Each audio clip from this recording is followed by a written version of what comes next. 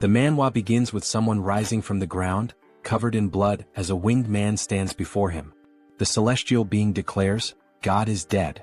Humanity worshipped gold and revered arcane engineering until, in the end, they became slaves to themselves. The man holding a sword questions how this can be fair. His opponent wraps the blade in a powerful aura, but despite this he charges forward, asking why this even exists. He screams as he swings his sword, only to be utterly obliterated by a colossal explosion from his enemy. It is then revealed that this is all part of the most popular apocalyptic fantasy game of the moment, Arcane Seoul. The defeated man screams in fury, calling the game a pay-to-win garbage. His name is Joonsoo, a 22-year-old university student. His opponent mocks him, saying that he did pretty well for a free-to-play player, but in the end, it was his bad luck. After all, he had been playing on auto mode the whole time. The enemy's ID is rich heavenly demon Joonsoo insults him, but the opponent simply prepares to end the fight, admitting that it was fun and that he had never seen a player get this far without spending money. Joonsoo is in a public place and clearly furious. He yells, outraged that he had invested 10,000 hours into the game, only to be surpassed by someone who spent thousands of dollars. He sighs, realizing that the real idiot was him, wasting time on this terrible game. He decides that at least he'll do his daily missions before focusing on his homework. After all, even though he hates the game, he still sticks to his routines. With little hope, he does a free gacha pull, already expecting a terrible result, just like every other time, probably getting another generic warrior named Kim. However, when the draw finishes, he is shocked. A platinum chest appears on the screen and his heart races. When he finally sees the character he got, he is astonished to realize it's the heavenly demon himself, an SSR unit. He wonders how the hell he pulled this off, as it's the best character in the game. The chances of getting the heavenly demon in a free draw are ridiculously low. There are an absurd number of zeros in that percentage. Excited, he begins to dance in public, declaring that this game now deserves the Game of the Year award and that he needs to start leveling up his new character. It is revealed that the most efficient way to level up a character in Arcane Seoul is by sacrificing other already leveled characters to serve as experience. Now Joonsoo no longer feels envious of the whale players, the ones who spend fortunes on the game. He decides to use all the countless warrior Kims he's accumulated over his thousands of hours of play to strengthen his heavenly demon. On the screen we see the characters being consumed one by one, their experience pouring into his new champion. With a smile on his face, he says that he'll finally be able to play the game just like the whales. But in the middle of his excitement, he completely forgets that he's in a public place and starts walking absent-mindedly, right into the middle of the street. When he looks to the right, he realizes, of course, the phone slips from his hands and he mutters that this situation feels strangely familiar. When he opens his eyes again, he's staring at an unfamiliar ceiling, completely confused. He wonders why he's in a hospital. His head throbs and then the memory comes rushing back. He walked right into traffic like a complete idiot and nearly got run over. He mentally curses himself for being so careless. Suddenly, a woman enters the room, calling him Warrior Kim, surprised that he's awake. He furrows his brow and asks what she's talking about. The woman says she'll call the doctor and leaves in a hurry. Joonsoo is puzzled by the name she used, and when he looks at the clipboard with his information next to the bed, he's shocked. It clearly says Warrior Kim. Additionally, the report indicates that he suffered a dislocation and a concussion due to the accident. He wonders what kind of absurd mistake this is and lets out a long sigh. Perhaps, deep down, he really does feel guilty for sacrificing all his Warrior Kims to gain experience, but that still doesn't explain why his name on the clipboard says Warrior Kim. Trying to make sense of the situation, he attempts to get up, but the instant he puts weight on his leg, a searing pain shoots through his body, and he lets out a deafening scream. A nurse rushes into the room, telling him that he can't move yet. Still writhing in pain, he asks why it hurts so much. At that moment, the doctor enters the room and explains that he was hit by a truck and, considering the circumstances, got off with few injuries. Still completely confused, Joonsoo furrows his brow and asks what they're talking about. The doctor responds that they still need to do more tests and that he'll need an MRI and a magical vision test. He freezes when he hears the word magical and wonders what the hell they're saying. Is he having a stroke? Is he still dreaming? Meanwhile, at the reception, they're calculating the costs of his hospitalization, including the tests such as the CT scan and MRI. When they finally give him the total, his heart almost stops. 22.3 million won, around $16,000. Totally outraged, he retorts that he was there for just 4 days, so how can the bill be this absurd? The receptionist, with complete calm, answers that he doesn't have insurance and has to pay everything out of pocket. Confused, he asks what she's talking about. After all, every Korean has national health insurance. The woman looks at him as though he's delirious and responds with a question. What are you talking about? You don't have insurance from the Legion or the Magic Tower. A chill runs down Joonsoo's spine when he hears those names. He doesn't fully understand what's going on, but those words sound strangely familiar. Legion, Megacorp, Magic Tower, Sacred Order. Then it hits him. These are the 4 factions that dominate Arcane Seoul. The world where God abandoned humanity. Where arcane science advanced drastically. Where Earth was overrun by monsters. Where humans modified their own bodies to survive. His mind starts to fail him. He falls into denial. No. The summary? This world is a hell to live in. Hours later, he finds himself in a dark alley shouting at the top of his lungs. Why the hell did I end up in this game? He remembers how happy he was when he went to sleep that night, after finally getting the heavenly demon.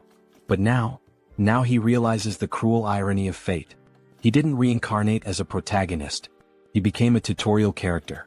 Maybe this is divine punishment for sacrificing all of his old characters. Finally, he arrives at Warrior Kim's house.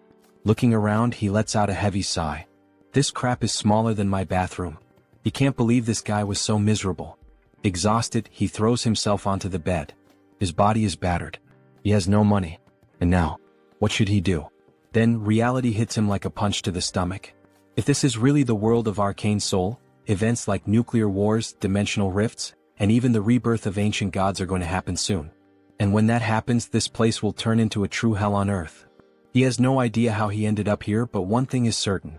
If he stays still, he will definitely die. Then, suddenly, something occurs to him.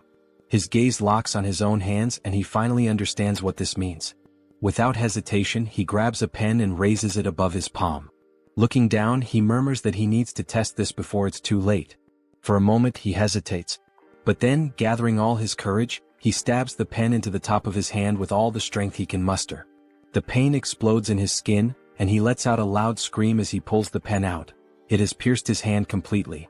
Immediately, a green aura begins to swirl around the wound, healing it before his eyes.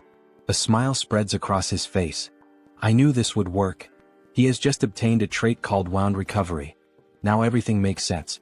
The reason he created and sacrificed so many Warrior Kims was because this character is the only one without a base trait. However, this means it's possible to unlock and swap traits freely, allowing players to shape Warrior Kim however they want. For someone like him, who always played strategically and never had luck with rare characters, Warrior Kim was the best choice. And now, he is Warrior Kim. This means he can acquire any trait as long as he works to earn it. As he watches, his wounds start to fully heal, regenerating thanks to the newly acquired ability. He takes a deep breath and reflects. In Arcane Seoul, you die if you're poor, weak, or if your luck runs out. But he won't let that happen to him. He spent 10,000 hours playing this game. He knows all the shortcuts. He knows how to break the system. The scene cuts to his global ranking, which plummets from 115,000th place to the top 7,000. Then he climbs into the 3-digit ranks, finally reaching the top 9. Now he's above monsters, literally in the top 9. He doesn't know exactly what that means, but he'll figure it out. Plan change, make money. Now he walks confidently into a talent agency, muttering to himself. With Warrior Kim's body, this is a free pass to the top. Inside the player registration sector, a man reviews his file and raises an eyebrow. So, this is your first time at a player recruitment office? Joonsoo nods in confirmation. Yes. I want to enter the monopurification field. The recruiter stares at him, surprised. Monopurification? Joonsoo nods. He needs money to fund that pay-to-win gacha nonsense, and using his own body for work is the only option available. The man leans back in his chair, putting his feet on the table. He sighs, then looks at Joonsoo with an amused expression. They even call it monopurification, but do you have any idea what clearing a dungeon really means? The badge on the table reveals his name, Choi Seon-soo, Player Recruitment Director. Joonsoo crosses his arms and responds without hesitation. Of course I know. Seon-soo lets out a sarcastic laugh. Are you sure? Because honestly, your resume is completely empty. Joonsoo rolls his eyes and confidently responds. It's obvious that I understand how this damn game works. I know that the mana contained is what caused the monsters to overrun the world of Arcane Seoul. He continues explaining, clearing a dungeon isn't just about killing monsters and collecting loot. In the long run, prolonged exposure to the contained mana can erode someone's humanity, turning them into something else. This process is called mutation. And that's what makes the job so deadly. Joonsoo sighs and says it's fine. Once they gather enough people, he'll assign him to a team. Joonsoo thanks him, but the man still looks skeptical. He stares at him and asks if he's absolutely sure about going through with it. I am, Joonsoo answers without hesitation. Joonsoo sighs again and comments. I've seen many guys like you take this job for money and come out completely dead inside. Joonsoo laughs casually. Relax. I'll leave here in better shape than you. Joonsoo frowns, confused by the response, but Joonsoo just smiles and says, working hard without spending a dime has always been my specialty. First contact with the team. He then meets his team leader, a man named Deer. Deer crosses his arms and looks at him with a stern expression. So, you're the newbie they sent here? Joonsoo shrugs. I guess so. I'm just here because I was assigned. Without warning, Deer grabs the collar of his shirt, pulling him closer. You think this is a playground? He says, his eyes cold. Do you think you have what it takes to be here? Joonsoo doesn't answer, simply staring back at him. You'd better not beg me to save you if you start mutating, Deer continues. If I see the slightest sign of it, I'll kill you on the spot. Joonsoo smirks and calmly responds. I'll keep that in mind. For him, this is nothing new. In the real world, people always try to scare the newbies. But what really intrigues him is the fact that Deer is an R-rank character in the game. This is what he looked like before awakening. Joonsoo thinks, noticing that, at this moment, Deer's legs are still normal. Before the tension can rise any further, another man enters the room and sighs. Deer, I've told you not to treat the newbies like that. We're short on staff. The man is introduced as Hedgehog, a veteran with 5 years of dungeon clearing experience. Deer clicks his tongue, clearly irritated. Whatever. I just hope he doesn't mess things up. He then turns to the group and gives his instructions. We have 4 hours to clear 5 locations. No time to waste. Joonsoo watches Deer and thinks, this guy's much tougher than he was in the game. Hedgehog notices and pats him on the shoulder. Don't mind him. He may seem tough on the outside, but he's a good guy deep down. Joonsoo gives a nonchalant "hmm" in response, not paying much attention. The first dungeon. The first location they need to clear is a junkyard. As soon as they arrive, everyone complains about the terrible smell. No matter how many times I come here, I never get used to this stench, one of the workers says. Deer ignores the complaints and says, I'm opening the entrance. Get ready. He activates the access card and the dungeon door opens. What they see on the other side is simply disgusting. The place is covered in filth, a complete mess of waste and magical residue. Deer gives the command. Everyone, position yourselves. Inside the dungeon, there are low-level monsters known as contaminated slimes, creatures that feed on trash and residual mana. Joonsoo quickly assesses the situation and starts explaining to himself. The core of mana-contaminated clearing is eliminating these slimes. They're weak but troublesome. If you cut them in half, they just multiply. The only way to truly kill them is by destroying the small mana core inside their bodies. As they begin to fight them, the workers quickly realize the problem. How the hell are we supposed to find these cores in the middle of all this mess? Someone shouts, frustrated. Joonsoo takes a deep breath, steps forward and says, get out of the way. Before they can react, he rushes toward the slimes, holding nothing but a shovel. He leaps into the air, preparing to strike. If this goes south, don't blame me. He shouts to his teammates. With a precise swing, he drives the shovel directly between the legs of one of the slimes, hitting the mana core dead center and destroying it instantly. The other workers stare in shock. Hedgehog's eyes widen. He's killing the slimes way too fast. Deer also watches, intrigued. Meanwhile, Joonsoo just smiles. This is perfect. He continues to move forward, destroying the cores one by one before the slimes can multiply. And the most impressive part? He's doing all of this with nothing but a shovel without needing a real weapon. The other workers watch in disbelief as he moves rapidly across the battlefield, crushing slimes as if it's the easiest thing in the world. Is this really possible? One of the workers exclaims. Joonsoo answers with a confident smile. Of course it is. Suddenly the scene cuts to a flashback from 2 days ago. We see Joonsoo crawling on the ground as if searching for something. The curious detail? He's in the middle of a children's playground. Joonsoo looks around and murmurs to himself. It must be around here somewhere. After a few seconds of searching, his eyes finally spot what he's looking for. Found it. He crouches down and picks up a coin from the ground. The moment he holds it in his hand, An invisible notification seems to appear in his mind. Trait acquired, Treasure Hunter. A wide grin spreads across his face. Got it? This is the most important trait for Warrior Kim. Excited, he starts spinning in place, celebrating his achievement while holding the coin like a trophy. Nearby, a mother watching the scene covers her child's eyes and sighs. Just think happy thoughts. Joonsoo doesn't care about the strange looks and continues on his journey to acquire more essential traits. The price of evolution. He learns some fundamental rules while hunting for important traits. Cut to a less glamorous scene. Joonsoo is vomiting into a trash can, his face completely wrecked. That went too far, he groans. The truth is, to acquire a specific trait, he put himself in the middle of Asmongold's room, or at least something as disgusting as it. The notification appears once again. Trait acquired, Contamination Resistance. Joonsoo wipes his mouth, panting. That was the hardest one so far. The logic for acquiring traits in this world works exactly like in the game. If you meet the conditions, it's yours. He opens the mental menu and reviews his abilities, explaining to himself that it's possible to equip up to 6 traits at once, and that he can switch between them at will. Now, thanks to Treasure Hunter, he can see the mana cores inside the slimes, which explains why he's able to eliminate them so easily, even the giant ones. However, another slime is attacking his team, shooting a barrage of sticky slime. Deer gives an urgent warning. Don't let that stuff touch you. But Joonsoo simply walks through the toxic substance without hesitation.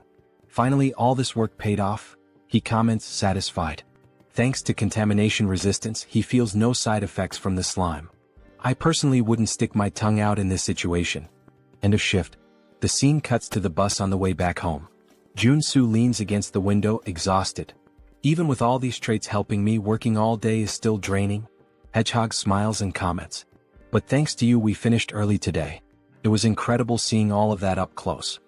He pauses and asks curiously, "Are you hoping to awaken like Deer?" Joonsoo laughs. "No way. I only know how to use a shovel. Military training to blame." Hedgehog whistles. Impressive. As they talk, something strange happens. Small horns begin to grow from Hedgehog's head. Joonsoo furrows his brow. "Your mutations are getting worse. You've been exposed to too much contaminated mana." He observes his colleague more closely. "You don't look so good. You should rest for a bit." Hedgehog just shrugs and lets out a bitter laugh. "I'd rather mutate than face the debt collectors." Joonsoo sighs, understanding his situation better. "Now it makes sense why you wanted this job. Not exactly the kind of position people queue up for." 4 days later. A time skip brings us 4 days forward. The work finally comes to an end, but everyone is exhausted. "We're done," someone murmurs. The team members are wrecked after days of non-stop dungeon clearing. On the other side, a worker is vomiting uncontrollably, almost doubled over. Joonsoo immediately recognizes him. "Hedgehog. I told you not to push yourself so hard." Deer approaches and pats Joonsoo on the shoulder. "The only reason you're still in One Piece is because you're young. Never thought you'd do your part properly, but good job." Joonsoo gives a faint smile. It was thanks to everyone. But deep down he knows the truth. He only managed to do well because of his traits. He watches Deer, noticing that he's holding up surprisingly well against the exhaustion. For someone at our rank, he's holding strong. Before they can continue talking, a desperate scream echoes through the area. Joonsoo turns to find Hedgehog. Something is terribly wrong. A dark aura begins to form around him. His colleagues look horrified. What's happening to his spine? Deer runs over, his expression turning serious. "Hedgehog. Hang in there." Joonsoo understands everything in that instant. Hedgehog is mutating. Deer tries to hold his friend back. "Hold on. We need to get out of here." But it's too late. The mutation consumes Hedgehog completely, and his body explodes into pure energy, creating chaos around them. Joonsoo feels the impact and murmurs. "Shit. Now this is serious." The battle begins. Hedgehog has lost all trace of his humanity. His silhouette now resembles that of a giant porcupine, and his foaming mouth makes him look like a rabid dog. Joonsoo watches the creature and immediately concludes. He's gone. There's nothing left of Hedgehog in there. If they don't defeat him, no one will walk out of here alive. But there's a problem. All the traits Joonsoo has acquired so far are specialized for monster cleaning. None of them are useful for combat. He struggles to find a way out, but nothing useful comes to mind. The first attack comes directly at him. Joonsoo has no time to react. The strike hits him square in the face, sending him flying like a rag doll into a wall. He crashes to the ground, spitting blood. The power difference, it's absurd. A new notification appears. Trait acquired, endurance. He smiles faintly, wiping the blood from the corner of his mouth. It's still too early to give up. If he wants to survive, he needs to act now. He quickly opens the menu and starts switching his traits. I need something that will actually help. He selects strength, which will increase his physical power.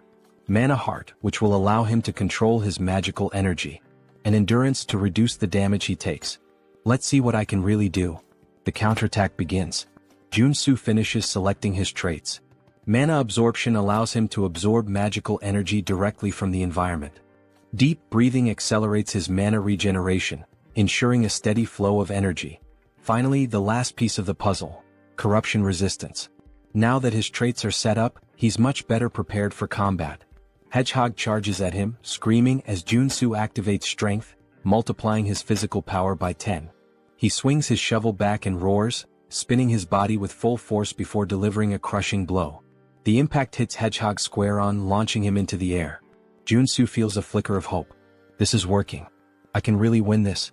But then, in midair, Hedgehog starts spinning violently, turning into a deadly ball. Joonsoo's eyes widen. That should be illegal. Hedgehog launches himself at Joonsoo like a projectile, but at the last second he crashes into a rock, losing control and flying back up.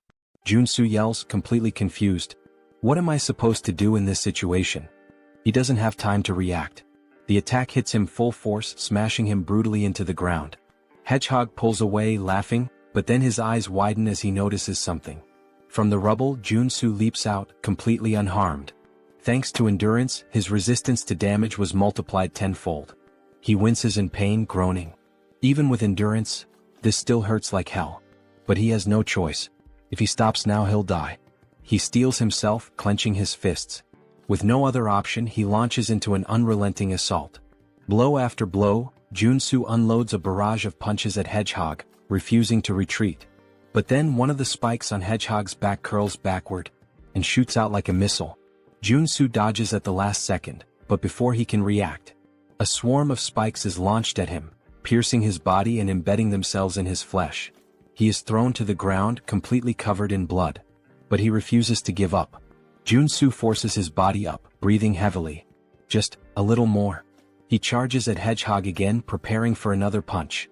But then, blood explodes into the air. Joonsoo feels something violently ripped from his body. His mind tries to process what just happened. His hand has been obliterated. His eyes widen in complete shock. His senses still can't understand how this happened. But before he can react, Hedgehog fires another spike. This time, his mind registers what's happening, but it's too late. His entire arm is torn off. The pain strikes him like an electric shock. Joonsoo lets out a scream of pure desperation. But Hedgehog doesn't stop. He clenches his fists, preparing a final crushing blow. Joonsoo closes his eyes, gasping. This is exactly what I expected. Hedgehog lands the blow.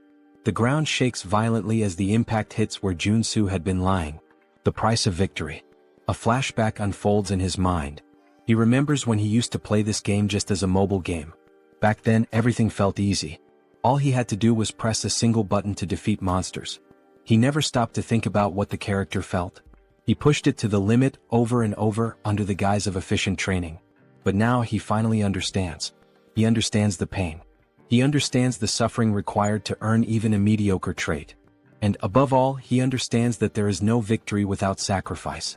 When Hedgehog looks down, he realizes something is wrong. Joonsoo blocked the attack. His arm regenerated. Before Hedgehog can react, Joonsoo rushes at him with lightning speed.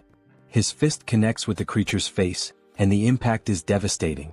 Hedgehog is thrown away, sliding across the ground, incapacitated. Joonsoo exhales deeply, gritting his teeth. There is no victory without a price to pay. He looks at himself. His muscles are pulsating and growing uncontrollably. His body has been pushed to its absolute limit. A notification appears in his mind. Trait acquired, mutant muscles. Joonsoo smiles despite the pain. The real fight is just beginning. The awakening of the monster. Joonsoo's body is still covered in spikes. Hedgehog is thrown against a wall and Joonsoo grins to himself. The reason he had recklessly charged at him with all those attacks was for the trait. By pushing his limits with mana, heart, and strength, he knew he could gain something greater, And now they merge, activating his new trait, mutant muscles. Hedgehog charges at him again without hesitation. But Joonsoo stands his ground. Everything I've done so far was for this moment. Hedgehog throws a punch. Joonsoo easily blocks it. Then he starts to laugh. This doesn't work anymore. Go ahead, hit me again. Hedgehog snarls and then his fist deforms, sprouting sharp spikes. He lunges forward, slamming the punch directly into Joonsoo's chest. The impact is brutal. Joonsoo is thrown to the ground, his body pierced from all sides. It seems like he won't get up from this. But then, his body begins to regenerate. His organs rebuild. But something feels off. The regeneration is not just healing him, it's transforming him. Hedgehog watches, confused, as Joonsoo unlocks a new trait, mutant body. His arms grow, his structure expands, and his physique now matches Hedgehog's. Joonsoo smiles. Thanks, Hedgehog. I needed this. All of this happened because of you. He moves forward without hesitation. Hedgehog howls and charges straight at him. Neither of them backs down. What follows is a battle of pure brute force. Punch after punch, they exchange blows evenly matched. The monster battle. Nearby, Deer stirs. Dazed, he lifts his head. What the hell is all that noise? His blurry vision clears, and he freezes. A monstrous battle unfolds before him, something straight out of a kaiju movie. His eyes lock on Joonsoo. Wait, that's Warrior Kim? Deer can't believe what he's seeing. A normal human can't fight a mutant on equal terms, can they? Joonsoo and Hedgehog trade powerful punches at the same time, and both are thrown back, crashing to the ground simultaneously. Joonsoo grits his teeth, breathing deeply. This isn't as easy as I thought. Physically, he's now the same size as Hedgehog. But if this keeps going, he'll end up at a disadvantage. The breaking point. Hedgehog lets out a deafening scream. Joonsoo narrows his eyes. This is dangerous, but I have no choice. He activates corruption resistance, a trait that's helped him before. And then, he deletes it. Deer is shocked. What? He just erased a skill. Joonsoo's body shakes violently. And then, he starts transforming again. His skin darkens, twisting and stretching, his muscles expanding uncontrollably. He fights to keep his sanity, but the process has already begun. Joonsoo is undergoing a full monsterification. The primal roar. His skin turns a deep red. His body grows even larger, becoming colossal. Then, he lets out a primal, deep and terrifying roar. The sound shakes the air, a fearsome bellow that freezes Hedgehog in terror. For the first time, Hedgehog hesitates. Above Joonsoo's mutated mouth, a magic circle begins to glow. And then, a burst of pure energy is unleashed. The attack hits Hedgehog squarely, sending him flying far, far away. What the hell was that? Deer watches in pure shock. What the hell was that? He looks up, and freezes. A monstrous, gigantic, and deformed version of Joonsoo glares down at him. Deer feels a chill run down his spine. He really turned into a mutant? How is this possible? But for Joonsoo, it's just another trait. New trait acquired, mutant. Deer swallows hard, his instincts screaming at him to flee immediately. Holy shit. He begins to crawl away from Joonsoo, panic taking over. Then suddenly, Joonsoo extends his hand toward him. Deer shuts his eyes tightly, bracing for the worst. But instead of a fatal blow, he hears coughing and groaning in pain. His eyes open. Joonsoo is standing, panting. And just like that, he's human again. The final sacrifice. Then Joonsoo collapses face first into the ground, muttering that he made it. We learn that corruption resistance is the last line of defense. If you're possessed by the mutant form and mutant muscles, and you erase the resistance, you turn into a full mutant. The common belief is that once transformed, you can never go back to normal, but Joonsoo knew otherwise. He needed this, and he was sure he could change the trait back while still thinking clearly, even if only for a second. That's why, even though his body was disintegrating and rebuilding repeatedly, and the pain was unbearable, he kept fighting for his sanity, allowing him to swap corruption resistance for the mutant trait. The end of the battle. The scene widens, showing an aerial view of the area where the cleanup is happening, and Joonsoo is exhausted. He says it felt like every muscle and bone in his body was moving, and he never wants to go through that again. Struggling, he gets up, stumbling toward Hedgehog's body. A purple orb leaves Hedgehog's mouth. Joonsoo grabs it, and it's revealed to be a level 1 monocore. He starts to smile sarcastically, saying it was worth it. Soon he starts dancing, joking that clearing the field is really profitable. Deer approaches and asks if he's alright, commenting on his mutant transformation and asking what happened. Joonsoo replies that it would be annoying if strange rumors spread, so he just says he kinda bet he could turn back and got really lucky. Deer is surprised, saying it was an insane risk, and Joonsoo hands him some level 0 monocores since he now has a level 1 monocore. Joonsoo says he wants to head back now, breathe some fresh air, and everyone is surprised since he saved their lives and even gave monocores, hoping they'll keep his secret. But Deer looks at him with suspicion. Back at Seonsoo's building, we see him starting to flatter Joonsoo heavily. Joonsoo wonders what all this flattery is about. Seonsoo responds that he should have said something if he were a superhuman, so they could have given him proper work instead. Now Joonsoo understands why all the praise. In the world of Arcane Seoul, a superhuman awakens a skill that grants them powerful mana. In a world like this, where strength equals power and authority, superhumans are practically the nobility. But it makes sense for Seonsoo to think this way since it takes a superhuman to defeat mutants. Though in Joonsoo's case, it's just a game design flaw since he can acquire traits. Seonsoo puts his hand in his pocket and says he should pay Joonsoo for the cleanup. Joonsoo responds that would be nice, trying to stay calm, but inwardly he has that mischievous smile, thinking he'll let Seonsoo think he's a superhuman for now. Seonsoo pulls out a mountain of cash from his pocket and says that they cleaned 5 regions, and that they get 20% of the total fee, which amounts to 50 million wons. If they split it among everyone in the group, Joonsoo should receive 5 million, but this time they'll do it differently. Seonsoo places all the money on the table and says they'll only keep 5% of his share and will even give him a bonus of 12 million. Joonsoo's smile reaches a whole new level now, with his tongue even turning into a heart. He exits the room singing, and someone comments that he seems to be in a great mood, while the other says he must have been well paid. Joonsoo confirms, saying yes, since they finished the job, and acknowledges the man as someone he's worked with. The man explains that he's here because he wants to ask a favor. Joonsoo asks what he means by that, and the man reveals that his wife is sick and asks if he can lend him some money. He apologizes for asking since they don't know each other.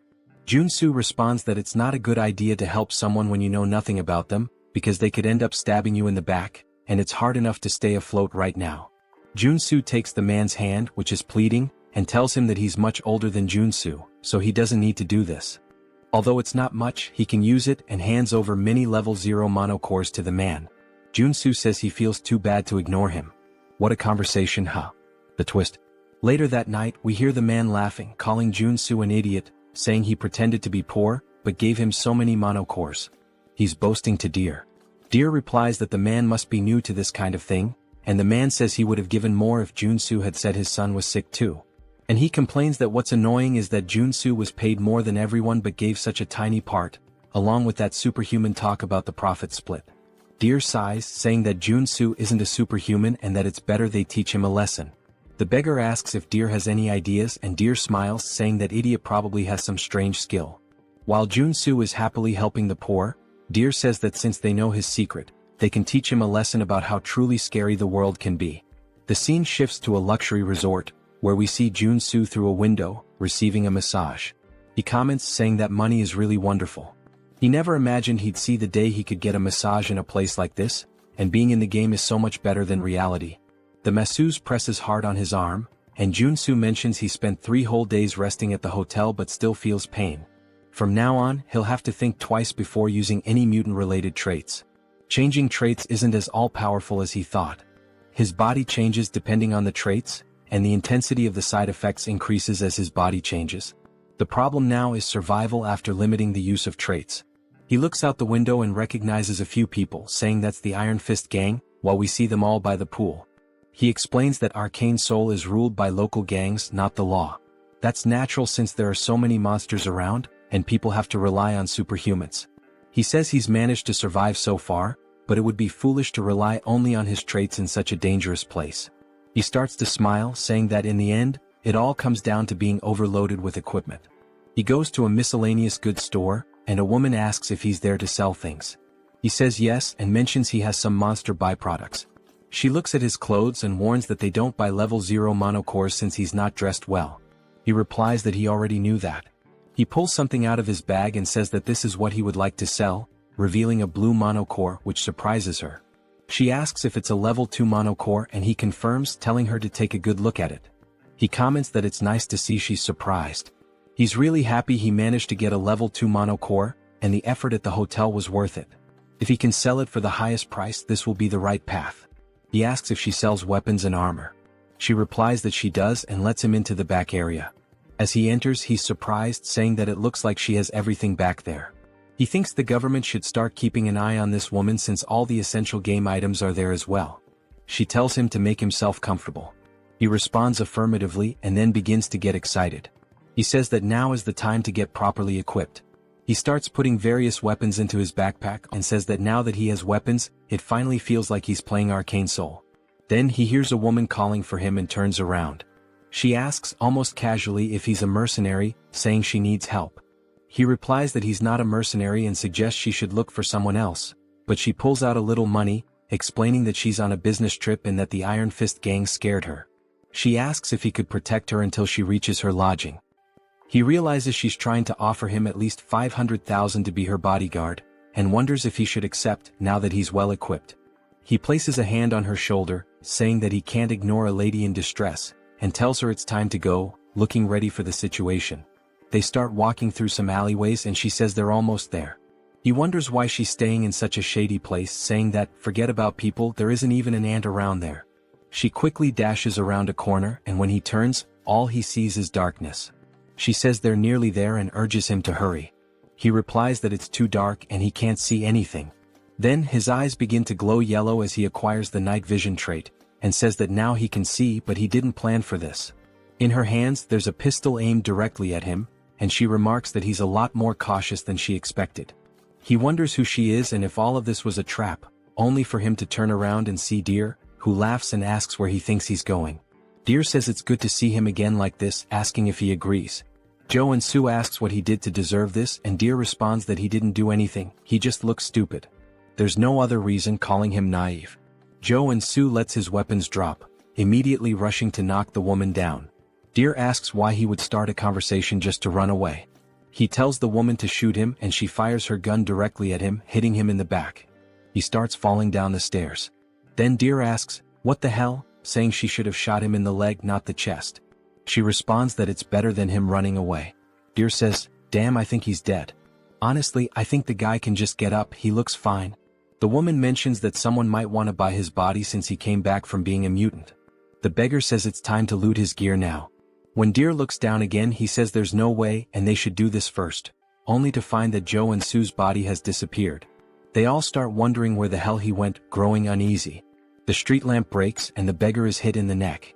The rest of them start panicking, wondering what's happening, and Deer says there's no way he's still alive. Joonsoo says that he can't die at the hands of someone who repays kindness with betrayal, and it's a good thing he left the store after putting on the bulletproof vest. Thanks to that, he acquired the trait of playing dead after being shot. Deer looks around in panic, saying he can't see anything since the street lamp broke, wondering where Joonsoo is. Joonsoo suddenly appears behind him, saying he's right there. He says he saved his life, so now he's going to take it, landing a punch directly to Deer's face. Joonsoo punches Deer in the face, sending blood flying everywhere. Deer falls to the ground but instantly gets back up, wiping his mouth. He stands up and kicks Joonsoo, who dodges. Joonsoo says he should be grateful for being saved in the first place, asking if Deer thinks trying to kill the person who saved his life is the right thing to do. As Deer is about to fall to the ground from the attack, Joonsoo tells him to bite the curb and is about to land a kick when the woman shoots her gun at Joonsoo, asking Deer if he's okay. She manages to hit Joonsoo in the arm with a shot, and he says he was too careless. In Arcane Seoul, the scariest thing isn't the monsters or mutants but the people. He was incredibly naive and trusted them too easily. He places his hand on his waistband and pulls out his weapon to avoid making the same mistake again. He shoots the gun out of the girl's hand and then shoots one of the men in the shoulder, telling them that's enough, as we see both of them on the ground, writhing in pain. Something bounces off the wall, and Joonsoo turns, thinking he should kill Deer to stay safe, only for Deer to launch a surprise attack. Joonsoo wasn't expecting that but manages to react just in time by blocking the kick, although he loses his weapon. We see that Deer's legs have now transformed, and he's awakened as a level 1 superhuman. Joonsoo says the game is poorly made, explaining that the superhuman awakening is something all playable characters can undergo. It's considered the basic growth system in the game. According to the world of Arcane Seoul, a level 1 superhuman is strong enough to threaten an ordinary civilian with an automatic rifle. Joonsoo starts backing away to create distance, while Deer declares he will kill him, and now Joonsoo has to deal with a superhuman with nothing but his body.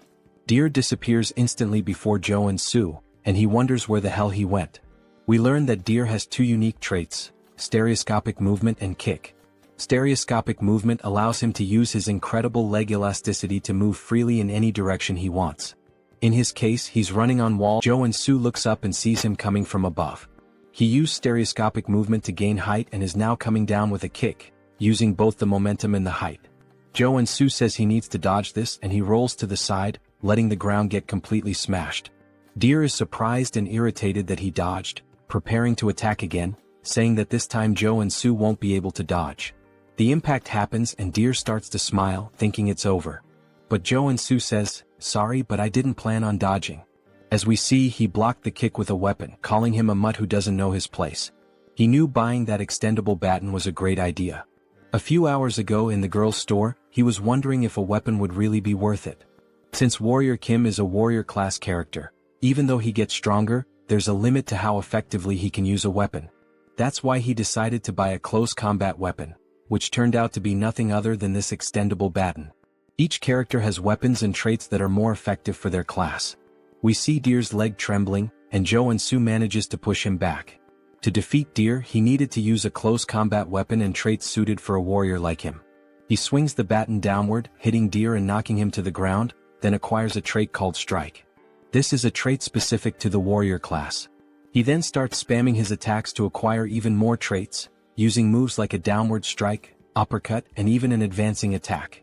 He tries a side strike, though it's unclear if he gained a trait from that moment. Deer searches for an opening and as soon as he finds it, delivers a direct kick toward Joonsoo. Joonsoo hesitates, wondering whether to dodge or not, but decides he can't stop now after coming this far. He grits his teeth, saying that even if he has to break bones, he'll block the attack with his elbow, hitting Deer's leg.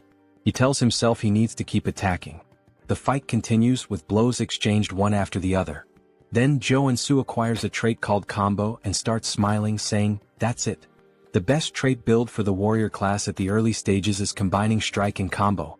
He uses his left hand for punches and his right hand to swing the baton, taking down Deer like it's a cut scene. Deer begs him to stop as he begins to lose consciousness, but Joonsoo throws the baton directly into Deer's chest, hitting him with the strike trait. Deer finally loses his strength and collapses to the ground. Joonsoo shouts, saying that he succeeded and defeated an awakened one. His arms begin to burn, as though the air itself is searing his skin. He wonders what this sensation is as he looks at them. His whole body starts to ache as a red aura begins to swirl around him. He says he can feel something about to overflow inside him, thinking he knows what's happening. There's a brilliant explosion from where he stands, and now, with a golden aura surrounding his fingers, he says, "This is the day I learned the cruel truth of the world of Arcane Seoul, and now I am awakened as a level 1 superhuman." Joonsoo clenches his fist with excitement and starts shouting, saying that the time has finally come. He then pulls the fiercest face he's ever made, resembling Lloyd, and is so pumped up that he does a handstand, announcing that he's about to start taking low-interest loans and landing high-paying jobs. A man approaches him, asking what he thinks he's doing. When Joonsoo turns around, he's shocked to see a giant, old man holding an enormous weapon. This man is Iron Fist Kim, the second basic character available in Arcane Seoul after Warrior Kim. He's a reinforced soldier class character who specializes in firearms, primarily using his prosthetic arm to shoot. The issue is Iron Fist Kim is the feared leader of the Iron Fist gang, and since Joonsoo fought within their territory, he's probably stirred up quite a mess. Iron Fist asks if Joonsoo checked where he was before all of this. Joonsoo responds that he was caught off guard and couldn't just stand there and not fight back. Iron Fist unlocks his weapon, saying this means they're more terrifying than his own gang. Joonsoo is taken aback, saying that if he fights under these conditions, he'll die for nothing. Iron Fist presses the weapon directly to Joonsoo's chest, stating that he made a terrible choice and will show him what happens when someone messes with his territory. Joonsoo pauses for a moment, then asks if that's the best he's got, mentioning that Iron Fist forgot something. Joonsoo grabs the weapon and puts his finger on the trigger. He shoots himself in the chest, saying that he's not the type to die so easily. Iron Fist is stunned, seeing the guy just kill himself with his own weapon, calling him a psychopath for pulling the trigger on himself. Joonsoo starts laughing, asking if that's all, saying it was easy. We see that he acquired the regeneration trait. Iron Fist laughs, calling his ability interesting. Joonsoo explains that the upgraded version of Wound Recovery is regeneration, and it can only be obtained when you become a level 1 superhuman. He warns Iron Fist that it will be the end for them if they start underestimating him. He realizes he'll need to bluff his way out of this. He points to the triple homicide case behind him, saying that, as they can see, he didn't survive by chance and that he doesn't care who they are. If they mess with Warrior Kim, they'd better be prepared. Iron Fist laughs, asking if that's his name, saying he likes his audacity, but he'll let him go this time. However, now Joonsoo owes him a favor. He puts a hand on Joonsoo's shoulder, saying that he surely knows what he means. Joonsoo says he'll remember this, wondering if maybe Iron Fist recognized him. Iron Fist then extends his hand, suggesting that they might work together on a job next time. When Joonsoo looks at her hand, he thinks that Iron Fist is not the type of person who would betray him. In that case, it wouldn't be bad to form a connection here. He says it's a deal as they shake hands, telling her he'll see her next time. The scene then shifts to the superhuman tower in Jamsil, where Joonsoo says he had no idea when he first saw this place in the game, but now he realizes that it's really impressive, completely different from anything he's seen before. A woman then catches his attention, thanking him for visiting the tower and asking how she can assist him. The guy is stunned by her beauty and mentions that she looks familiar, wondering if she's an NPC. She tells him that if he's there for certification, he needs to head to the machine to measure his mana and trait circuits. He thanks her and starts walking towards it, thinking that he didn't even ask for help, but she guided him anyway. It just shows how much of a novice he must look. He thinks that once he gets his certification, he'll truly start his life in Arcane Seoul. Suddenly he hears a loud noise that startles him. When everyone tells him to look at the ceiling, saying the saint has arrived, he looks up and sees a bright light descending from an airborne ship. As the light appears right in front of him, we see some enchanting text spread across, while people are teleported. Joonsoo is shocked, recognizing it as the Old Father's order and wondering why a boss monster is there. People begin praying, saying it's an honor to be in her presence, but Joonsoo remembers that, since he's still in the tutorial timeline, she's a saint and not a boss monster. As the story progresses, it's revealed that the order is actually a cult disguised as a religion, and she is a complete psychopath. While people continue to praise the saint, they mention that she must be there for a level-up renewal. She then starts releasing a powerful aura, so strong that it knocks people down, with a golden light pulsing around her. Joonsoo looks away, saying that it's a rather flashy way to do things, and that it's kind of too noisy. As the machine begins reading her mana, it starts collecting her energy until it completely disappears, leaving everyone in suspense, wondering what she'll get. We then see that she is 27 years old, a priestess class with mana level 8 and a 6-layer circuit. They can't believe she's only level 8. She smiles as they say she has up to 6 traits, which the layered circuits represent. But Joonsoo has a different opinion. He's sweating nervously, saying that it's not the time to celebrate. A level 8 superhuman can be compared to an aircraft carrier, and she's a walking national powerhouse. Why are strong women always crazy? But even if he tried to warn them, they would just treat him like a madman and stone him to death as if it were the Middle Ages. For now, he decides to just measure his mana. It would draw too much attention if he had 6 traits, so he'll lower it to 3. The saint suddenly turns, sensing something. When her men ask what's going on, she says that she's found something that caught her attention. She appears right behind Joonsoo, saying that he has an interesting ability. He says, "Damn," surprised, and then repeats what she just said, asking if she really noticed that he swapped his traits. He freezes for a second as the window remains open. Everyone wonders why the saint is talking to him, saying he looks like a normal guy. She then takes his hands, asking what his name is. He says his name is Warrior Kim and comments that the only reason a priest would ask someone's name in Arcane Seoul is. Before he finishes his thought, he's interrupted as she declares that she represents the Old Father's order and baptizes him. Since the Old Father always desires powers like his, she tells him that he must submit and find peace in this hellish world, as the enchantment table begins moving across his arm. Everyone around him envies the fact that he's being baptized, especially because she is the Old Father's first daughter. Joonsoo, however, has a different perspective. He's extremely nervous, thinking that if he's baptized and gains the baptism trait, he will have no choice but to become a paladin of the order. However, the Old Father's order loses to major figures in Arcane Seoul during the war with South Korea, and this figure is none other than the Celestial Demon. As she continues with the baptism, he rips her hand off of him, saying it feels like being forced to invest in a stock that's about to crash. He kneels, refusing the baptism. We see her eyes turn completely psychopathic as she says that he must not have heard her correctly. He responds saying he's very serious despite being a little exhausted. She starts to control her anger, saying that it's anyone's right to serve or refuse. However, the old father has already set his eyes on him. She places her hand on his shoulder, warning him not to forget that a powerful divine energy is already rooted inside him, and that if he can't overcome such a small power, his fragile free will won't mean anything in the end. Then he begins to be enveloped by a yellow flame as he starts screaming in front of everyone. They question how someone like him can refuse the baptism, asking if he isn't religious or something. We see that he's being affected by divine fever, and that he will suffer a burning, endless pain as punishment for refusing the baptism. He was prepared for this, but it still hurts like hell, his whole body burning. This is one of the strongest debuffs in the entire game. The effect causes continuous, searing pain, preventing the person from continuing their normal life. The only way to get rid of it is to go to a temple and be baptized. He refused the baptism thinking about the future, but it seems he might die right here as we see his eyes rolling back. He loses consciousness until someone splashes water on his face, waking him up again. He wonders who it is, only to see the woman from before asking if he's okay. She seems genuinely concerned.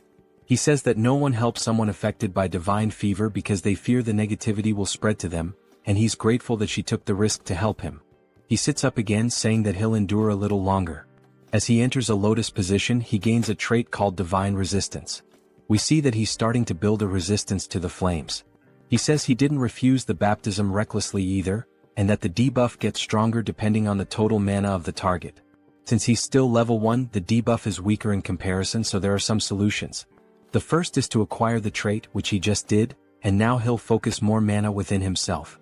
It's unclear whether he unlocked his traits or activated mana absorption. Still, he starts screaming in pain, while the woman continues to pour bottles of water over him, telling him that he'll make it.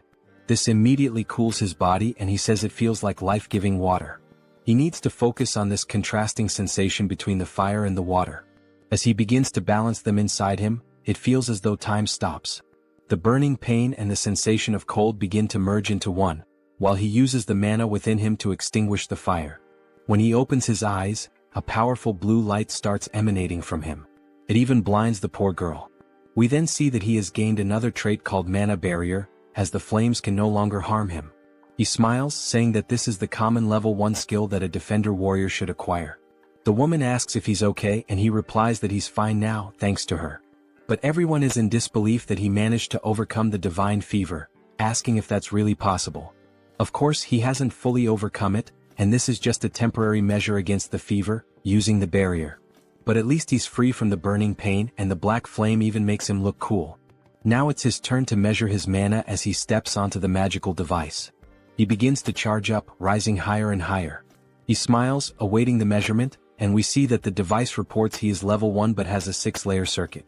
They can't believe he has 6 traits, saying this is the birth of a super newbie. It must be why the holy figure had her eyes on him. Joonsoo says that he has attracted a lot of attention, and that his goal is to be the overpowered protagonist, but hidden in the shadows. The woman then congratulates him, saying she's never seen anyone start with a 6-layer circuit and that they can now issue his license. They move to another part of the tower, where she places it on the table, congratulating him for being officially certified as a superhuman.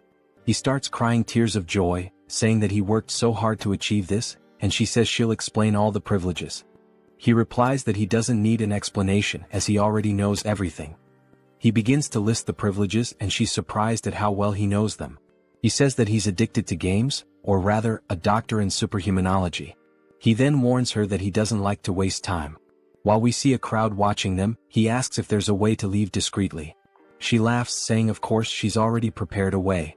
We see him blush as she stands up, asking him to follow her, smiling. They both appear cloaked, and he thanks her for taking such good care of him. She even provided him with a secret passage, along with a cloak, saying that it was nothing as everyone should help each other in the end. Just by wearing the cloak he acquires the stealth trait. The guy is broken. The woman then points to the exit, saying that he just needs to walk there as she can only guide him to that point due to the rules. He bows, saying that this is more than enough and thanks her for everything she did. She wishes him a good journey back. As he watches her walk away, he says he didn't know such a kind person existed in Arcane Seoul. She's also beautiful, and once he becomes stronger, he'll have to repay the favor. Then he wonders what her name is. When he looks at the business card, he's completely incredulous. We see that her name is Baek Soren. He says this is the name of one of the 3 strongest warriors in the SSR class in the game. She's a berserker and has always had a rather intimidating appearance. He finds it strange that her face looks familiar and never would have imagined she once had such a calm demeanor. He wonders what happened to her between then and now. The scene shifts to him working as he cuts a slime in half. He says that he takes back everything he said about being cool as a superhuman, mentioning that he's been cleaning these monsters for a whole week and is about to die from exhaustion. Me too, man, me too. He then sits down, sighing, saying he's only finished 1 cave, but he's so tired that he can't go on. His efficiency is terrible. All of this happened because he focused his traits on maintaining the mana barrier. If he could customize them to specialize more in monster cleaning, he'd have been done hours ago, but now he can't do any other work because of that damn debuff. He needs a rare potion called Nectar to get rid of the divine fever, but it's so expensive that this monster cleaning job isn't worth it, and he starts feeling incredibly depressed. His phone starts ringing and we see it's none other than Seonsu. He wonders how many times this guy is going to call him, saying that Seonsu is persistent. Before he can reject the call, thinking he's tired of this guy, an idea pops into his head, and he starts grinning wickedly. At Seonsu's agency, he's thrilled to see him and says he can't believe he managed to overcome the divine fever without being baptized, starting to turn into a big brown noser. Joonsoo says that things have ended like this and asks if Seonsu has found the job he requested. Seonsu tells him not to even mention it, saying it was so difficult because nectar is a medicine that can only be obtained through level 5 or higher requests. Joonsoo says that if he hasn't gotten the nectar, he'll leave, but Seonsu tells him to wait, explaining that it involves their exclusive contract, and he needs to secure it at all costs. And of course he did. Joonsoo starts smiling, saying that since Seonsu is so desperate for a superhuman contract, he knew he would do anything to ensure the request was fulfilled. He then sits back asking what the content of the request is. As Seonsu hands him the paper, he asks if Joonsoo has heard of Security Number 1. Joonsoo says this is the first time he's hearing about it, wondering if it's a security company. Seonsu explains that it's a private military company, one of the top 10 in the sector. The CEO and the vice CEO are a married couple, both come from traditional martial arts families, which makes their foundation very solid. Joonsoo asks what they might be lacking that would require them to make such a request. Seonsu replies that the issue is their son. He's already over 20, but still hasn't awakened as a superhuman. Joonsoo finds this surprising, given that both parents come from martial arts families. Seonsu says the rumor is that he's already accumulated level 8 mana, but simply can't awaken, which is a mystery. Their condition was for a warrior-type superhuman, level 1 or higher. So, it seems to fit perfectly. Joonsoo then starts smiling, saying that he'll go see them right away. As he heads to their property, we see Seonsu's legs shaking uncontrollably. He says that they're quite busy as they aren't the type to be late. Joonsoo just looks around the house, commenting that it's very expensive. We hear a woman apologizing, saying she's very sorry for making them wait so long. The guy's about to have a heart attack. Finally, we are introduced to them. She says they are the clients. The husband's name is Seo Youngju, and the wife's name is Lee Miria. Seonsu bows, saying it's nothing, thanking them for the time they've spent with them. Joonsoo does the same, saying they must be superhumans of at least level 6, as both have a considerable amount of aura. Youngju sighs and says he can tell this one is weak just by looking at him. Miria tells him not to be like that, and if he's going to act that way he should go back to his room. He sits on the couch, saying he can't do that, and she says he's so stubborn before asking both Joonsoo and Seonsu to take a seat. They thank her, and Miria says that since they've come all the way here, it means they intend to accept their request. Joonsoo says that, first, he'd like to see the condition of their son, as there might be a special reason preventing his awakening. Youngju bangs his fist on the table, asking if he really thinks he'd share that with a novice like him, and he's absolutely furious. Miria tells him to calm down and apologizes, saying he gets worked up easily about anything concerning their son. She says this isn't something they can tell a stranger, but if he accepts the request, they'll call the son in and explain the situation. They're sure he's also desperately in need of the nectar, as they can tell the divine fever is affecting him. Joonsoo says that if it's a confidential matter, but they know exactly what he needs, it only makes him more certain that he will accept the request. He says he'll accept it and asks them to call the son in. While they do, he opens the door. He introduces himself as a Woojin. Joonsoo says it's a pleasure to meet him and shakes his hand, noting that he doesn't feel any mana coming from him. Then he notices something and tells the guy that his cloak is really cool. The guy responds that it's more than he deserves, but he always wears it with gratitude. Joonsoo says he imagines he needs it to seal his mana. The entire family is surprised and Joonsoo smiles, saying that the moment he saw the gloves he was sure of it. Although it's a matter involving a noble family, he deliberately set the conditions for a level 1 superhuman and used the nectar debuff to summon him. He was baptized under the order of the old father. The reason their son couldn't awaken is because he rejected the baptism and sealed his mana to avoid the divine fever.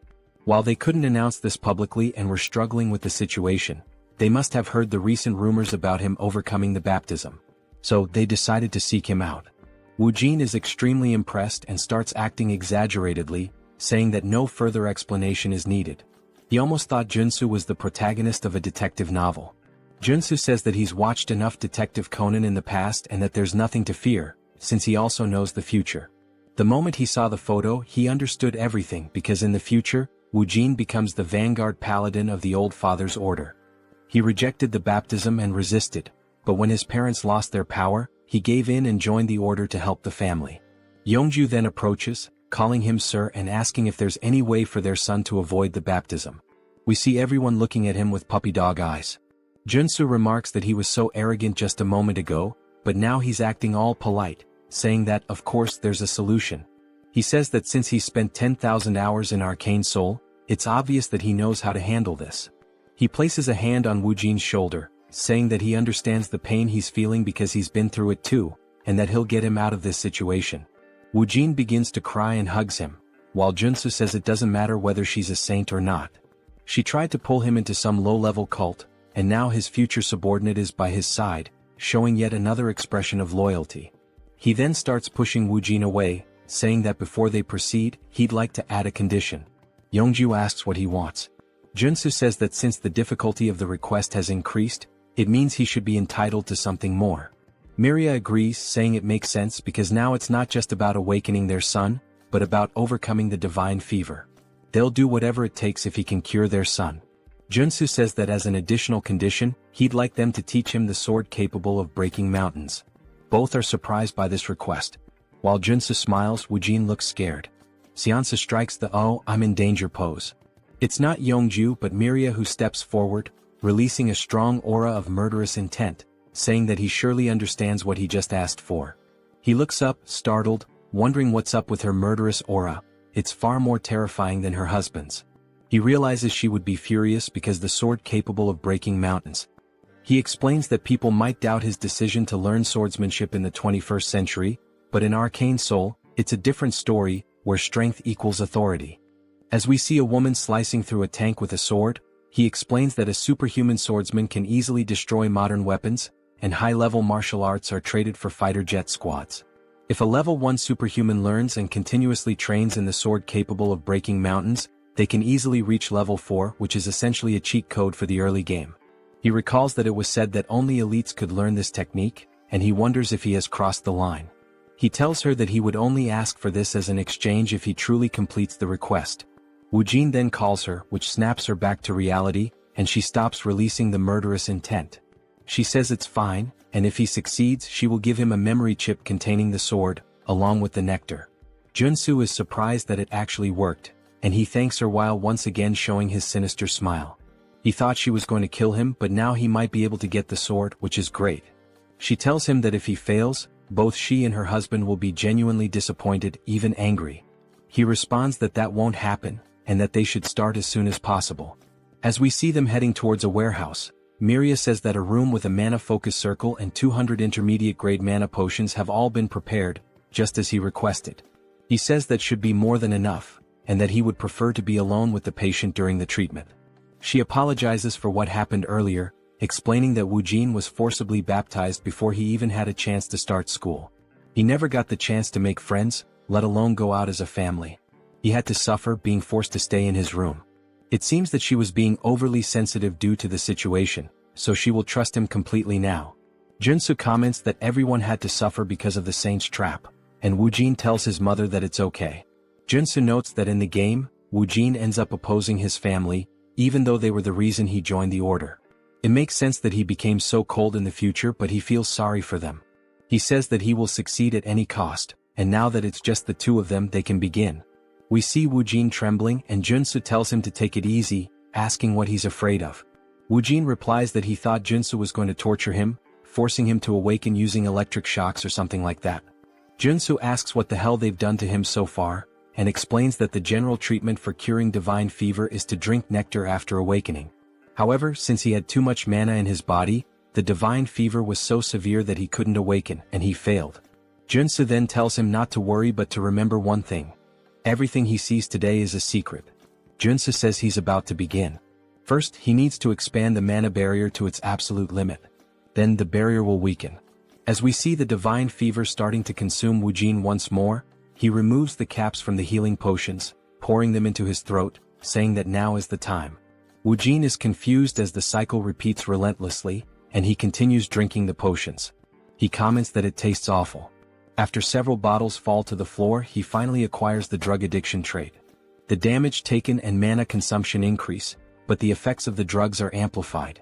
He says that now, if he focuses on the mana shield with the drugs, he can level it up, transforming it into an area shield. After configuring the shield around him, he wipes his mouth, saying that the divine fever has been completely expelled from the barrier. Woojin says that was amazing, and Joonsoo responds that it's still too early to be impressed, asking him to take off the glove.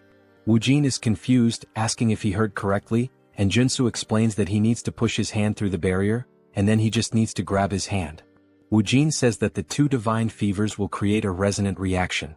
Joonsoo begins to step out of the barrier while the divine fever starts to burn him again. He says that the pain will be bearable as he stays inside the barrier, and asks him not to question why, just follow the orders. Woojin's heart starts to race because it's the first time he's taking off the glove since he was baptized. He places his hand through the barrier and it starts to burn intensely. It's even more painful than Joonsoo's divine fever, even though it's only his hand. Joonsoo wonders how much mana this guy has in his body, to the point of being terrifying, but he grabs his hand because there's no other choice. Then he experiences one of the most unbearable pains he's ever faced, as if his entire body is burning. He screams in agony, saying it hurts much more than when he was originally baptized. Joonsoo's eyes start to roll back and he says it feels like his bones are being shattered into pieces. He bites his lip, saying that he needs to stay focused and endure it. Then he hears the notification of a new trait appearing, and he immediately jumps back into the barrier toward Woojin, and the two of them fall to the ground. Joonsoo starts to pant, and we see that he's still holding Woojin's arm, while Woojin acquires the damage absorption trait, meaning he can absorb damage from others.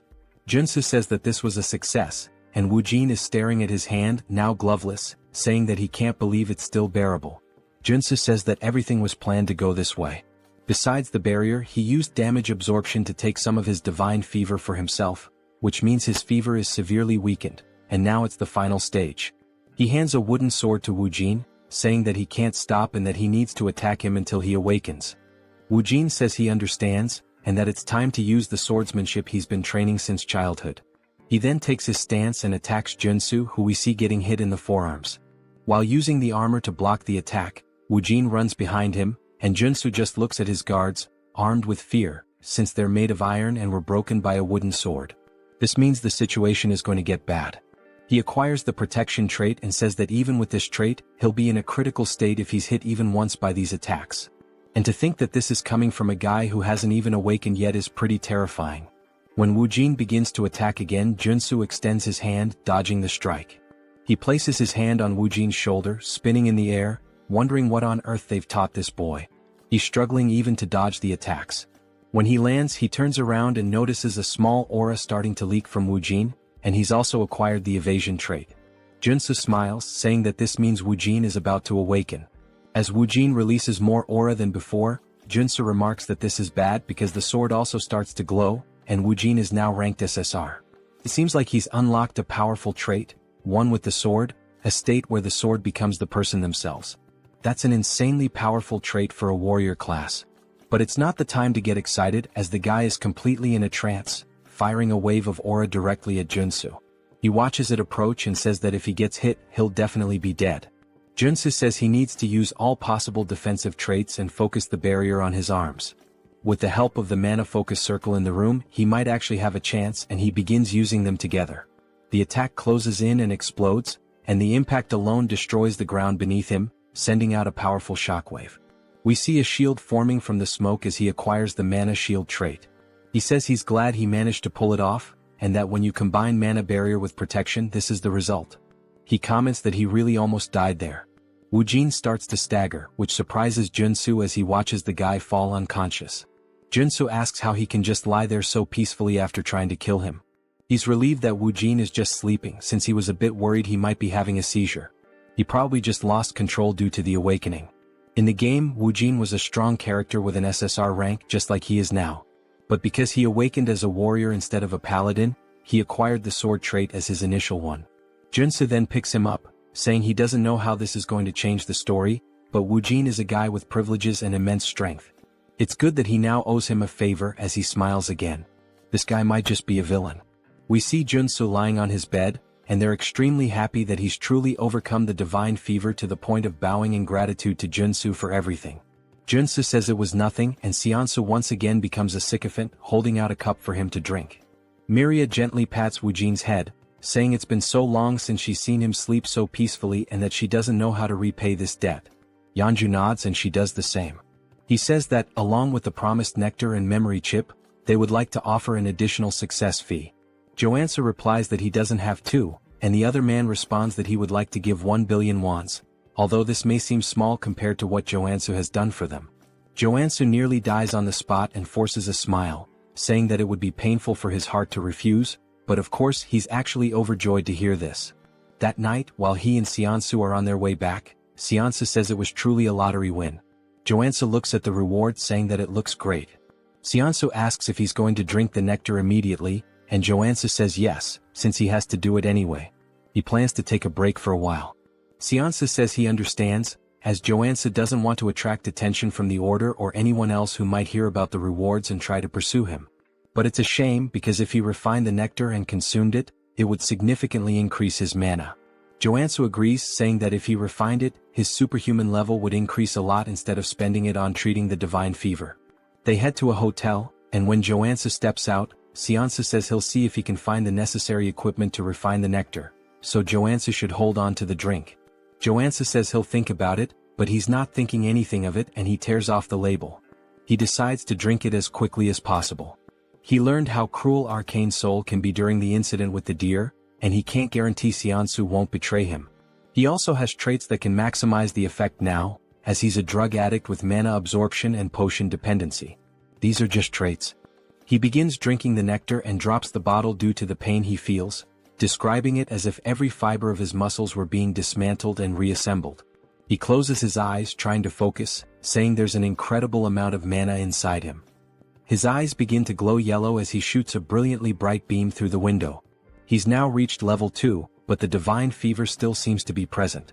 He says this is one of the best tier 1 traits in the entire game, and since it was added to his traits along with the mountain sword, he's relieved as he can now focus on training these 2 traits without any problems.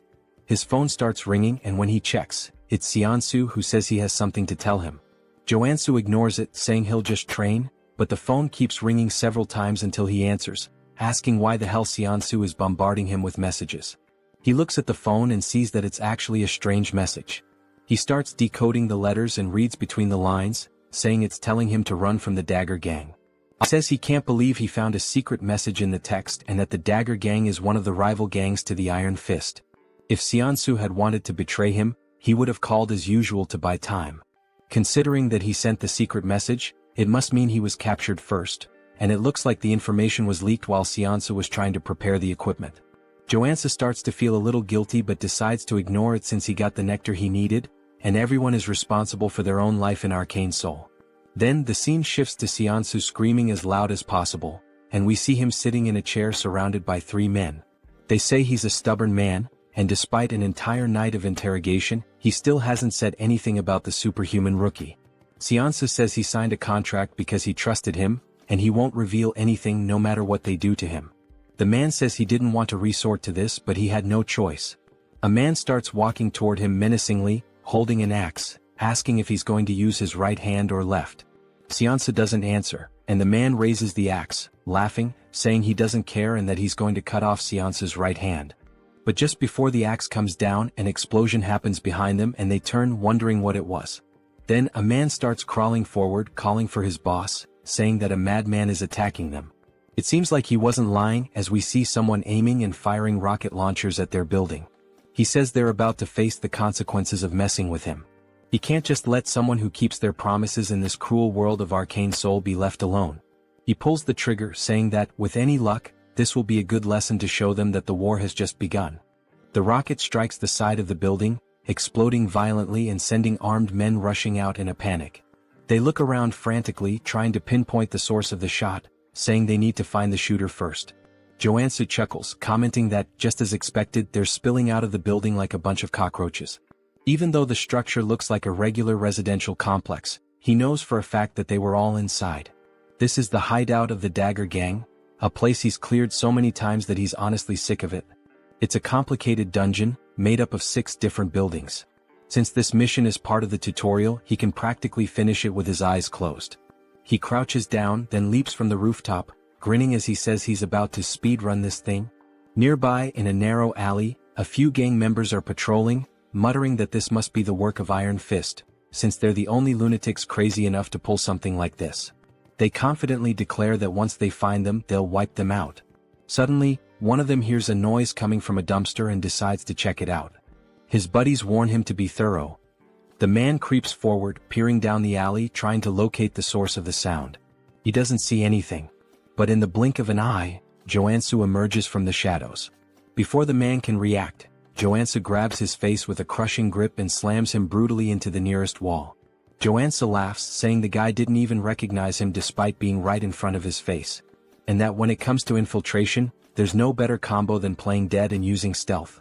With the henchmen stumbling around outside like fools, he takes the opportunity to slip into the main building.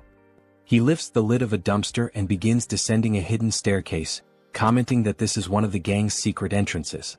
Moving swiftly and silently through the corridors, he takes pride in the fact that he's avoided combat so far. Pressing forward, he notes the gang's unusual obsession with hostages. He remembers that the boss's room is on the 5th floor, which means he still has a long way to go. Because of that, he decides to advance as stealthily as possible, making sure no one notices him. Suddenly, the building's loudspeaker crackles to life, blaring an urgent announcement. Enemy infiltrated the building. All members, arm yourselves and assemble at the rendezvous point immediately. Joonsoo stands before a door, murmuring to himself that he needs to make a decision. If he exits through here, he'll be in the lobby, which is the most efficient route. The central staircase leads directly upstairs. However, there's a problem. Now that the gang has detected an intruder, they've barricaded the lobby to create a defensive line. The moment he opens the door, he'll be shredded by gunfire. Even so, he decides to press forward. A wicked grin spreads across his face as he steps directly into the middle of the enemy formation. Without hesitation, he pulls a Gatling gun from his inventory and unleashes hell. Chaos erupts. The enemies panic, scrambling to retaliate, but the front line is obliterated under the relentless storm of bullets. The rear guards manage to recover and open fire on him. Joonsoo decides he's had enough of this game. He pulls the pin on a grenade and tosses it. The gangsters freeze, watching in horror as the grenade arcs through the air, before detonating right in their faces.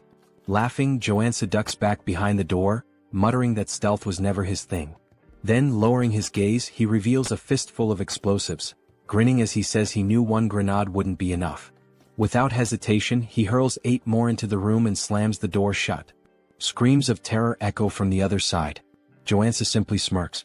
"Hope you guys enjoy the show," he muses. Moments later, silence. Stepping back out, he surveys the scene. Bodies litter the ground. He wonders if he managed to wipe out the entire group in one go, but he knows better than to lower his guard. And sure enough, as if on cue, one of the enemies suddenly staggers to his feet, gun raised, screaming that Joonsoo is going to die. Joonsoo watches calmly. Then, at the very last moment, he sidesteps the shot. A notification pops into his mind. New trait unlocked. Sensory awareness. He chuckles. This was exactly the trait he needed from this dungeon. And now, there's not much left to gain here. Joonsoo stares down the enemy, letting out a cold, sharp laugh before stating flatly that the only one dying here is him. The only sound that follows is the man's scream, cut short by dead silence. When the scene is revealed, a bullet hole is cleaned through the unfortunate man's skull. With the henchman out of the way, Joonsoo announces that it's time to move up. He may have reached the 4th floor without much trouble, but he knows the real danger begins now. The fourth floor houses the gang's gambling den, and directly above it on the fifth floor is the boss's room. Moving cautiously, he edges toward a corner and peeks around, expecting enemies. But to his surprise, there's no one there. His brow furrows. Keeping his guard up, he advances to the game room's door and carefully pushes it open. Empty. Something's wrong. He can feel the air itself thick with danger. At that moment, a notification flashes. New trait unlocked. Focus. Suddenly, a sound from above catches his attention. He snaps his gaze upward. It's not an enemy. It's a drone. And worse, it's dropping a grenade. His eyes recognize it instantly, a flashbang. The grenade detonates. For a moment, Joonsoo is left blind, deaf, and completely vulnerable. Taking advantage of the opening, a man bursts from one of the side rooms, sprinting toward Joonsoo from behind, knife raised high. The impact lands. The attacker laughs, convinced he's caught a rat in a trap. And just like that, the boss of the Dagger Gang makes his entrance, a level 2 assassin named Tung. But Joonsoo remains unfazed. He smirks and tells Tung he really shouldn't be so excited. Tung, confused, notices something's wrong. His blade didn't pierce. What? Why the hell didn't it go through? He instinctively steps back, creating distance, still struggling to process what just happened. Joonsoo eyes his stance and scoffs. Who's the real rat here? He mocks. You sure it's not just your own insecurities talking? Joonsoo hadn't expected the gang boss to show up on the fourth floor. That complicates things. This wasn't in the original game. But even so, he had anticipated the attack pattern. The flashbang was part of a chained ambush triggered as soon as the player stepped into the boss room. If he hadn't unlocked sensory awareness and focus before this point, he would have walked straight into the trap. Tung may be a skilled assassin, but Joonsoo knows that the key to defeating him is to predict where the attacks will come from. Tung, in disbelief, asks how Joonsoo managed to block his ambush. Joonsoo simply smiles and replies that it's the bare minimum. Without wasting any time, he draws his blade and warns Tung that he's going to regret picking him as a target. He moves swiftly, launching an attack, but Tung dodges at the last moment. In the blink of an eye, the assassin disappears and reappears behind him. You're acting pretty tough for someone so slow, Tung taunts. Tung throws a dagger directly at Joonsoo. He notices the movement, spins his blade, and deflects the projectile in midair. As expected from an assassin. You're damn fast, Joonsoo acknowledges. He quickly realizes that the dagger was enchanted with poison. One simple touch and it would be lethal. The longer the fight drags on, the worse it'll be for him. Tung grins maliciously. You're pretty lucky, huh? How about making a deal? If you surrender now, I'll only cut off one of your arms. Joonsoo rolls his eyes. Less talking, more fighting? Tung laughs and mocks him. I can tell from a mile away that you're a gunman just by how terribly you hold that sword. And you talk too much. Joonsoo wonders why Tung is so confident about that. Maybe it's because until now he's only used firearms. The gang leader charges at him, declaring that he's going to make his death painful. Joonsoo raises his sword above his head. I only have one shot, and it's now. He strikes, but Tung easily evades and laughs. Too slow? But that's exactly what Joonsoo wanted. In the middle of the swing, he twists his body, spins the sword, and redirects the strike straight at Tung's head. The assassin's eyes widen in shock, realizing too late the mistake he made. What? A marksman using a combo attack? Tung falls to the ground but manages to block the blade at the last moment. Joonsoo smiles, shaking his head. I hate to break it to you, but as soon as I switch traits, I stop being a marksman. He releases a faint aura around his body and declares, now I'm a classic warrior trained in fencing. He adjusts his stance and activates the Mountain Crusher style. His blade descends with overwhelming force. Blood flies. Tung lets out a scream of pain as the blade tears through his chest. Joonsoo laughs. You dropped your guard. That's why you lost. Tung, on the verge of death, grips his knife tightly and throws it forward, shouting that he won't fall so easily. Joonsoo, completely caught off guard, didn't expect anything more from someone who was already defeated. The impact happens. Blood sprays through the air. Tung is sprawled on the ground, motionless, but Joonsoo looks to his side and sees the blade lodged in his own body. Damn it. I dropped my guard. Amateur move. He feels the poison spreading quickly through his veins. Without wasting any time, he reshuffles his traits to counteract the toxin. He manages to hold on, but the pain is intense. Outside he hears voices. Hurry. We need to get in. There's an intruder in the building. Joonsoo looks around. his vision begins to blur. He feels his energy draining from his body. No time to waste. I need to get out of here. On the 5th floor we see Joonsoo tied to a chair. He struggles until he falls to the floor trying to reach a shard of glass. I need to get out of here fast. He hears footsteps approaching. He looks up and sees none other than himself. The other Joonsoo crosses his arms and asks, "How the hell were you captured?" Without waiting for an answer, he crouches down and begins to untie him. Once Joonsoo is free, he can't hold back his tears. "You came all the way here, to save me?" The other Joonsoo merely sighs. "We'll talk later. We need to get out of here. They're coming." Now free, Shinsu tries to stand but can barely walk. Joonsoo watches him and clenches his fists, frustrated. "I can't believe they did this to you." He then crouches down. "Get on my back." Shinsu hesitates. "I can't ask for anything more. We don't have time for that. Hurry up." Shinsu hesitates for a moment but eventually gives in. "Just this once." He climbs onto Joansoo's back, apologizing for the inconvenience. Joonsoo, however, is surprised by his loyalty. "I thought this world was a hell where I couldn't trust anyone, but I guess I was wrong." Back in Shinsu's office, Joonsoo devours healing soda bottles one after the other, trying to purify his body. After a while he finally smiles. "I did it, poison resistance. That took hours." Shinsu says, bringing even more bottles. "Drink as much as you need." Joonsoo grabs one last bottle and refuses the rest. "That's enough. I got the trade I wanted." Shinsu lowers his head. I can't apologize enough. It looks like information leaked while I was preparing the nectar. I shouldn't have trusted my employees." Joonsoo just smiles faintly. "Relax. In the end, I drank the nectar anyway." Shinsu is shocked and asks why he did that. Joonsoo responds casually. "If I hadn't drunk it, I never would have been able to save you." Shinsu starts to feel incredibly guilty. "I can't believe you wasted the precious nectar just to save me." Of course, that wasn't the real reason, but Joonsoo prefers he thinks that way. Suddenly, someone starts banging loudly on the door. Shinsu panics. "Is it the Dagger Gang? What do we do?" Joonsoo smiles. "Let's welcome them." He opens the door and to Shinsu's surprise, it's not the Dagger Gang standing there, but the Iron Fist Gang. The leader of the group looks at Joonsoo with a half-smile. "It was about time I got here." He crosses his arms. "I knew you weren't an ordinary guy, but I never imagined you'd wipe out the entire Dagger Gang. What do you want from me?" Joonsoo reflects for a moment. "Well, it's my turn to receive the reward for cleaning up this tough mission." He begins to explain how the two gangs hated each other and were constantly fighting over territory. In the game, the tutorial required the player to annihilate the Dagger Gang by helping the Iron Fist Gang take the building. As a reward, the rival gang offered various advantages. But now, Joonsoo is struggling with an internal dilemma. Iron Fist asks, "Do you intend to create your own organization?" Joonsoo shakes his head. "That's not my style. I called you here to tell you that you can have the entire area that used to belong to the Dagger Gang." The gang leader is surprised. "You don't want anything for yourself?"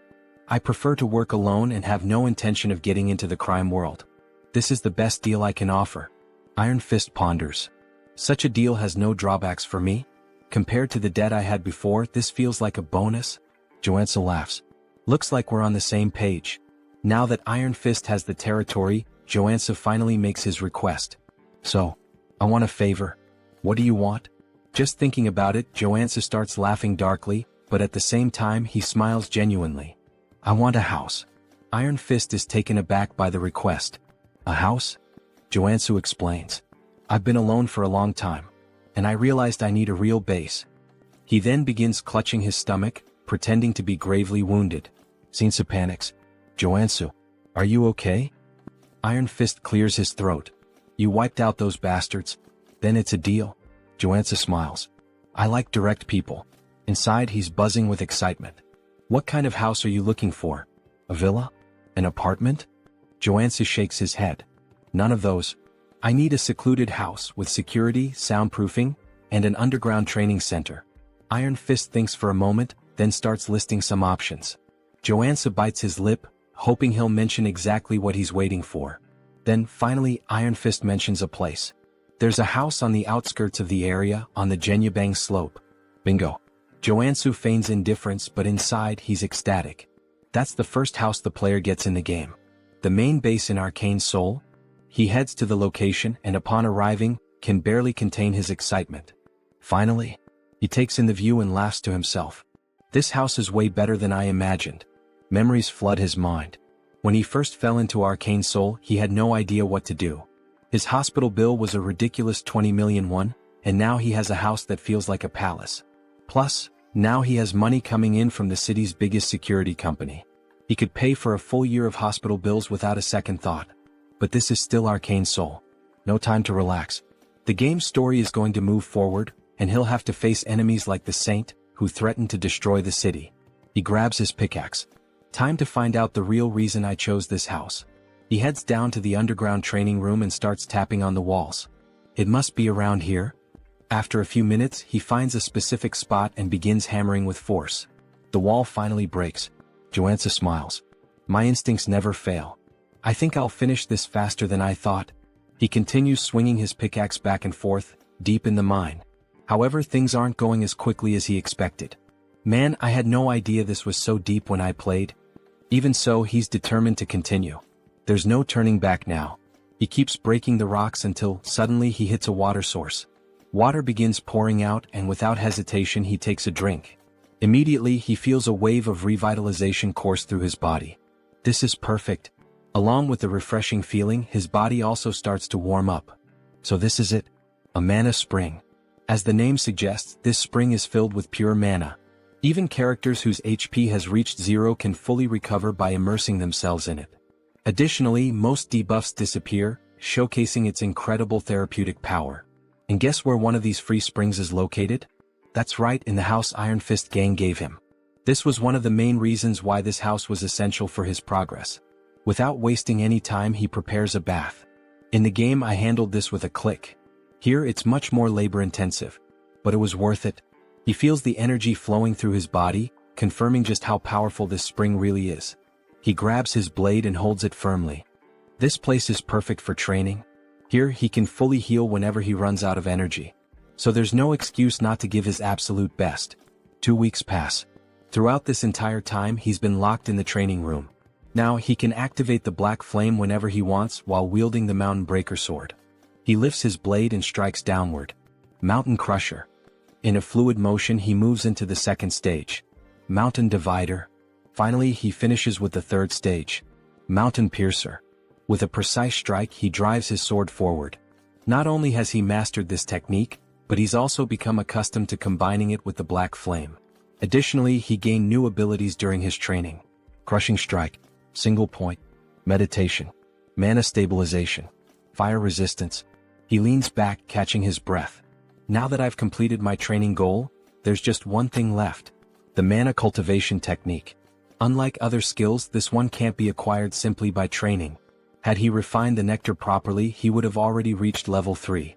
But since he's only at level 2, there's still residual mana in his body. To fully absorb the mana from the nectar and level up, he needs this technique. The problem? It costs tens of billions of won. But he already knows where he can find a copy without spending that fortune. He heads to an antique shop. The shopkeeper eyes him, confused. Are you sure you want to buy this? It's been sitting in the back for over a decade. At that moment, a memory floods his mind. He recalls when he played Arcane Seoul and discovered this secret. He's probably the only person in the world who knows that this technique is hidden in this shop. He makes his way to the market where the shop is located, walking casually. Time to level up. Upon arriving, he notices something strange. The shop's door is locked, and surrounded by a blue mana barrier. He touches the barrier, feeling the energy pulse. Not only is the door closed, but there's a mana seal blocking the entrance. Looking around, he takes in the vastness of the area. This is the market with the most shops in the city. You can buy anything here, but what he needs is locked behind that barrier, and he's going to find a way in. In the game, this shop would be open at any time during business hours. But now in real life it's closed.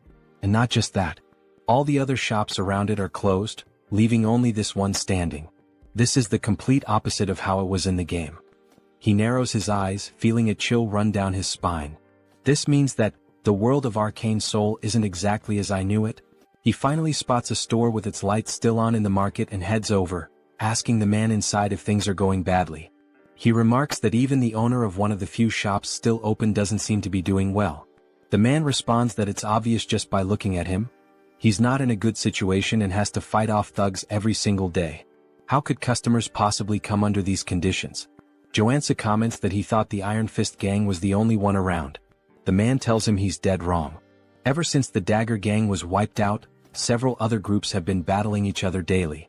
There's the Iron Fist gang, the Venom gang, and the Naked gang. Who in their right mind would want to step into this mess? Now Joonsoo understands why all the markets are closed. According to the original story, the Iron Fist gang destroyed the Dagger gang and rightfully claimed the territory, naturally bringing the market under their control. But this time he was the one who took down the Dagger gang. Because of that, the market has turned into a battlefield with other gangs fighting to claim it. Joonsoo is considering his next move when he suddenly hears people shouting, telling someone to take them down. The old man says they're at it again, and Joonsoo decides to check out what the thugs are up to. Rounding a corner, he sees a man being thrown into a small tent. A woman confronts him, reminding him that she already told him this was Venom gang territory. She's talking to a member of the Iron Fist gang, flipping him off as she orders him to go back to his own turf. And that's when we're introduced to Steel Scorpion, the sub-boss of the Venom gang. The Iron Fist gang member is bleeding from the mouth. Then, the most elegant voice ever is heard, asking what all the commotion is about. Everyone turns to see none other than our Lord and Savior, Captain Underpants, arriving on the scene with his allies. Scorpion immediately starts yelling that the perverts have arrived. The leader of the Naked gang, known as the Exhibitionist, though I'd rather just call him Captain Underpants, declares that this three-way intersection belongs to him and orders everyone to clear out. If you really want to keep fighting, he warns. The Iron Fist gang members start backing off, calling them lunatics and saying they should take this chance to get the hell out. But one of them accidentally bumps into Joonsoo, who sighs, saying this whole thing is a complete mess. The Iron Fist guy recognizes him and Joonsoo helps him up, telling him to focus on his job. Then he shouts, ordering both Captain Underpants and Scorpion to stop fooling around and come to him. The guy he just saved asks what the hell he's doing, and Joonsoo calmly replies that he's here to help. If he wants the market to return to normal, he needs to establish a clear hierarchy. Scorpion barks at him, demanding to know how he dares to tell her what to do. Captain Underpants chimes in, asking if he's trying to make an offering. Joonsoo explains that if he fought at full power he would probably win. But that would only cause unnecessary damage to the merchants. So he's come to a decision. There's only one way to settle this. He's going to unleash everything from the very start and show them his true strength. Both of them recognize the black flames in his swordplay, realizing that he's the same warrior who single-handedly annihilated the Dagger gang. Joonsoo confirms this and adds that this time he's feeling generous. He's offering them a deal they can't refuse. He doesn't want to drag this out, he'd rather settle it with a one-on-one duel. So what do you say, he asks. Scorpion scoffs, laughing with disdain. Do you seriously think we're dumb enough to agree to a direct fight against a warrior? Joonsoo smirks. Don't worry. We'll compete in the area you have the most confidence in. Sometime later, after a bit of negotiation, we hear Joonsoo talking with Captain Underpants. The so-called leader smirks and declares that his specialty is mind control. If Joonsoo can resist it, he wins. Captain Underpants then gets excited, saying it's an honor for such a handsome man to know so much about him. Scorpion looks like she can't believe what she's hearing, while Captain Underpants continues, insisting that they don't even have to go through with this competition. Joonsoo can just join his religion instead. Joonsoo replies, "Nah bro, I'm good," and tells him to think for a second. His religion isn't even one of the 7 major ones or even one of the lesser ones, it's literally an unnamed backyard cult. Why would he join a random sect that isn't even listed anywhere? Captain Underpants sighs and says that, as expected from a non-believer, Joonsoo will have to be enlightened by the love and mercy of his goddess. He then stretches out his hand and a green aura begins to form around him. He commands Joonsoo to kneel before him so that he may grant him the privilege of meeting his goddess. As the aura starts wrapping around him, Joonsoo immediately recognizes that the mind control ability of a combat priest is no joke. He struggles against the influence, admitting that he feels the urge to kneel, but his traits are far too strong to let that happen. Then, without warning, he delivers a brutal uppercut, sending Captain Underpants flying. As the cult leader crashes to the ground, Joonsoo casually apologizes but warns him that not even a saint could manipulate him. His divine resistance is too high. Captain Underpants' followers rush to carry him away, muttering that it was one hell of a fight. Joonsoo then turns to Scorpion and says it's her turn now. She folds her arms and smirks. Not bad, I'll give you that. But the Venom gang is on a whole different level compared to the perverts you just dealt with. Joonsoo grins. Yeah, I don't think so. But I guess we'll find out soon enough. He tilts his head toward her. Your specialty is obviously poisons, right? Then go ahead, prepare the strongest one you've got. He gestures at himself. I'll drink it. She laughs. If you're that eager to die, I'll be more than happy to help. The Iron Fist guy starts begging, saying he knows Joonsoo is strong, but drinking poison is literally suicide. Joonsoo waves him off. Relax. I got this. Scorpion extends her hand, holding out a small vial. Drink it. If you survive, you win. If not, well, obviously you die and that means I win. He takes the vial and examines it. As expected. You gave me picnic knockout, the most painful poison among all the gangs. He sniffs it and grimaces. Ugh. Smells like ass. Just so you know, if I survive, I'm punching you in the face. She cackles. Then don't come crying for the antidote later. That never even crossed my mind. He replies before downing the entire vial in one go. The pain hits instantly like a thunderclap. His knees buckle, his face turns purple. It feels like his blood is boiling. Scorpion places a foot on his back, grinning in triumph. You're feeling it now, huh? If you beg for your life like a good little dog, maybe, just maybe, I'll consider helping you. Woof woof. But Joonsoo isn't here to play games. He grits his teeth and forces himself to focus. The poison was created using a mix of special medicines. Ordinary resistance won't be enough. He needs to take control of the venom inside him. Slowly he directs it toward his arm. Scorpion's eyes widen as she realizes what he's doing. Then a silent notification flashes through his mind. New trait acquired, drug resistance. With this, he can now manipulate poison using his own mana. Joonsoo draws his sword. Time for the final step. Without hesitation he slashes his own palm.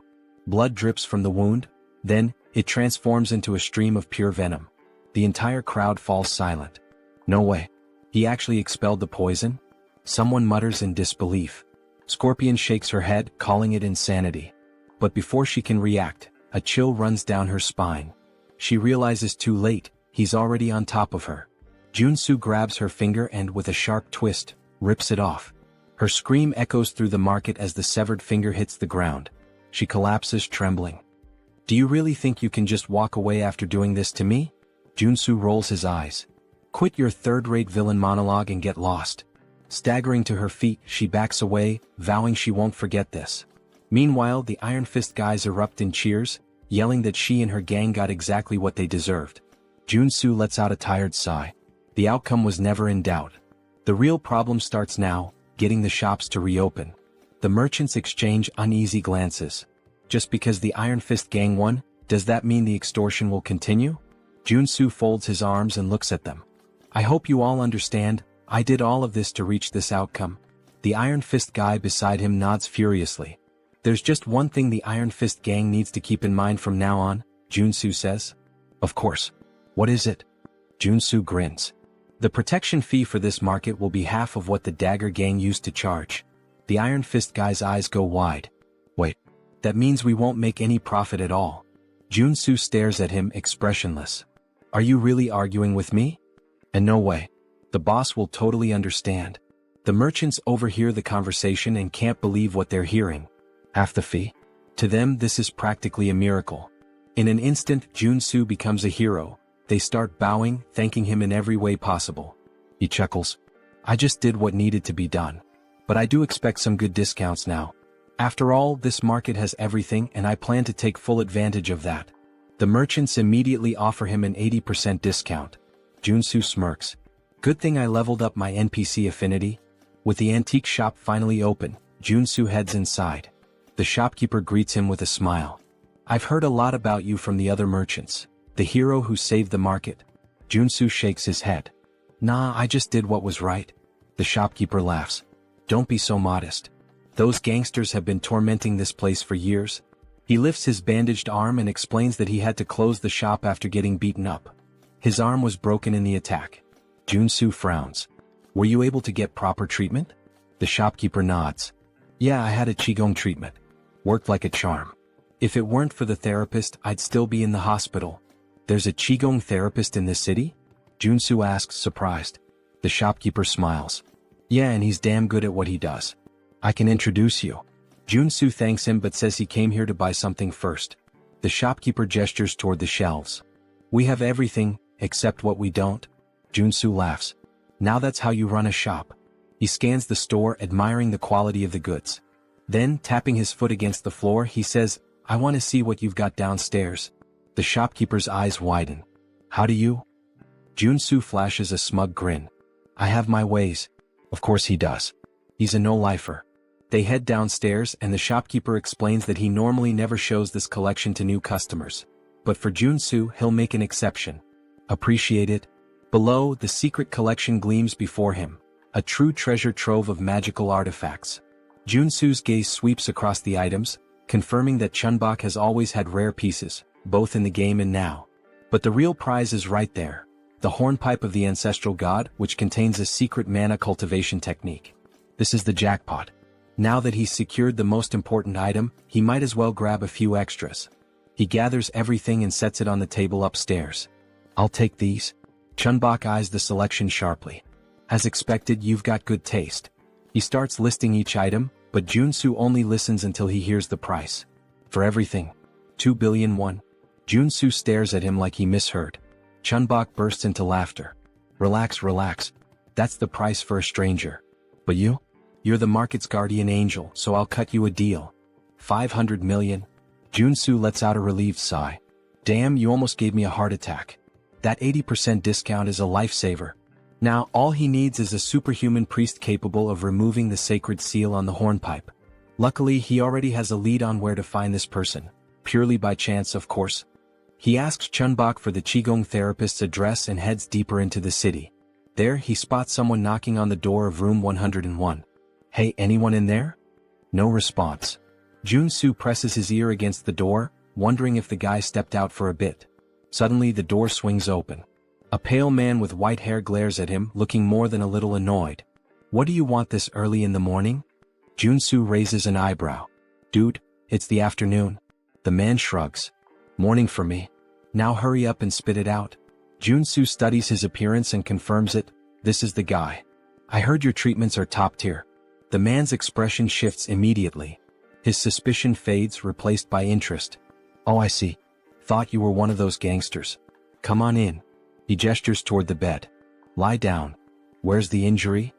Joonsoo glances around the room, noticing a statue in the corner. That just confirms his suspicions even more. The therapist frowns. What are you doing? Just get on the bed. But Joonsoo smirks and reaches into his bag.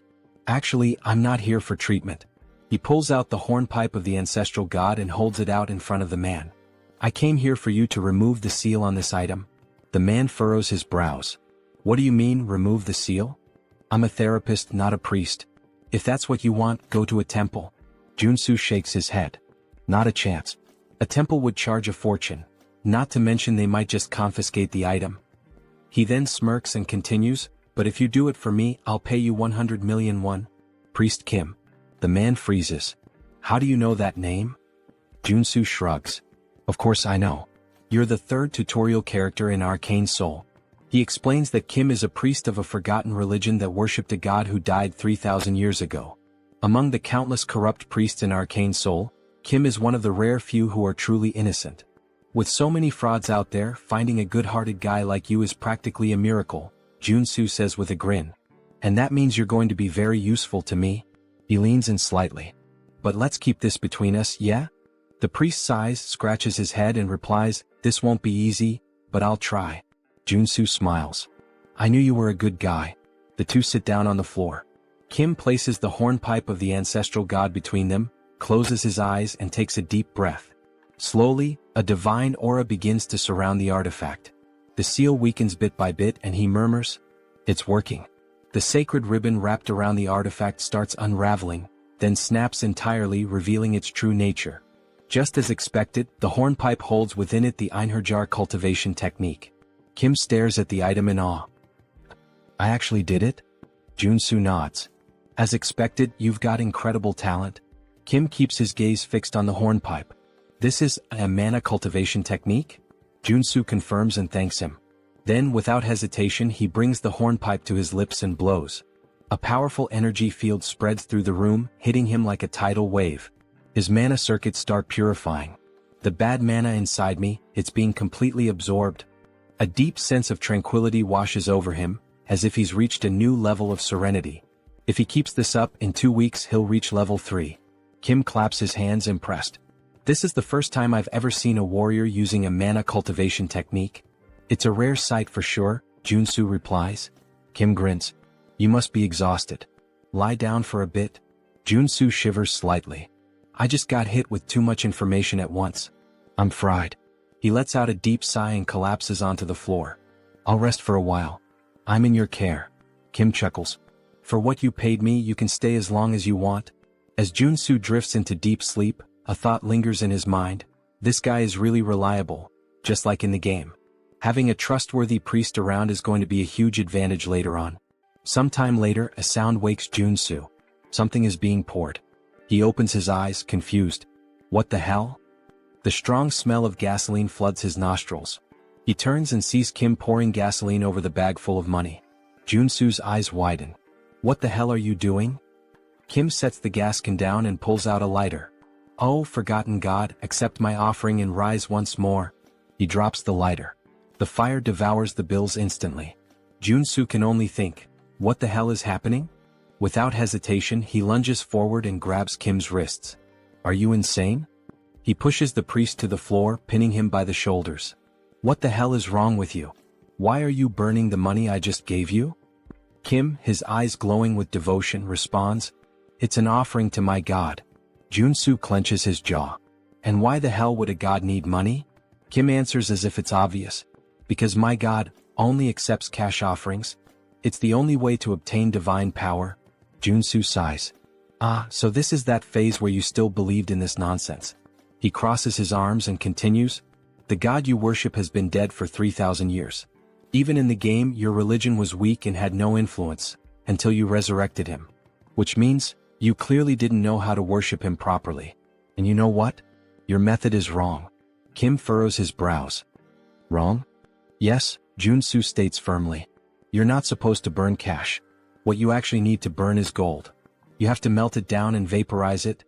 Kim's eyes widen in outrage. Only a heretic would say that. Joonsoo shrugs. Or maybe it's something only someone who actually knows what they're doing would say. I bet you've never even tried it before. Kim scoffs. Don't talk nonsense so confidently. The Order has practiced this method for thousands of years. Oh yeah. Joonsoo smirks. Then why is your god still dead?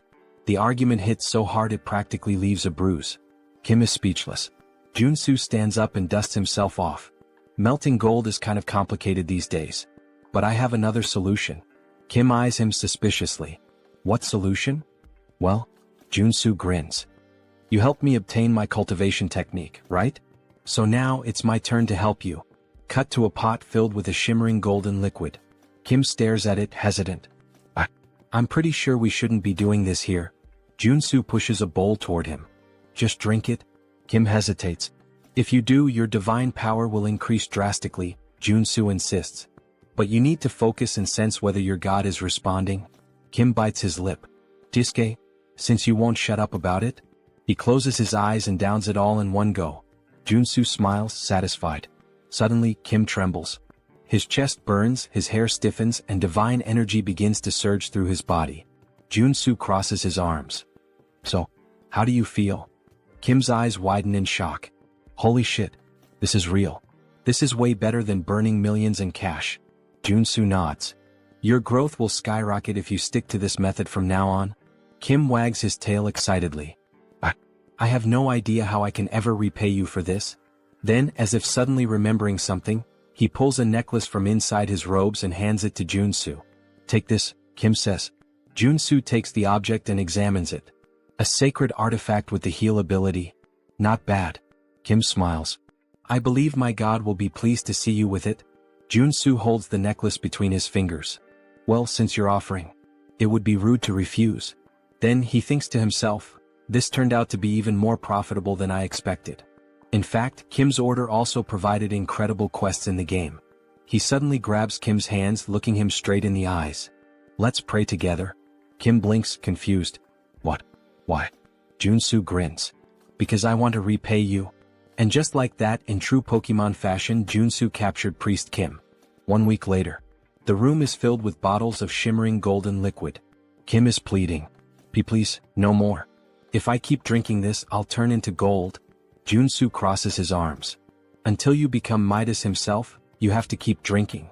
Kim trembles. I am going to die of mana poisoning. Joonsoo's eyes shine like a shoujo anime protagonist. Do you really think so? He smiles. I guarantee that won't happen.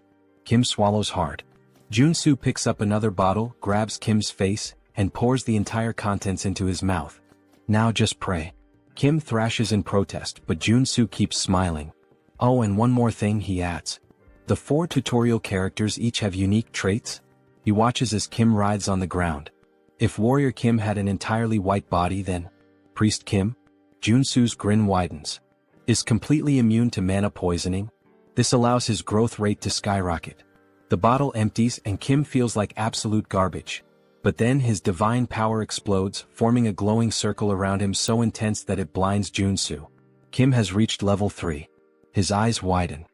At this level, I can even start preparing to become an apostle. Joonsoo laughs. Perfect. At this pace, it won't be long before you're ready. I'd say you've accumulated more than enough divine experience. He then crosses his arms, thoughtful. Besides, now that you're level 3, you need to call a regional assembly and gain official recognition as a bishop. Kim nods. Yes.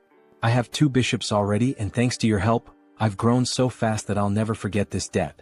Joonsoo waves his hand. Oh, relax. I just like helping people. But of course, he's betting everything on the fact that this guy will want to repay the favor for the rest of his life. After all, he wants access to the artifacts in Kim's God's vault. Kim then takes a deep breath. Actually, I'd like to make a request. Joonsoo raises an eyebrow. What is it? Kim hesitates. I need to call a regional assembly, but I'm worried about going alone. Could you be my bodyguard until the meeting? The other bishop will be there too. Joonsoo smiles. Of course. That's easy. Now that Kim has completed his growth, it's time to start the mission line. The next day, the church is still under reconstruction. The faithful surround Kim, congratulating him for reaching level 3.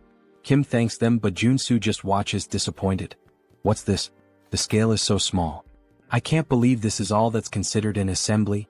Then a man enters the room. He looks around and scoffs. What a sight, pathetic. The other bishop finally appears. He glares at Kim. Tell me, who gave you permission to organize an assembly? Kim breathes deeply. Every priest in the order has the right to call one. The bishop smiles coldly. That only applies to regular priests? He leans forward. When it comes to an apostate, it's a whole different story. Kim furrows his brow. What do you mean by that? I never renounced my faith. The bishop smirks. Your level increased to 3 in just 3 months. There's no way someone could grow that fast by normal methods. So there's only one explanation. His eyes gleam. You sold out your brothers to gain more powerful divine power? Kim's eyes widen. That's absurd. I just found an efficient method. The bishop sighs. Enough with the excuses. He raises his hand and soldiers enter the room. Capture him. But before they can move, Joonsoo steps forward. Hey, we can't let you scare the kid like that. The soldiers turn to him. And who the hell are you? Joonsoo laughs. I'm his bodyguard. The bishop narrows his eyes. This is an affair of the order. We don't need outsiders interfering. Joonsoo smiles. But I just said I'm his bodyguard. So I'm not an outsider. He crosses his arms. By the way, what kind of boomer logic is that? Kim then speaks up. I just drank gold to level up. This can't be considered a crime. The bishop grows furious. Consuming gold is the act of a heretic. How dare you commit such blasphemy and still expect to escape unscathed? Kim opens his mouth to retort, but the bishop raises his hand. A fireball materializes in his palm. I'll purify you personally and offer you to our God. He casts the spell. Kim screams. The explosion lights up the entire room. Everyone holds their breath. Did Kim? But when the dust settles, Joonsoo is standing in front of Kim, unscathed, with a mana shield still glowing around him. He sighs. Attacking someone without warning? He furrows his brow. Now that's blasphemy. The bishop is left speechless. Why you blocked my magic? Joonsoo smiles. So, you really want to attack a potential apostle like this? The bishop grits his teeth. There's no way a heretic can become an apostle. Kim looks at Joonsoo confused. What do you mean? Joonsoo smiles. Don't worry. He pulls something out of his pocket. Just eat this and pray. Kim blinks. What? Why? The bishop raises his hand again. If you don't want to burn along with Kim, get out of the way. Joonsoo smiles even more. If I prove that he is an apostle? He narrows his eyes. What will you do? Suddenly, a golden aura fills the room completely. Kim falls to his knees, his eyes shining. He begins to pray. The bishop's eyes widen. It can't be. The arrival of an apostle? Joonsoo crosses his arms. There's a reason I didn't make Kim an apostle yesterday. He glares at the old man. It's because you have a serious mental delay. He then gives a half smile. And also, you're a detestable villain who envies Kim. So I need to eliminate you here. He grips the hilt of his blade tightly. The requirement for Kim to awaken, he points, is to consume a golden relic from another order. The bishop's eyes widen. Joonsoo smiles. And with you being accused of blasphemy, it won't be hard to ensure Kim becomes the true apostle. Suddenly, a golden halo appears above Kim's head. His eyes shine. The bishop takes a step back, terrified. Joonsoo raises his blade. Now that the apostle has arrived, his eyes turn cold and sharp. It's time to teach this blasphemer a lesson. He then looks at Kim. By the way, I want to ask something to your god. He smiles. How should we punish a bastard who murdered a bishop out of envy, and tried to blame his own son as a heretic to kill him? The bishop pales. How do you know this? Then, Kim hears the voice of his god. He lifts his head, and with an unwavering tone he responds. The only answer is to kill him. Joonsoo swings his blade, aiming directly at the bishop's neck. The blade stops a hair's breadth from his skin. He smiles. If this is the divine order, I can't refuse. The bishop trembles, his eyes filled with despair. Please, have mercy. Joonsoo runs the blade across his throat. Blood sprays and the body collapses to the ground. The air in the church grows heavy. Everyone is in shock. Someone has just died in the house of their god. Joonsoo then smiles indifferently. The problem was solved before this worm could cause any more damage. Even Priest Kim seems stunned. Still, he was one of our bishops. Joonsoo shrugs. No reason to feel sorry for him. He deserved this. He then looks at Kim. And now, what is your god commanding you to do? Kim closes his eyes for a moment as if listening to something. Then he breathes deeply. He ordered me to go to the Levant region where our order began, and offer gold there. Joonsoo smiles. I told you gold was the best choice. He crosses his arms. Now go there and expand your influence. Kim bows deeply. I don't know how I can repay you for all of this. Joonsoo pats him on the shoulder. You don't have to. I already planned to take advantage of it. Sometime later, Joonsoo arrives home. He stops in front of the statue of Kim. He smiles, satisfied. The reward for helping the priest was worth it. He looks at the valuable items he acquired. Among them, his first holy sword of rank or worth billions. But the most interesting thing is the divine statue, which creates a sanctuary around it. The sanctuary effect turns an area into a safe zone, protected by the will of its owner. If an enemy tries to invade, they suffer an expulsion or suppression effect. In other words, he can train like a madman without worrying about any interruptions. He begins his training. His sword strikes cut through the air. Time to have some fun. He raises his blade, an excited smile on his face. Sometime later, Joonsoo is submerged in the bathtub, holding his breath. He wants to test how long he can last without air. He emerges, looking like a wrinkled old man, gasping desperately. Okay, maybe I trained too much? Even the mana source isn't healing him properly. But still, he had plenty of time to practice his Enherjar cultivation technique and his mountain-crushing swordsmanship. And now, finally, he can assess the results. He picks up his phone. Joonsoo appears on the screen. Been doing well? Joonsoo laughs. Of course. But I need a warm-up. He stretches, excited. Is there anything I can help with? Joonsoo makes a face. Actually, we have a rather troublesome request. He pauses for a moment. Do you remember the first landfill? Joonsoo frowns. How could I forget? It was the first job I did, where I fought the porcupine. Joonsoo nods. Well, a whole cleaning team went in there, and they were massacred. This means that there are at least 6 active mutants there now. Joonsoo narrows his eyes. And why the hell haven't you called in the Janitors Association? Seonsu sighs. The authorities asked us to handle it secretly. They don't want this to become a scandal. Joonsoo snorts.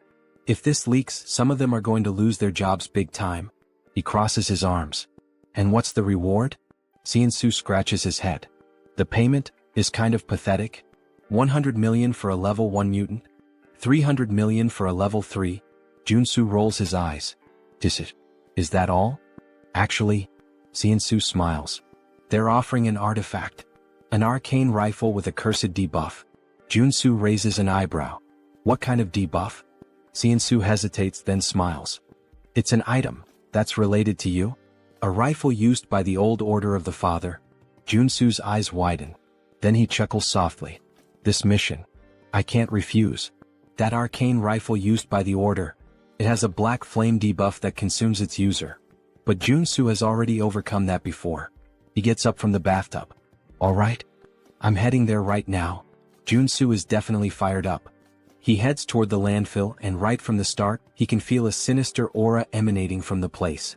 As he moves forward, holding his rifle, he mutters. They haven't cleaned this place for just a few days, and it's already this chaotic? Something's very wrong here. His senses are scrambled, he can barely see properly. He needs to prepare for a surprise attack. With a quick movement, he activates his sensory focus.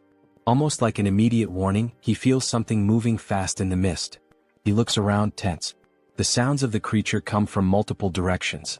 He can't pinpoint exactly where the enemy is. A strong wind blows behind him. He spins around immediately. And there it is, something like a gargoyle bat leaping straight at him. Joonsoo pulls the trigger. Die. The monster is riddled with bullets, but instead of falling, it flies away only wounded. Joonsoo frowns. Is that it? He keeps firing but soon realizes the bullets are ricocheting off the creature's wings. The beast loops through the air and launches back at him. Joonsoo rolls to the side, sliding to avoid the strike. Oh shit. If he hadn't switched to the evasion trait, he would have been torn in half just now. A flying bulletproof enemy? If I keep this up, the longer this fight lasts, the worse it'll get. There's only one solution. He lowers the weapon, aiming directly ahead. The monster charges toward him. I need to end this with a single shot. The enemy gets closer and closer. Bang. The shot hits directly between the eyes. With its last breath, the creature screams, crashing down on him, blood pouring from its head. Joonsoo laughs, still lying on the ground. I won. And on top of that, he unlocked a high-level shooting trait. Then he hears footsteps. The sounds of the fight have attracted more mutants. There are too many. He wouldn't be able to handle them all. But then, he smiles. Or maybe, he would. He activates stealth and hides behind a pillar, near the monster's corpse. I'll wait for them to show up first. In the next moment, a group of ridiculous-looking guys starts advancing. They seem to be made out of modeling clay. Joonsoo smiles, holding a grenade. Ah, it's nice that my little cuties have arrived. He throws a few grenades. Let's see. When you all gather in one spot, goodbye. Boom. The landfill explodes, debris flying in every direction. Joonsoo laughs, raising his rifle. That was just the beginning. He begins unloading bullets at the surviving creatures, turning the slime monsters into chunks. And he laughs even more, thinking that he should use these clever tactics more often. Then, something alerts him. More creatures appear around him. But these are different. They don't make a sound. Joonsoo hasn't noticed them until now. And there's one more thing wrong. They're not mutants. They're specters from a necromancer. And there are a lot of them. Suddenly, a radio in one of the specters begins to play. A voice speaks directly to him. Can we have a little chat? Joonsoo narrows his eyes. Are you talking to me? Then he sees it. The specter wasn't speaking. There was a speaker attached to it. He sighs, understanding everything. Well. So you're using these specters to communicate, huh? This means you're the necromancer who created them. The voice responds. Why are you causing destruction in my territory? Joonsoo scoffs. Your territory? This is a contaminated landfill, my friend. But then, something clicks in his mind. The truth hits him like a weight. The Cleaners Association on the surface seems like a benevolent organization. They clean contaminated mana, bringing safety. But in reality, they're one of the most dangerous groups in Arcane Seoul. Ah, I get it. The mana cleaning is just a cover. Behind the scenes, the organization is involved in all kinds of crime, expanding its influence. And this This is probably yet another one of their schemes. They created this situation on purpose. The government would have no choice but to ask for their help. And with that, the Cleaners Association's influence would only grow. Joonsoo closes his eyes for a moment. Then, he smiles, full of adrenaline. This just got a lot more interesting. Meanwhile, the Cleaners Association already has another plan in motion. They intend to use these incidents as an excuse to dismiss public employees who oppose them, consolidating their power even further. The necromancer's voice echoes through the speaker. There's really no reason for us to fight, you know? He pauses. I've got a proposal for you. Joonsoo rolls his eyes. Here we go. You're quite talented, the necromancer continues. Why don't you join us in the Cleaners Association? Joonsoo scoffs. And why would I join an organization that spreads terror with monsters in landfills? The voice stays calm. I'm serious. With your skills, you'd be at the top of our hierarchy. Without a second thought, Joonsoo flips him off. No fucking way.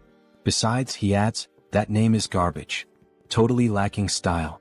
The necromancer bursts out laughing. Looks like you don't know your place. If you don't want to join us, the voice turns cold and sharp. Then you can just die. The specters charge toward Joonsoo. He shoots, causing a massive explosion that sends the specters flying in all directions. Sit down, buddy, he taunts. But the specters aren't mutants, they're magical summons. As long as there's mana, they simply regenerate. Joonsoo lets out a frustrated sigh. Oh shit. I forgot that firearms are useless against these things. He holsters his weapon and pulls out his sacred sword. Well, if that's the case, sacred attributes will take care of them. The necromancer's voice falters for a moment. A sacred sword? I thought you were just a shooter. Joonsoo charges, slicing through the specters with precise strikes, cutting them in half. Shut up, he growls. I'm going to find you, and when I do, you'll regret it. He advances, slicing through the fast-moving specters, severing limbs and limiting their mobility. Thanks to his attribute advantage, the fight isn't difficult. But the specters keep coming. Okay, enough, he mutters. Time to change tactics. He activates his resistance traits and combines them with the abilities of his artifacts. The sword, gloves, and necklace he bought from the store. Now, with 9 traits active, he believes this will be more than enough. Let's see how far this takes me. He launches forward, releasing an attack in the form of 4 aura blades, sending the specters flying backward. It works, but it's draining my energy pretty fast. He fires another attack, destroying even more of them. But some simply ignore the damage. The world around him begins to spin. Shit. I'm getting dizzy. But, just one more attack. His body starts to glow blue. He takes a step forward, and in the blink of an eye, he surges straight ahead like lightning. The ability he just unlocked is called Charge. A trait that allows him to move at high speed, dealing damage to everything in his path. He grins excited. I didn't expect to get this, but I'm glad I did. As he cuts through the specters like a rocket, he's already thinking ahead. If I can unlock another skill now, that'd be perfect. He bends his knees and leaps into the air, unlocking another trait called Jump. Yeah, it's exactly what it sounds like, he laughs. With Charge and Jump combined, escaping or attacking becomes a breeze. As he descends at high speed, he mocks. Now these idiots won't even know what hit them. He leaps and charges repeatedly, bouncing across the battlefield like a human projectile. After a while, he collapses, exhausted. Most of the specters have been destroyed. But his body is on the verge of breaking down. The necromancer's laughter echoes from the speaker. I didn't expect you to be a paladin. Now, I want you even more. Joonsoo struggles to get back on his feet. If you're so confident, why don't you show yourself? The necromancer responds with contempt. What kind of idiot mage would face a warrior in direct combat? Instead, accept my gift. Before him, a corpse begins to move. It's a shield bearer, a level 2 undead. Joonsoo clicks his tongue. This is going to be a problem. He still hasn't fully healed. The shield bearer raises its weapon and brings it down violently toward him. Joonsoo narrowly dodges. But before he can react, a purple arrow soaked in dark mana cuts through the air, and it strikes him in the back. He spins quickly, trying to understand what's happening. The necromancer's voice comes through again. Your moves are pretty decent. I can't wait to turn you into a death knight. Joonsoo narrows his eyes. This reminds me of a rule in Arcane Seoul. When you fight a necromancer, you should never focus on their servant. He leaps into the air, pretending to prepare an attack, but it's a feint. Instead, he dives straight to the ground, sliding beneath the undead's shield. His eyes scan the area, searching for the origin of the shot, until he finally spots it. Up high in the balconies, a silhouette stands out. So, it's you? Joonsoo activates charge, dodging the shield-bearer's attack and rushing directly toward the necromancer. He propels himself off the ground, soaring through the air. Time to finish off this coward. He draws his sacred sword, pointing it at the enemy. You made a fatal mistake by revealing yourself. Karen, the necromancer, smiles with disdain. So, you have a brain after all? Joonsoo narrows his eyes. Now that I see your face, I recognize you. You're Karen, a Reincarned necromancer. One of the directors of the Association of Cleaners, and the final boss of this damn landfill. Superhuman level 3. Karen raises his hand indifferently. Things aren't going to go the way you expect. Suddenly, spectral purple hands shoot out from his back, grabbing Joonsoo from all sides. He struggles trying to break free. Karen simply laughs. You'll never catch me. Then he fires magical arrows and releases a devastating electrical discharge. Joonsoo screams in pain while Karen watches, satisfied. That scream? It's beautiful. He laughs loudly. You should have known your place. Joonsoo, still trapped, smiles. Actually, this is my ultimate technique. He raises his hand, conjuring a massive black fireball. Black flame. Karen's eyes widen. What? Joonsoo forces his arm to break free. This is the end of the game. Karen tilts his head. Why are you trying so hard? It's actually adorable. Joonsoo grins slyly. You really think so? From the very beginning, I never intended to finish the fight quickly. Karen furrows his brow.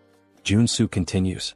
When a boss uses their ultimate attack, if you equip the right traits, something fun happens. Karen rolls his eyes. Enough with the small talk. He shoots the black flame directly at Joonsoo. The black sphere, roaring with malevolent flames, advances rapidly. The spectral hands still hold him in place. Joonsoo smiles. It's now. When the three pillars, sword, magic, and physical power, align in perfect harmony, a supreme technique manifests in the face of certain death.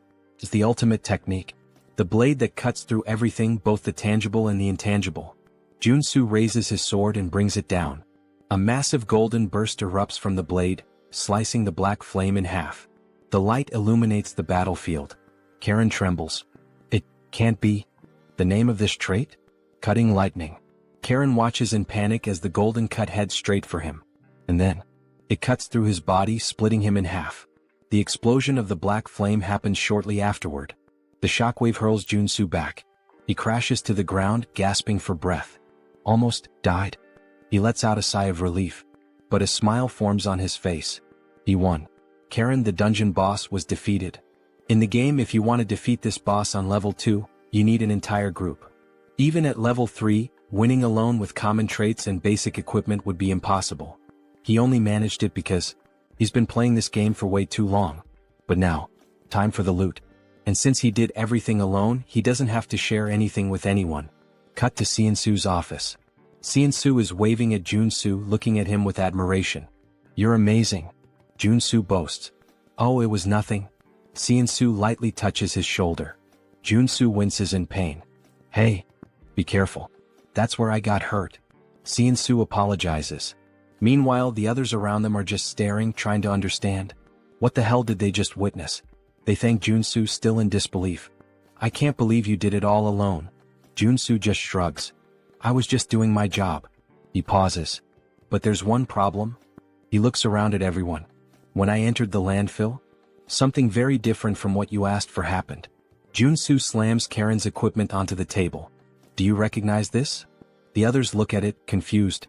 He points to the pieces. They're mana equipment, used to create specters. Equipment that belongs to Karen from the Association of Cleaners. A heavy silence falls over the room. Then Joonsoo confirms. That's right. This incident wasn't an accident. It was planned. The man slams his fist onto the table, his face red with anger. I can't believe those bastards did this. Joonsoo crosses his arms. Looks like they never liked you from the start. The man grinds his teeth. They always charged us ridiculous fees. We've had our own conflicts before, but I never imagined they'd take it this far. Turning innocent people into mutants? Joonsoo observes his reaction. Did he really not know? But thinking about it, it makes sense. In the game, The reality of the association is only revealed after the player completes this mission. The man lowers his head, ashamed. I'm sorry we put you in unnecessary danger because of this. Joonsoo shrugs. I just did what I had to do to blow up the bad guys. He smirks. But, of course. I hope there's a good compensation, not just a simple apology. The man nods, picking up 2 boxes and placing them on the table. This is the reward we promised. Joonsoo furrows his brow. Wait a minute. Why are there 2 boxes instead of 1? The man explains. One contains the arcane pistol we promised. The other is an extra reward for you taking on such a dangerous task. Joonsoo opens the second box, his eyes widening. Wait, is this sacred water? He nearly freaks out but quickly hides his excitement. This is an essential potion and I always have to buy it at the temple. Are they giving it to me for free? The man gives him a final warning. Stay safe. We'll use this evidence to officially accuse the Association of Cleaners. Joonsoo clicks his tongue. So that means they're going to retaliate against me, right? The man confirms with a nod. Exactly. But we can't just let this slide. Joonsoo smiles, confident. Don't worry. I'll find a way to survive. That night, Joonsoo and Seoul are driving through the city center. Seoul at the wheel sighs. Maybe it's a good idea for us to stay off the radar for a while. The Association of Cleaners won't let this go. Joonsoo shakes his head. I don't think hiding is the best plan. After completing the landfill mission, the player gets a chain of quests. Eventually we'll end up clashing with them again. It's natural. After all, I just killed one of their directors. He looks out the window, thoughtful. But the most important thing? The association's quest line splits into 2 routes. The worst one is doing nothing and just wasting time. Seoul raises an eyebrow. And why is that? Joonsoo smiles bitterly. Because in that case, the president of the association attacks your house with dozens of superhumans? Seoul swallows hard. Joonsoo continues. On the other hand, the easier route is the one I'm considering. He turns to Seoul. Have you ever heard of Jeonnyeobong? Seoul goes serious. Of course. It's that restricted area south of the region. There's a huge poppy plantation there. If you're caught inside, you're screwed. Joonsoo smiles sideways. Exactly. And guess what? That place belongs to the Association of Cleaners. Seoul's eyes widen. They have dealings with poppies? Joonsoo shakes his head. No. It's not about the poppies. They're conducting body modifications and human trafficking there. They're nothing but a luxury crime syndicate. Seoul's eyes widen. Are they crazy? Joonsoo nods. Exactly. And that's why I'm going to strike first.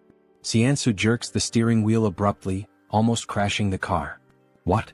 Say that again? Joonsoo ignores him and instead pulls out his phone, showing a list of supplies. Claymores. EMP bombs. Among other dangerous and expensive things. Seoul blinks, confused. What the hell do you plan to do with all this? And, do you have any idea how much this is going to cost? Joonsoo smiles wryly. Money is something only amateurs worry about. These items? I got them while cleaning up the monsters at the landfill. Seoul inspects the materials and nods, impressed. This should cover the costs. But, Joonsoo, even you couldn't take on the association alone. The president is level 4. The executives, level 3. Joonsoo leans back in his seat, looking at him with a confident smile. Who said I'm going to fight alone?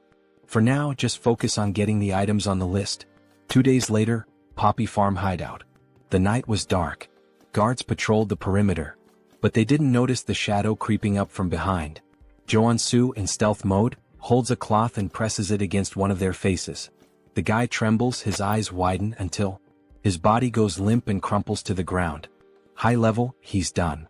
The other guard turns at the sound. Hey, what? Bang. A direct shot to the chest. The man falls dead immediately.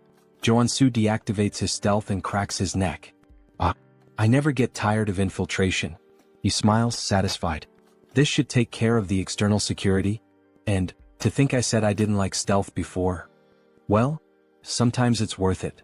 He moves away, grabbing his communicator. But before he could speak, crack. A man flies into the wall, his face deformed by the impact. And then he appears. Iron Fist. Thanks for clearing the way. We've taken control of the underground with no trouble. He spits on the ground, scanning the area. These guys are real monsters. They forced body modifications on both kids and adults. and then traffic them out of the country. Joonsoo nods. That's exactly why we need to put an end to them. He adjusts his earpiece. Did you finish checking the place? Iron Fist walks through the lab examining the machines. Yeah. This place is a legitimate modification workshop. Joonsoo smiles. Great. Once we're done, it's yours. I'll help you strengthen your men. Iron Fist crosses his arms, studying Joonsoo. This sounds good. But are you sure you can take on the association? If they get involved, it's going to be a problem for everyone. I don't want to deal with the fallout. Joonsoo laughs, pulling out his lighter. Have you ever seen me act without a reason? He lights the flame, watching it dance between his fingers. This farm is their main source of income. But the security here is much weaker than the rest. That means it's the perfect place to start bringing down the association. Iron Fist narrows his eyes. Wait, what are you? Joonsoo tosses the lighter. The next morning, Association Tower. A man runs down the corridor panting. He bursts into the presidential office. Mr. President, we have a problem. The man sitting at the desk furrows his brow. What happened? The employee swallows hard. The poppy farm was attacked. The president furrows his brow. By who? The man trembles, his voice caught in his throat. It was the man who killed Karen. He took control of the hideout. The president clenches his fists. Then, boom. His punch destroys the desk, cracking the floor. How dare they? His eyes burn with rage. And then, the screen presents his name. Park Dae-iop, president of the Association of Cleaners. The assistant, trembling, extends the phone to the president. Sir, look at this. On the screen, a ridiculously bold selfie of Joonsoo appears. Behind him, the poppy farm is ablaze. The president grits his teeth, his eyes twisting with fury. Then, with a single grip, he crushes the phone in his hand. I will make sure the warrior Kim is reduced to ashes. Sometime later, farm grounds. The poppy field? Completely destroyed. In its place, an entire battalion from the association. Soldiers scan the area dazed. I can't believe it's all gone. That warrior Kim is a damn psychopath. In the middle of them, a bald man steps forward. It doesn't matter. Our only job is to capture him. The Department of External Affairs will show the president what we're capable of. The troops begin advancing. Baldy, the bald man, eyes the surrounding buildings. He might be sniping from one of these. Stay alert. One of his men grips his weapon tightly. If he shows up, we blow him to hell on the spot. Suddenly, something glints from a window. There. Gunfire rips through the air, striking the barrel of a rifle. Falls and Baldy smirks. My prediction was right. The troops start celebrating, but then, the ground trembles. Baldy frowns. What? Boom. A massive explosion sends soldiers flying. The survivors glance around, panic setting in. Are those claymores? Before they can react, a rocket streaks across the sky, heading straight for them. Baldy looks up. Oh shit. Our IP brother didn't even last 5 pages. Meanwhile, in the underground security room, Joonsoo laughs, watching everything through the cameras. Good thing I spent all night setting up these bombs. And of course, thanks to my special talent. Stealth, obviously. They never would have found them in time. The troops start retreating, but it's too late. Every step triggers more mines, throwing them into total chaos. Joonsoo crosses his arms, satisfied. I may be crazy, but I'm not crazy enough to take on hundreds of them head-on. I'll wipe them all out from right here. Explosions consume the battlefield. In the midst of the carnage, something gleams. A mana barrier. The association's president, Dae-iop, narrows his eyes. Looks like he came well prepared, despite the way he taunted us. Beside him, a man steps forward. Leave this to me. I've analyzed all his patterns. His voice is so cold, so precise it almost sounds... Wait. He talks exactly like me. He must be a robot. On the screen, a name appears. Cyborg. Superhuman class R level 3. Vice President of the Association. Dae-iop glares at Cyborg, his voice dripping with hatred. Bring him to me. I'll make sure he dies the most painful death possible. Suddenly, boom. A grenade detonates near them. Cyborg doesn't move. The blast radius doesn't reach here. Well, since they're throwing grenades to test the waters, we can just clear the traps and move forward. Another rocket fires straight at them. Sometime later, Cyborg raises his hand and simply swats the rocket aside, sending it exploding behind him. His men stare, slack-jawed. He turns to them. Did you track the shot? Yes, sir. It came from the right side of the rooftop. Good. Shoot him. The troops opened fire, tearing the location apart. But as the dust settles, it was just automated turrets. Cyborg grins, satisfied. We're almost at his hideout. Time to show that bastard what hell looks like. Or maybe, he's already getting a taste of it. Inside the bunker, Joonsoo clenches his teeth.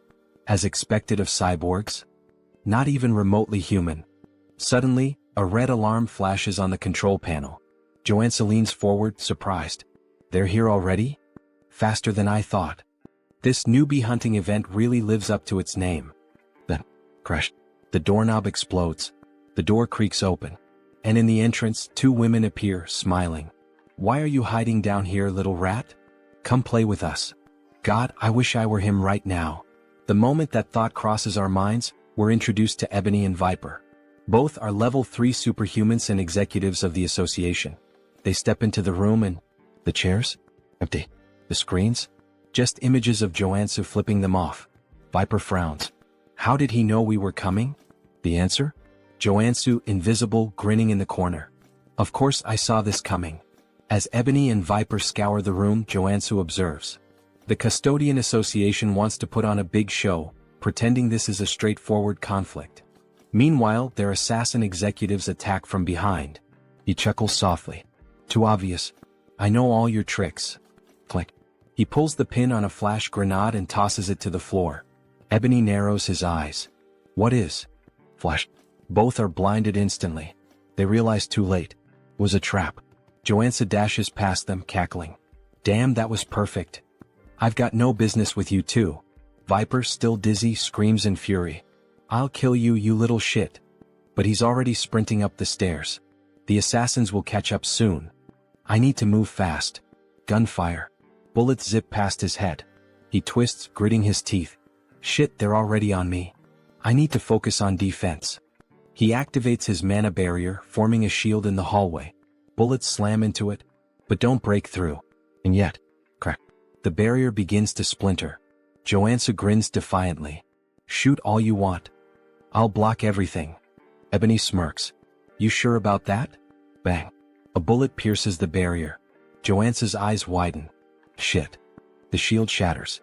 Shards fly across the corridor. He stumbles back, trying to recover. Ebony steps forward, gun still smoking. How'd that taste? These bullets are laced with explosive magic. Joonsoo mutters a curse under his breath, but then, his eyes land on a clock. Important enough to catch my attention now? Viper pulls out a crossbow, loading a shot. Oh, and don't forget. The sweets come from the sides. Twang. The bolt whistles through the air, and buries itself in his side. Tisk. Pain flares through his body. Viper smirks cruelly. That's nothing. Compared to the pain you're about to feel. Joonsoo grits his teeth. You guys are just dime store villains, in ridiculous latex suits. Viper's smile vanishes instantly. What? She lunges forward, and kicks him square in the face.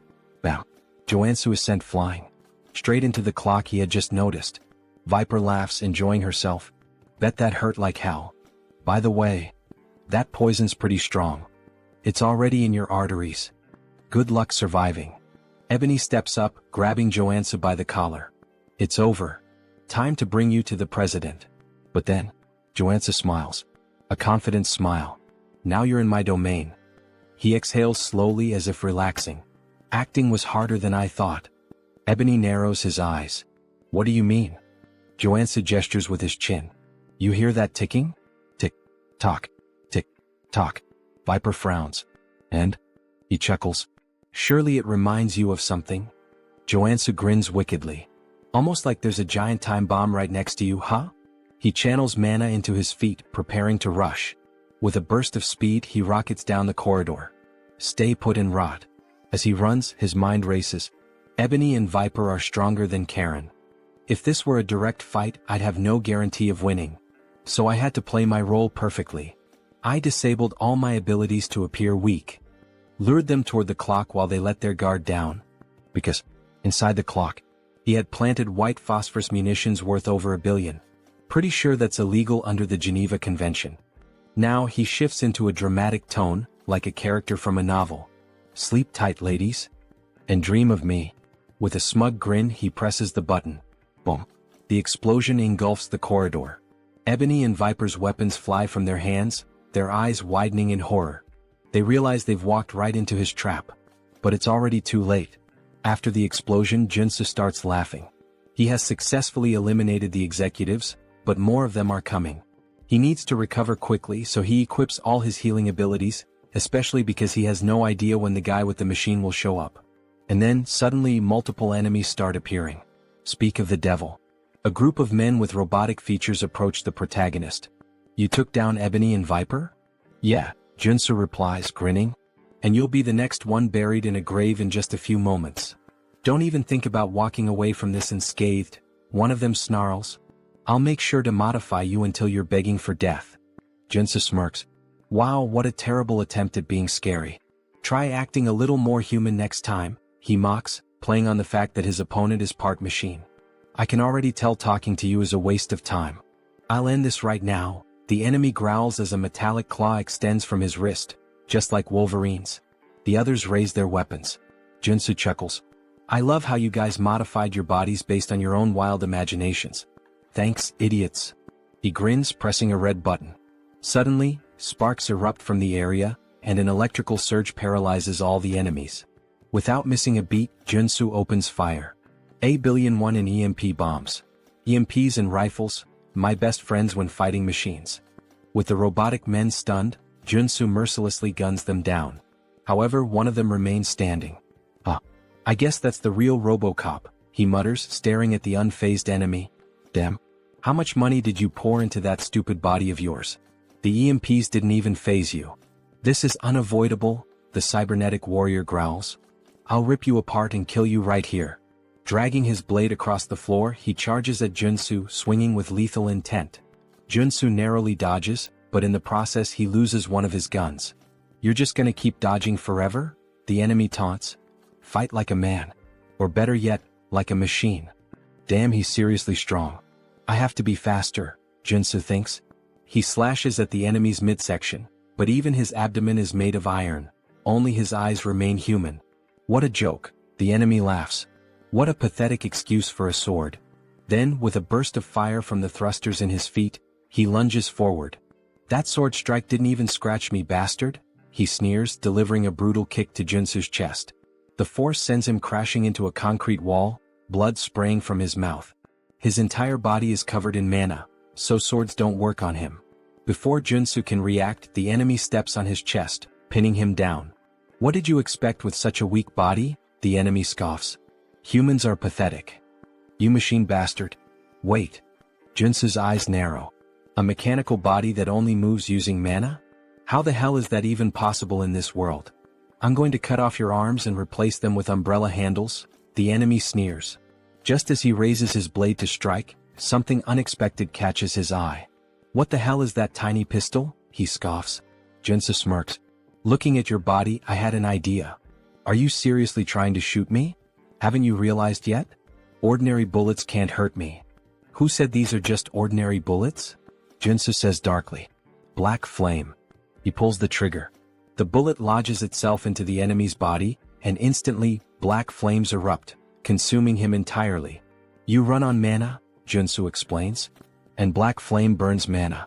In other words, once it touches your body, there's no way to extinguish it. The enemy's mechanical body is engulfed in unrelenting black fire, his movements growing sluggish. You really should have stopped modifying yourself at some point, Joonsoo taunts, laughing wickedly as he watches his opponent burn. RoboCop continues to burn. As he falls to his knees, Johnson bids him farewell and drives his sword straight into his eyes, leaving his lifeless body sprawled on the ground. Now there's only one step left in his plan. It's time to wipe out the entire association, he declares, laughing as he guns down every enemy in sight. Explosions erupt throughout the garden. They're just headless chickens without their executives. Run, run, there's no hope for you. The screams of his enemies are music to his ears. Suddenly, a deafening sound rings out, sending a sharp pain through his head. What the hell is this? And then he finally arrives. Eyes glowing red like a tiger's. It's really him, the president of the association. A level 4 superhuman. His gaze locks onto Joonsoo. And then, he leaps. A massive jump, like something out of a superhero movie, soaring straight up and landing right in front of Joonsoo. What the? Did he just jump from the ground to the rooftop of a 5-story building? I have never experienced such humiliation before, the president says coldly. I will take great pleasure in punishing you for interfering with the Custodians Association. He moves fast. Shit. Joonsoo tries to unsheath his sword, but before he can react, boom, he's sent flying. Had he not swapped his abilities to defensive traits in time, that single attack would have killed him. But I can't beat him if I only defend myself. Without hesitation, Joonsoo switches back to offensive traits and launches a piercing attack. The president dodges effortlessly. Interesting skills you have, he muses. But how will you handle this? Joonsoo pulls out his pistol loaded with black flame rounds and fires. The president smirks. Oh, I like that. With a flick of his hand, a barrier materializes, blocking the attack with ease. He nullified my 2 best abilities like they were nothing. Before Joonsoo can react, the president charges in and lands a rapid barrage of punches, knocking him to the ground. He's unbelievably strong. Is that all? The president sneers. As expected. It was impossible from the start. Park Daop was born with an SR rank, his stats overwhelmingly powerful from the beginning. Meanwhile, Warrior Kim was just an NPC. A weak, low-level character. The gap between them was absurd. Is this your final battle? The president taunts. You know how I took down your subordinates? Joonsoo asks, wiping blood from his mouth. What? I took out Ebony and Viper with white phosphorus rounds. The cyborg? EMP bombs. Now tell me, what do you think I've got prepared for you? You? Prepared for me? Impossible, you idiot. No, it's not. Joonsoo's body begins to change. For a level 2 superhuman to defeat a level 4 superhuman, there's only one way. Trait activated, body mutation. Muscle mutation. His body shifts and twists into something monstrous. Warrior Kim has become a mutant once again. What? He chose to become a mutant. Joonsoo's breathing grows heavy. I won't be able to control myself for long. But he's prepared for this. Flashback. In the shop he bought a specific item, Berserk glasses. This item grants the frenzy trait for a limited time. And that's exactly what he needs right now. Joonsoo crushes the glasses. A new sensation floods his mind. All distractions disappear. His thoughts fade. Only bloodshed, death, and combat remain. Here we go. Joonsoo launches a furious barrage of punches. The president blocks them, eyes narrowing. He doesn't know what ability Joonsoo just activated, but one thing is clear. This is about to get fun. Let's begin again, the president says, activating his own ability, Rage. His base stats skyrocket. Now let's have some real fun. Both fighters charge at each other. Fist meets fist. Neither backs down. This won't be enough to take me down, Joonsoo grins. Same to you, the president replies. Their battle turns into a brutal exchange of punches, fists flying like a high-speed boxing match. A real Japan versus USA boxing showdown. Who got the reference? Leave a comment on the video. Joonsoo lands a solid jab straight to the president's face, sending blood spraying through the air as the impact forces him back. New traits acquired, super strength and iron armor. A primal roar erupts from Joonsoo's throat, his excitement for battle overwhelming all reason. I can do this all day. Alright, the president chuckles. I'll admit you're strong. It's been a while since I had a fight this good, but I'm done analyzing you. This is my victory. Quit bluffing and fight. Joonsoo growls, throwing another punch. But the president effortlessly dodges. All you do is throw mindless punches, he scoffs, sidestepping each blow with ease. Then, in one swift motion, he counters, driving a devastating punch into Joonsoo's gut. Blood spurts from his mouth. Bastard. The president smirks, dodging again. Go on, keep swinging those sloppy, untrained fists, he taunts. And then, boom, he delivers a brutal uppercut, sending Joonsoo flying. Damn it. In close combat, he has a massive advantage. The frenzy trait's effect is starting to wear off. There's no other way. I have to go all in on this next attack. Joonsoo knows he can't win a hand-to-hand fight. He begins channeling his energy, preparing to swap his traits. What kind of cheap trick are you planning now? The president sneers. You're done. He charges forward to end it, but Joonsoo grabs his wrist. Fine. I'll admit it, you're better than me in hand-to-hand combat, Joonsoo says, locking eyes with him. But as you can see, I'm not a brawler. A dangerous grin spreads across his face. I'm a swordsman, you bastard. Joonsoo channels power into his hand. And in an instant, a massive sword materializes. Before the president can react, a blinding light erupts point blank, piercing straight through his heart. You can use that ability barehanded? The president gasps. This was a good fight. His body trembles, and then collapses lifeless. Joonsoo exhales heavily. Shit. I really pushed my body too far this time. A system notification appears. Status effect, disease. Suddenly, a wave of unbearable pain surges through him, like his body is tearing itself apart. Arg? But then, a golden beam of light bursts from his body. His monstrous form begins to fade, his body slowly reverting back to normal. Warrior Kim has ascended to level 3. Oh god. Thank you, I leveled up just in time. A weak chuckle escapes his lips. I really am one lucky bastard. Then, his body gives out. He collapses unconscious. When Joonsoo finally regains consciousness, he finds himself submerged in the bathtub of his own home. Home? Mr. Superhuman, are you alright? Joonsoo blinks, looking up at the concerned face of Director Choi. What happened? Choi. I thought you were dead. Choi says, tears welling in his eyes. You were lying there, surrounded by all the members of the association. So, you brought me back home? Joonsoo asks, piecing it together. Yeah, Choi nods. I noticed you were still breathing, so I threw you into a mana spring. You've been unconscious for a week. A whole week. Now that Choi mentions it, he does feel a lot better. You're seriously amazing, Choi says, shaking his head. You single-handedly wiped out the president of the Plumbers Association. Yeah. I know, Joonsoo smirks. I guess I'm kind of a big deal now. Not just kind of, you're insanely incredible. Stop flattering me, Joonsoo laughs. Oh, and by the way, Choi adds, I took the liberty of collecting all the loot from the fight. Take a look later and let me know if you need anything. Got it? But first, I need to fully recover. Joonsoo's expression darkens slightly. Now that I'm level 3, there's somewhere I need to visit. A malicious smile crosses his lips. 1 week later, Joonsoo arrives at the Mana Measurement Center. Now that he's level 3, he will officially be promoted, receive a certificate, and gain access to countless benefits. This is insane, Mr. Superhuman, Choi exclaims. I've never seen anyone level up as fast as you. You're gonna start your own country soon at this rate. Joonsoo scratches his head, looking embarrassed. I wouldn't go that far. Maybe I should get my certification now? He asks, flashing a JoJo fan grin. The examiner chuckles. Of course. Please come this way. After a while, the girl officially hands over the certification paper. Thank you. I'm so jealous of you. Ha. Me? Why? Joonsoo asks, puzzled. For so many reasons. I wish I were as strong as you. Baek Soren showing this kind of emotion? Feels so strange. Unimaginable even. In the game, she's a berserker warrior, a ruthless killing machine, more like a psychotic girl drenched in blood than someone who'd ever say something like this. Joonsoo pauses, thinking. He doesn't have any immediate plans after this, so... Hey Baek, would you like to become a superhuman? Of course. Who wouldn't want that? Then how about you become my student? Baek blinks in surprise. If you agree, I promise, I'll turn you into a superhuman. And a strong one at that.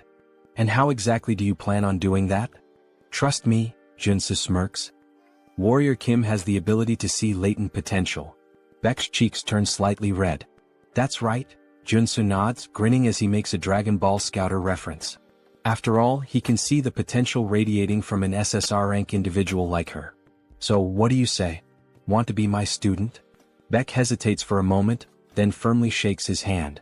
Alright. I guess I can trust you. A wise decision, Joonsoo says. But inside, he knew it, he'd captured her just like a Pokemon master. Now it's time to train an SSR rank warrior. You won't have to pay me anything, Joonsoo continues. Just return the favor once you awaken as a superhuman. That's nice and all, but I should warn you, I already failed to awaken once, even after undergoing rigorous training. It won't be easy even for you, Mr. Superhuman. Joonsoo just grins. Don't worry about that. Just have faith. Because he already knows what will trigger her awakening. He's seen her story unfold in the game. Baek Soren's unique awakening. Star Killer of the Heavens. A trait that signifies an embodiment of pure bloodlust, a force that stains the world red. Berserker Level 1 Trait Effect. Combat Experience plus 1000%. While this trait dramatically increases the experience gained in battle, it comes with dangerous side effects. It risks corrupting her mind, turning her into a bloodthirsty psycho-killer obsessed with combat. Her awakening event perfectly matches her unique trait. You'll need to prepare yourself, Joonsoo warns. Prepare? As in, I'll need a lot of money? I don't make much in this job, Beck jokes, making a quiet hand gesture. No, Joonsoo shakes his head. You'll need something far more important than money, mental fortitude. Beck tilts her head, confused. But before she can ask more, "Excuse me, Mr. Kim," a staff member interrupts. "You've been invited to a meeting. Would you follow me to the 5th floor lounge?" Joonsoo's eyes narrow. An invitation to the 5th floor? That's strange.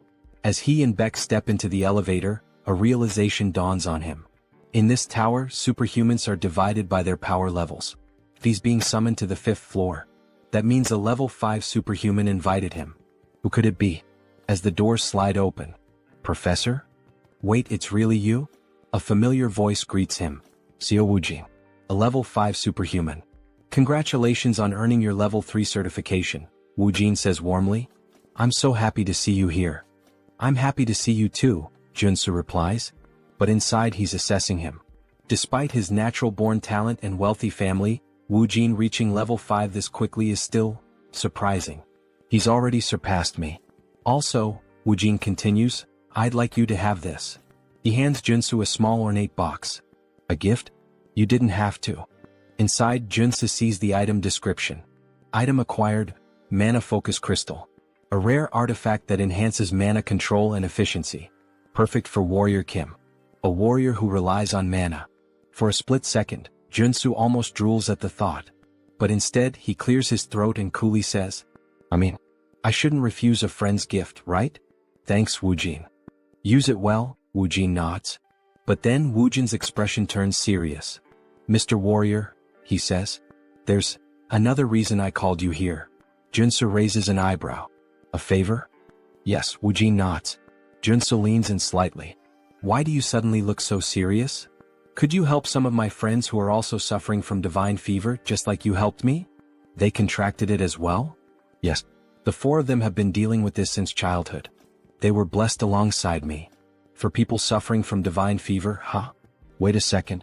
Is he talking about those characters? If so, then this is the perfect opportunity to make things a lot easier." "Of course," Joonsoo nods, radiating an angelic aura. "I could never refuse to help those in need. Thank you so much, Sir Warrior, for your generosity. But before we begin the treatment, I'd like to meet them first." "Of course. I'll arrange a meeting right away." Later that day, Woojin's estate. "Here they are, Professor." As expected, Joonsoo was right.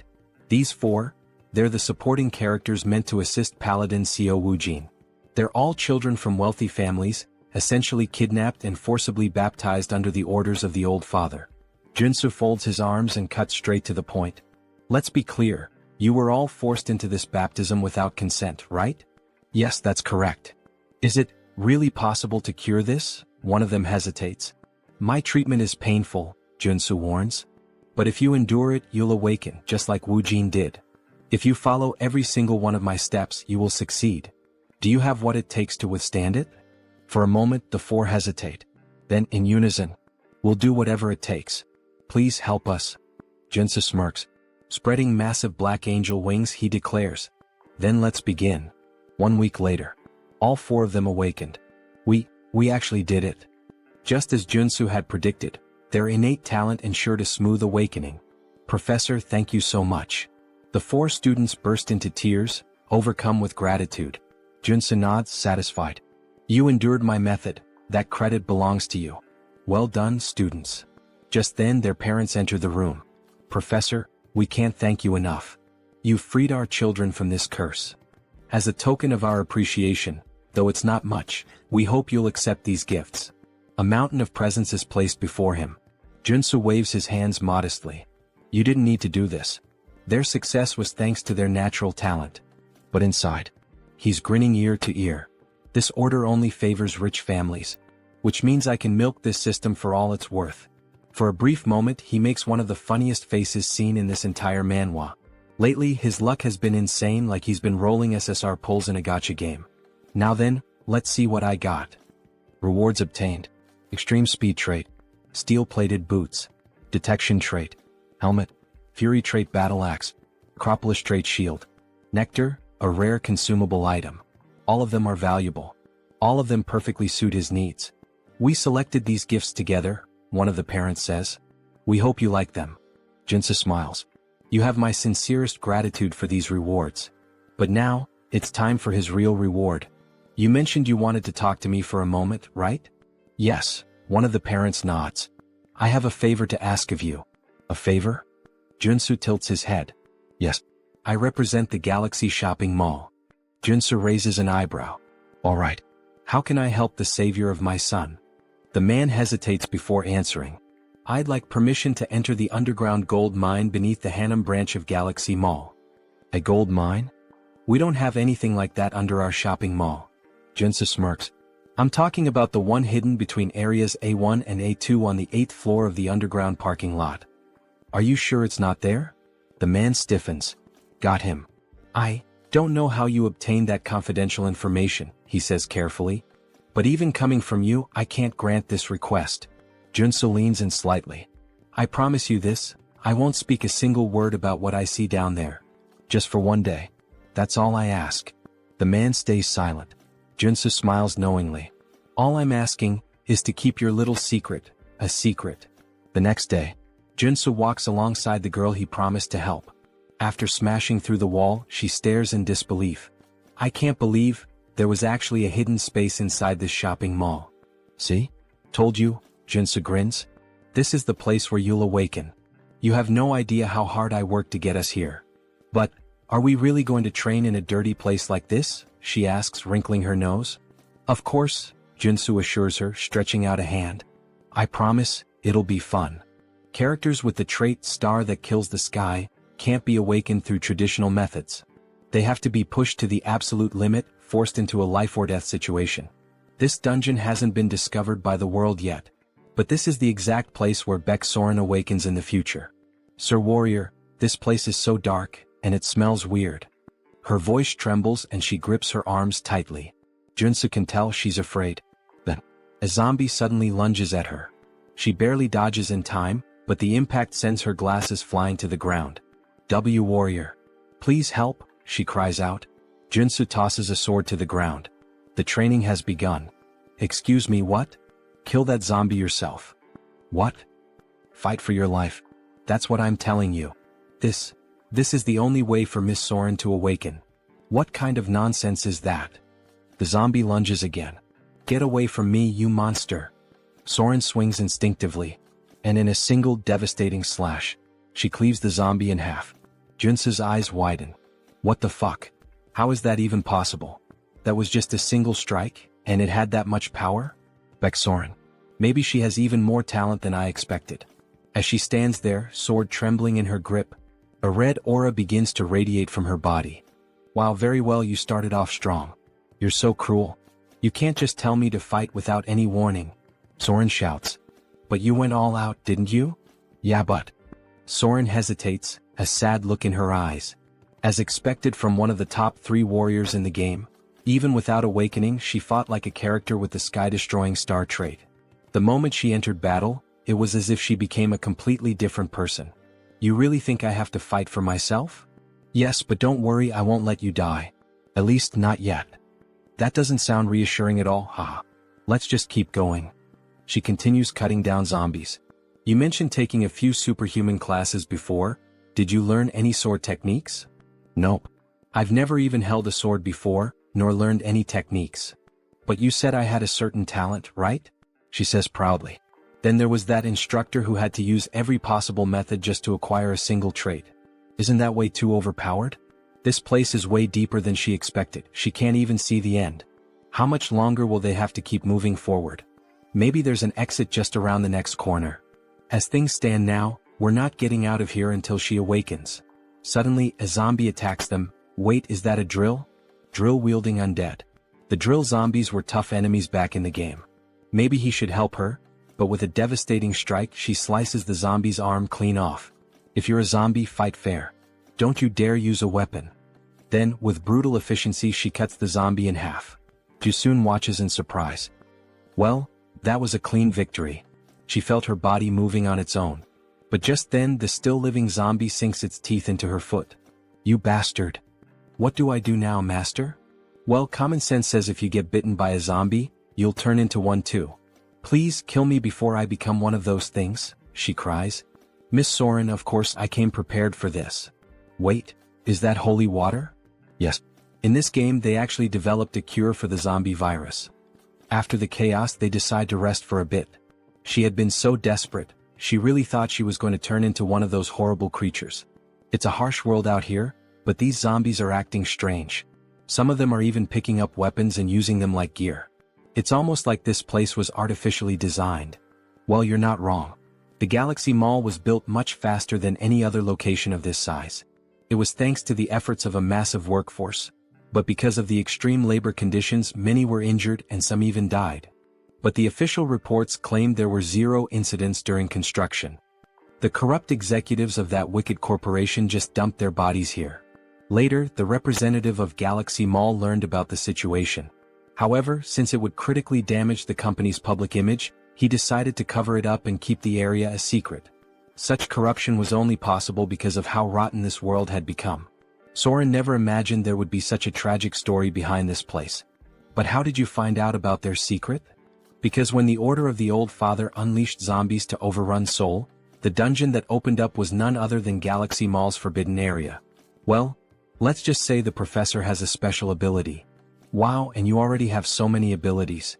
Since this was the place where Beck Soren was first attacked by zombies, he figured it would be the perfect location for her to train and awaken. But up until now there had been no sign of her awakening. These victims are still suffering even after death. I just hope we can at least put them to rest. Oh, so it looks like you've finally found some determination. At the same time, she couldn't shake the strange feeling that she had to keep fighting. Alright, let's go. It's finally starting. All of a sudden, the temperature in the area plummets. This place, it's eerie.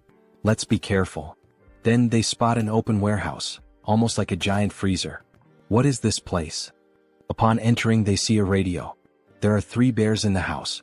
Papa Bear, Mama Bear, Baby Bear. A children's song. This is creepy. 3 bears in a house.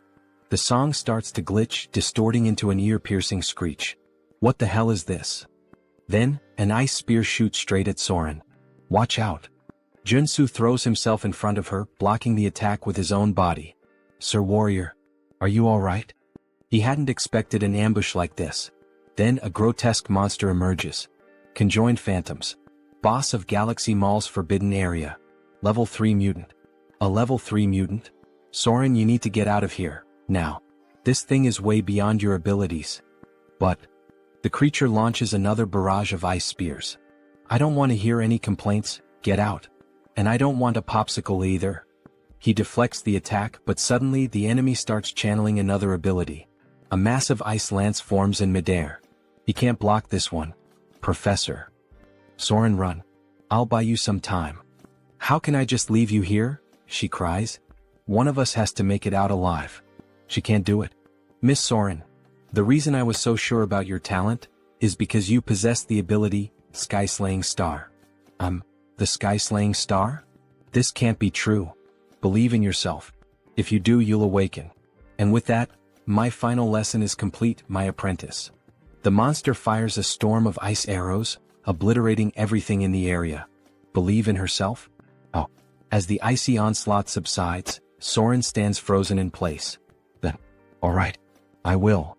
I will trust in my own abilities, Professor. A golden light surges around her. Her eyes burn red. What was this power she was wielding? Ha ha ha. Then please, don't give up. Joonsoo watches in awe. In an instant, she shatters the thick layer of ice encasing her. She has finally awakened. Beck Soren, SSR rank superhuman, level 1 warrior. What is this power? Shrill. I've truly awakened. Before a spear can pierce her, Joonsoo moves, cutting it to pieces. Now that you've awakened, it's time to drop the act. The Sky-Slaying Star has a condition for awakening. You must face a life-threatening situation and possess the mental strength to overcome it. You put yourself in danger just to make me awaken? You did an excellent job. But now, it's time to fight. Baek Soren, the sky-slaying star. The mutant lets out a furious roar, then begins channeling a new attack. He looks pretty pissed off, Professor. Don't worry. You'll be fine as long as you deflect his attacks before they touch your body. To prove his point, he demonstrates, effortlessly knocking aside an incoming strike. See? It's not that hard. But when he glances back, he sees Soren trapped in ice. Are you alright? Right. Even though she's awakened, she's still just level 1. It's unrealistic to expect her to master everything perfectly right away. She had been caught by multiple ice barrages, yet she wasn't seriously injured. Looks like you're fine. Upon awakening, every warrior receives their initial trait. Hers was Indomitable, a trait that grants strong resistance against all abnormal status effects. Before awakening, she constantly felt like she was about to die. Now she barely feels a thing. Fascinating. As expected from an overpowered character, she got Indomitable, the best defensive trait. As for him, since he had overseen multiple awakenings from his previous apprentices, he had gained the Perception trait, allowing him to see all of his enemies' traits. A ridiculously powerful PvP ability. Oh yeah, that's broken. I don't think that'll be of much help right now. Well, don't worry about it. For now, let's train with your new awakening. Both of them start running. She acquires the haste trait. Good, you've already picked it up. Her combat growth is incredible. Her body feels like it could take off at any moment. She wants to keep fighting. Watching the professor leap to dodge 2 ice blocks, she instantly learns the same technique. Wait, I'll cut it for you. But before he can react, she's already next to him. What the? How did you get here? Well done. You can already use that ability. It felt like I was flying. Will she surpass Joonsoo in just a few days? Just like Seo Woojin did? Alright, Professor. What's the next move? Use the traits you just learned to pull the mutant's attention. While you keep him occupied, I'll finish him off. I've already taught you everything I could, so it's best to end this quickly. Understood. Soren starts dodging every attack with ease, gliding across the ice as if she were skating. Come on, hit me, you dumb mutant. She suddenly gains 2 more traits.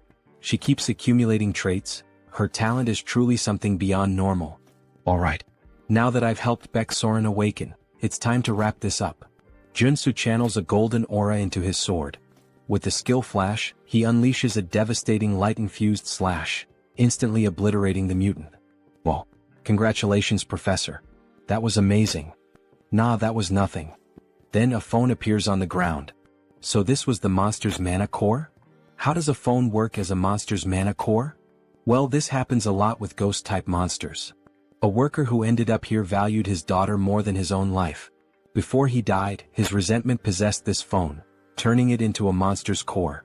I hope he can rest in peace now, Soren says, tears welling up in her eyes. I'm sure he will. Suddenly, the phone transforms into 2 mana cores. These are called crystals.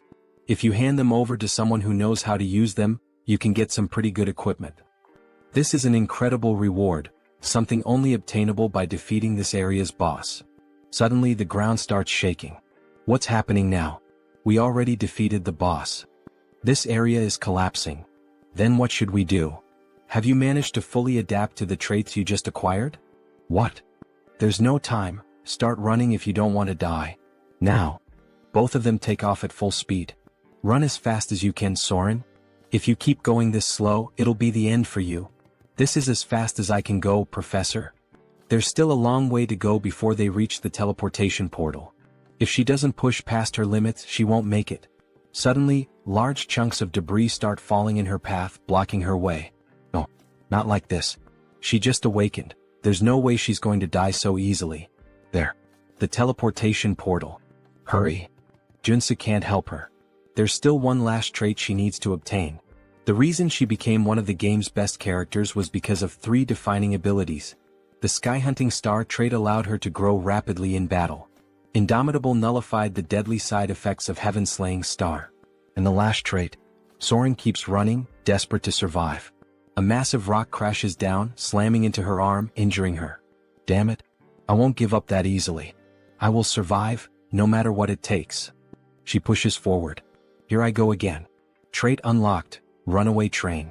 Ignoring the pain, she dashes forward, barreling past the obstacles in her path. Joonsoo loses sight of her. Did she fail? Then out of nowhere she bursts through the rubble, grabbing onto him. Let's get the hell out of here, now? Whoa, damn, something big is pressing up against me, haha. Just as they leap through, the portal shuts behind them. Trait unlocked, narrow escape. Grants a second chance at life when facing certain death.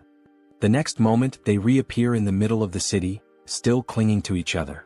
A crowd immediately starts murmuring. Where did they come from? They look like a total mess. Joonsoo exhales in relief. I knew you could do it. Now that she's obtained the last trait she needed, his mission is complete. Sir Warrior. Baeksoren, are you okay? Can you stand? I'm fine. The hell do you mean fine? Your face is completely red. That's just because. Sir Warrior, just let me stay like this for a little longer. Could you hold me a bit more? Meanwhile, some jealous bystanders grumble in the distance. That lucky bastard. Why couldn't that happen to us? So, returning to the scene where the bastard makes the viewers jealous, Sir Warrior, please let me stay like this a little longer. Could you hold me just a bit more? She says with an angelic and timid face. He has to fix her clothes for a moment, and in the process, we witness something truly beautiful. Alright, done. Thank you, Sir Warrior. You're welcome, Joonsoo replies, his face flushed. That surprised me. It was close, but we made it out. Yes, we did. That smile on her face after awakening. It's definitely a sign that she will be different from the game. Perhaps it's because she awakened in a way that diverged from the original story, where she had survived after an endless massacre. Joonsoo managed to steer her away from the path of evil. Alright, let's get the hell out of this damned mall. After leaving the shopping mall, Joonsoo offers one of the crystals to Surin. Are you sure you want to give me this crystal? It's worth at least 2 billion. Yes. So try to evolve quickly using this material I gave you. This is far too much for a simple gift. Honestly, I don't even know how to repay you for this, or if I should even accept it. Don't worry about it. Just pay me back in the future when you can. Of course, our protagonist had a plan behind this. There was another reason he was willing to spend so many resources to awaken Baeksoren. The Martian sword technique, one of the 3 top-tier sword techniques in the Arcane of Seoul. Once learned, a character experiences rapid growth. However, it's a unique trait that only Baeksoren can use. The only way to acquire it is to obtain the trait in the form of a memory chip. Thank you very much, Sir Warrior. Don't worry about it. Just don't forget what I did for you because I'd really like to learn that sword technique that only you know. Hehehe. After returning home and finally getting a chance to rest, a car honks in front of his house. All he wanted was a little break. Sir Warrior, please come here. The damned world of Arcane Seoul wouldn't simply let him rest. Alright, Woojin. Thanks for coming to my residence at this hour and making the trip all the way here. I'm so happy to finally be able to repay you for healing all of Woojin's friends. I would have preferred if he hadn't come now. We miraculously managed to schedule a meeting with the Armor Meister. I'm beyond excited. There's no devil in existence that could stop me from attending this event if he is the one we're meeting. In this world, good items belong to those with good skills. The master craftsman we contacted this time is incredibly busy, but he can forge level 7 armor. Level 7? Alright, let's go now. Moments later, they arrive at the entrance of a grand house, with several guards stationed outside. Are you serious? What a fine house for such a fine craftsman. Woojin, do you have any idea what religion this artisan follows? Religion? Why are you asking something like that all of a sudden? I see, so you don't know. Of course he wouldn't. Considering all the suffering he endured because of the Order of the Ancient Fathers, it made sense. This is the home of an artisan devoted to the Order of the Old Father, Joonsoo. Joonsoo is a devout believer firmly committed to his faith. In the future, he will stand at the forefront of the war artisans of the Order. Joonsoo, the Artisan of Death, mid-boss of Episode 3. I already refused to be baptized, yet he's still willing to craft armor for me? What does he want from me? Stop. Extend your hand for identification. Identification. Show me your black flame. Grabbing the protagonist's hand roughly, what the hell is with this guy?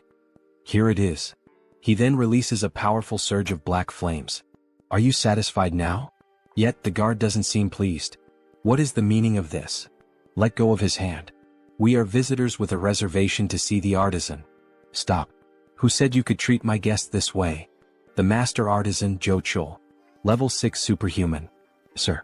My apologies for the intrusion. Refusing baptism and awakening the black flame. You are indeed an honored guest. And this is how you treat me? Please forgive me. The light and the savior recognized by the saint. What? The light and the savior recognized by the saint. What the hell does that nonsense even mean? Alright, now come inside. Let's start discussing what kind of equipment you're looking for. Alright. A plate armor of this style is my specialty. Since it's a request from the saint, I can craft it in this design if you'd like. Before them stands a medieval suit of armor, reminiscent of the Templars. Joonsoo scans the area, searching carefully, until he finally finds something that catches his interest. Alright, I've decided. I'd like this outfit. Its appearance resembles a military uniform. Seriously? You want that kind of clothing? Yeah, I love its style. This is ridiculous. Infusing magic into that type of armor is incredibly difficult. We won't be able to create a holy armor with it. He doesn't need holy armor, the artisan remarks. I just need to infuse it with the magic of giant and extreme. Judging by his reaction, Joonsoo can already tell what the order is trying to do, push him toward holy armor. Also known as Paladin's armor, it grants an absurd amount of attributes to tank-type users. However, in order to wield it properly, the user needs immense divine power. To increase his divine power, he would have to join a religion. The artisan sighs in frustration. So he's choosing the worst option instead of the best one. But fine. The customer makes the final decision. They're pretending to offer me something good while trying to trap me in their religion. Then I'll be expecting great work from you, Master Artisan Joonsoo, Joonsoo says with a grin, shaking the artisan's hand. After a long discussion, they finally leave the house. Woojin hesitates, then asks, "Are you sure that was the right decision? Not choosing the holy armor?" Joonsoo shrugs. "No. I just like the other one more." Meanwhile, the guard from earlier continues watching Joonsoo strangely. "I can only imbue a few traits into this type of armor," the warrior comments. "Are you really going to make it the way he asked? So, you want me to defy the saint's order? She said that man is the light and the savior of our order." The warrior cannot believe the saint's words. No matter how many times he thinks about it, there's no way Joonsoo is the Messiah. He'll have to confirm it with his own eyes. 1 week later, Joonsoo is back at the shopping district. "Sir Superhuman, you really shouldn't be downing mandrake elixirs all at once like that. You glutton." "Thanks, but I'm fine." "Are you sure?" "Of course. I got the treatment I needed." A notification flashes. "New trait obtained, energetic. Thanks a lot for giving me these elixirs for free." "Don't worry about it. It's thanks to you that our market was saved. Now we're flooded with customers every day. Consider this my way of saying thanks." "So that's why there are so many people here today? Looks like business is really thriving." "That's great." "Hello, Superhuman," a man says, lowering his head in respect. "Hey, you're that guy from the Iron Fist gang? It's a pleasure to see you again," Joonsoo says, laughing loudly as he slaps the poor guy on the back. How have you been, sir? Could I kindly request a few minutes of your time?" "For what?" "Our boss wants to see you for a bit. There are too many eyes around." "Let's move somewhere else," Joonsoo says. "Understood." They get into a car and drive onto the road. "We've prepared a high-quality bulletproof car for you, sir. Do you like it?" "Not bad." A sign reveals their destination, Miram. Something feels off. Has the Iron Fist gang always used Miram as their meeting spot? If Joonsoo remembers correctly, that place is nothing but a slum filled with human garbage, the worst kind of murderers and degenerates. The car runs out of gas, forcing them to stop at a gas station. Of course. Wait, this place is Miram gas station. Joonsoo turns back, only to see the driver grinning. "All right then, have a nice rest here, sir." With a murderous gleam in his eyes, the driver grips a detonator. Seriously? He's trying to set me up? Joonsoo glances at the car. Several C4 explosives are planted inside. Shit. I walked right into a trap. "Hey buddy, do I look like an idiot to you? Who do you think you're messing with?" "Excuse me? What the hell are you even saying?" Joonsoo suddenly kicks the car door open and swiftly jumps out. "Stay in the car, you idiot, with all those bombs you set up. Go ahead, stay inside forever." Then Joonsoo throws a grenade. The driver screams in panic as the car erupts into a massive explosion.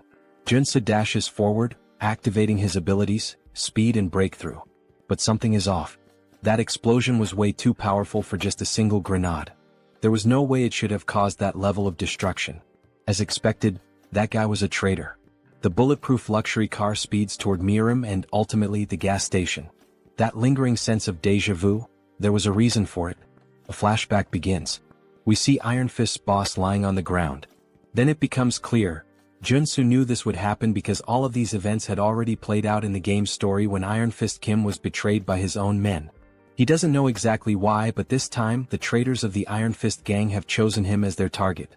Suddenly, a hail of gunfire rains down on his location. One of the men shouts, "That's him. The guy on the most wanted list. Ah. If we take him down, we'll get that billion-dollar bounty."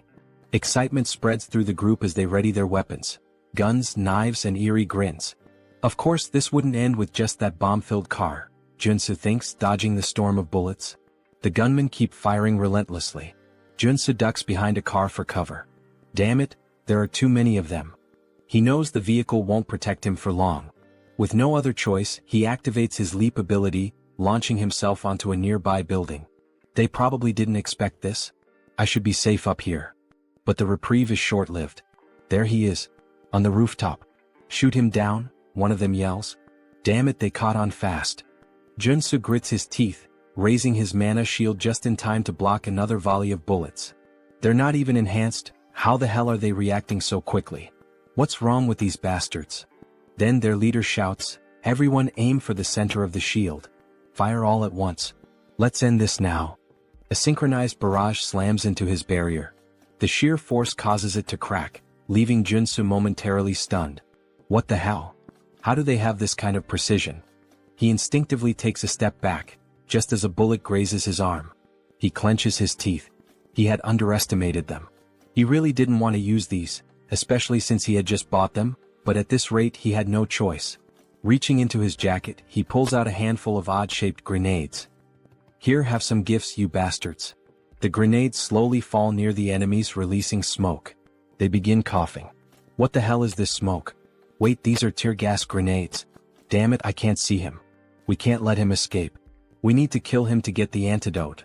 Who do you think you're chasing if you're not even superhuman? Joonsoo mocks them. Well, anyway, it's time to say goodbye to the failures. Time to get the hell out of here. As he runs between the buildings, he finally manages to lose them. Finally, a group of thugs showing focus almost like superhumans, huh? Joonsoo thinks. There's only one way that could happen, the damn combat drugs. They have serious, harmful side effects, but they can temporarily enhance combat abilities. That's probably how they almost trapped me for a while. Considering they mentioned something about an antidote, Joonsoo is sure that's what they're after. The only problem is, the only person who could lead that gang in Miram is the human hunter. He's the first person that comes to the protagonist's mind. He's a superhuman with excellent abilities, a sharpshooter with deadly aim, focus, and precision. He's the master of cowardice in combat, active in Miram. His methods are simple. First, use the betrayal of an infiltrator to plant a bomb. Second, send in a gang of criminals under the influence of combat drugs. And third, his specialty being a sniper. Knowing this, Joonsoo activates his abilities to see beyond normal vision on the battlefield. With great effort, he spots a distant light coming from a building. Just in time, he narrowly avoids a shot from the building, but despite his speed, the bullet grazes his face. If he had reacted even a fraction slower, he would have definitely been dead. But the risk paid off. He now knows the enemy's location, where they're hiding.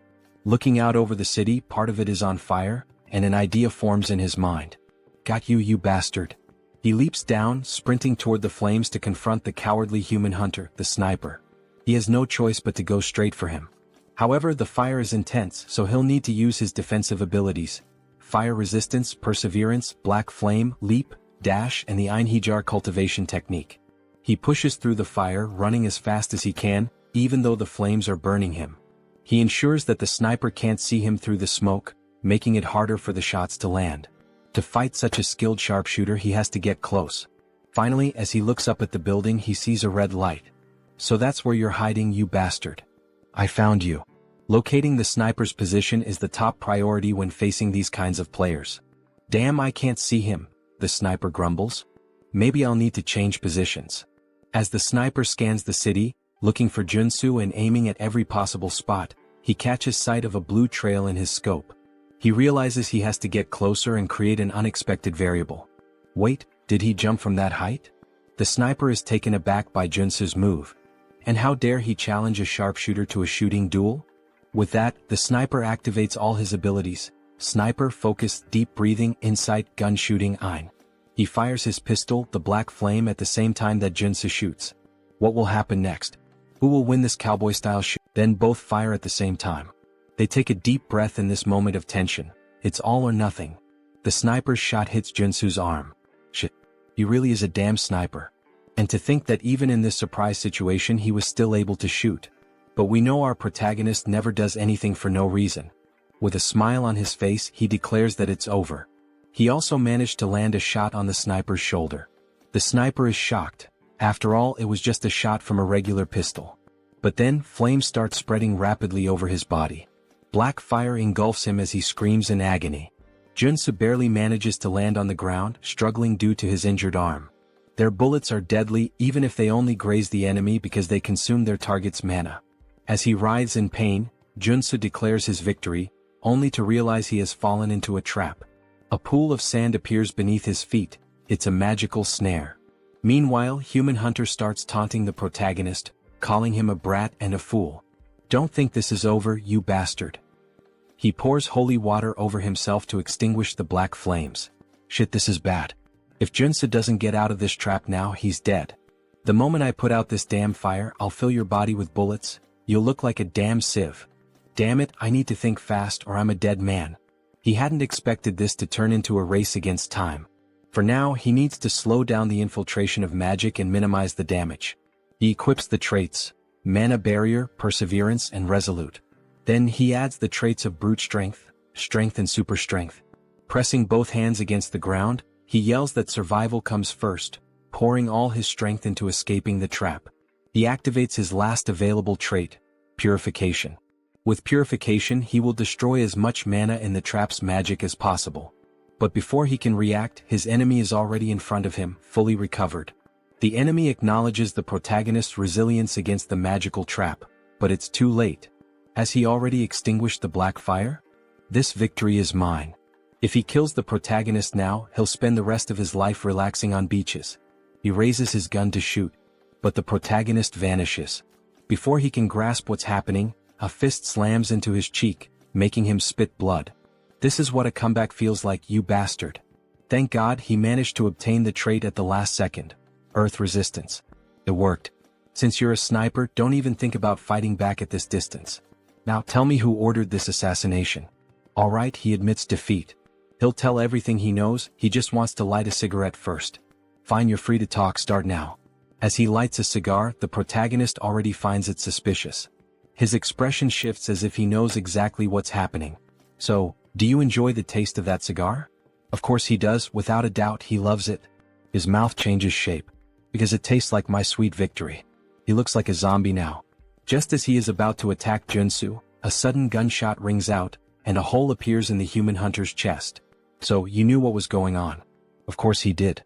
Did he really think that a player with 10,000 hours of experience wouldn't recognize the cigar that turns the smoker into a mutant? What a mess. In the end he had to put him down. That was unexpected and bizarre. The hunter was always a cunning bastard, but in the game he usually surrendered after admitting defeat. This time though he chose to fight to the very end, transforming into a mutant? Maybe he had a hidden motive. Not that it really matters. What's important is making it out of this alive. As he searches through the hunter's clothes, he finally finds a flash drive. Alright, let's see who's behind this plan and trying to kill me. The next day the news is all over TV, reporting on the chaos from the previous night. Last night, a large-scale shootout between gangs erupted in Harem. The explosion of a gas station triggered a massive fire, and it is estimated that the death toll is in the dozens. The president doesn't believe Joonsoo was involved in the massacre. How did you even survive that? That's why he's in such a complicated situation. It was truly dangerous. Who the hell tried to kill you? Tell me now. That's a long story. Where should he even begin? Suddenly the door is kicked open. The president of the Iron Fist gang steps in and throws a body onto the floor. Both the president and Joonsoo are taken aback by his sudden arrival. The gang leader immediately starts apologizing. He failed to keep his subordinates in check. At least now he knows what happened. Hey you bastard, stop breaking the damn door every time you come in, the president complains. So, was it the Iron Fist gang that attacked you? The president asks, his expression somber. The gang leader responds that it was one of the lower-ranking members of his group. Still, after interrogating the culprit, he managed to obtain some useful information. The guy who set up the trap was desperate for money? Something like that? How did you know? Turns out he had lost everything in illegal gambling and was drowning in debt to loan sharks. Well, the reason for his betrayal is pretty obvious, isn't it? Whatever the reason, it's his fault. Once again, I apologize. Apology accepted. Even as a gang leader, keeping every low-level member under control isn't easy. Iron Fist Kim truly had no knowledge of what was going to happen, because if it hadn't been Joonsoo, he would have been the target of the betrayal himself. He'll take responsibility and track down whoever was behind this malicious plan to have Joonsoo killed. Oh, for that, he already has a piece of evidence that might lead to the culprit. He then shows the flash drive. The president looks at it. Is this a USB? The superhuman who tried to kill Joonsoo had it on him. Do you know how to use a computer? I even have a license for it. Has my time to shine finally come? Aside from my bald head, obviously. After plugging the USB into the computer and searching through its contents, he finally finds something. Alright, this guy was a big deal. He killed at least 20 superhumans. He's a psychopath. Well, his name was Human Hunter, so that makes sense. Forget all that, let's get to what really matters. Let's check his most recent job requests. Alright. His latest request. Let's see. This was the last one he received about 5 days ago. The bounty was 20 billion? The president is shocked. 20 billion? Even the protagonist is stunned by the absurd amount. Maybe it would be worth turning himself in just to collect the reward. Who the hell could afford to offer that kind of money? The client was someone from the Ascendant Group? Someone from a major corporation? This person right here was the one who made the request. As soon as the name appears on the screen, Joonsoo recognizes it. Son of a bitch. So it was that bastard. The paladin who had gripped his hand tightly and questioned him. Things just got complicated. So it was that bastard. He's the paladin Joonsoo saw at Juchul's house. Why the hell is that rich kid trying to kill him? Maybe he has a suspicion. Can you pull up the Ascendant Security family tree? Sure, just a minute. Here it is. Just as he suspected. Now he can finally piece together what's going on. Ascendant Security, a private military company under the Ascendant Group, one of the top 5 corporations in Arcane Seoul. Lee Jaeol, the eldest son of Ascendant Security, was originally first in line for succession. However, after receiving the baptism of the order from his old man and becoming a paladin, he was pushed to the very bottom of the inheritance line. Now the only path left for him is to succeed as a paladin. But the Saintess has been obsessed with Joonsoo, calling him the light, the savior. Maybe it's just jealousy. Maybe he's furious that he lost the Saintess' attention and is taking revenge. Watching Joonsoo surpass the baptism and rise to prominence must have driven him mad. Mad enough to order an assassination. The president is outraged. What? To think he would target you just because of his own inferiority? He needs to be taught a lesson, he shouts, furious. But how? The opponent isn't just some heir to a small company. He belongs to a family that owns a major corporation. One wrong move, and the entire company will come after them until nothing is left. That doesn't mean they should just sit back and take it. Yeah, you're right, Joonsoo says, smirking. I have an idea. The president was already expecting that answer. With an almost theatrical reaction, he exclaims, I knew you were plotting something. If we have to take down a big name, let's start by focusing on our expansion. Hours later, Seo Woojin is shouting. That damn bastard. How dare he try to assassinate the Lord Warrior? He slams his fist on the table, shattering it. Joonsoo sighs. Relax. I'm still alive. Woojin looks at him with concern. You're not hurt, are you? Dear viewers, I'm starting to think he has something different about our protagonist, haha. Back to the Manhwa. The other two stare at the destroyed table, stunned. Nothing could be better than having Woojin on their side. He's not just insanely rich, he's also a level 5 superhuman. He won't let this slide. An eye for an eye, as they say. We should hire an assassin to do the same to him. I can't even begin to imagine how much it would cost to put a hit on the eldest son of Ascendant Security, but... Don't worry, Joonsoo interrupts. I have an idea. What kind of idea? I'm going to challenge Lee Jaeol to an official duel. A duel? Woojin questions, clearly alarmed. The other two are equally shocked. This can't be avoided.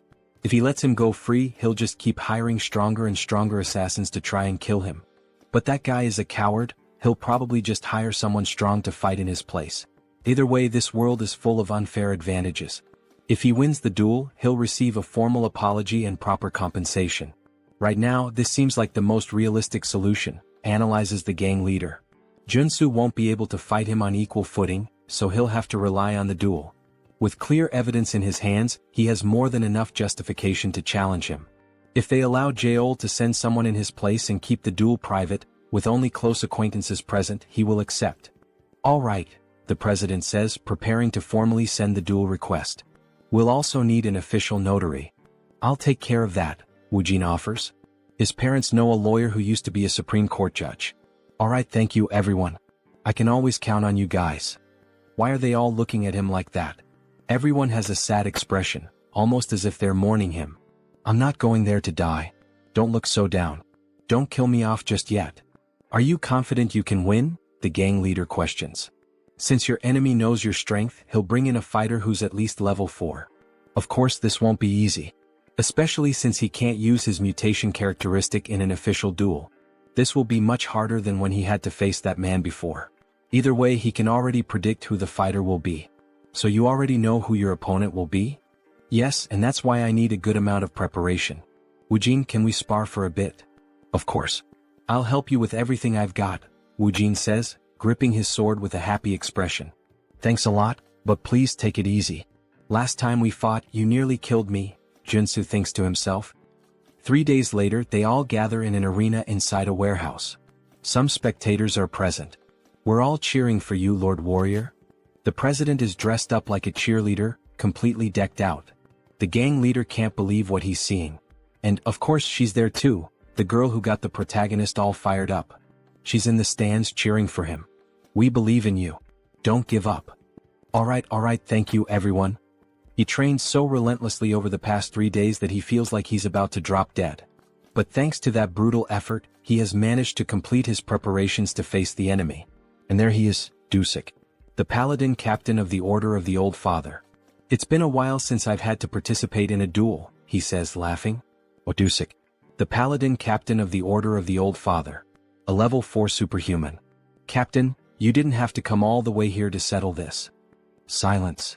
What makes you think you have the right to speak to me that way? No paladin of the Order will ever lose an official duel while he is captain. Seoul stays silent. Lee Seoul, acting all high and mighty in front of me, yet he's nothing more than a sheep before his captain. What a coward. It's a pleasure to meet you, Warrior Kim. Hello. First of all, I would like to apologize for this unpleasant situation. What? He's apologizing in such a civilized manner? Joonsoo is taken aback. This incident is entirely the fault of one individual. The esteemed saint has nothing to do with it. All right. Then what is the official stance of the order? The saint has proclaimed that Warrior Kim shall be our light and savior. Light and savior? Jochul said the same thing last time we met. What the hell does that even mean? Therefore, the condition the saint proposes is this. If you lose the duel, Warrior Kim, you will join the order alongside us. What? Join the order? Why are they so obsessed with this? Why do they want me to join so badly? In the background, Seoul is trembling with rage, while Joonsoo grows uneasy. It is the will of our saint and our lord. Just then an official interrupts them. It is now time for the duel to begin. Now that all parties are present, please confirm the terms of the duel oath. If the paladin wins, Warrior Kim will join the Order of the Old Father. If Warrior Kim wins, Lee Seoul will be prohibited from harming him directly or indirectly, and will also be required to provide financial compensation. Do both parties agree? Both nod in confirmation. Joonsoo feels something tightening around his heart. In Arcane Seoul, a duel oath is a magical contract. If you break it, your heart will literally explode. Even in this chaotic world, no one is reckless enough to defy such an oath. The official proceeds with confirming the rules of the duel. This duel will follow the standard international regulations set by the Superhuman Federation. All personal superpowers and weapons are allowed. However, all consumable items must be crafted on-site. Dusik is already prepared, but before proceeding, Joonsoo requests time to craft his items. Understood. The time limit is 10 minutes per item. He grips 3 potions in his hand. He's practically an alchemist with how he formulates, crafts, and modifies substances. These elixirs are specifically designed to counter paladins. Elixir of Steel Body, Elixir of Flash, and Elixir of Arcane Dragon. Are these correct? Yes. I will now consume all 3 elixirs. Doping is essential in PvP. He drinks all 3 at once. Now that both sides have completed their preparations, The duel is about to begin. 10-9-8-7. Both warriors stand face to face in the arena. Warrior Kim, it is a great honor and privilege to have you join our order. Why not reconsider and join us voluntarily? Just start the fight. Alright, we tried. If you refuse salvation, then so be it. Dusik raises his hammer. It's like watching Thor himself. But there's no need to worry too much. After all, he can't kill Joonsoo. He needs him to join the order. Then suddenly his entire body radiates an overwhelming aura, filling the arena. He looks like a Greek god, just like Thor. Meanwhile, our protagonist remains still, gripping his sword, a mere blade in the face of such power. The mana surrounding Dusik is incredible. He is clearly on an entirely different level. No matter how much Joonsoo has prepared, he cannot win unless he is willing to risk his life. 3-2-1-0. The paladin charges forward like a berserker. Then he vanishes. The only thing left in the arena is a trail of destruction carved into the ground. Joonsoo frantically searches for him. Where did he go? Wait, no. He didn't just disappear. He activated his haste ability. A moment later, Dusik reappears, right behind Joonsoo, hammer in hand. Warrior Kim, you shall ascend and become a god. As he prepares to bring the hammer down. Wait, say that again. I will become a god. Then Dusik strikes Joonsoo, causing a massive explosion of aura that lights up the battlefield as if two nuclear forces were clashing. Kim's friends watch from a distance. What the hell is that? He's insanely strong, comments the president. Did it really end in just one hit? Woojin questions with a worried look, while the gang leader stands there, speechless at such a display of power. However, our girl manages to see what really happened. Look right there. As the smoke clears, the two warriors stand face to face. Kim with his mana barrier raised and Dusik holding a hammer and shield. Becoming a god. Is that what he said? What kind of nonsense is that? Dusik is intrigued. So this kid actually managed to avoid his attack. As expected, he used his sprinting ability right from the start. It's a high-level trait for surprise attacks, but if the opponent is already aware of it, there's no reason not to block it.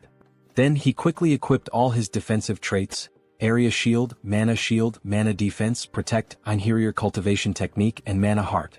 Yet, even using all of them together, that ability of his was still enough to shatter his triple-layered shield. Congratulations, Warrior Kim. For a level 3 warrior to block his surprise attack. Now he understands why the saint values him so much. Stop talking nonsense and explain. First, he calls me light and savior and now a god? Explain it better. It's exactly as it sounds. You, Sir Warrior Kim, are the hope of our order and the one who will save us from the coming judgment day. Joonsoo can't understand what he's saying. The hope of the old father's order? Now that he thinks about it, the god they serve is dead. In the game's story, a few years later as the plot progresses, the saint performs a revival ritual for her god, triggering a boss battle in the middle of Seoul. A massive octopus appears, wreaking havoc on the city, and it must be stopped. So wait, if they keep mentioning this over and over, does that mean that by savior, they're actually referring to the vessel of God? Yes, exactly, Dusik confirms with a malicious look. A noble sacrifice and sacred devotion. These insane bastards. So in the end, they've just been planning to sacrifice Warrior Kim this entire time?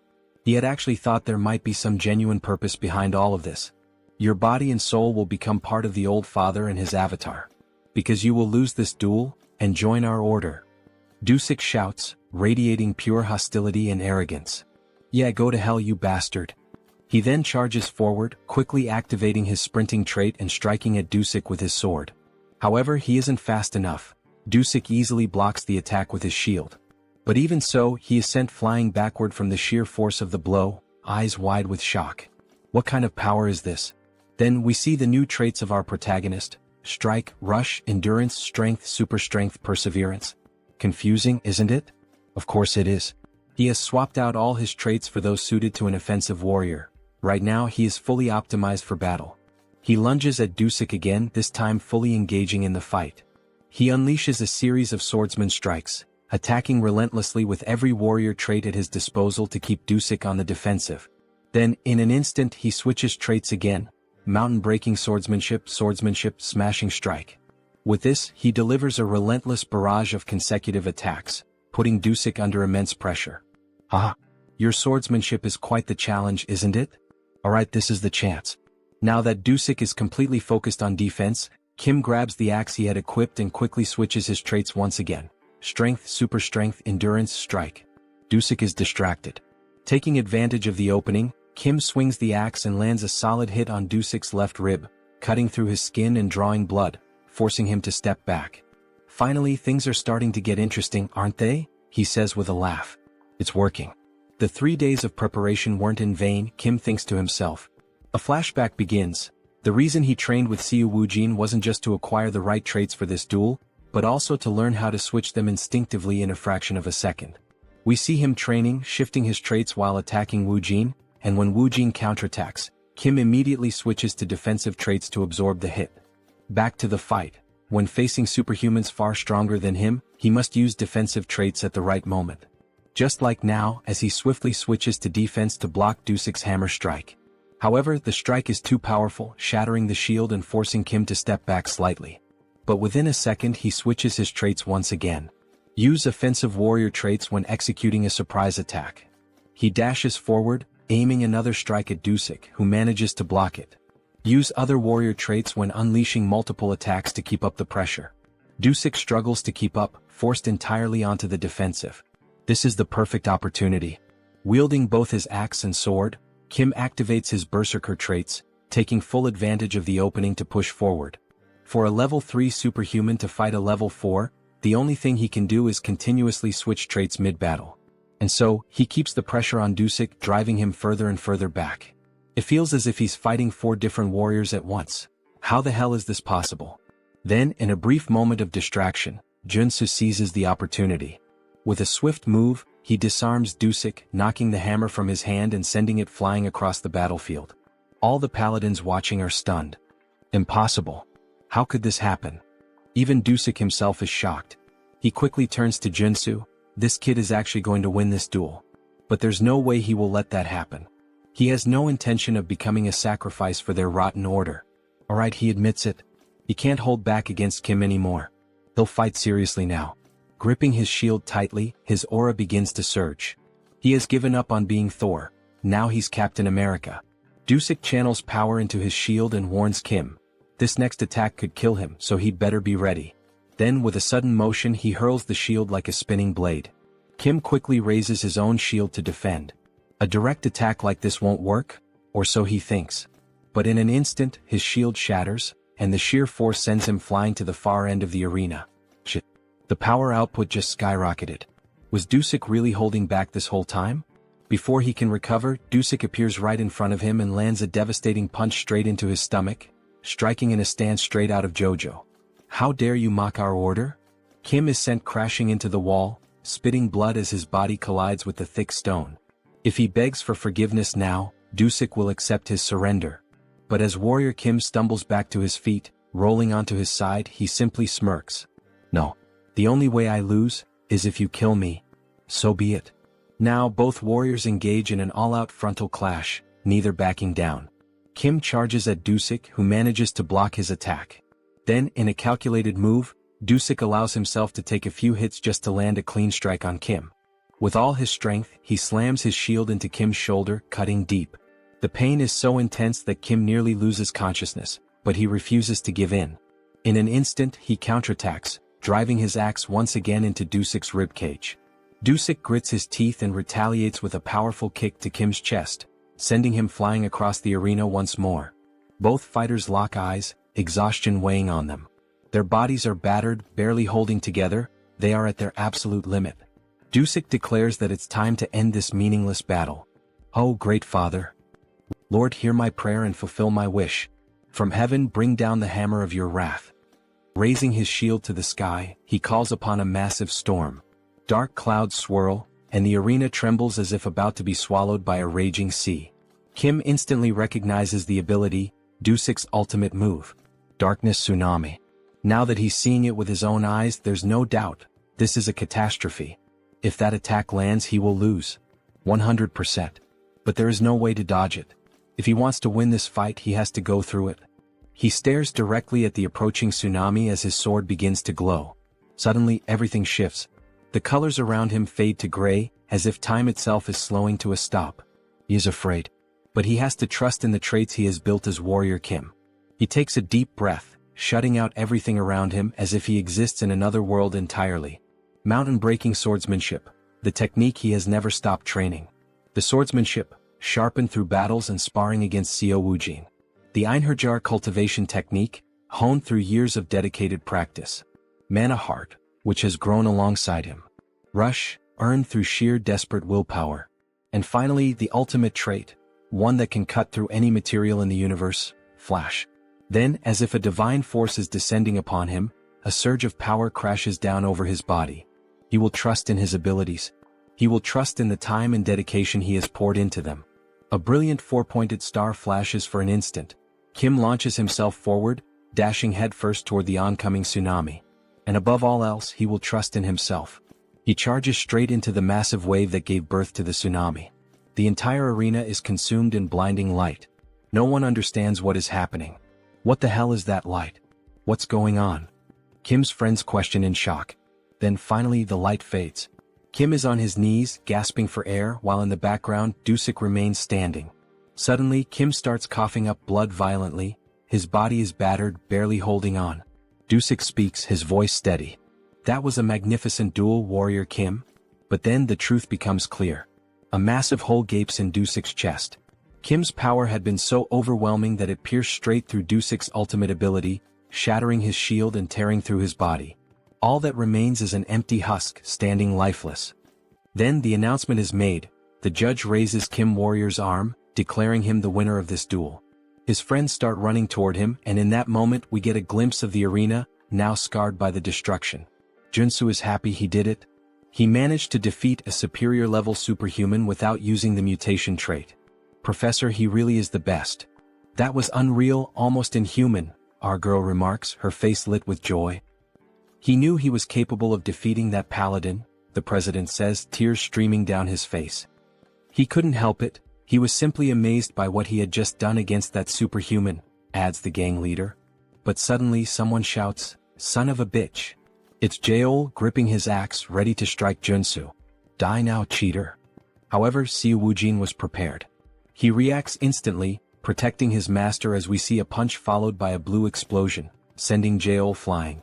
He crashes to the ground, landing near other paladins after being thrown several meters. How dare you refuse to accept the outcome? That chief paladin Dusik lost in a fair and honest battle, and yet you still try to attack his teacher? Do you truly wish to meet death now? At last we see Woojin in a fighting stance, his expression filled with rage. Sir Lee Jaeol, do not forget the magical pact both fighters agreed to. If he acts recklessly, his heart will explode. Kim Warrior, because of him the captain of the paladins is dead. We see his heart being crushed by magic, making it impossible for him to even breathe properly. They will have their revenge. The Order of the Old Father will not forget this, the other paladins shout. So they're saying that Kim was the one who killed Dusik in this duel? Is that really what that worm is trying to claim? Yes, everyone saw it, he was killed by Kim Warrior's hands. Stop talking nonsense, Joonsoo says in a serious voice. The one truly responsible for Dusik's death was none other than Jaeol himself. Though he was an enemy, Dusik was an outstanding example of a warrior. He fought bravely for what he believed in and battled to the very end. Without a doubt, he was not someone whose life should have been lost in an open duel, all because of Jaeol's petty assassination plot, driven by his inferiority complex. In the end, he was just a captain trying to protect his battalion, the very battalion Jaeol tore apart and led to his death. In the name of Dusik's honor, accept the outcome of this duel and uphold your promise. Jaeol begins to cry. Deep down he knows the truth, Dusik died trying to protect his reputation. Captain, forgive me. We need to leave now, sir. The paladins lift Jaeol and begin to retreat. Not even the Order of the Old Father would dare seek revenge after he had already gone this far. The next day we find ourselves at Seoul workforce. The president is on a call, bursting with excitement. That's right. He officially hired the superhuman warrior Kim, the one who defeated the captain of the Order of the Old Father. He understands you'd like to make a request. All right, my apologies, I'll call you back in a few minutes. Then we see that Joonsoo has entered the room. He had been worried that master craftsman Jo Chul might have tampered with his armor. But no, he had crafted it just as requested, embedding the giant and extreme traits. Wow, this armor really suits him. Here, why not try this on while we're at it? It's a gift from the president. A gift? Seriously, this is much better. It's a handcrafted luxury training suit. It even has self-cleaning and regeneration magic. Very nice, this is quite to my liking. President Choi knows exactly what I like. Thank you. Haha, wearing this you almost look like a model. Well done. Then our protagonist makes one of those familiar expressions just like Lloyd. In any case, maybe he can ask Joonsoo for something? And what would that be? Thanks to him, our business is thriving now. But since you have a relatively short work history with us, some people are questioning our contractual relationship. If that's the reason, then he should comply. Do you have any decent work for Kim? Yes, he has the perfect job prepared for Warrior Kim. The Sun Magic Tower wanted to study his black flame for research purposes. The Sun Magic Tower, It's one of the 4 great magic towers of Seoul Arcana. If he remembers correctly, this is the place where one can acquire fire-related magic. It's an excellent trait for mages, maybe even for him. They will reward him with membership. Very well, he'll accept. This character is in the Sun Magic Tower, so he knows exactly what rewards he can get from them, Joonsoo says with a sinister grin. Then he heads to the designated location, a place where magic and science intertwine. It truly is a fascinating sight. Superhuman Warrior Kim? The man introducing himself as Park Hyungju, a senior researcher. You must be here because of our request to study your black flame, correct? Park Hyungju, senior researcher, level 5 mage. Yes, that's correct. He had expected him to be much older, but he's actually quite young. There's not much time, so they'll get straight to the point. Please, this way. Then he introduces a capsule surrounded by cables and a computer. First, we'll perform some basic measurements. This machine looks oddly familiar. Please step inside. You only need to remain still. So he enters the machine. The assistant shuts the door and a robotic voice announces, initiating ultra-precision measurement. Ultra-precision? Wait, this is the machine used to reveal everything about a character to the player. He's walked right into a trap. Information about him starts appearing on the screen. This machine will expose all the secrets of his traits. Hey you bastard, what the hell? Shut this thing down right now. This wasn't the reason he came here. Please stay quiet and still. This is all part of the necessary process. This information was in our contract. Screw you, you bastard. He pulls back his fist and smashes the machine's glass with a single punch. Hey, what's the meaning of this? The contract he signed only required him to demonstrate his black flame to cooperate with the research. Who the hell do they think they are to pull this on him? Then the assistant gets slapped across the face by an old man. Park Hyungju, you idiot. Are you doing this again? Boss. Now we're introduced to the old man, Yoon Myung-seok, chief researcher, level 6 mage. How dare you try to ruin my project? This is a misunderstanding, chief. A misunderstanding, my ass. He had planned to sell Mr. Warrior's information, the sole possessor of the black flame trait. There's surveillance footage proving it. My apologies. I let my greed get the better of me for a moment. Get the hell out. You're exiled from this team. What the hell is going on?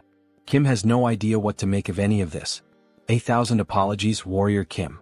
I am Yoon Myung-seok, the head of this research division. This was an unfortunate incident. What he means to say is, well, it wasn't his fault, you know. He thinks this kind of thing must happen often. So, that idiot sold our confidential information because of his gambling addiction. If it weren't for his mentor Elder Joe, he would have been kicked out of this place a long time ago. I see. In any case, I came here to fulfill your request and nearly had my personal information stolen. As an apology, we'll upgrade your membership status. Alright, I'm listening. What exactly are the benefits of this so-called upgrade? You'll have access to our commercial facilities as well as our training grounds. I assure you he'll make excellent use of them. The training facilities of the Magic Tower can only be used by its mages. What an unexpected stroke of luck. Yes, this doesn't seem too bad. Please, take some time to rest while we prepare for the research. Alright then.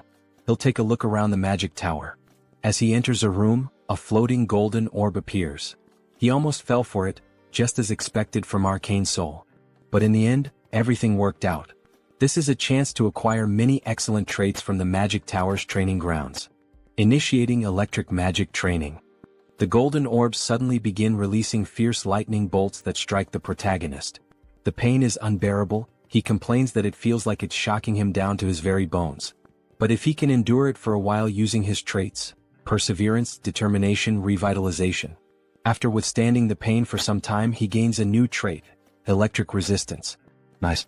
He has finally obtained the ultimate resistance trait for all 6 attributes. Okay. Even with resistance, this still hurts. You can turn it off now. At this point, he's going to get fried alive. However, something happens. The lights turn red and the robotic voice announces, "Training system has been switched to manual. Warning, warning. The intensity of the electric magic has been adjusted." Wait, what? It said the training was already over. Who the hell switched it to manual? Wait, that bastard, what is he doing there? He tampered with the settings, that son of a bitch. So he pulls on the machine. Maximum output. Electric magic beginning. All the golden orbs begin to gather massive amounts of energy simultaneously, and then they release it all at once, like a huge kamehameha of electricity aimed straight at Joonsoo. Hey, calm down, what the hell is this? Die, you bastard. Then Joonsoo receives an enormous, concentrated surge of energy. Hyungja laughs a lot. This is what happens when someone messes with his business. Now die. However, after a moment he's surprised. What the hell is going on? Is he actually withstanding this massive electric discharge? There's no way he would go down from a simple low-level lightning strike like this garbage. There's a reason he's been training during his free time. We see his trait window showing 5 resistances already acquired. Divine resistance, which he gained by enduring the holy baptism. Fire resistance, obtained by boiling himself in the mana spring. Darkness resistance, earned during the battle against the necromancer Sharon. Cold resistance, obtained in the fierce blizzard of the conjoined ghosts. Earth resistance, which he acquired while trying to escape the magic trap set by the human hunter. And lastly, not least important, electric resistance, which he obtained through the training he just did. With all 6 traits now combined, we see a bright green aura surrounding the protagonist's body, as if he's undergoing some kind of mutation. His body begins to change from the inside. His heart starts beating harder as it draws more blood, more veins connect to his heart to increase its power. Then he finally gains a new trait, magic resistance. A green shield forms around him. How thrilling. This new trait came at exactly the right time. Hyungju can't believe what he's seeing. How is this possible? Can he really block a level 3 magic spell using only his body? Is he even human? This is going to be harder to deal with. Attention. The program is now out of control. Please terminate all training and evacuate the facility immediately. The system is out of control. This is going to get dangerous. In that case, he'll start dodging all the attacks using his perception trait. Then he quickly begins evading all the electric strikes, adding 2 more traits, movement and dash. By using this combo, he ends up gaining another new trait, secession. Good. He managed to acquire this useful trait as well. At this pace, he should be able to obtain the high-class trait, air raid. Damn it, what the hell is going on? Hyungju starts to panic and frantically presses all the buttons. He's really trying to kill the warrior Kim. However, he's stopped by his superior. That bastard of an assistant. He thought he'd heard the warning sounds and came running to check what was happening. What the hell does he think he's doing? Shut it down now before it explodes. Yes, sir. Resetting the training program. The training program has been stabilized. Lunatic. How dare you try to harm Mr. Warrior Kim? Chief, that's not what you think. Harm who? Mr. Warrior Kim? He seems to be unharmed after all that electricity. Well, it was definitely a bit electrifying, no doubt. But it was a good warm-up.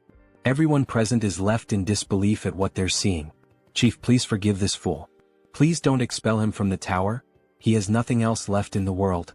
What will happen if he's expelled from the tower? Asks Kim. He'll be magically marked in the brain so that he can no longer learn any new magic, just like a thief who loses his hands after stealing. His life as a mage will be over and he'll be useless for the rest of his life. That seems fair considering the trouble he caused Joonsoo. He's already done many bad things. This is just a natural consequence. And look at this, Mr. Kim. It may not be much, but it's a symbol of our apology. This is an elixir. It's a miraculous potion that can take you from 1 HP to full health in a single gulp. Thank you. This gift is like an extra life for him. He needs to calm down. Ah yes. He believes this is the proper compensation. He doesn't want this incident to turn into something bigger. But there's something else he needs to gain from this magic tower. But he must say that although this gift is great, still, it's not enough to make up for the fact that he was attacked twice after visiting this tower. So, could he be informed of what he might need in order to receive proper compensation?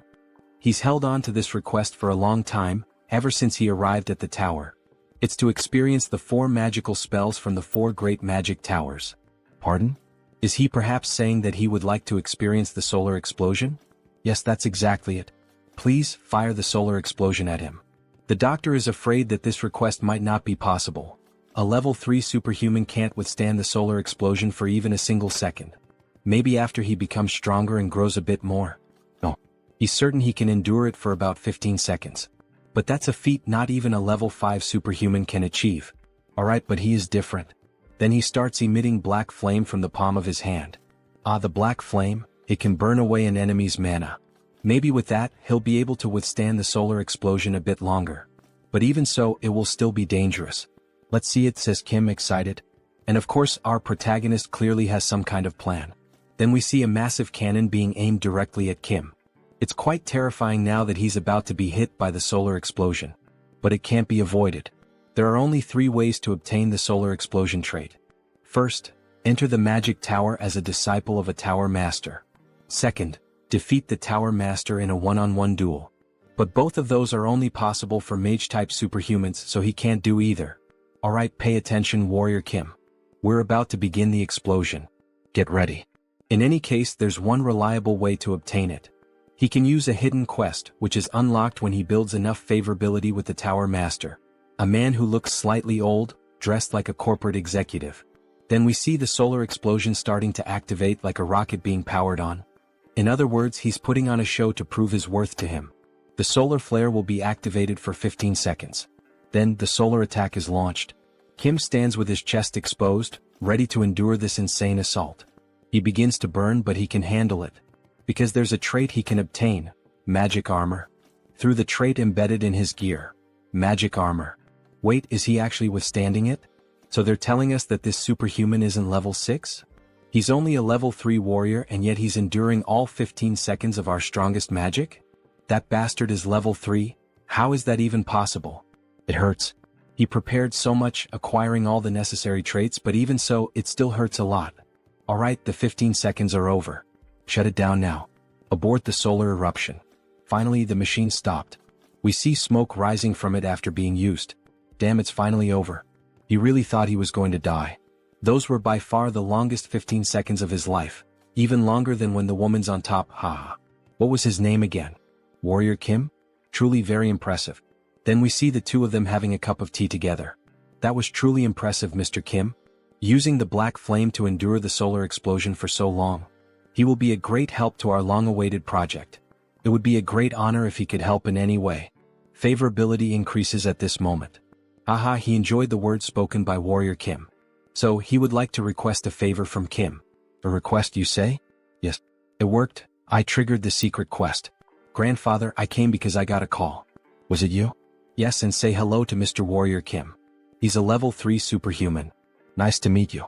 Nice to meet you too. His name is Mage Kim. Magic Kim is the mage-type tutorial character who appears after Iron Fist Kim and Priest Kim. Apologies, he's late. Was he always this gloomy? He's my grandson. He has the potential to become a high-level superhuman, but his growth was halted at level 1. That's strange. He apologizes for being strange. Forgive me for being the shame of this magic tower. That's not what he meant. What the hell is wrong with this kid?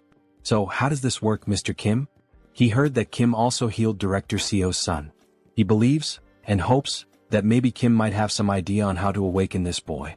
Awaken him, right? Of course I can help. Would be an honor. Is that true? Please help us. If he somehow succeeds, he will be given anything he desires. Anything you say? And we see the protagonist's famous look, as if he had something in mind from the very beginning. This marks the start of the hidden quest of the solar explosion. And a beautiful shot of the prettiest girl in this manhwa. What? Say that again. Warrior Kim wants what? Solar explosion. Should he spell it out for him again? Right? Solar explosion. Of course, he can do that for him, since the future of their tower depends on it, but he's not sure if he would be able to use it. That's why he's going to give it to him in the form of a memory chip, right? So he can learn it instantly. Well, fine. If he can solve the problem with his grandson, then his request won't be a problem. Alright, sorry to interrupt you both, but how is Warrior Kim planning to train him and make him awaken? Alright, let's begin. First, we need to figure out what the cause of the problem is. His biggest issue is that he's stupid. The grandfather says harsh words. He needs to become a mage, but he barely knows any math. Meanwhile, the depressed grandson starts tormenting himself. Sorry for being so terrible at math. Alright, of course Joonsoo already understood Mage Kim's problem very well. He's smart enough to have graduated in business administration from Seoul University. However, he gave up on mathematics, which makes him unsuitable for magical research. No matter how hard he tries, he just can't grasp magic. He's just making excuses at this point. Sorry? So, why don't we learn a type of magic that doesn't require mathematical calculations? What did he mean by that? Magic that doesn't require mathematical calculations? By using spirits he will become a flame sorcerer. He says he's a flame sorcerer, but that's not the same as a mage. So does he prefer to let his grandson remain in that state forever? Or would he rather train him as a flame sorcerer, so that he can unlock his potential? Alright, for now, explain your theory in detail. The problem is the magical enchantment, isn't it? Since he can't perform the calculations for the formula, he can't cast spells. So, just leave that difficult task to the spirit that will assist him. In exchange, he only needs to supply mana directly to the spirit. That's not possible, he has no familiarity with spirits. How is he going to deal with one? He just needs to make a contract with a spirit like he already explained. The boy will only be using the spirit's strength. He inscribes just a single spell into the mana circuit. That way the user handles the mana, and the mana circuit handles the spell itself. Incredible, he's right to suggest that we capture a spirit and use it as a mana circuit. Or better yet, we could simply transplant it into his circuit. That's right. Truly amazing. An incredible theory. He thought he was a warrior. How does he come up with something like this? Of course, he knows, after all, the guys thought of this in the future of the game. He didn't just come up with this now. And honestly, he doesn't even know what the hell he just said. He just repeated what he saw in the game. But there's a problem. The gate to the spiritual realm is closed at the moment. We can't summon any spirits. So instead, we can use spiritual animals. Spiritual animals? Like a phoenix? That sounds difficult. How are we going to find a legendary creature? Don't worry about that. Warrior Kim has a way. Then we see several phoenixes gathered, flying. Wow. There really is a phoenix valley in a place like this. Even high-level superhumans have difficulty finding places like this, so how? Contrary to the rumors, it was hidden in the alleys. He also found it by accident. My god, he really is one of the luckiest. So, about the promised solar explosion. Yes, he'll make sure to give him one. This mission can only be completed with the knowledge of a sweet spot. By the way, how do you plan to use the solar flame as a warrior? You would like to enhance it. So he begins producing the black flames. His goal is to create his own polarization. Polarization, he says? That's not an easy task, not by any means. We've spent a whole decade working on it. This won't be easy, but approaching it as a mage and approaching it as a warrior might produce different results, you know? Who knows? Maybe his polarization is better than yours. Really? Then how about we make a 2-year bet? Let's compare the magical tower's polarization with yours and see which one is better. That sounds fun. How much are we betting? If Warrior Kim wins, the director will grant him one wish. But if the director wins, Warrior Kim will join the magical tower's security team. Alright, that sounds like a fair bet. Don't forget this promise. Another chance to benefit from the magical tower of the sun, hehe. Alright, now it's time for the verification. Then we see Kim waiting near the operating room. That was incredible, superhuman Kim. And to think that he paved the way for flame sorcery in our magical tower. Hello, boss. Yes, that's what happened. But first, we need to hope that the operation is successful. Indeed. But about that mage who was expelled earlier. That failure? He did a thorough investigation on him after he was expelled from the tower. And it became clear that he received money from the Humo Group. The Kumo Group. One of the 5 largest conglomerates, known for their highly aggressive and predatory commercial expansion. They are mafias, politicians, criminals, and all kinds of bad people gathered in one place, represented by a black crow. They were basically the villains in the game. The problem is not that they stole information from our magical tower. It's that they specifically demanded only your information. Perhaps they are trying to recruit you? You wouldn't want to have to participate in this. You would never join villains like Kumo. Damn, another thing to avoid again. Suddenly the silence is broken. That was a huge success, all thanks to him. Superhuman Kim. Your grandson is now a mage, no, a superhuman. Ugh, it's good to hear that, but that slap really hurt. Incredible, so this is the power of an 8th level mage. Seriously, really thank you, Mr. Kim. We see the boy surrounded by flames. Mr. Mage Kim. What the hell is this? Is he already as strong as Joonsoo? Starting at level 3? This is the power of genetics. Joonsoo took so long to reach this level. He feels so strange while being able to use magic so easily. From now on, he suggests he drinks fire attribute elixirs to accumulate more mana. He's even telling him how to get stronger. Thank you. Good work, Kim. Here's what was promised, your reward. That didn't take too long. Yes, solar eruption. But what the hell is this? Open it and see for yourself. He placed an allowance for him in this bag, enchanted with space expansion magic. I like you, Master of the Tower. Your favorability is off the charts. Moments later, we see the protagonist back at his boss's side. You received a bonus reward of 5 billion? That's incredible. He thinks it's time for you to get used to his greatness, Director Choi. Anyway, he thinks it might be time for him to take that nectar he's been saving for a while. Nectar, he says? It hasn't even been a month since he reached level 3. Doesn't he think it's a bit early? He might suffer side effects. So, can you refine the nectar, Director Choi? Refine, huh? You can count on me. Then he opens a cupboard with several items ready to start the process. Yes, Director Choi. He just needs the main ingredients. These are the most popular ones. He will gain different resistances depending on the ingredients used, so it's done. We see some items on the screen that grant different attributes. Super resistance, steel, regeneration. He already has super strength and regeneration, and he has steel armor on his shield. He will choose the heart of the horned tiger. Oh, this one? Does it have to be the horned tiger? What's the problem? It's an endangered species, so it's hard to find these days. Endangered? Well, in the next scene we see a car speeding down the road. If that's the case, then he will search for it himself. The problem is how he will find the horned tiger in such a vast area. He is in a wide forest looking like the safaris in Africa. He didn't want to resort to this, but he would rather smell a durian.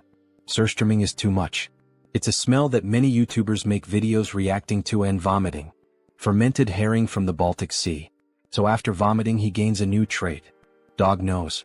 God, it still smells like rotten shit in his lungs. But thanks to this trait he can now smell all kinds of things. Like this. He smells a lot of blood here. Was there a predator nearby? That means yes. Here it is. He spots a car with hunters in it. They're chasing some animal. Shoot, guys, over there. Get that damn thing. Shit, other competitors? Wow, that's Scar. It's not an ordinary horned tiger. King of the mountain. It's the most famous mystical creature of the Chulwan Plains. And it also has 6 full traits. The monster charges toward our protagonist. He will die if he lowers his guard and doesn't take this fight seriously. Then the king of the mountain charges swiftly toward the protagonist, who narrowly dodges the sudden attack. However, even while using the evasion trait, he still gets slightly injured on the face, showing that the monster is a real challenge. He won't have many chances if he plays around. He needs to take this seriously. He has to finish it with a shot. A lethal shot, fast, and preferably one that doesn't damage the heart. He needs to trust his own senses and instincts. The tiger charges quickly to strike him, but he dodges by leaping over the tiger, equipping all the perfect traits to execute the shot perfectly. Gun shooting. Focus. Resolve. Shooting technique. Rapid reloading. Then, with steady composure, he pulls the trigger. However, he misses the target, hitting only part of the face. Alright, so even after using all those traits, that monster still managed to easily dodge the perfect shot. But he's not done yet. He has one last trick up his sleeve. Face to face with the king of the mountain, he unequips the rifle and draws his pistol, while wielding a sword and a shield. He's feeling confident in his shooting techniques even while fighting as a warrior. So he switches his trait, resolute for black flame. Then he manages to land the shot. The black flames, which primarily target the enemy's mana, begin to consume the body of the Tiger King. However, even with Kim thinking it was over, the king keeps advancing toward him, as if the flames weren't affecting him as severely as Kim had expected. He narrowly dodges the brutal attack from the king. This thing can still move like that even after being hit by the black flames? What an insane monster. If the black flames aren't enough, then he'll have to engage in close combat. After all, he is a warrior. The tiger notices the shift in Kim the warrior's stance and prepares as well. With all its strength in its legs, it charges swiftly at the protagonist using the trait Rush. There it is, the strongest ability of the King of the Mountains. Rush. He accelerates his massive body, weighing over 1.5 tons, and pierces straight through his target. Compared to its infamous reputation that has frustrated countless users, the strategy to defeat it is ridiculously simple. So, with a leap to the right, he narrowly avoids the explosive attack. The key is to use the tiger's own strength against him. Surprised? With that speed and mass, there's no way he can dodge in time. Alright, he already knows he can't evade this attack. So, with a precise, swift, and incredibly powerful and skillful strike of his sword, he cuts the body of the king of the mountain in two. At sunset, in front of the monster exchange shop, several people are stunned by what they're witnessing. What the hell is that? Someone says. The king of the mountain, I think, says another guy. Hell yeah, that's right, that's the king of the mountain. Look at his heart right here, living proof. Wow, impressive, say the onlookers. He handled it himself because he was worried a contractor might try to scam him, and he ended up gaining a trait in the process. The trait, Butcher. It's a 1+1 event. He only needs the heart of the king of the mountains, so he's planning to sell off the rest of the body. Anyone interested in buying? Let's see how much the king of the mountain is going to go for. 1 billion. Someone wants to buy the Tiger King's carcass for that amount. Another man raises the bid to 2 billion, then 2,200 million, and then 2,500 million. Good. Then suddenly, a woman announces an offer of 5 billion. Everyone is left speechless by the outrageous amount she offered. Joonsoo quickly accepts the offer. 5 billion, it will be sold for 5 billion, it's hers. Alright, she's going to transfer the money right away. We see Warrior Kim holding up a sign with his bank account number, like a ring girl during a match. Here's your bank account number. The other bidders walk off, grumbling, whatever. That offer was rude. Alright, one question. By the way, did he actually hunt the king of the mountain by himself? Yes, he did. Kim was just lucky that day. There's no such thing as luck when it comes to hunting monsters, especially not the king of the mountain who has been a challenge to countless hunters for years. All of this was earned thanks to his hunting skills. Here, this is her business card. She would appreciate it if he could give her a call later. Then we see who she is, Young Jin Young. Hunter Association. So, she's from the Hunter Association? That look in her eyes feels familiar to Joonsoo. Until next time, bring us an even bigger monster. Alright, thank you. Maybe she's just a very wealthy character from the game's story. Then a notification pops up on his phone confirming the completed transfer. 5 billion won, which would be roughly $3.7 million in the real world. The king's heart and 5 billion won. This was certainly quite a fortune. So, 2 days later we see Warrior Kim holding something in his hands. Just by looking at it and analyzing its color, he can tell the nectar was well processed. A shade of yellow that's almost golden. Director Choi added the king's heart into the nectar mix, so there won't be any side effects. He seems so confident in his own skills when producing this nectar that Kim feels he can trust the quality of a product made by the director's hands. Still, he feels a bit nervous. After all, this nectar was extremely difficult to obtain, and the benefits it offers are incredible. Even so, he equips a few traits in advance just in case something goes wrong. Then finally he drinks the nectar in a single gulp. Smoke begins to rise from his mouth and from all over his body. It's extremely hot, hot like lava. It burns from the inside all throughout his body. Then we see the nectar entering his lungs, passing through his heart, and beginning to circulate throughout his entire body. His body is evolving. A hormonal shift is being detected. Adrenaline secretion is accelerating. The activation of his body is increasing efficiency. The effect is working. Mana circuits are being restructured. We see his entire body being transformed from the inside. He leveled up. Level 4. His stats increased significantly. Awakened. Level 4. Superhuman, Warrior Kim. Now that he's at level 4, he definitely feels completely different. It's as if his soul has ascended to another plane, to another level. He is, quite literally, a new person now. Audacity, he's gained a new trait. And just as he said, the nectar was successfully processed. Thank you, Director Choi. There's a reason why he went out on his own, hunted the monster himself, and even sold the items by himself. With the 3 traits he gained in battle, strength, super strength, and pressure, and if he can also acquire traits through his equipment using this diamond which he runs along his clothing, he ends up obtaining 2 more traits. Robust and giant, the same ones he had requested from the blacksmith. The preparation work is complete. Now it's time for the final stage. We see all 6 traits equipped at the same time.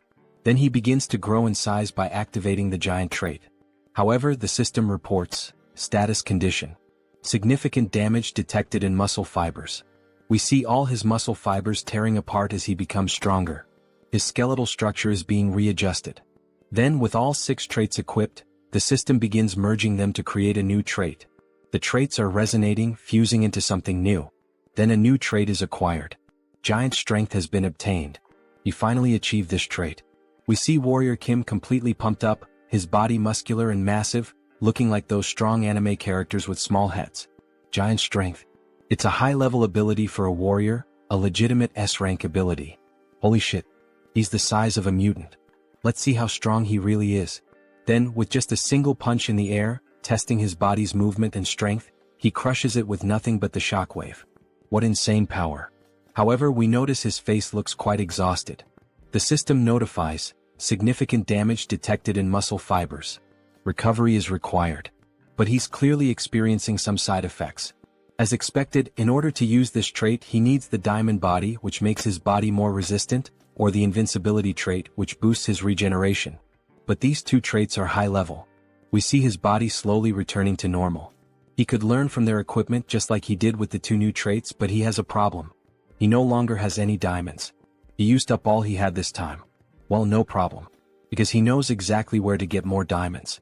Alright, we don't have any more diamonds available. Kim is stunned. Seriously, none left? No, they'll be replenished next month as soon as possible. But he thought the Shinwon market would have everything he needed. Next month? That's so late. I need them as soon as possible.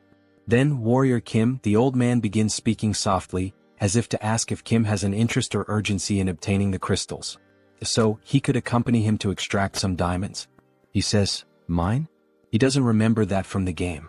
This is a route that can't be leaked under any circumstances. So, Warrior Kim, are you interested? Of course, Kim replies. Let's go ahead. Time for faster growth. Then, in the city, the old man drives Kim in his truck. He's sure Kim already knows that obtaining something like diamonds requires taking risks, right?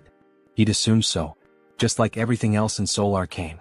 First, brush up, and if you don't feel like doing that, you can quit. What's with all these disclaimers? Then, the direction of the city they're headed to, Buchin. Buchin, right. Now he understands where they're going. The place we're headed is where superhumans fight for their lives. Beat them. Kill them. Dismantle them. Everyone in the arena is ecstatic as they watch the battle. The largest battlefield in the capital, the Colosseum. And right off the bat we see two men fighting with blood splattered everywhere. Warrior Kim and Chunbok watch from a distance. The scale is enormous, the Colosseum is truly massive. Did he already know anything about the Colosseum? No, he's only heard some rumors. This is his first time visiting the place. By the way, is he affiliated with this place? Ah, he got him. Well, he was wondering where all those rare items were coming from. After all, they were from here. Now that he thinks about it, Chunbok's history in the game also seemed pretty suspicious.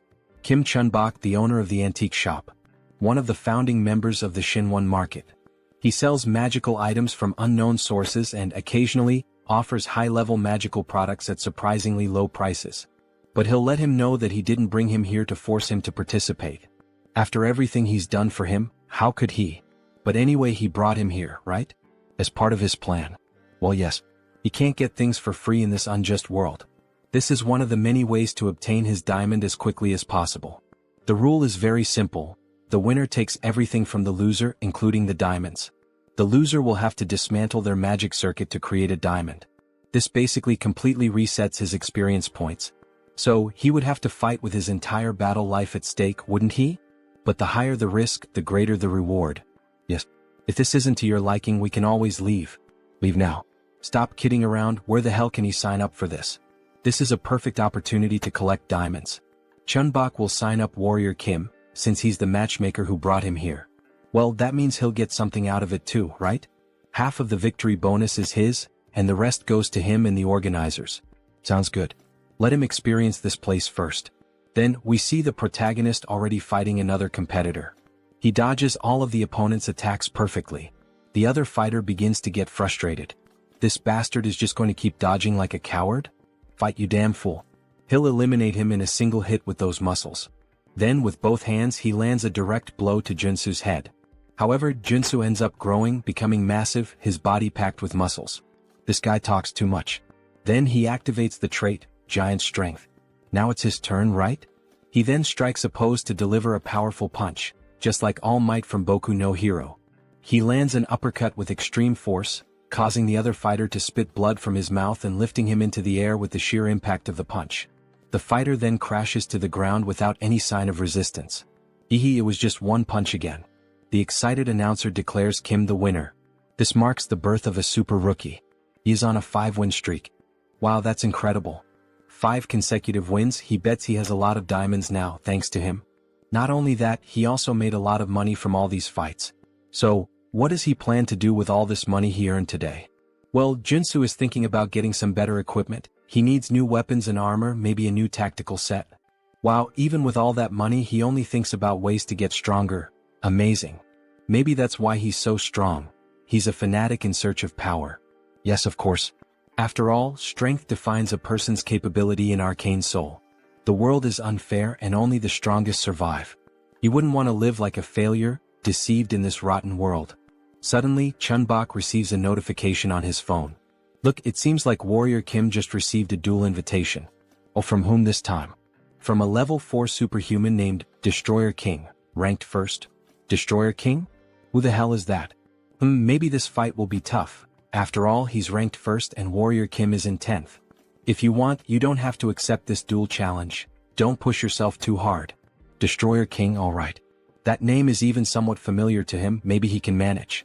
Then, a ring girl appears, announcing the start of the first fight between Warrior Kim and, of course, with the huge crowd shouting, Destroyer King, kill this rookie, we've bet a lot of money on his defeat. Destroy that growing sprout of a rookie. Then he finally appears, the King of the Colosseum. Wearing a characteristic WWE outfit, he introduces himself as the Destroyer King. And while laughing, he shows off 2 silver teeth with diamonds embedded in them. He then begins speaking to Kim. He didn't expect him to accept the duel challenge, maybe he's out of his mind. After all, no one would accept a duel against the top-ranked fighter of the Colosseum. Alright, this Destroyer King. He's certainly someone hard to deal with. He's a character with 3 rank S attributes. Practical combat, giant strength, fighting technique. He is the strongest when it comes to unloved fighting, possessing these 3 top-level traits. But it is possible to beat him. Difficult, yes, but there's a chance. Back in the game he was level 5. However, at this moment he's still level 4. So, there is a chance to take advantage of the level difference. Besides, he was starting to think that diamonds weren't a good enough reward after all. Let me wipe that smile off his face. Then the king rushes forward, attempting to strike Kim, who quickly dodges. He will beat Kim into a bloody pulp and watch him cry on the ground. Kim would like to say the same to the king. Don't make a mistake, he will defeat him. Then the king finally manages to grab Kim. Look at those arms. Our protagonist really must have taken those forbidden poisons that bodybuilders use. However, it was all part of his plan. As expected, he knew the king would target the joints first. After all, the Destroyer King is a wrestler. The moment he lifts his opponent, he will slam him to the ground. But you know, that's exactly what Warrior Kim wants him to do. So, as the king attempts to take him to the ground, Kim quickly manages to break free from the king's grasp. By adding strength, super strength, and the giant strength along with counterstrike, and activating the counterattack at the perfect moment, combining all these traits, he manages to dodge the king's attack and counter perfectly. He lands a precise elbow strike to the king's chest. He is able to surpass his incredible technique by combining these characteristics. The king suffers the impact, spitting blood. However, he quickly reacts by grabbing Kim's hand and using the arm lock technique, pressing his fists against Kim's neck. But it was already expected that his next move would be this. Kim saw the attack coming from a mile away, so he is able to break free from the king's grip again. Then he grabs the king's clothing and with immense strength, he lifts the king as if he were nothing, throwing him to the ground with tremendous force. He obtained a new trait, suppression. Suppression is a trait acquired by repeatedly predicting the opponent's movements. Now he's mine. This bastard, it seems like he's predicting every single one of my strikes. He's wondering how the hell Kim is predicting and dodging all his attacks. Well, unfortunately for him, Warrior Kim is just starting to warm up and will finish him off quickly. By obtaining the suppression trait, he has collected all 6 basic combat traits. Strike, combo, counterstrike, protect, evasion, suppression. And when combining all these 6 traits, we see the 6 traits merging and evolving into a single trait, practical combat. He has obtained a new characteristic. Alright, let's put this bad boy to the test, shall we? Then we see him assuming a new fighting stance, emitting an intense aura. What the hell is that? What the hell is he trying to do now? Then he advances with a classic boxing stance to strike the king. What the hell is this? What did he do to completely change the atmosphere of the fight? He even changed his fighting stance. It's like another person is fighting. He's sharp. No wonder he's ranked so high. He's right. When he first entered the ring he was just a big newbie. Now he's a complete fighter. Now that he has gained practical combat experience. Those blue eyes with that fighting expression remind me of Satoru Gojo. Then he lands a precise blow to the king's stomach. Even though the king blocked with both hands, the impact is still so strong that it forces him to retreat. By equipping the new trait, Practical Combat, his basic attacks now always have the combo trait active, in addition to adding all types of bonuses to all of his combat moves. So now he can use 6 traits at the same time, taking up only 1 slot, leaving 5 more free slots to add more damage or defense. However, the king gets angry and tries to return the punch, but Kim easily dodges the attack. And while using Practical Combat, if he combines other lower-level traits once again, even the Destroyer King won't be able to stand against him. Then he grabs the king's arm and applies an arm lock, pressing with all his strength as the king groans in pain.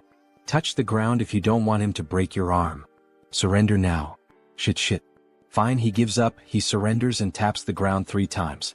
And the winner of this historic match is Warrior Kim, announces the announcer. To the surprise of everyone in the Coliseum, he has risen to first place in the Superhuman Level 4 Division rankings. He's really in great shape with a muscular body. Then, everyone in the Coliseum begins to clap for his performance. This is crazy Warrior Kim. He arrived today and has already become the new king. No, now he will be known as the Warrior King. Warrior King, Warrior King. Everyone starts cheering, calling him Warrior King. Joonsoo feels shy about the current situation. What kind of humiliating name is this? Stop calling him that. However, we know he likes it, he's just embarrassed. Alright, now let's begin, announces the announcer. Let's start the process of creating diamonds, here we go. Will he accept and lose all the strength he has gained so far? After all, the diamond creation system resets all the experience earned. Or maybe he will use the other option. Then he requests to use the special contract. Exactly what Joonsoo wanted him to request. Alright, are you really sure you want to use the special contract? The announcer asks. The special contract is an agreement made with the organizers when the Destroyer King became the level 1 fighter. The condition is that, if the Destroyer King is defeated, the organizers will provide the diamonds in his place. However, this is only possible with the winner's consent. Will Warrior Kim accept these conditions? If he accepts these terms, they promise to give him 10 diamonds. Even the announcer gets excited. Wow, this is an unprecedented deal. Considering that it is expected to extract 3 or 4 golds from the Destroyer King, it's a good deal. He suggests that Warrior Kim should accept the offer. However, Joonsoo doesn't think it's enough, he wants more. Both the former king and the announcer are surprised by Warrior Kim's audacity in refusing the offer. The mana and experience points of a level 4 superhuman are at stake. He can demand more and take advantage of this unique opportunity. Alright, in order to accept this agreement he would like to add one more term. But this does not involve diamonds in the discussion. So what would he like to add to the contract? He wants the item he was using when he first appeared in the game. If he gives him the Steel Fist, the item he has been hiding all this time, he will accept the conditions presented. Give me that damn SS level magic weapon. He is perplexed by the proposal. What did he just ask for? Steel Fist? He has no idea what that is. It's too late to act as if he doesn't know anything. He saw the look of surprise and suspicion on his face. He will accept nothing less than the 10 diamonds and the Steel Fist. If he doesn't accept, he will lose all his mana and experience points. Damn, how does he know about that? This bastard is very suspicious. So what will be done? He can't refuse Kim's proposal. If he breaks his magical circuit to create diamonds, he will lose all his abilities. Alright, he will give the Steel Fist as part of the offer, however, he will have to accept a rematch against him in this Coliseum, betting the Steel Fist again. Fine, that sounds good. They can decide later when the day will be. After all, he is a busy man too. Then we see the new glove being worn by the protagonist. Holy shit, this is so stylish. So clean and fresh. Then a system notification appears to explain the item a bit better. Steel Fist. Increases strength and resistance. Reduces all damage for 10 seconds. Damage reduction? That's totally a scam, Kiki. And of course he also got several diamonds as a reward. Now he could create a high-level characteristic and even have some leftover. This was a win, a victory. So he equips some characteristics. Regeneration. Revival. Wound recovery. Vigor. Energy. If he applies the healing characteristic from the necklace that Father Kim gave him a few months ago during the mission to drink gold, what should happen is, then suddenly, a blue aura begins to consume his body, even his eyes turning white. He then obtains a new characteristic, immortality. Perfect, it worked exactly how he wanted. Now that he has giant strength and immortality, he just needs one more characteristic to complete the warrior's build. He is a true RPG player. Alright. For now, these diamonds will be kept until their usefulness arrives. Then the phone starts ringing on the table. Young Jinyoung, who is it? Isn't that the hunter who bought the Mountain King? I think that was her name. Then the next day we see the Hunters Association. Thank you very much for accepting the invitation. The guild leader would really like to meet Warrior Kim. Oh yes, he would also like to meet the guild leader. Since the leader of the Hunter Guild is an NPC who often gives many missions with good rewards, it might be a good idea to build a friendship with him early on. Warrior Kim has arrived. Superhuman Kim, it's an honor to meet him. Kim was slightly startled. Something seems wrong. He is the leader of the Hunter Guild, Yoon Byungjin. We see a classic older man wearing a black suit and red tie, but what stands out are his vampire-like teeth. What the hell is this? This isn't the guild leader, at least not the one he knew from the game. He is the head of the assassin organization. Why the hell is a guy like this here? Something is off. Oh, it's an honor to meet you. I'm known as Warrior Kim. Haha, the honor is mine. Right. There were some rumors that after an incident at the Hunter Guild, he was expelled, but the details were vague. Suddenly, someone opens the door, a chubby man panting. Huff. Apologies, he's late. Director Kong, what's going on? What's all this fuss about? Haha, he heard that the person who defeated and tamed the Mountain King was here, so he rushed over as quickly as he couldn't miss this opportunity. This is the real guild leader, the one introduced in the game. Besides, the united competition is today. How could he miss that? What the hell is going on here? Joonsoo is lost with all this information. Hello, he is Director Kong, a pleasure to meet you. You can call him Kiziak, haha. No, how could he dare to call him by his first name? Apparently he likes to joke around, Director Kong? As expected, he has a good personality just like in the game. Alright, if the introductions are over, let's get to the main topic for which Mr. Kim was invited. Mr. Superhuman, we would like to invite you to become a full member of our guild. He's talking about the Hunters Guild? He'll have to think a bit more about this. Becoming a member with full access for free is a good deal. But he's hesitant because of the current guild leader. To be honest, the guild is in the process of creating an exclusive hunting ground in Yongkian.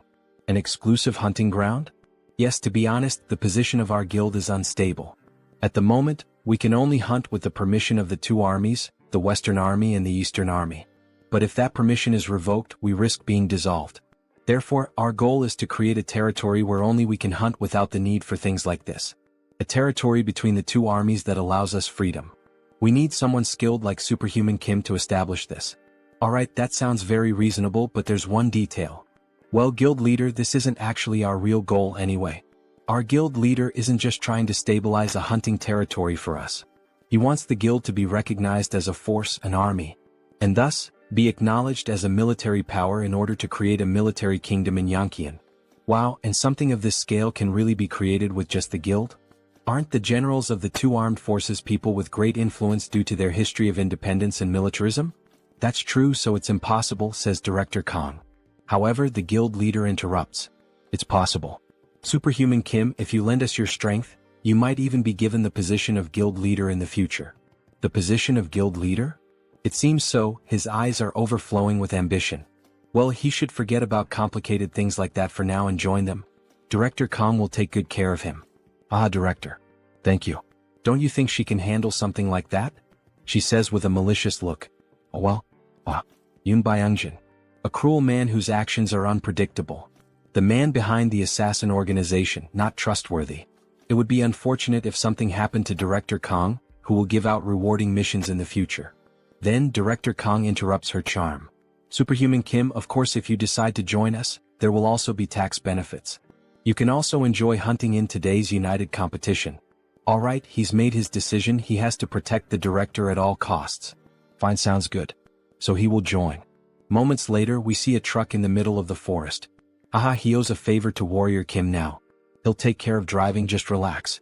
He was worried that the guild leader inviting him first made him have to rush over there. To be honest, he was concerned about the fact that the guild leader approached him, Warrior Kim. Anyway, it's a lucky thing that both of us can ride in the same car like this, We see Joonsoo's ears bleeding, and he complains that the game never mentioned how chatty he was. Director Kong, Why are you against the exclusive hunting area? It's because of the Yankian faction. The Yankian faction? It's a group of guild members who follow the guild leader. They don't care about hunting, they're just cleaning up the politicians' mess. So, the guild leader was trying to recruit him to his side? Exactly. He's doing everything wrong. Shouldn't merit be the most important thing in a guild? Instead of getting involved in nonsense like this. But lately, all the guild members who agree with me have been sent on expeditions, so his position has become unstable. He thought the director was just a happy-go-lucky guy, but he has some pretty deep thoughts. Meritocracy is good. After a good while of talking, they finally arrive. So, they finally made it. This is the secret hunting ground of our guild. Wow, it's really well set up. Damn, there are so many hunters gathered here. Look at those weapons. Hunter Kim, he's finally arrived. We see our beautiful hunter, look at that gorgeous stomach. Wasn't he supposed to come with Director Kong? Yes. But suddenly he had to go to the bathroom, ate something bad. Right, good timing. She would like to talk to him herself. It would be better not to get too close to Director Kong. Do you think he will join him? It seems like he already knew about the factions within the guild. Well, he has a general idea. That there's a difference in thinking. Yes, that's correct. He's someone who can't see the bigger picture and is too focused on the small details. Yellow eyes with a scar? He really thought she looked familiar. She was a member of Yoon Byungjin's assassin organization. Young Jin-young, Wolf Claws. He's understanding now. The Yankian faction is the predecessor of the assassin organization. Even about the hunting grounds. He had been going crazy with some small illegal activities. He likes him, you know? So Joonsoo, in an intimidating position, says, he doesn't speak behind others' backs and seems to be a genuine person. This leaves the little girl feeling all awkward. Well, do it your way. Just don't regret it when it's too late, I won't be able to help you. Now that he has a sense of the situation, he should start preparing. Then we see several sunscreen bottles placed on top of a sink. His face is covered in sunscreen. Then he acquires a new trait, sensitive skin. He only acquired it after buying cheap skincare products and applying them until it hurt. But he finally got all of them. Sensitivity. Bright eyes. Enhanced hearing. Dog nose. God's tongue. Sensitive skin. Now he can combine all of these into an absolute trait for hunting. Sixth sense. The sixth sense is a great trait for hunting, but it's also useful in other situations. We see the protagonist with his face all distorted from the excess of products. Should he check if someone is having evil thoughts? Then, as he leaves the bathroom, he is shocked by the situation. Everyone in that area has a purple aura. What the hell is this? Don't tell me most people here are evil? Warrior Kim, finally he found Kim. Let's have some drinks and eat something before the competition begins. These two people are hunters who are like his right-hand men. Director Kong had many good things to say about him. He can drink. But, in reality he wouldn't want to drink because of that person whom the director thinks is his right-hand man. He smells like something rotten. The poisonous stench of betrayal. So, by late afternoon, everyone was already pretty drunk. Director Kong already needed help just to stay on his feet. Meanwhile, Joonsoo was handling the barbecue, watching the whole situation unfold and thinking about what to do. They don't even know there's a spy among them. What should he do? He needs to tell the director. But will the director believe him, someone he just met today, if he tells him that his right-hand man has betrayed him? Mr. Warrior, please take care of the director for a moment. All right. Meanwhile, the director is shouting from the back that he's going to buy more drinks. After all, today is a good day. Kim will have to just observe the situation for now. Then the director comes up to Joonsoo, reeking of alcohol and rambling a bunch of nonsense. Mr. Warrior, how are you enjoying the party? Having fun? Haha. With a discouraged look, Joonsoo replies that yes, he's having fun. Without mentioning that there's a traitor here. What is this, a mafia game? Then the traitor announces to everyone that there's still more beer for everyone. Yes. Please serve drinks to all of us, says the director. He will have another shot of alcohol. Soju and beer for Director Kong, right? Let him mix one with the other. Yes. He always loves his usual ratio. Here it's ready. He should drink it all at once to fully taste the flavor of the drinks. All right, hand that drink over now. But then Warrior Kim shouts, asking them to wait.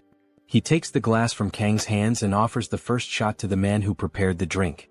The man is surprised by the situation. What's going on? Why does he have to try the drink first? Kim applies more pressure. What is it? Is there some reason why he can't take the first sip? The best time to expose a traitor is right when he's about to set his plan in motion. He couldn't hide the malice in his expression. And he seemed nervous?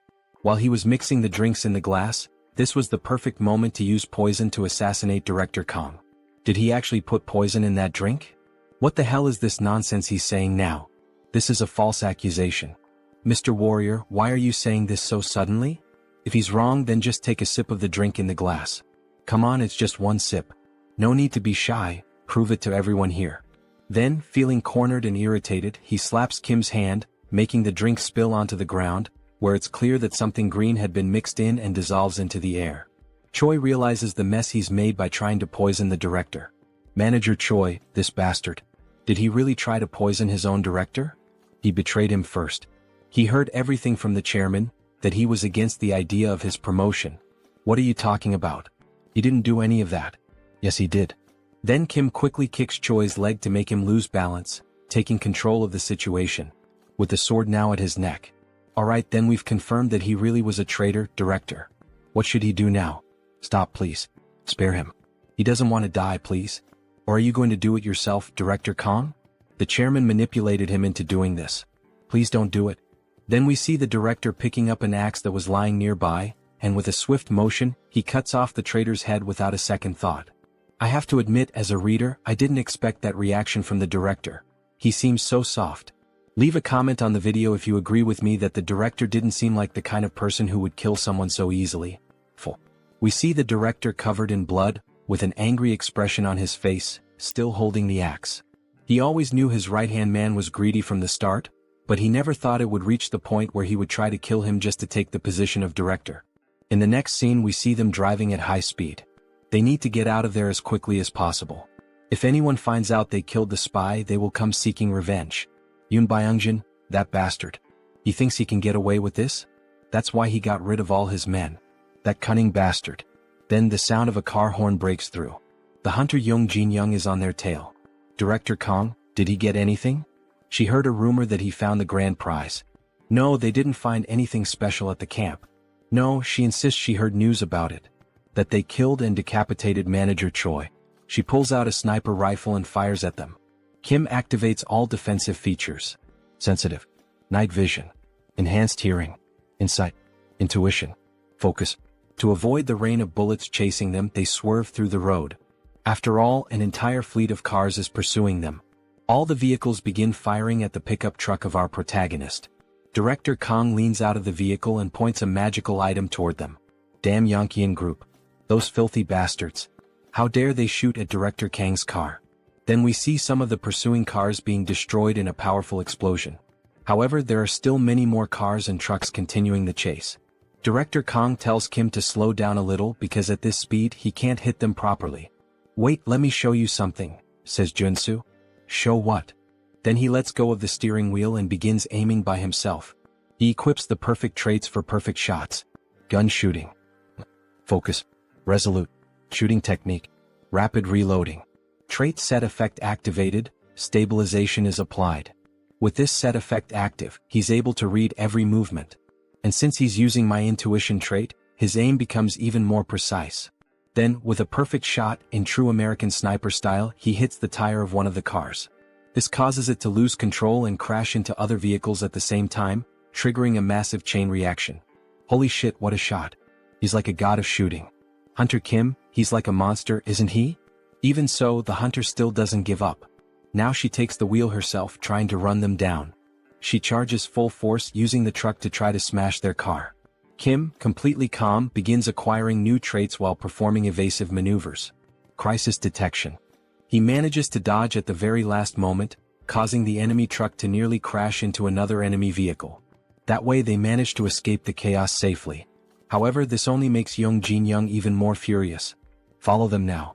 We're going to kill those bastards right here. In the rearview mirror we see more cars joining the chase. Kim acquires 2 more traits. Driving and boarding. He remains completely at ease with the situation, while one of the others is nearly throwing up in the seat. At last they arrive at the military zone. This is Warrior Kim, a level 4 superhuman, affiliated with the Hunter Association. Full report submitted. Alright, very well, Warrior Kim. But he has one question. What the hell happened on the way here? We see the director's car completely wrecked, with a few other vehicles trailing behind him. Put your weapons away. We're not going to start trouble here. If they cause a disturbance in this area, it will be considered a challenge to the authority of the Corps commanders. Yes, they're aware of that. They won't cause any trouble here. Please wait. You can't let them into the city. They're criminals. They kidnapped and killed one of his men. We don't get involved in disputes that take place in hunting zones. He should already know that, Mr. President. But what if we... Then the guard's aura changes completely. He slowly begins to draw his sword. Are you trying to challenge the authority of the commander of the Eastern Army? The president just swallows hard. He knows there's nothing he can do. Kang Kiziak was running away like a rat. Did he hire a professional driver or something? All thanks to our hunter Kim here. He's good at driving, hunting, and shooting. Thank you for taking down a guy like that. If I had a daughter, I'd let you marry her. Marrying into that guy's family? What a horrible thought. Damn it. You didn't think Warrior Kim would take the side of that fat bastard. Director Kang, come over here for a moment. We don't want to see any blood spilled. No. He must not forget, this isn't his territory. He better not cause any trouble here. Then someone suddenly appears, yelling. What the hell is all this noise? Everyone is caught off guard by the sudden voice. It was a short-haired man named Gu Hyungwon, a level 7 warrior, division commander of the Eastern Army. Division commander. My apologies. We were just trying to talk. There he is. One of the 4 division commanders of the Eastern Army. A level 7 superhuman, Gu Hyungwon. He couldn't care less about other hunters fighting among themselves or even killing each other. But they cannot do that on this territory. This shit isn't some damn playground. You two understand, right? He doesn't want to have to say it again. If he sees this happen one more time, before he could finish his sentence, he looks at Warrior Kim, thoroughly analyzing him as if he could see everything about him. Alright, he will mediate this dispute between the two as representatives of the Eastern Army. What is this? With all due respect, sir, this is a matter for the Hunter Association. Not even he can get involved in this. This is an order from the heavens. Everyone is shocked. Wait, does that mean the Corps commander? At noon tomorrow there will be a duel of honor in front of the city hall. Only one person present at this location may volunteer to fight. What? Why is he looking at me? The loser must offer their head. If anyone refuses the duel, their head will be condemned. The next day, exactly at noon, everyone gathers under the rain near a park. Hunter Kim, is he sure about this duel? He knows he volunteered, but still. Don't worry. This duel of honor was prepared to test me from the very beginning. He must be behind this sudden challenge. Then we see Gu Hyungwon approaching the duel scene, followed by greetings from several members. The level 8 superhuman, the one who stands in the tower called Heaven. The commander of the Eastern Army Corps, the Tiger King Kyujigam. Alright then, let's begin. Judge me as much as he wishes. We see that Warrior Kim's opponent is the president of the Hunter Association. Kim is wielding a shield and sword. It's a shame, Warrior Kim. If only he were on our side, we could have had something wonderful. But he refuses to work with their dirty group. Well, if that's his choice, then he just has to kill him. We see the president transform into what we suspected from the start. He's a vampire. Wow, that bastard is a vampire. He was a shapeshifter? It's understandable that everyone is shocked. Vampires are known as extinct monsters. But Kim has known his true identity from the beginning. And he knows all the countermeasures. The night before, just a few hours before the duel, we see Kim holding a diamond. He went through every exchange house to gather as many as possible. Are you sure that will help him fight this vampire? Just wait and see, Manager Park. Then he begins acquiring new traits to finally reach the Trinity. Endurance, Perseverance, Iron Armor, Acropolis, Resolute, Extreme. Mixing the 6 traits, he obtains a new one, Diamond Body. He will soon reveal it in the duel. He now has the Trinity build. Then the vampire attacks first. With his claws extended, he tries to strike Warrior Kim. However, Kim easily blocks the blow with his shield. How can a mere level 4 block his attack so easily? Because he isn't at a level where a monster could kill him. Then Kim uses the trait, Giant Strength, counterattacking with a sword strike that forces the president to retreat several meters. What the hell kind of power is that? He is utterly shocked. Did you fake your level? The correct answer is this, Giant Strength, Diamond Body, Immortal. It's the synergy of the 3 most powerful traits in the game, combining Diamond Body and Immortal to withstand the full force of Giant Strength. He can exert power that surpasses that of a level 4 superhuman. He then continues attacking the president with full force until he finally breaks his extended claws, his steel claws. Now that it has reached this point, there is no avoiding it. Red eyes and veins appear on his face. He is beginning the transformation. His body starts to change. His face takes on a more vampiric look with huge fangs. His claws grow again. He begins to sprout new arms. Director Kong, what the hell is this? Oh my god. Is he a mutant? This is the secondary awakening of a shapeshifter, using the mutant trait. There is a risk the user will lose consciousness and become enraged, but he gains enough power to annihilate an entire group of level 5 superhumans. That's why the highest priority is to suppress him before this transformation fully develops.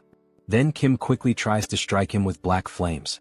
However, the mutant manages to block the sudden attack. He resisted the black flame. He could possibly become a level 7 if he completes his transformation 100%. While Kim was thinking of a solution, one of the vampire's wings hits him in a blind spot, leaving him badly injured. So much power in a single strike. Then the vampire advances, attacking with all his wings at once against Warrior Kim. He finds it truly regrettable, Warrior Kim, thinking he would have to kill such a talented individual. Then he hits him with a powerful blow, attempting to pierce his heart. We see debris on the ground and some black flames around the vampire's body. Wait, why is he still alive? Damn, he was almost screwed this time, he nearly died. Then we see him using the new item he acquired from the tournament, Steel Fists. Effect: reduces all damage for 10 seconds. But what the hell is this? With his awakened power he should have died right there with no chance of survival. Yes, he's right. If his black flames hadn't slowly halted the mutant's growth. Had your fun? Now it's his turn. Now that the transformation has stopped, there's only one thing left to do. He begins to gather golden energy in his sword. Kill this before he reaches 100% transformation. Then he unleashes a pure energy slash, the same one he used to defeat the president of the staff while using the mutation. Say goodbye, hideous monster. What the fuck? We only see a trail of golden light on the vampire. Even the sky started to clear after the heavy rain. He actually defeated the level 5 vampire. He still can't believe it even after witnessing it with his own eyes. Phew. It was a fierce battle. He knew from the beginning that he would win. He defeated the president of the association. We're screwed. Screwed, he says. Hunter Young, say something, what are we going to do? But she remains silent, showing no reaction, only a look of sadness in her eyes. What is Director Kong planning to do with the association now that the president is dead and there's a vacancy? He's not sure what to do, but what if Hunter Kim were to take the position of president? It would be great to have him as president. No, thank you. The director knows the association better than Joonsoo could ever imagine. So he wants to believe the director will do a good job. Kong is pleased to receive the praise. Of course, all of this is driven by interest. After all, he can only obtain his mandatory quest once Kong becomes president. Then we see Gu Hyungwon approaching after the duel has ended. Warrior Kim, follow him. The Corps commander wishes to see you. As expected, that man had been watching the entire time. Kyujigum. Night falls and we see the moon above a brightly lit tower. The Tiger King's palace. Inside, for people are in the room, 3 servants and possibly the master. Hello, his name is Warrior Kim. He thought Kim was over 100 years old, but he doesn't seem to have that age. He's heard that from level 8 onwards they transcend human limitations. Yes, he saw his battle and it was entertaining. Who is his teacher? He doesn't need to exhale his mana to dominate me. He can sense every muscle fiber and mana pathway trembling. He has no master. Seriously? So that means Warrior Kim is self-taught? As expected. Their movements are still unrefined. His sword skills were basic and his combinations weren't very smooth. They are being overly critical of him. Interesting, my child. Tell me, would he like to become your student? Joonsoo had anticipated this situation because he makes the same offer in the game as well. When he becomes your student, his rapid growth is guaranteed. And as a reward he will receive the Corps Commander's technique, the Tiger King's sword. But unfortunately, it is a great honor to receive such an offer, yet he would prefer to follow his own path. He dares to refuse the father's offer. Has he gone mad? If he accepts the offer he will face many restrictions. Taking the easier path is not always the answer. He should be bowing his head at this moment. He is going to discipline this young man. Quiet. He explodes with rage, emitting an aura that leaves everyone in the room frozen. That killing intent. Just feeling it is like being stabbed by millions of blades all over the body. But somehow he will endure it. Then he activates defensive and morale-boosting traits. Oh, so this kid managed to hold out? He is genuinely a little surprised. After all, not even his own subjects could. Even with so much talent, why does he still refuse to become his student? It's as if he has to face a tiger bigger than a mountain. He almost fainted. Because he has a dream he wants to fulfill. That is to reach level 9. It's to reach the constellation that only 4 have attained so far. But to reach level 9 as a warrior, he would need a high-level swordsman, mana cultivation techniques, and most importantly, enlightenment. However, he worries that his bad habits might hold him back when he reaches level 7. Even so, he wants to follow his own path, whether it's right or wrong. Because that is his resolution. Understood. He values his courage highly. Then he begins to pick up a sword. Here boy, take this with you. The servants are stunned by what they just witnessed. Wait, is that the Black Tiger sword of rank SSR? He unsheathes the sword, which emits a golden aura. Is it really the SSR rank Black Tiger's sword? Even his hand trembles with nervousness. Yes boy. Now come over here and take this. I have another gift to give you. The elders present are stunned by the situation. Then Joonsoo approaches Kyujigum, who places something in his hand. We see a flash drive. It contains the Tiger King's secret technique. The Tiger King with the sword. From what he's heard, the sword you use, the one that shatters mountains, is known for symbolizing dominion. The Tiger King's swordsmanship is similar. As dominance and speed blend together in perfect harmony, it will suit you well. Thank you, Commander of the Army Corps. But why would Kyujigum give such great gifts to someone like Joonsoo, a complete stranger? He's not going to refuse them, of course, he's not insane. But still, it's a heavy burden. Answering the child's question, he saw both passion and talent in him. His eyes lit up as he spoke about the ambition to follow his own path. If he reaches level 9 within 10 years, no, even if he reaches at least level 8 within that time, the Eastern Army will be his. And he will be free to lead it however he wants. Everyone is shocked by his controversial statement. One of the elders stands up, showing clear outrage at the announcement. Commander of the Army Corps, this is utter nonsense. That was nothing but an empty bluff. Then he turns his attention to the other elders. You all listen closely as well. The moment anyone here reaches level 8, that person will take his position. That damn Tiger King, he can't be allowed to act like this. 10 years. He can follow his own path during that time, but if he fails to reach level 8, he will have to return the Black Tiger's sword. Gripping the sword tightly, he makes a promise. That's fine, he'll remember it well. Kneeling down, he makes his declaration. He promises to show results within 10 years. No, in just 5 years he will bring results. He has no real interest in succeeding the Eastern Army, but it doesn't hurt to have another option. Besides, turning down a favor isn't exactly polite. He says this while hiding a sly smile. Oh yeah. The next day he is at the Hunter Association's tower. Now they should be calling him the owner of the Black Tiger's sword. By the way, why did he refuse to become his disciple? Because his dream is to be independent and free. But of course there is a hidden reason behind it. To collect all 3 high-level swordsmanship techniques, he cannot afford to be tied to just one place. Since he met Beck Soren by chance, he is simply waiting for her to awaken the Sword of Mars technique. But he still hasn't met Jeanette and Carly. Joonsoo sits in thought, quietly sipping tea. He is definitely different from the others. Without him, our association would be in danger, Hunter Kim. So, he had something he wanted to ask. The former director, now President Kong, grabs Kim's hand and asks enthusiastically. Since he refused the position of association president, then how about becoming an honorary director? Wait, what does he mean, an honorary director? Kim is caught off guard by the sudden proposal. He only needs to attend the quarterly meetings, and we promise to provide him with all kinds of social benefits. He needs some time to think it over. Our protagonist likes to play hard to get. Basically, it's a dream job where he doesn't even have to work to get paid. Of course, the president argued that this still wasn't enough, so he prepared a few more things, a special gift. Joonsoo becomes curious, looking like a child faced with a new present. What could it be? Then inside the box we see 2 weapons adorned with golden details. One is a shotgun and the other looks like an automatic rifle. Dear God, is it really what he's thinking?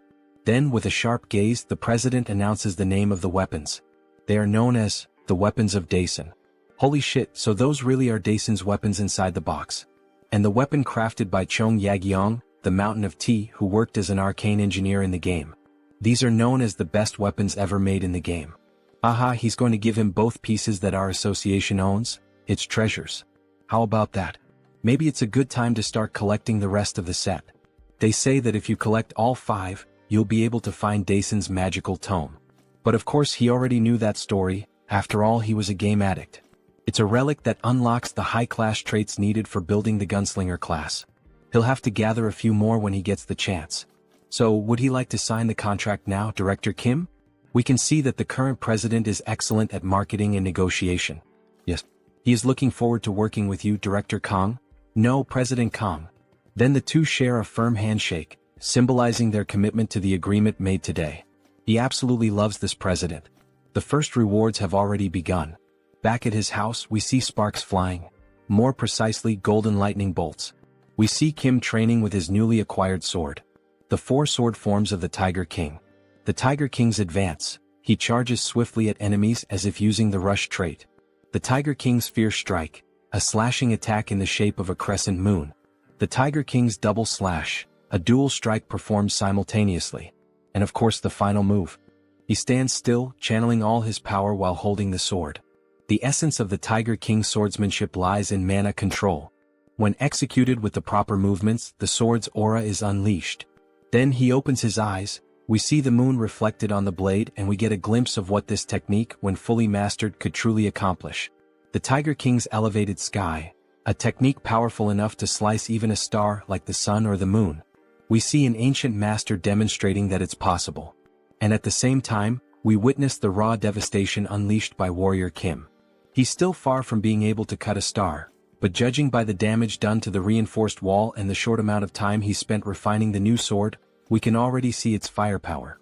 However, it seems he'll need to train much more to master it completely. He's only able to draw out this level of sword aura thanks to that item. Even so, with a smile on his face, he's gained 2 new traits, so the training was worth it. The system announces the 2 new traits, Quick Draw and Moonslash. Soon he will unlock the Sword Specialist trait. Only 2 more traits to go. He wishes he could obtain them right now, but he's taking a break today. It's time to enjoy life. We see him calmly sipping tea on the balcony of his house, completely relaxed. But of course he wasn't going to stay at peace for long. Something catches his attention. What is that? He thought he would finally be able to rest. Then he sees a car parked in front of his house, with a wounded man lying on the ground. Warrior Kim, please help. No, actually, save his younger brother. Wait, that's Iron Fist Kim? What the hell happened to him? Later that same day at night, the two of them are on the rooftop of a hotel. So his subordinates betrayed him because he opposed the idea of the business? They were running a human trafficking operation without Iron Fist's knowledge. He punished the instigators, and they betrayed him for it. We see his metal arm torn off, and his face and body covered in injuries. You know, this probably isn't everything. What? Then he equips a few espionage traits. Detection. Intuition. Insight. His gaze changes completely, becoming far more serious as he analyzes the building that used to be Iron Fist's headquarters. Iron Fist Kim was betrayed in the game's storyline, but he thought it ended when the human hunter was killed. Even though Iron Fist Kim has already been mostly neutralized, there are still many armed individuals standing guard. Right, that means they're looking for Warrior Kim. After all, he's the one who killed the human hunter when a bounty was placed on his head. The other 2 brothers, the bomber and the demolition specialist, are probably involved in this. He's going to enter through the main entrance. In the meantime, the other should find his younger brother. The main entrance? Is he insane? He's sure there will be traps there. Why would he? Just trust him. After all, he's a level 4 superhuman now. You know how it is. Then, in great style, he begins reloading the weapons he received from the president. The bullets float through the air as if charged with mana and electric currents. Not to mention he's armed with top-tier weapons. Then the door opens and Kim enters carrying the automatic weapon. It even looks like an AK-47. That idiot really went in through the main entrance, huh? We see several guards waiting for Kim, armed with pistols fitted with silencers and armored shields. They look like a SWAT team. So this is him, right? The man who betrayed Iron Fist Kim. He didn't betray him. He opposed the business plan meant for the organization. But still, human trafficking is a bit too much. Don't you think? Then he draws his weapon. What are you doing? The guard laughs. This is a bulletproof shield. Go ahead, shoot me. He doubts Kim has that kind of audacity. Unfortunately, it's the worst mistake that random guy has ever made in his life. Alright, since he asked for it himself. With a huge smile on his face, mana channels at the tip of the weapon. He finally fires a shot that easily pierces the shield, hitting the enemy directly. How did he penetrate the bulletproof shield with a single shot? Because the weapon he's using, is the superpowered weapon that surpasses all defensive abilities, the Daisen weapon. Why are you just standing there? Shoot him and kill him now. Then a gunfight begins straight out of an action movie. As he runs and dodges bullets, he modifies the weapon's mechanism, extending its magazine. The first weapon he received from the Hunters Association was the Daisen shotgun.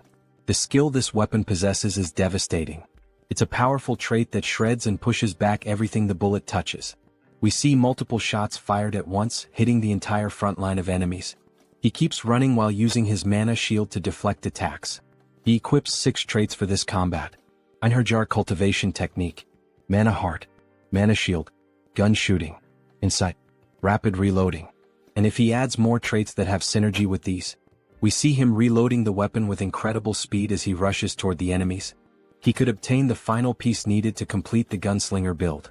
With a single shot, he hits several enemies at once again. He gains a new trait, Spitfire.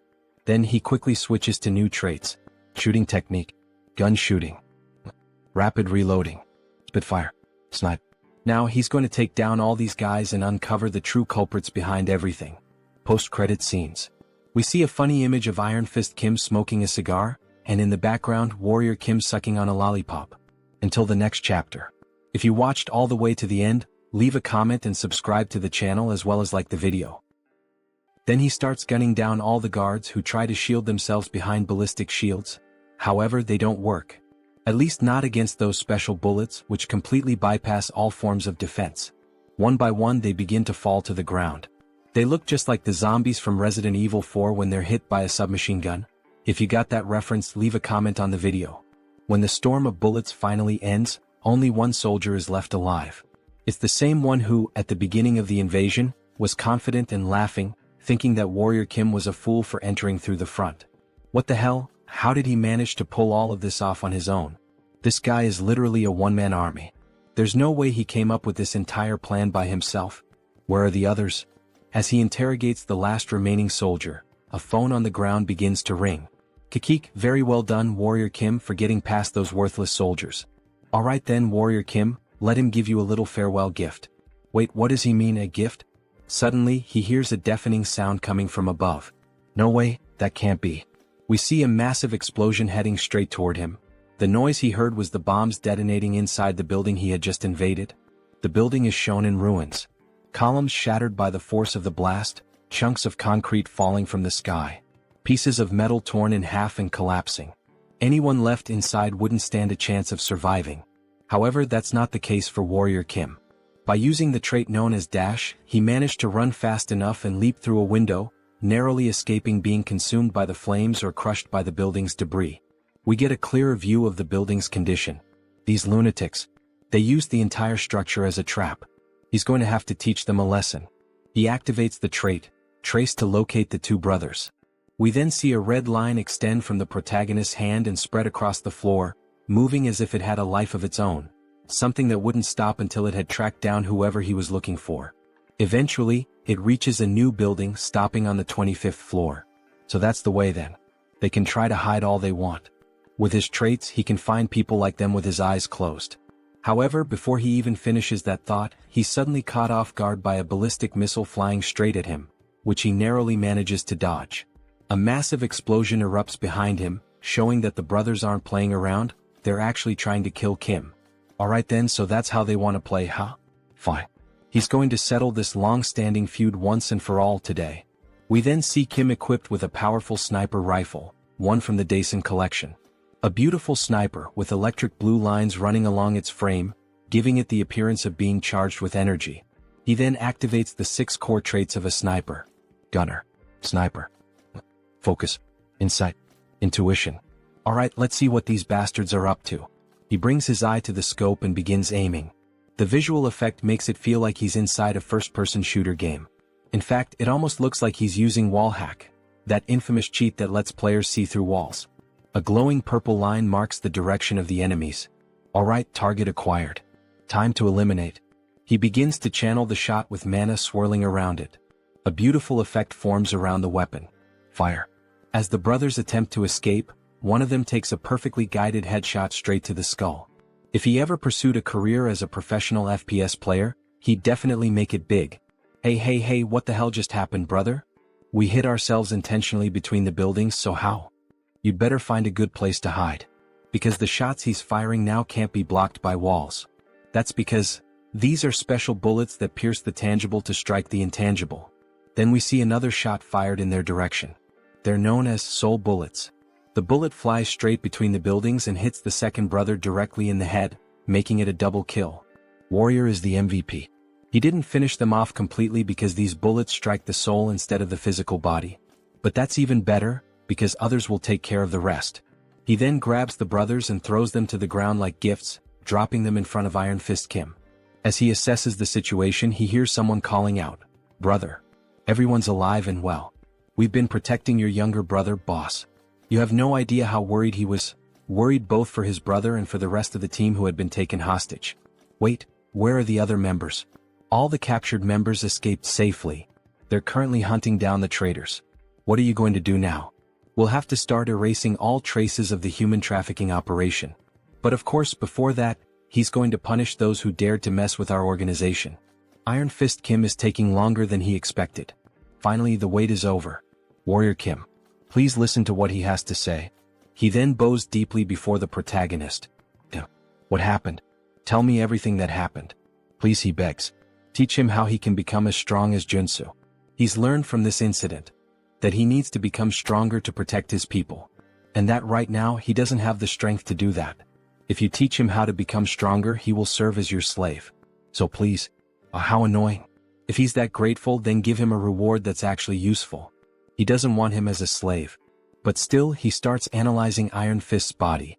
Maybe with that method, Kim can definitely turn him into a stronger enhanced soldier. They can even perform a magical oath right away. He'll swear his loyalty. Wait, he's seriously willing to take a magical oath? Yes, of course he is. Alright then. He's going to train him like he's going to die starting tomorrow. Thank you. He swears he'll serve him well, sir. Maybe it's finally time for him to have a loyal subordinate. The next day, we see an abandoned area with several destroyed buildings surrounding it. Warrior Kim and Iron Fist are walking through the deserted place. Wait a minute, wasn't this place? Yes, this is where the body modification facility is located, the one we took from the Caretakers Association. That's right. And it's probably the place where those traitors continued their human trafficking operation. Wait, this place? He told those guys to use this facility only for enhancement purposes. Wait then. He finally realizes the reason they're here. You brought him here to modify his body? Yes. This place is the best for enhancing a reinforced superhuman soldier.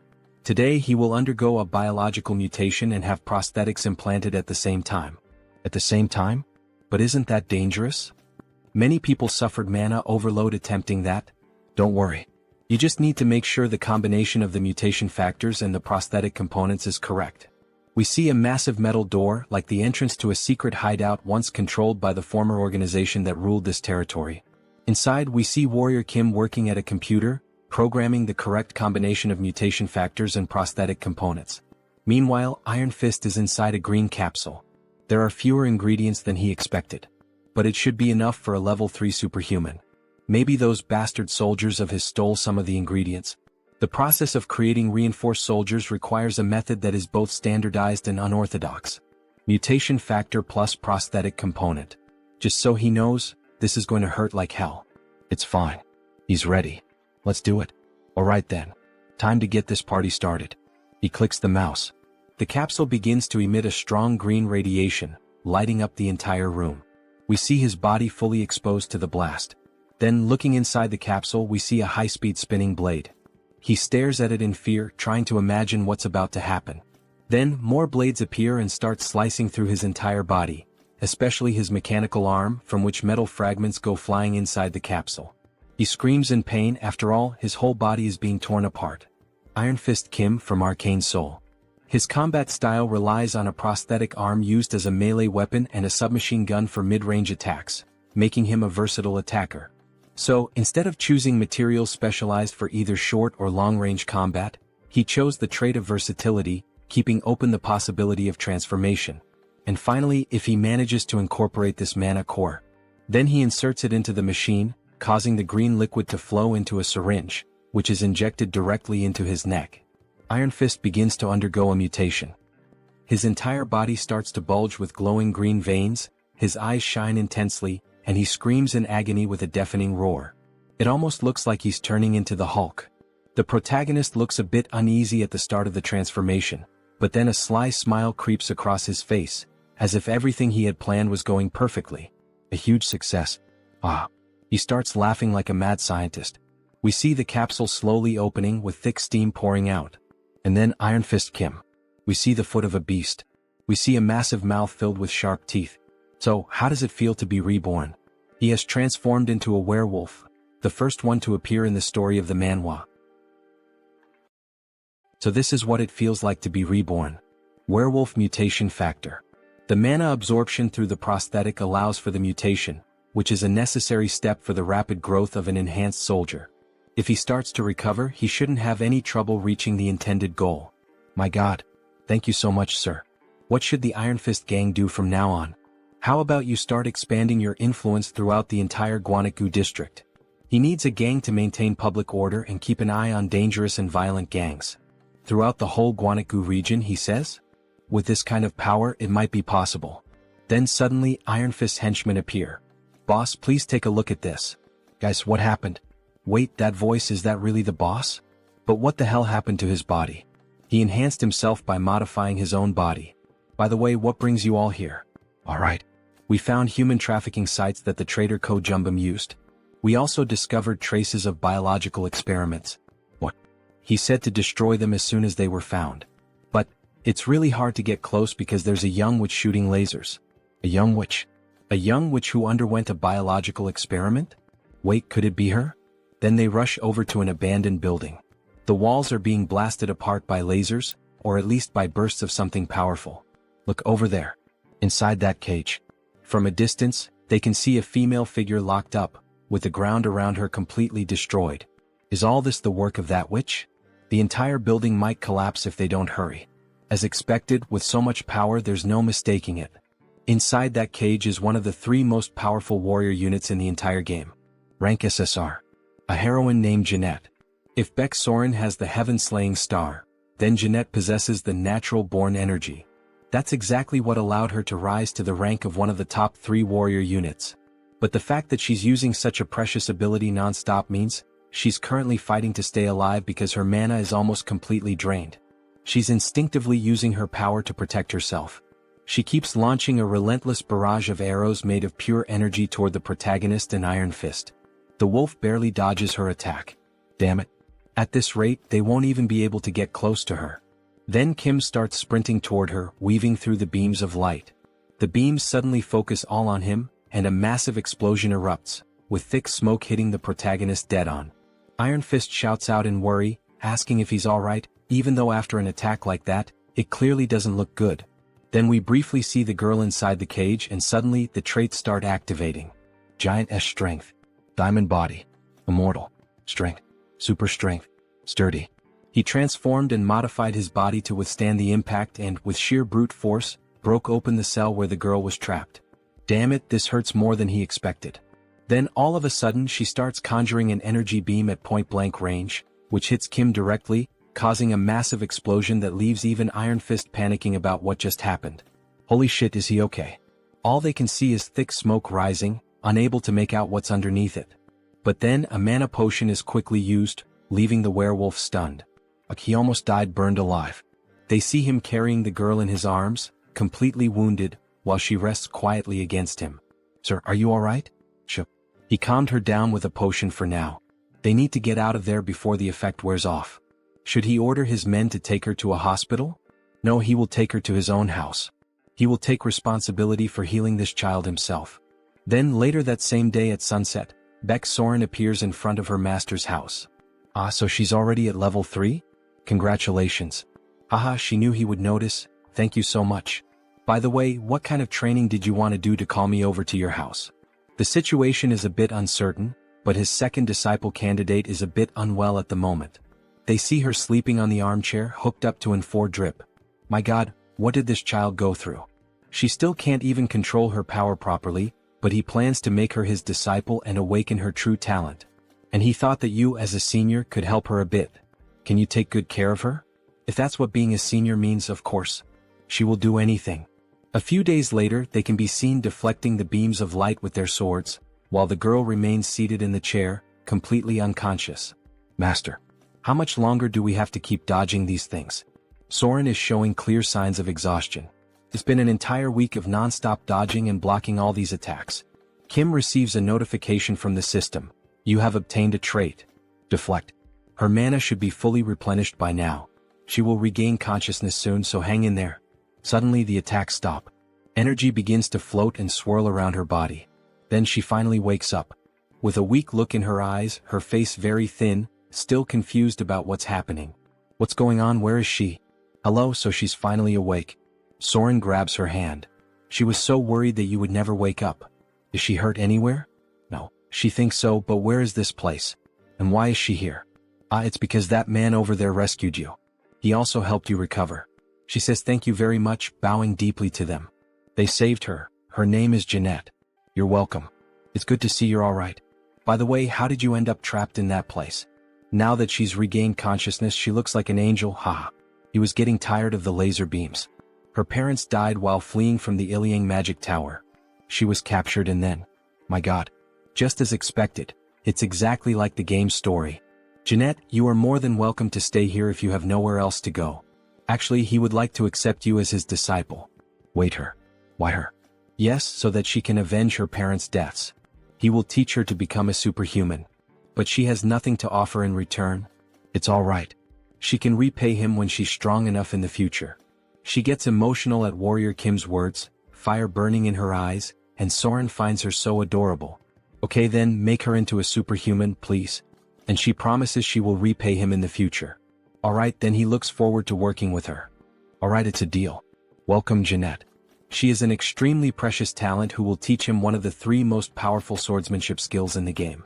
Then all of a sudden she releases a massive burst of pure energy right at Kim, which barely misses hitting him square in the face, leaving his pants soaked in crap. Sorry. She didn't mean to do that, it was involuntary. Soren tries to calm her down. It's okay, no one got hurt or injured, just relax. Kim is left stunned and shaken by what just happened, since he could have been seriously hurt. Jeanette, let's start by practicing your mana control first, alright? Okay, he thought she had already entered her rebellious phase. My god. Jeanette, the name of your trait is natural energy. Do you know what energy means? Do you understand what energy means here? No. Oh, she does know. It's like the aura of a sword, right? Yes. This trait is similar to Soren's Heaven-Slaying Star trait. However, you need to train your body to handle the power of the aura you wield. Because with a small vessel, the water will inevitably overflow. Although this trait gives you terrifying attack power, Jeanette is a tank. So it's important to focus on this first. You really think she can build up physical strength? Of course. He's going to teach you one of his own traits, Diamond Body. And it'll be even better if you can learn Mana Soul as well. He's going to use this chance to test the transmission system. She will help too, so don't worry. Thank you. Thank you, Senior. So cute. This will be the system he'll use in the future to learn swordsmanship skills from Beck, Soren, and Jeanette. He should start practicing right now. The Diamond Body trait hardens the user's body and mind at the same time. That's probably exactly what Jeanette, who has endured so much physical and mental damage, needs the most right now, isn't it? Eat as much as you can. The training will be tough, so eat plenty. Alright. They can be seen devouring a lot of food together. Eggs, salads, chicken, pork. A whole feast has been served. It's hard to believe that at the beginning of the manhwa, Kim was so poor he couldn't even afford medical expenses. She will need all this for her training. 2 weeks later, on a foggy night, we see Jeanette and Soren dueling, the classic 1 versus 1. Leona versus Fiora. Anyone who plays League of Legends will get the reference. Jeanette is playing defensively but tries to counterattack. Soren dodges gracefully, showing off her well-trained physique as she evades and tries to counter Jeanette's moves. To think they would reach this level in just 2 weeks. Both are truly natural talents. Beck Soren has already mastered the sword skill. You can stop now. You will take over from here. Pardon? You master? Now that her body is strong enough, she needs to train to control her mana with more precision. Yes. This is crucial, so try to block his attack. Both get ready, he's wielding the tiger sword he received. Using a legendary sword against a poor little girl. Then he charges straight at her. She raises her shield to defend herself. Even though she blocked it, she feels the strong impact and gets pushed back a bit. Kim starts delivering a series of quick strikes, forcing her to retreat even more and focus entirely on defense. She starts blocking his strikes more precisely, even using her natural-born energy to her advantage. You can sense it now. Her refined movements give off a solid presence. Her natural-born energy. Natural-born energy. Diamond body. Shield technique. Mana soul. And Jeanette's mana circuit. He then puts more power into a heavy sword strike and can feel her form clearly. Now he's the one who has to step back from the impact of her shield. Finally he lets out a laugh.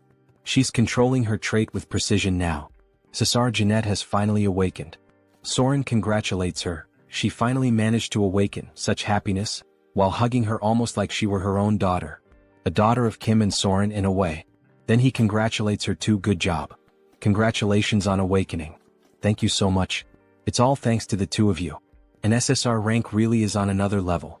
To think she would reach level 3 as soon as she woke up. Good girl. Well, considering the others, maybe she shouldn't be so surprised. After all, I'm the only one still low-ranked.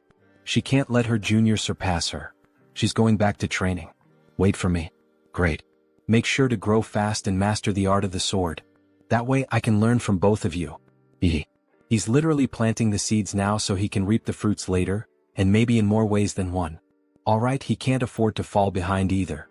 Before his two disciples' personal missions begin, he'd better take care of a few things. We see on his phone screen a plane ticket that he bought. There's a beautiful view of the airplane flying over a large remote island surrounded by the sea. There are various buildings on it and one of them stands out, releasing green winds almost like forming a cyclone. Finally he feels that he's truly abroad. This is the city where the Divine Annihilation War took place, a hen. Beneath that hollow structure of the building, which emits a strong green light, lies the extra-dimensional space known as the Great Labyrinth. It's a troublesome place where ghosts of forgotten gods constantly launch attacks. But there's no need to worry because the most powerful organization of humanity, the Guardians League, protects a hen. The true reason he came to a hen is right here. Diana Bar. Because here he can inherit the Einherjar cultivation technique from this place. Then he walks into the bar and sees the receptionist with two horns looking startled. First time here? Looking for a specific drink? We get a better look at her. An older woman with two horns and a cigarette in her hand. He's not here to drink. He's here to get some information. Information, he says? What is he looking for? He's looking for a man named Sigmund Sigurdsson. He will make sure to pay her very well for the right information. I see. She's afraid that won't be enough. Her husband is currently in very bad shape because of his illness. Now that he thinks about it, he remembers reading something about Sigurd having lost his wife. Madam, if that's the case, he can take a look at your wife? This might end up being much easier than he expected. Then the next day we see a house by the beach with a beautiful view and sand all over the ground. She's going to tell him in advance, but Sigurd will be very sensitive, so please forgive him. He understands. Sorry, Sigmund. A guest asked about your wife's illness. Oh my god, she sees that some guests arrived before them. There's a woman lying in bed while, at the same time, a priest and a nun are using healing abilities. The archbishops are going to heal her, it seems. Maybe they should leave them alone for now. However, Kim grabs his hand. What are you doing? Let go of her. We're in the middle of treatment. The order of Tho and Gaia. The clergy's method of treatment is too obvious. What you're doing doesn't make any sense. The holy light will only make her wound worse. Sorry, but what the hell is he talking about? And how would you know that? Stop this nonsense and get out of here. He doesn't believe that a mere superhuman would know anything about this. Then he's introduced, Sigmund Sigurdsson. He looks just like a Viking. Sigmund, this guest here says he knows how to treat Jordy's condition. Maybe you should hear him out. Jordy's is in a situation where every second counts. She should be receiving holy light, not this nonsense. Then her body starts levitating as if she's being possessed by a demon. Jordy's. No, let's resume the treatment. This can't go on like this, it will only lead to disaster. Then the nun starts using holy magic again. However, the woman just levitates even higher, leaving everyone terrified. Jordy's? Her eyes open, and a dark aura begins to emanate from her body as she screams in pain. What's happening to her? Resume the treatment immediately. It's too late. We can't stop this anymore with just light. What? Are you saying she has no treatment left? He starts to panic. But Kim answers him. No, she still does. Your wife's illness comes from the fact that she received the stigma of the demon god of the pitch black Simris, right? How do you know that? Do you really know how to cure her? Yes, he's been telling the truth since the moment he stepped into this room. Then he kneels down and begs, he pleads, please save her. If he saves his wife, he swears in his own name that he will do anything Kim wants. And with that familiar sly smile, Kim accepts. Alright, he will save his wife. But he will have to keep his promise to do anything. Kim then begins the treatment, equipping 6 traits. Einherjar cultivation technique, mana soul, mana amplification, focus, mana focus, and mana stabilization. Then he starts the treatment. Stigma. It's a disease contracted from the demons of the labyrinth. It's one of the worst debuffs where a decaying deity marks the soul. The demon's soul gradually drains the victim's life force. Her convulsions stop. He just put her to sleep with his mana. Do not wake her up. Sir, we brought the materials you requested. Great. Let's start immediately. Then we see the entire room in darkness with candles lit and a mark drawn in blood. It looks like a satanic ritual. He begins creating potions using his best traits for this purpose. Formulation, crafting, modification, intuition, insight, and focus. We lit all the candles, sir. Are you sure we can cure her with this treatment? It's more of a hope that she can overcome the disease than an actual cure. This debuff can't be easily removed even in the game. Because the more healing you apply, the more vitality this thing gains. You'd basically be trolling if you did that. Therefore, to overcome the stigma, he forces her to drink the potion he made, and after that, she starts vomiting blood and something begins to come out of her mouth. You have to draw out the hidden sprout that's causing this debuff. Black flames start pouring out of her body, and the symbol drawn under the bed begins to glow too. She starts levitating again and little by little she begins to transform. 2 horns start growing on her head. Bat wings begin to appear on her body. Why is Jordy's turning into a demon? Are you sure this is the right treatment? Yes, he is. It's going very well. And while holding a cross in a hand blessed with holy water, he says, because demons must be punished personally. Then he punches her right in the stomach with the cross. Begone, demon. Our protagonist, besides having the ability to possess countless traits, has now turned into a priest. A strong light begins to fill the room, all the black light drains out of her body, leaving only a golden glow. She finally falls back onto the bed. Darling, are you alright? Can you hear me? Can you see me? Sigmund? What happened? Why is he crying? Darling, you had been asleep for almost a year. Of course he was sad. You really would have died if it hadn't been for him. Now it's your turn, archbishops. He leaves the rest of the treatment in their hands. After all the commotion, Sigmund thanks Mr. Kim. By the way, what brought you here all the way from Korea? To meet you, of course. Me? You said you would do anything, right? He needs you to teach him the Sigurd cultivation technique. Sigmund's ancestor is Sigurd, the most famous mortal hero in Norse mythology. The Sigurd cultivation technique, passed down through his bloodline for generations, is a superior trait of the Einherjar cultivation technique. They sit down and Sigmund begins gathering energy and places his hand on Kim's back. He starts transferring the Sigurd cultivation technique. Every cell in Kim's body starts awakening. His mana attribute is changing, stronger, more resilient, more durable. His heart is undergoing a transformation infused with mana and the new technique. Then a new system notification appears. Sigurd cultivation technique. You have obtained a trait. His total mana just increased by 30% or more. With this growth, he shouldn't have any problem learning more sword techniques. Then they are interrupted by the priest and the nun. Sigmund, we've finished Jordy's treatment. She should fully recover at any moment now. Really? Thank you so much. You truly are incredible for curing the stigma. By any chance, do you know how to treat other stigmata as well? Well, actually, he does know a few methods. Really? Could you please teach us how to help our patients overcome their stigmata? We'll pay the proper price, of course. They really want to learn what Kim did. Maybe he can use this chance to become more familiar with the 2 orders. But of course he's going to teach you. Both of your orders and the Guardians League work so hard to keep the Great Labyrinth under control, right? Oh my god, is he really going to help us? Even though the game only gives 2 options, he knows a different path, He absolutely cannot accept any payment from you too. He's going to teach you the methods for free. He says it with an angelic face. You truly are the esteemed saint of this era. Where is he? All I can see is light. He's too radiant. Are the 2 orders really going to get this information for free? Of course not. You really are an angel. How generous of you. Because this is the beginning of a hidden quest. Now his usual devilish face returns, always taking advantage of others. Then, when night finally falls, the villagers begin to celebrate in the village. A toast to Lord Kim. They start drinking from large wooden barrels, the kind that resemble those used by the Vikings. Lord Kim. He's now the hero of our village. Drink it all. Down to the last drop. Ah. Their faces are already red from drinking so much. Kim says he'll drink within his limits. Oh really? Our hero isn't as strong with alcohol as he looks, huh? Dear, you can still drink more, can't you? Oh ho ho, of course. Then they raise their mugs full of beer once more, making a toast to life. Just how much do these people drink, anyway? Meanwhile, he is passing out from exhaustion after working so much. Then we see a flashback to 1 week earlier. Kim is in an auditorium with several priests, nuns and members of the church. A man is chained up around the torso, possibly suffering from the same illness as Jordy's. The foundation is demonic blood, but the method changes depending on which demon granted the soul mark. He spread the method to overcome it to both orders and to the League of Guardians, and began traveling to save warriors who were suffering from demonic stigmas. So, at the very moment the mark takes over the body, he once again exorcises another demon.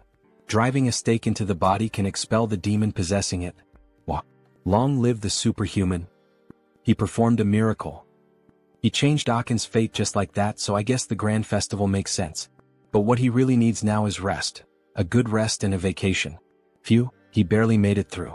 The Nordics really do know how to party. Ichem? Ah, superhuman, there you are. He was worried he wouldn't get the chance to thank you. Then we are finally introduced to who that man is. Director of the League of Guardians. A director. He came rushing over as soon as he recovered. Do you have a moment now? Ah, he's a bit tired at the moment. He thinks it's better if they talk later. Ah, what a shame. Our league president really wanted to meet you at least once. If he's not available, there's nothing we can do. He'll explain everything properly to the president. No. Suddenly, all his exhaustion vanishes. Please show the way immediately. If it's the president of the League of Guardians, he knows who that is. The youngest disciple of the Heavenly Demon. The Blood King SSR. It's an honor to meet you. He is Warrior Kim. Nice to meet you. He is Chinwei, president of the League of Guardians. Blood King / Chinwei. The president who protects the labyrinth and the dedication of the League of Guardians, he knows it well. Thank you for your words. It's simple, but please have a seat. They said you spread the cure for the soul mark in Akin? He's truly impressive, just as they had heard. Does he know Warrior Kim? In this world, there's no information that doesn't reach the League of Guardians. He heard you were called a rising star of Korea. Would you consider becoming his disciple? What? What do you mean by that? You happen to resemble his master quite a lot in temperament. Like someone with a vision that sees beyond. You mean, the Heavenly Demon? Yes, the Heavenly Demon. The greatest martial artist of all time, his skills reached the heavens. Although he has been in closed-door training and hasn't been seen for over a decade. The disciples of the Heavenly Demon, Divine Lord, Demon Marquis, Blood King. All of them are SSR rank in level 8, but the Heavenly Demon is on an entirely different level, level 0. And the reason for that is the Heavenly Demon's divine art. It is the ultimate technique of offense and defense, a cultivation art of mana, and even a movement technique, because it embodies the most powerful martial art in the world. Although the Heavenly Demon's divine art was passed down to his senior disciple, which is a shame, his own Blood Heaven divine fist art is still not something to be underestimated.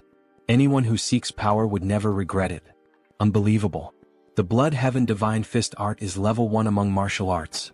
This is a golden opportunity. But he thanks him for the offer, but fears he cannot follow him, President. What? Is he saying that he's not good enough as a master? Not at all. It's just that he already turned down an offer to become someone else's disciple. Then he shows the tiger sword he received. The silent sword. It seems he met Master Gugijium. He cannot do something that would dishonor him. After all, he is a historical figure of Korea. If you think about it, the Blood Heaven divine fist art is on the same level as the silent sword's invincible style. So it's not exactly irreplaceable. TSK. Just when he thought he had found a promising disciple, that old man ruined everything, completely messed it up. So he supposes he has no other choice either. This is a sign of the respect he has for you. Wait, isn't that the Heavenly Demon's medallion? Hold on, is he giving me this rare item? Only our master and fellow martial brothers are allowed to use it. You should treasure it. Thank you. But in truth, the reason he gave it is obvious. It means, if you ever change your mind, come find me. It's probably something similar to why the Legion commander gave me a sword. Amen. With 2 big shots showing interest in me, it's kind of overwhelming. Ichem? Why is he suddenly trembling? He's just moved by the president's gift. He will treasure it. Take care. Very well. I hope we meet again as master and disciple. Well then. Time to go claim that hard-earned mission reward. The next day in a massive building. We see the priest and the nun speaking with Kim. Transcendent One, we've prepared a modest gift for you.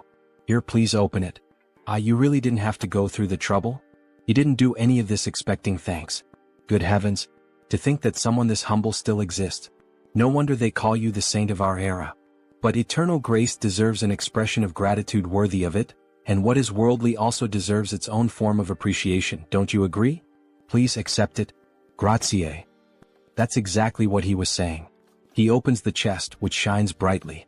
Inside we see nothing less than a massive axe, the same one from Thor in the Avengers movie. This is a gift from the Order of Thor, Mjolnir. If he doesn't recognize Thor's hammer, he must be a spy. Just like a sacred sword, it is especially powerful against dark-type monsters. It's an SSR-grade weapon that unleashes even greater power. Please take a look as well at the gift from our Order of Gaia. It's a shield, of course, Athena's Aegis. An invincible shield that can freely shape magical force fields. Did you like it, Transcendent? You're really giving me all these over-the-top gifts? It would be a bit disappointing to stop here. Of course there's more. Come on, hand it over already. He's already getting dizzy. 10 bottles of IAS nectar, 7 diamonds, even the tears of an angel. What's this? Isn't that a demon heart? Exactly. We prepared it to be refined together with the nectar when you consume it. Maybe he should try to get a little more? So, by any chance do you have a flame demon dragon heart? Isn't that something used by fire-type mages? Yes, he can use black flame, so he needs it. The trait of the flame demon dragon is hellfire. If he's going to face the Lord of the Sun Tower, he's going to need it. Oh, understood. We will gladly deliver the heart of the flame demon dragon to you. This is our final gift to you, Transcendent. Wow, thank you so much. Secret mission reward, jackpot. And by direct order of the Pope, he will be named an honorary Holy Knight of the Order of Thor.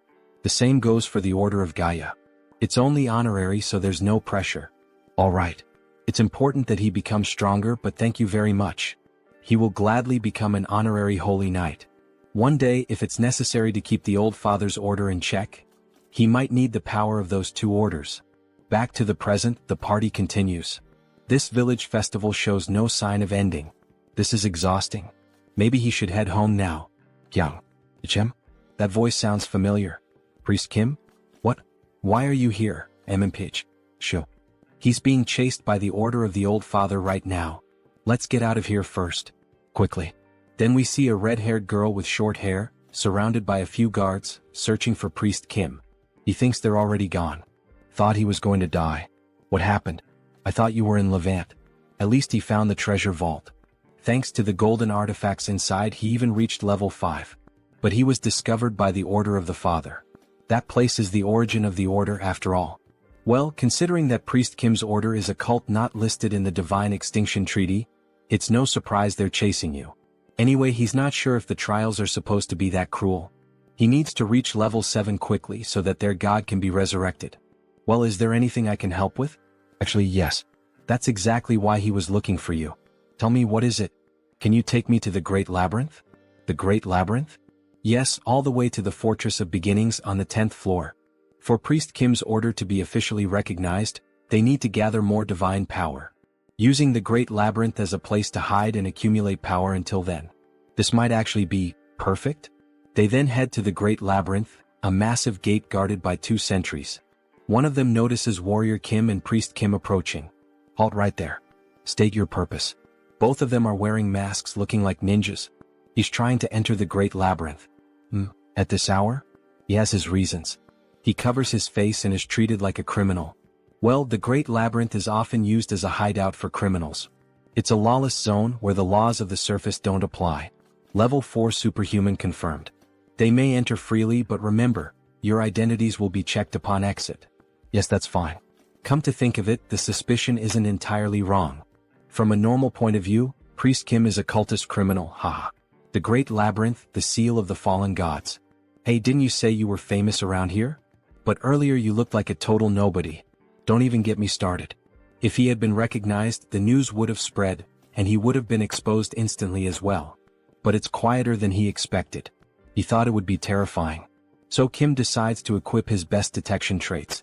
Sixth sense, insight, sensitivity, perky ears, bright eyes, dog nose. There's a smell of sulfur. Sulfur? There are demons hiding up ahead. No, he takes that back. Demons are advancing toward them. One-eyed bats, one-eyed goblins rush toward them at high speed. Priest, bless our weapons. Yes. Perfect timing. He was just wondering how the new weapons would perform. We see Thor's hammer glowing intensely with the priest's buff.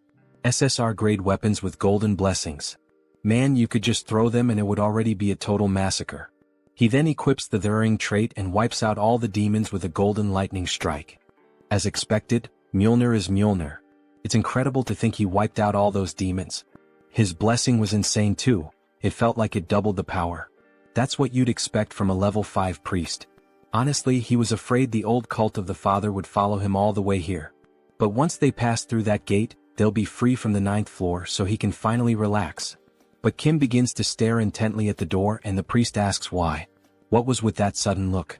He thinks things aren't going to go as planned. They came in a swarm. They're much later than we expected, Savior. An inquisitor from the old cult of the father. How did they find me? No. Thinking about it now, he realizes it was obvious. They followed Priest Kim here. They must have the same tracking trait he has. No wonder they found us so easily no matter how much we ran. This tiresome pursuit finally ends here.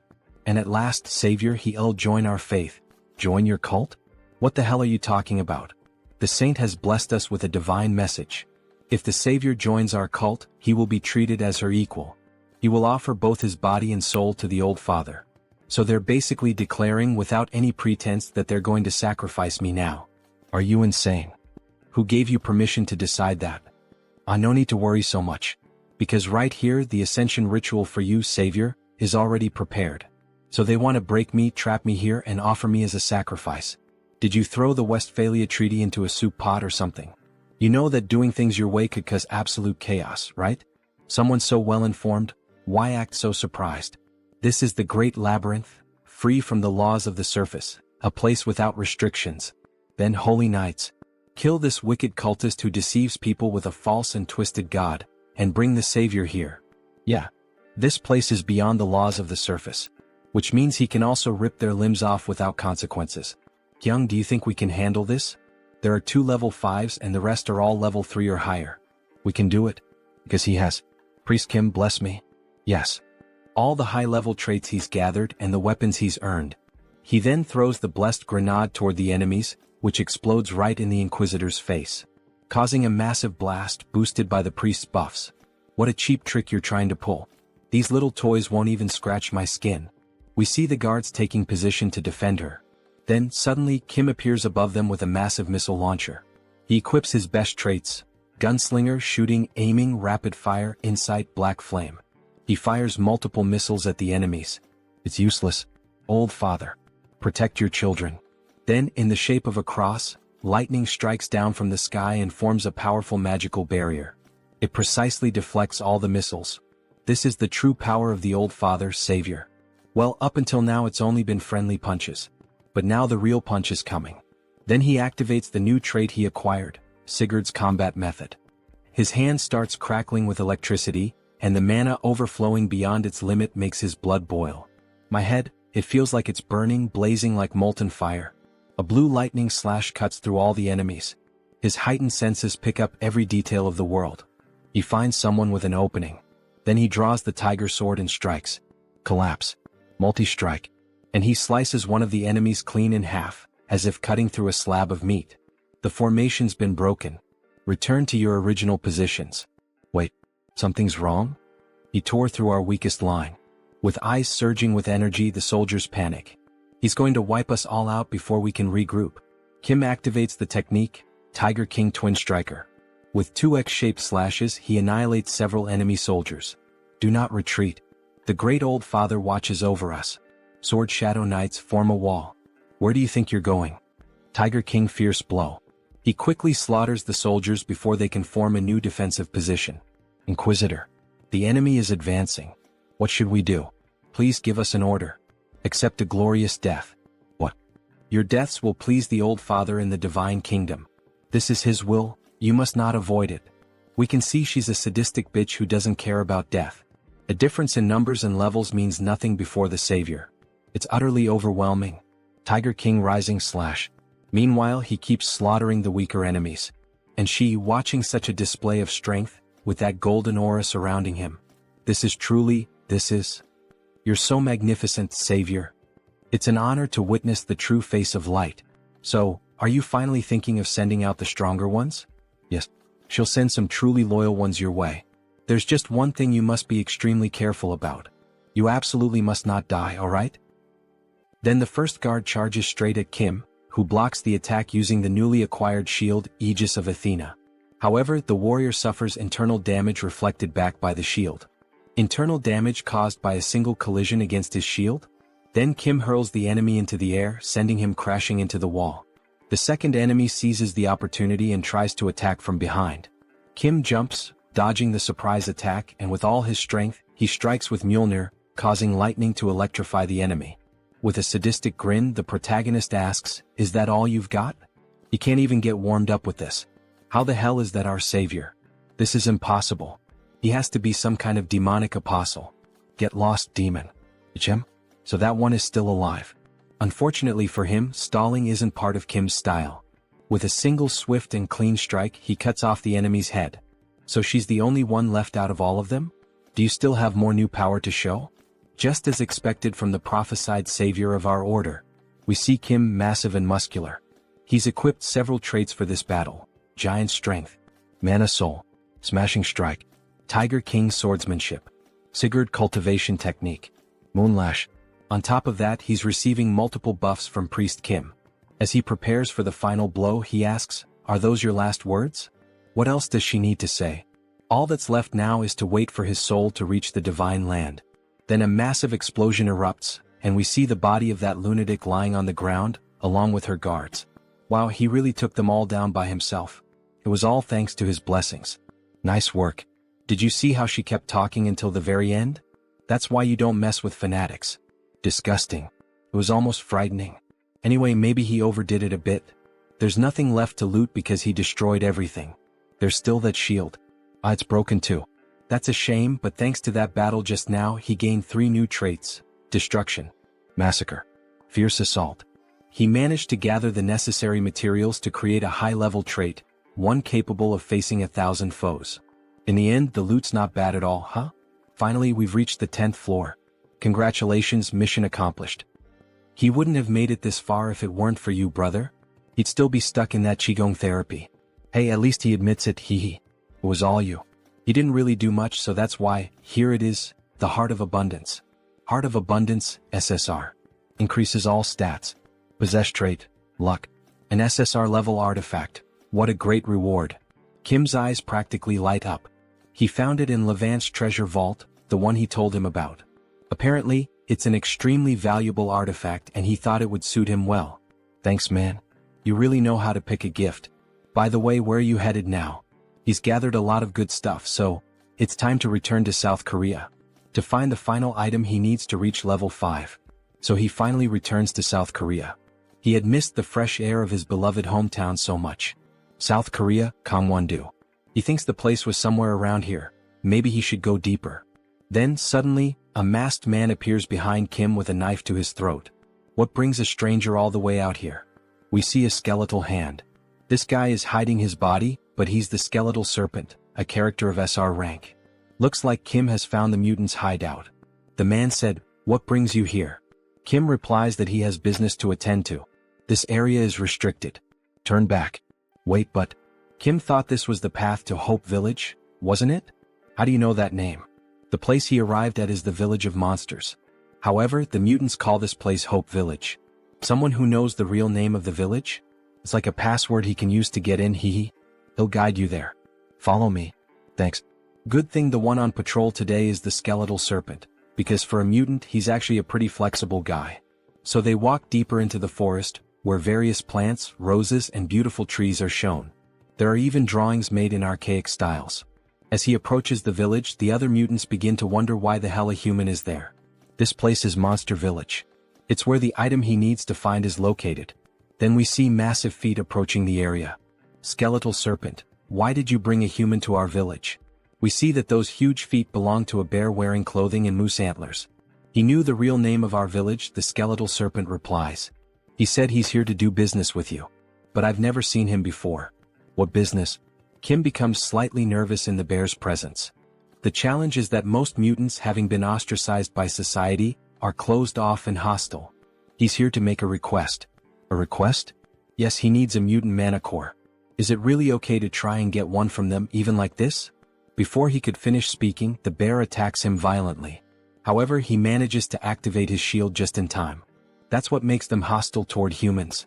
If it weren't for those defensive traits, he would have already passed out. Diamond Body. Immortal. Sigurd Cultivation Technique. Mana Shield. Practical Combat. Protect. Not bad, huh? Great. Now I can feel you being crushed into pieces. I'm going to kill you. Wait. Why are you doing this? He's not here to hunt these people or anything like that.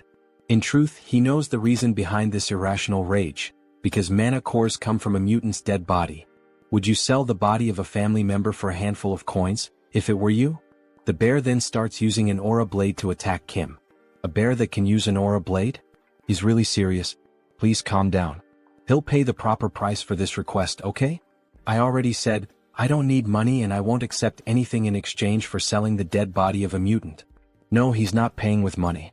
The fastest way to earn their trust is this. The entire area starts glowing intensely. What the hell is this? The bear asks. Kim says he'll pay the bear with this, by filling their empty stomachs. Are you kidding me right now? How is that supposed to help? Don't be like that. Just take a sip.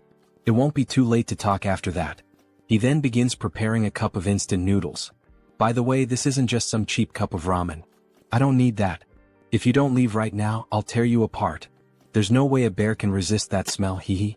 From a menacing expression, his face suddenly turns sweet, drooling from the scent. He's never smelled anything like this before. He heard from a friend that people in Hope Village struggle to get real food. So you've heard something, huh? Go ahead, try it. Don't you want to know why humans love noodles so much? The bear looks tense and conflicted, but in the end he decides to accept. After all, he's the chief of Hope Village. Is to learn more about human culture. That's why he's eating it, not because the smell is irresistible. But we see him savoring the new food with delight. This taste, it's divine. The gods themselves must have made this. That scene of the noodles wrapping around the bear and him drifting away on a tiny boat really resembles something out of the anime/manga Shokugeki no Soma.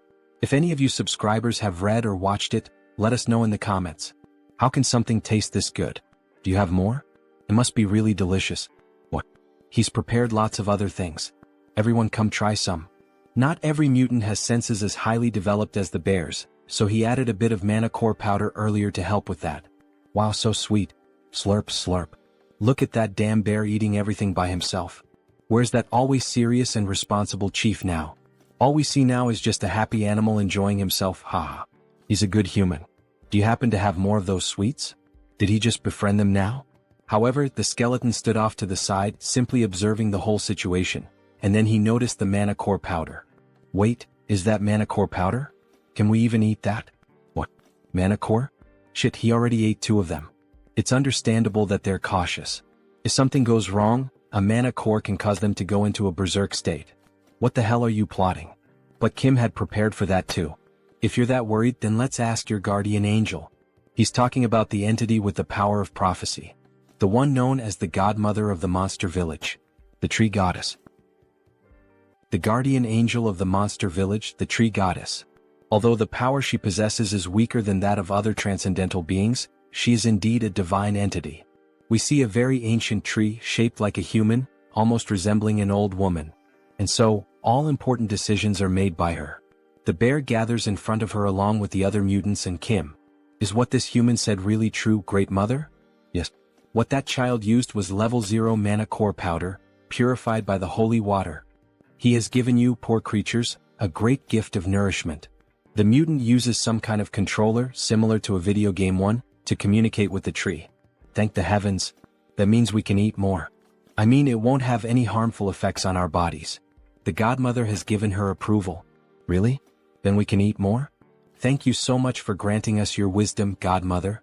He kneels down to offer the proper thanks, while the other mutants celebrate. many of them overjoyed to finally eat something good. Then the skeleton approaches Kim. With this, the doubt has been cleared. It seems he made a fuss for nothing. Sorry. It's alright, he understands. There's no need to apologize. Now that the misunderstanding between us has been resolved, how about we have a Korean barbecue party? We see 4 beautiful cuts of meat, even resembling bacon, ready to be cooked. Then he starts grilling the meat and everyone around goes wild.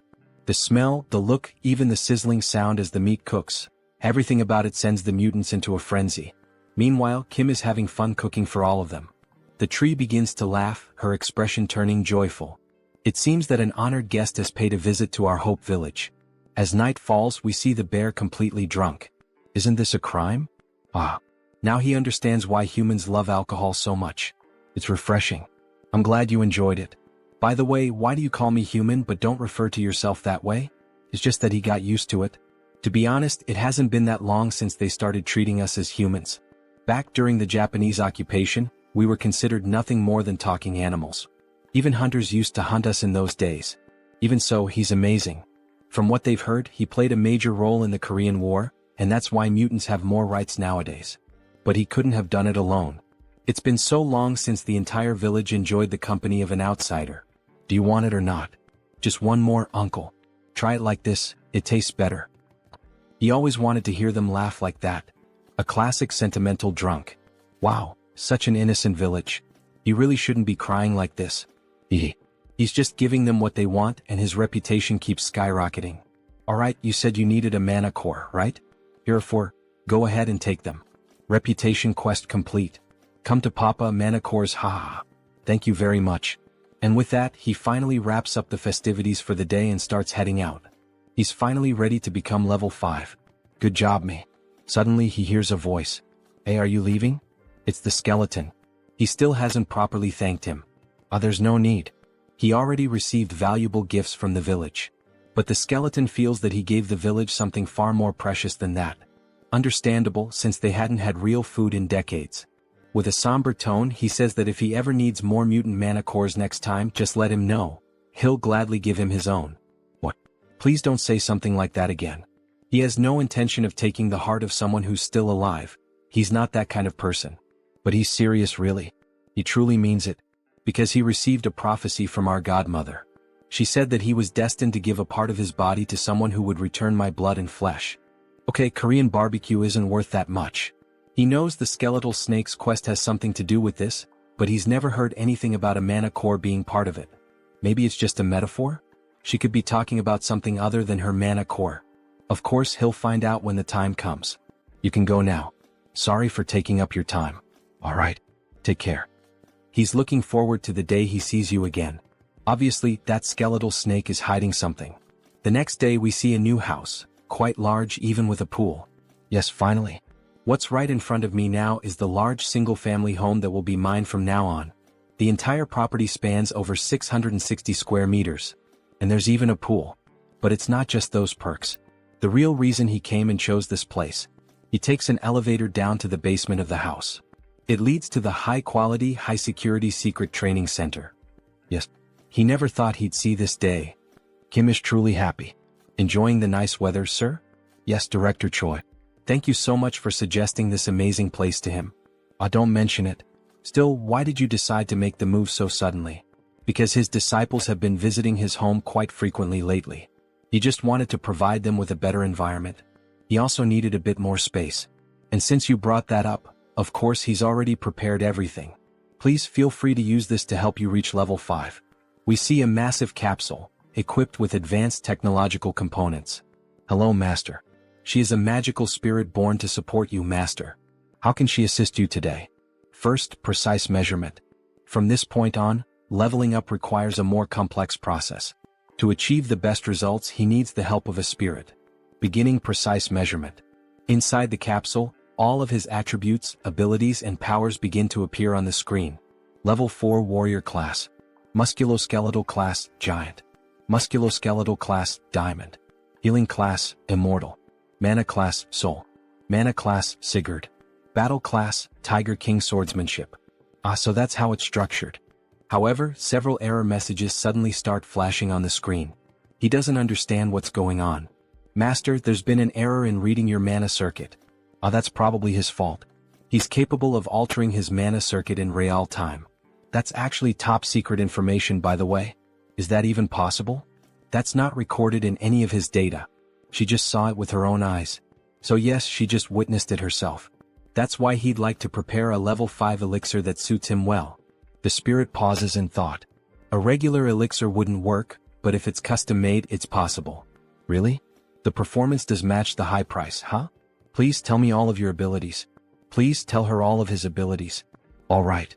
First of all, he possesses 11 high-level traits, successfully registered. The master's abilities total 136. The design has been completed based on the Celestial Throne elixir. Celestial Throne? He's referring to that elixir that only exists in theory.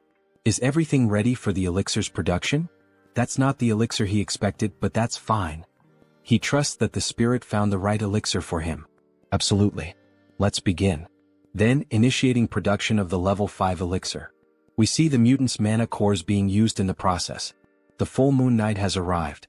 The house is lit up from top to bottom. Congratulations on becoming level 5. Congratulations, Master. We brought you some gifts. How did you know? That man over there told us. Great day for a party, don't you think? Congratulations, warrior. You told them, Director Choi? Of course he did.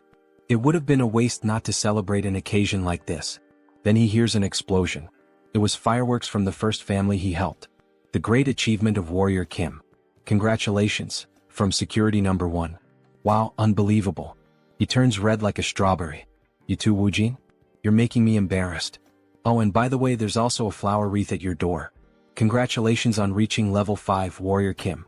From the Order of the Old Father. How far has this news spread? Is this supposed to be a provocation? Now that he's level 5, he'll have to act discreetly. Everyone will be watching his every move. And they send me something like this? He starts tearing apart the flower wreath.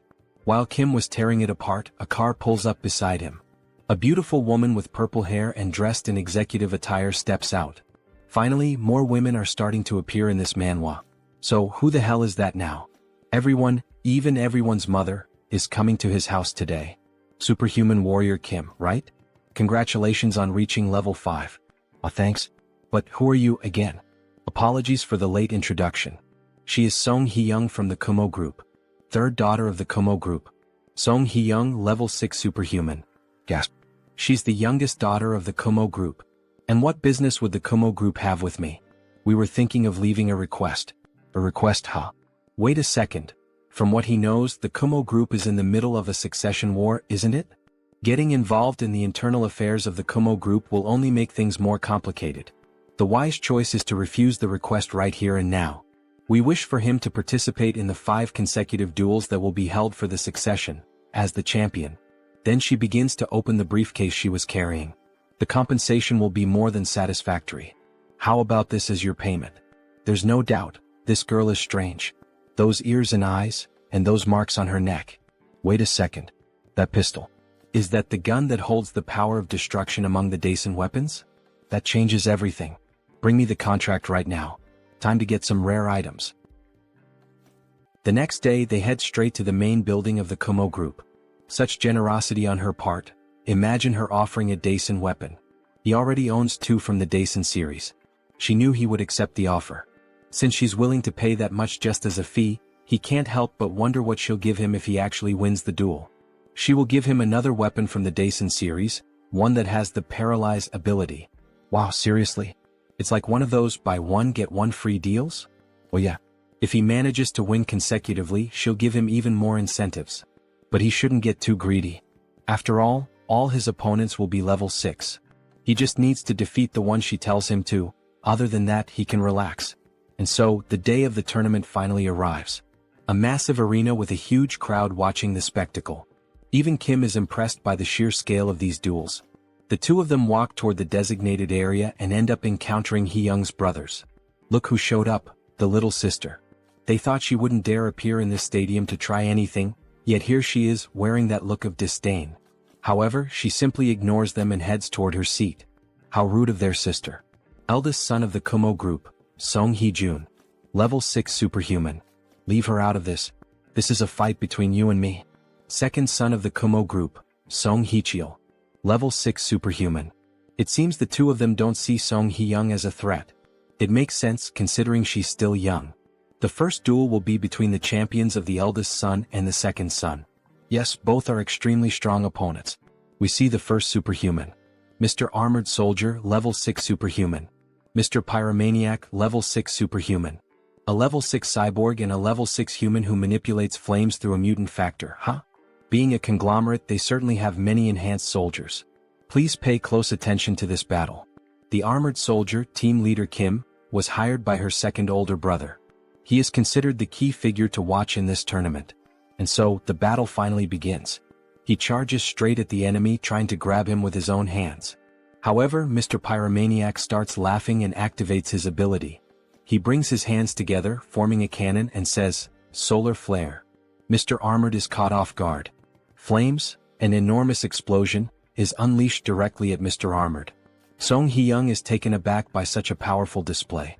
The cyborg is fatally burned by the explosion, leaving everyone in the arena hearing his screams of agony. After the explosion, only destruction and ashes remained in the arena. Song Hee-cheol, the second son, is left in a state of shock.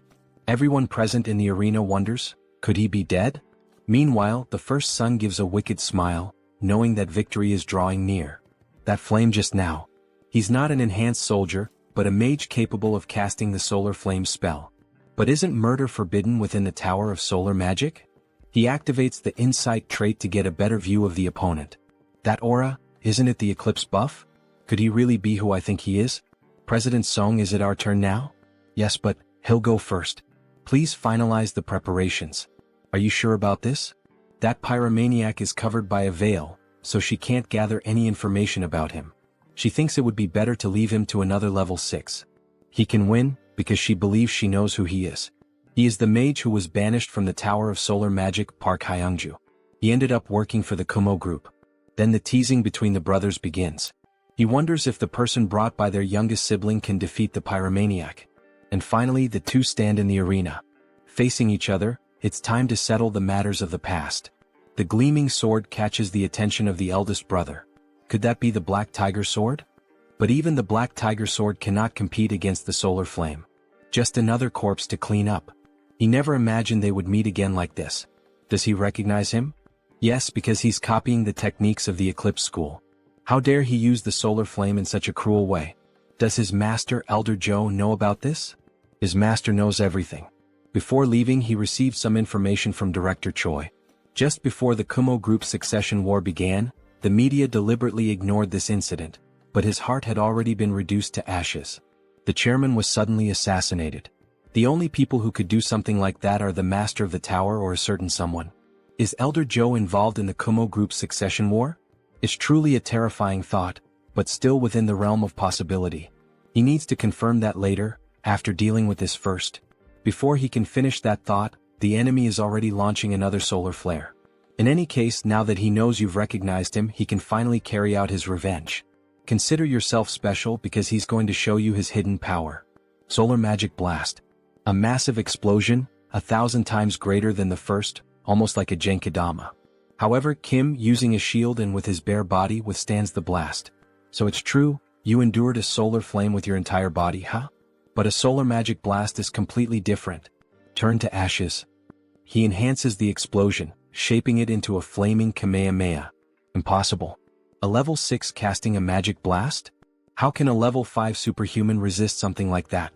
Before she can finish her sentence, Kim interrupts, asking if he's done with the fireworks. Now it's his turn. Even though he's striking a macho pose, he barely survived that last blast. Good thing he leveled up before coming to the duel. Let me borrow your flames for a moment. Impossible. How did you steal his Solar Magic Blast? Well, you'll see, you'll find out soon enough. He uses the hammer to summon clouds and lightning, all enhanced by his traits. Giant Strength, Diamond Body, Mana Soul, Sigurd Cultivation Technique, Practical Combat, Throw. He channels all the energy gathered into the hammer and unleashes it in a counterattack against his opponent. Once you've had a taste of this. Wait, at this rate he's going to die, he surrenders. And a massive explosion erupts. After all, it was the Solar Magic Blast combined with the power of the Mjolnir hammer. The entire arena is lit up, and in the end, Only the hammer remains on the ground, surrounded by ashes. One less to worry about. All three brothers are shocked, and at the same time furious. What the hell just happened? A mere level 5 human defeating a level 6? Something's not right. Now then, shall we prepare for the next battle? Night falls and they return to the Kumo group building. Thank you for completing the request along with the bonus. This is your reward for the victory. We see several briefcases filled with gold bars, and, of course, the promised weapon. The fourth piece of the Daisen series is now in his possession. Only one more to go. And that's not all. She did say she would provide incentives, right? It's not much, but here it is. Kumo boots. Effect. Ignores inertia, Mr. Magic Shoes. What do you mean it's not much? Rich people are really generous. He's not so sure if he should accept something this valuable. Please, you've earned it. 3 consecutive victories. That was truly impressive. After that, he won 3 more matches in a row and then withdrew. The remaining champions finished the tournament, and he left with Song Hee-young as the victor. He could have faced more opponents, but he didn't want to reveal everything he had in this tournament. Because the entire world was watching the Kumo group's succession war, across every possible channel. Newspapers, news broadcasts, the internet. So, does that mean she's now the main candidate for succession? Of course not. The duel was merely a pretext to persuade the council. Her brothers were certain they would win, but their plan failed. Still, they won't give up so easily. I see.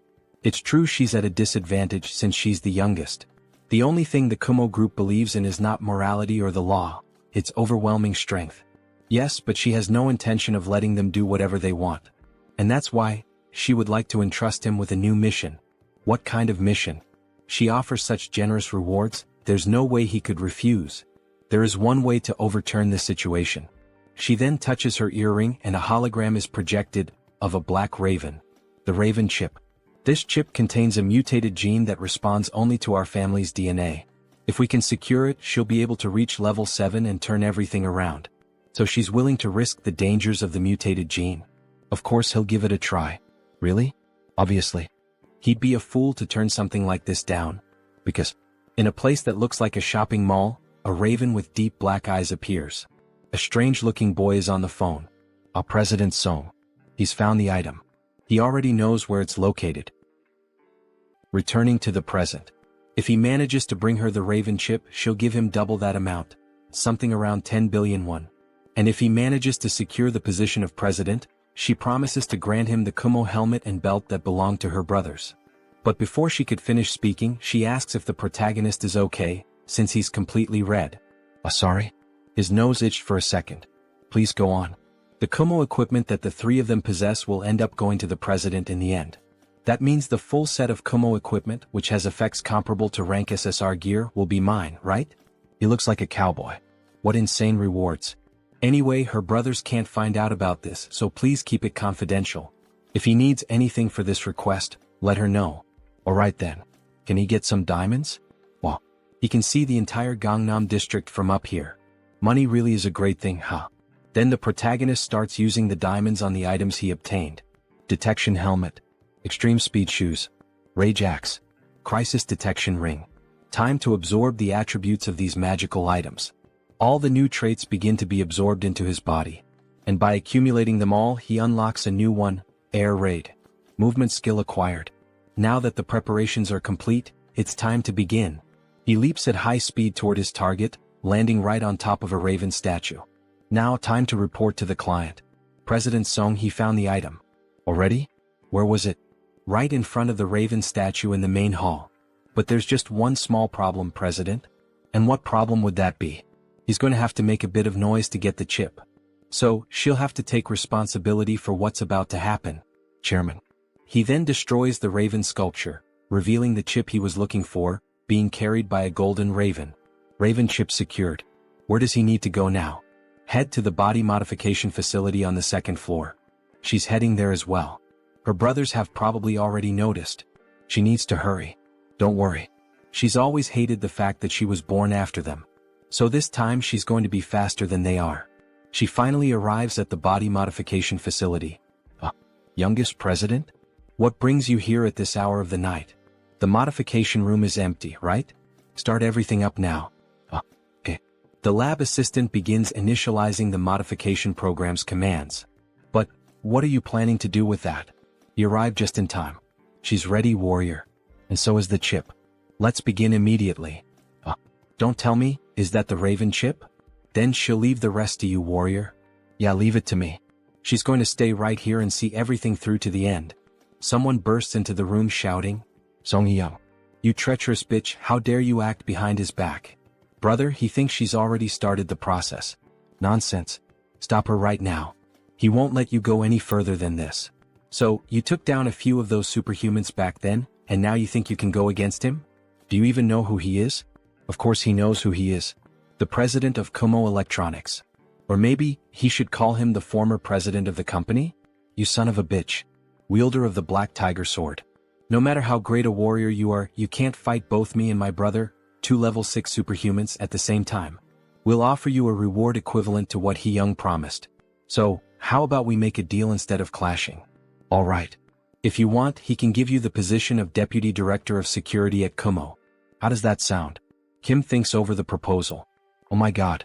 What a shitty idea, man. Asking me to betray a defenseless client? That's such an old man way of thinking. Maybe it's because of your age? And he's even offering me an equivalent reward, like, he might have at least considered it if they'd offered double or triple the amount. But of course he values trust above all else, so he wouldn't have accepted it anyway. Siding with trash would only make him trash too, heh. Before he could finish, the older brother had already launched his attack, eyes red like a raven and sword in hand. He strikes directly at Kim, who defends himself using the shield he got from the island. Arc. This hurts more than he expected. So this is the power of a level 6, huh? Maybe he shouldn't have taunted them. Like they said, he can't handle both of them at the same time. But we see the older brother has been wounded. When? He missed by just a little. But it was close, huh? Moonslash. Since they don't have practical experience, it's doable. How dare he do that? Then the second brother draws 2 automatic pistols and unleashes a true rain of bullets. New trait unlocked, shield blocking. He was wondering why the shield felt sturdier. Shoot as many bullets as you want, he's not going to budge an inch. Brother now? The older brother dashes forward, aiming to disrupt the body modification process from behind. However, Kim quickly switches equipment. The second brother is caught off guard. Daisen gun of halting? The older brother is frozen in place. That bastard, where the hell did he get that weapon? Wait, where did he go now? This is a leap boosted by the air raid trait. Exploit the opponent's opening in an instant. We see the 6 traits he's using: gunner, gun shooting, spitfire, focus, rapid reloading. And he rains down attacks like an airstrike. Are you thinking of giving up now, Mr. Song Hee-jun? How laughable. To think you'd win with such a minuscule amount of power. What, are you relying on an item now? He then transforms. This is the Raven of Absolute Darkness. In addition, several building security guards start to arrive and surround the protagonist. He's going to put an end to your insolence here and now. Damn it, not even he can guarantee he'll get out of this safely. Everyone stop. A golden light begins to shine from the body modification capsule. Everyone turns stunned. Kim is happy it's finally done. The brothers are worried. This time, unfortunately, you arrived too late, my brothers. Third child of the Kumo group. Song Hee-young. Level 7 superhuman. She's taken on an angelic form, completely golden, a literal goddess with beautiful wings. She is now the Solar Raven. Solar Raven? Who does she think she's trying to scare? Alright then, let's fight. Please stop. If the youngest president were to fight seriously, this building wouldn't last a minute. He thought the outcome had already been decided in the last confrontation, and yet he's acting like this. Founding contributor of the Kumo Group. Director Young Kyung-jun. Is he disregarding the procedures decided by the shareholders? Now father-in-law. That's not what he meant. If that's not what he meant, then could he be plotting something beyond the president's death? He gets nervous and decides to back down. At last, we have a better view of the new president. A beautiful angel, or rather, a beautiful raven. Congratulations on reaching level 7, President Song Hee-young. He'll see her at the shareholders' meeting to elect the next president. A few days later, both are on the terrace of a luxurious house. As tradition dictates, her brothers have withdrawn from all their businesses and departed for the United States. Congratulations. She's about to become the next president of the Kumo Group. Fufu. It's all thanks to you. Did he receive the items from her 2 brothers as promised? Kumo helm, Kumo belt, Kumo boots. Ah yes, of course. Thanks to you he's completed the Kumo set. Ah. If you have more requests in the future just call me. While sipping her fine wine she remembered. Now that you mention it she actually has one more proposal for you. What kind of request with a high reward is it this time? Then she offers a different prize. SSS rank ring. A ring? Sir Warrior, would you marry me? Sorry, but he's going to have to refuse. I can't understand this protagonist. He gets so few chances with women and refuses this beautiful level 7 woman? I'm suspicious of this protagonist. Back to the manhwa. What? But why? There's no way you'd be lacking as a partner. And you're right about that. You have both wealth and beauty. Either way she's just not his type. Making that romance anime face. What? That's absurd. Why would such an insignificant factor matter to people like us? In fact, is it significant?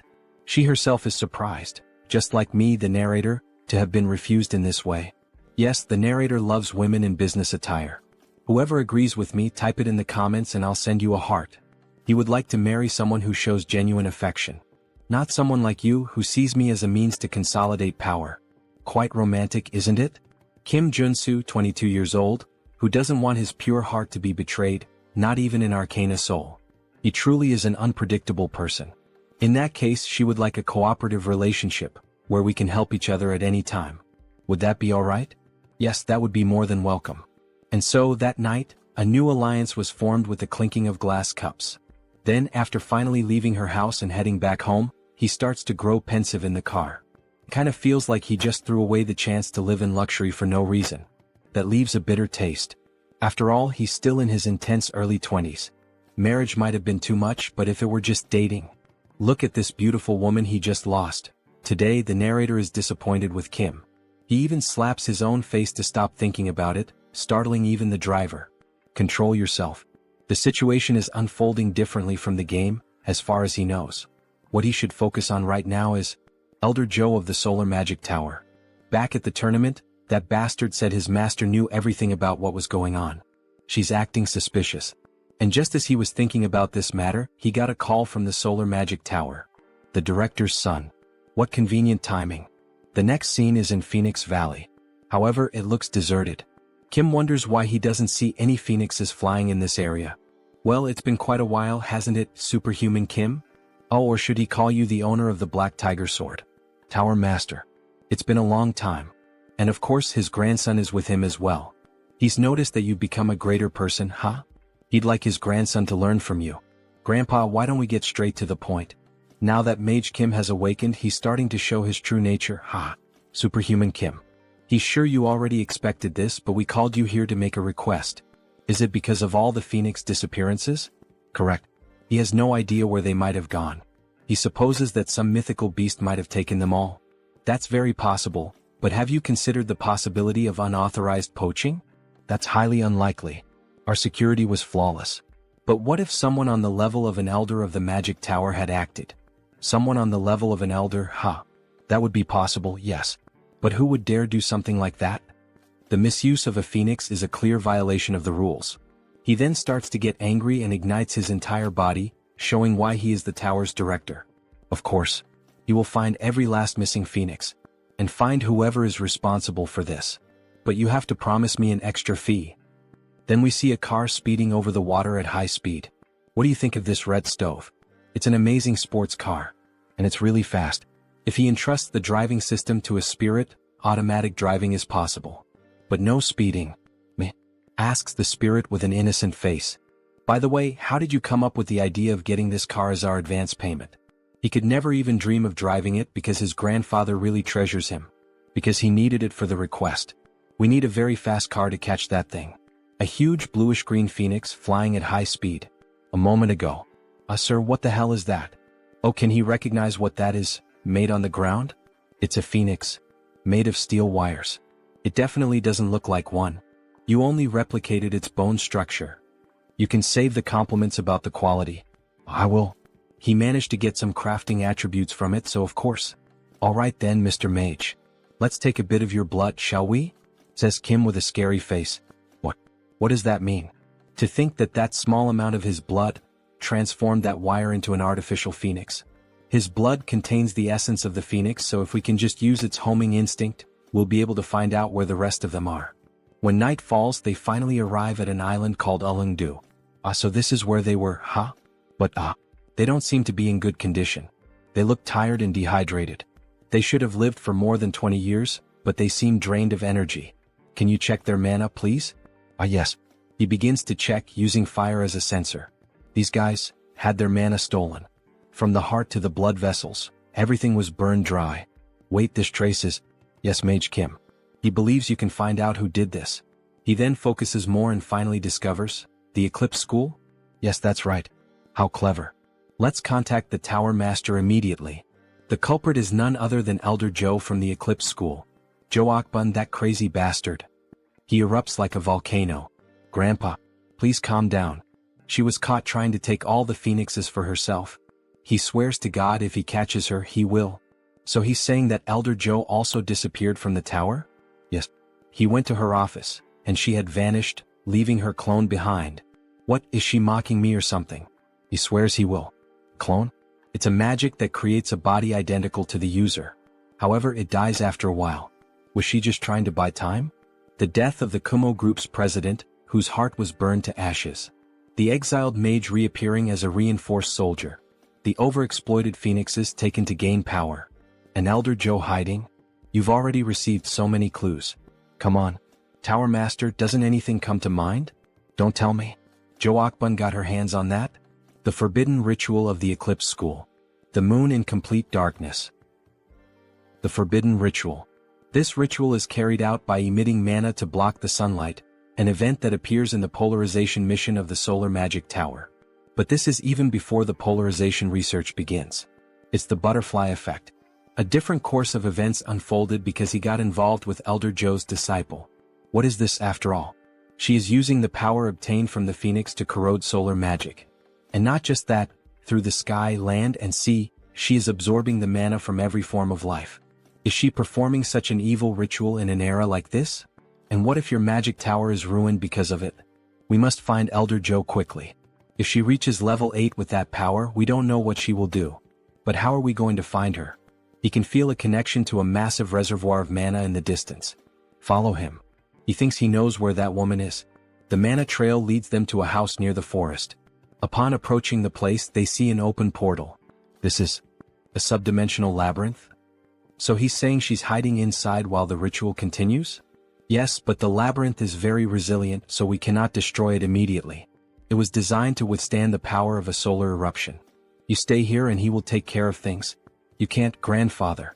There's no way Elder Joe wouldn't have prepared countermeasures against the Tower Master. He's right. This is far too dangerous. Leave it to me. He's going in there? Yes. Wouldn't it be better to have an outsider intervene to catch her by surprise? Looks like he owes him one more. In that case, take this.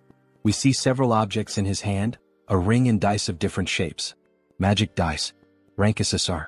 Ring of Great Escape, rank SSR. It's the Ring of Great Escape.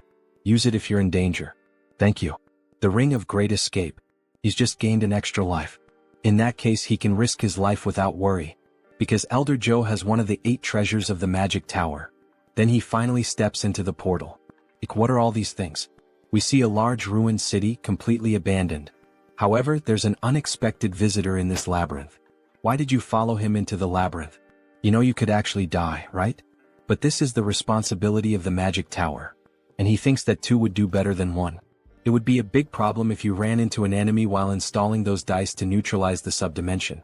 Well, you have a point. By the way, does the School of Eclipse like this kind of atmosphere?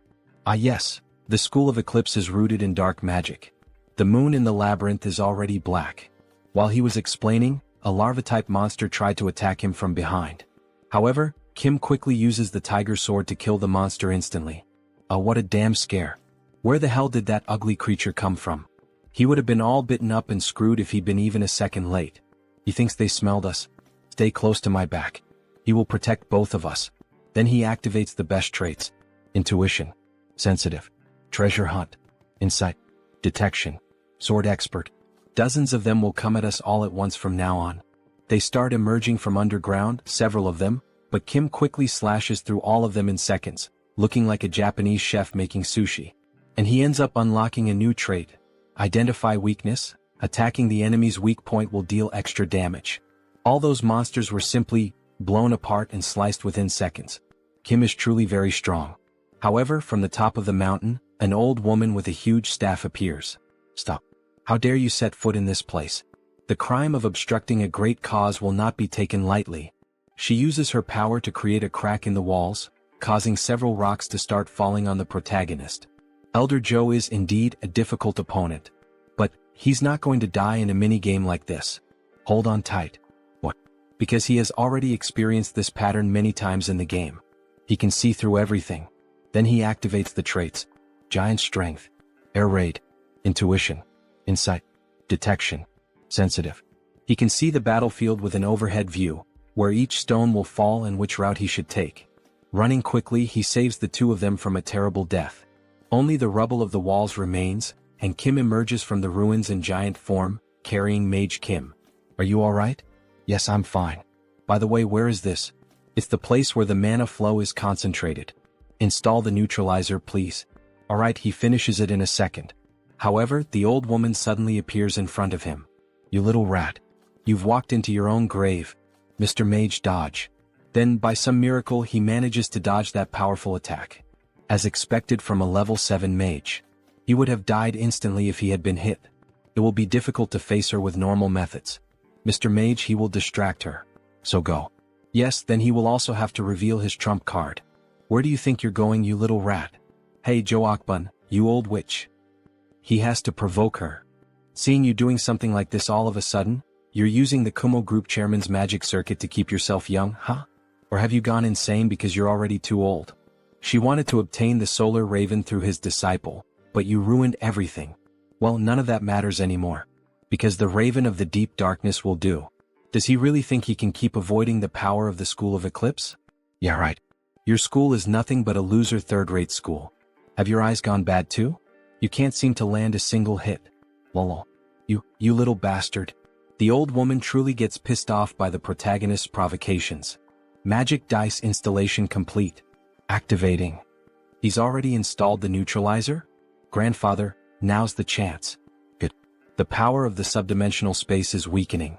Time to show some of his own power too. He begins creating a whirlwind of fire, and the labyrinth slowly starts to give way under such power. Mr. Warrior, the labyrinth is shattering. Yes. It seems the Tower Master has done his part well. No, this can't be happening. Her magic, her power, and her world. Her body begins to melt along with the world, and we see that part of her body is robotic. It would have been complete in just a few seconds. It's all because of you, it's all your fault. Filled with rage, she tries to attack the protagonist with a massive burst of dark magic. He quickly manages to withstand the damage with the steel fists. Holy crap. He blocked it with the steel fists, but damn, what power. Even so, he won't fall behind when it comes to speed. Damn it. Why won't her attacks land? He vanished from her sight. Then he activates the new trait he gained, Identify Weakness. He found her weakness. And with a quick strike, he slashes her directly in the back. She falls to the ground like a sack of shit. No. It can't end like this. At the very least, she has to take his life with her own hands. Useless bitch. Time to die. Then the director himself burns her. So after defeating Elder Joe, they return to the tower. Warrior Kim is unbelievable. He thought you were an anti-magic warrior, but today you fought like a practical swordsman. Thank you for the compliment. It makes sense, however. That must be why that old tiger man gave you the black tiger sword.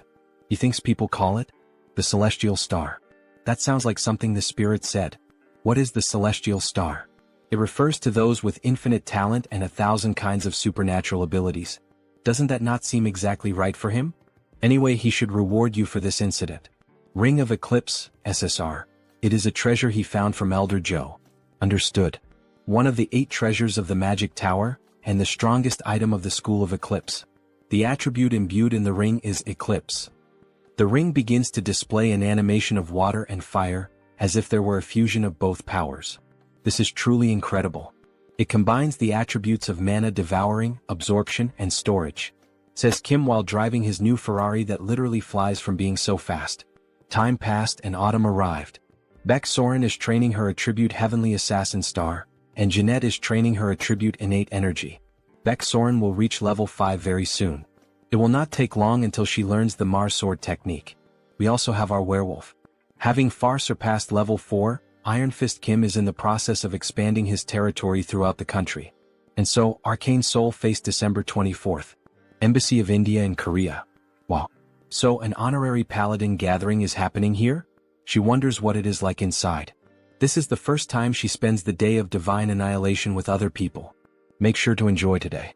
Because tomorrow she will return to training, says Kim with an evil face, while Soren lightly laughs, seeming almost like a couple taking care of their daughter. She is going to enter first. Ah, Jeanette. Wait for me. December 24th, the day of divine annihilation. It is the day when the old father was officially killed, and the day to celebrate the Treaty of Westphalia. That is why it is commemorated as Christmas all over the world. Because this world does not have Christmas. Inside the Indian embassy it is beautiful. The girls become emotional upon seeing it. So much food and gold.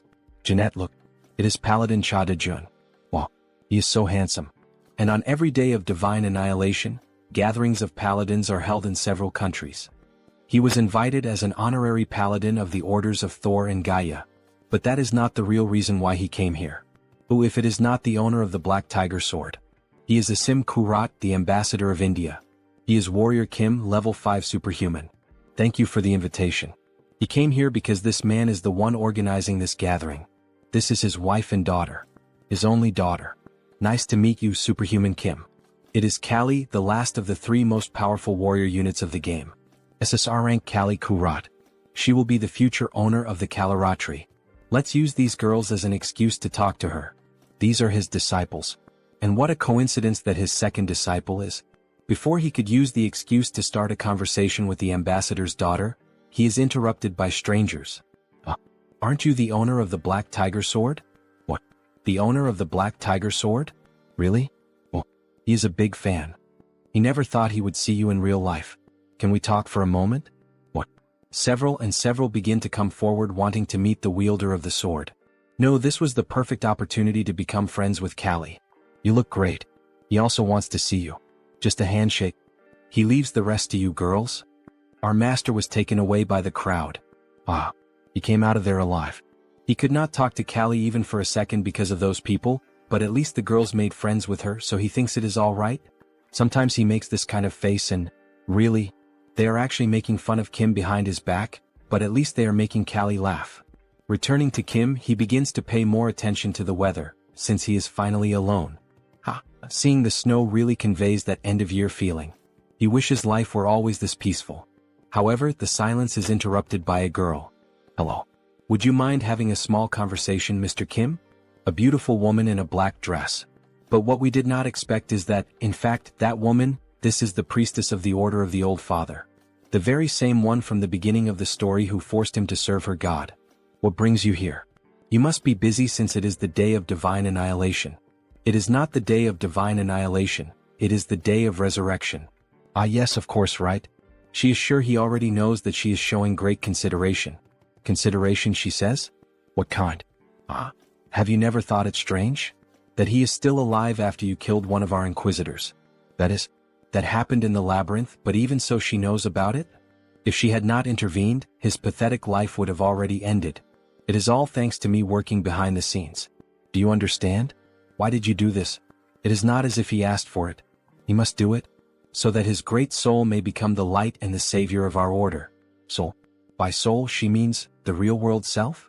In the real world he was just one among countless losers. A fool who achieved nothing, failing both in love and in life. Is she mocking me or something? Why the hell are you doing this to someone like me? Could it be that she is referring to my ability to switch attributes? He means if you consider this ability as being imbued in his soul. He thinks you could call it the Great Soul, but he would like you to become stronger than ever. So that a great vessel worthy of the magnificence of the soul may be completed. Take that crap yourself. He is not going to let that happen. Today is the day. Today? Everything starts from today. It is mostly thanks to you, Savior. While you were running everywhere causing trouble and chaos, we managed to accomplish many things. What nonsense are you talking about? You will see soon. A magic circle begins to form beneath her feet. Until we meet again soon. Then she activates the magic with her hands and disappears in front of the protagonist. As if she had never been there. Crazy bitch. She simply disappears after saying everything she had to say. What kind of crap is she plotting this time? Everything starts from today, she said. The main story of the game has not even started yet. Arcane Seoul. It makes no sense that Episode 1 with content equivalent to a full expansion pack would begin now. But today is the day of divine annihilation. On the very same day Episode 1 begins. December 24th, 11 hours 59 minutes and 27 seconds. Back in the game, the mysterious words of the priestess marked its beginning. Could it really be? The seconds keep passing until reaching 59, and when it finally turns to December 25th, a huge explosion happens right behind Kim. What was that? What is happening? Damn, it has begun. Episode 1, Terrorist Attack in Seoul. Bombing attacks all over the city begin to be reported. Mysterious monsters also begin to appear at the event of the Indian embassy. Before they could attack, they are struck by sniper shots. Our protagonist has already rushed to save everyone. The owner of the Black Tiger Sword? Protect this side with the other paladins. Understood. And what about you, sir? There are people he needs to protect. It looks like the war in Arcane Seoul is really about to begin now. The manhwa is getting even more exciting.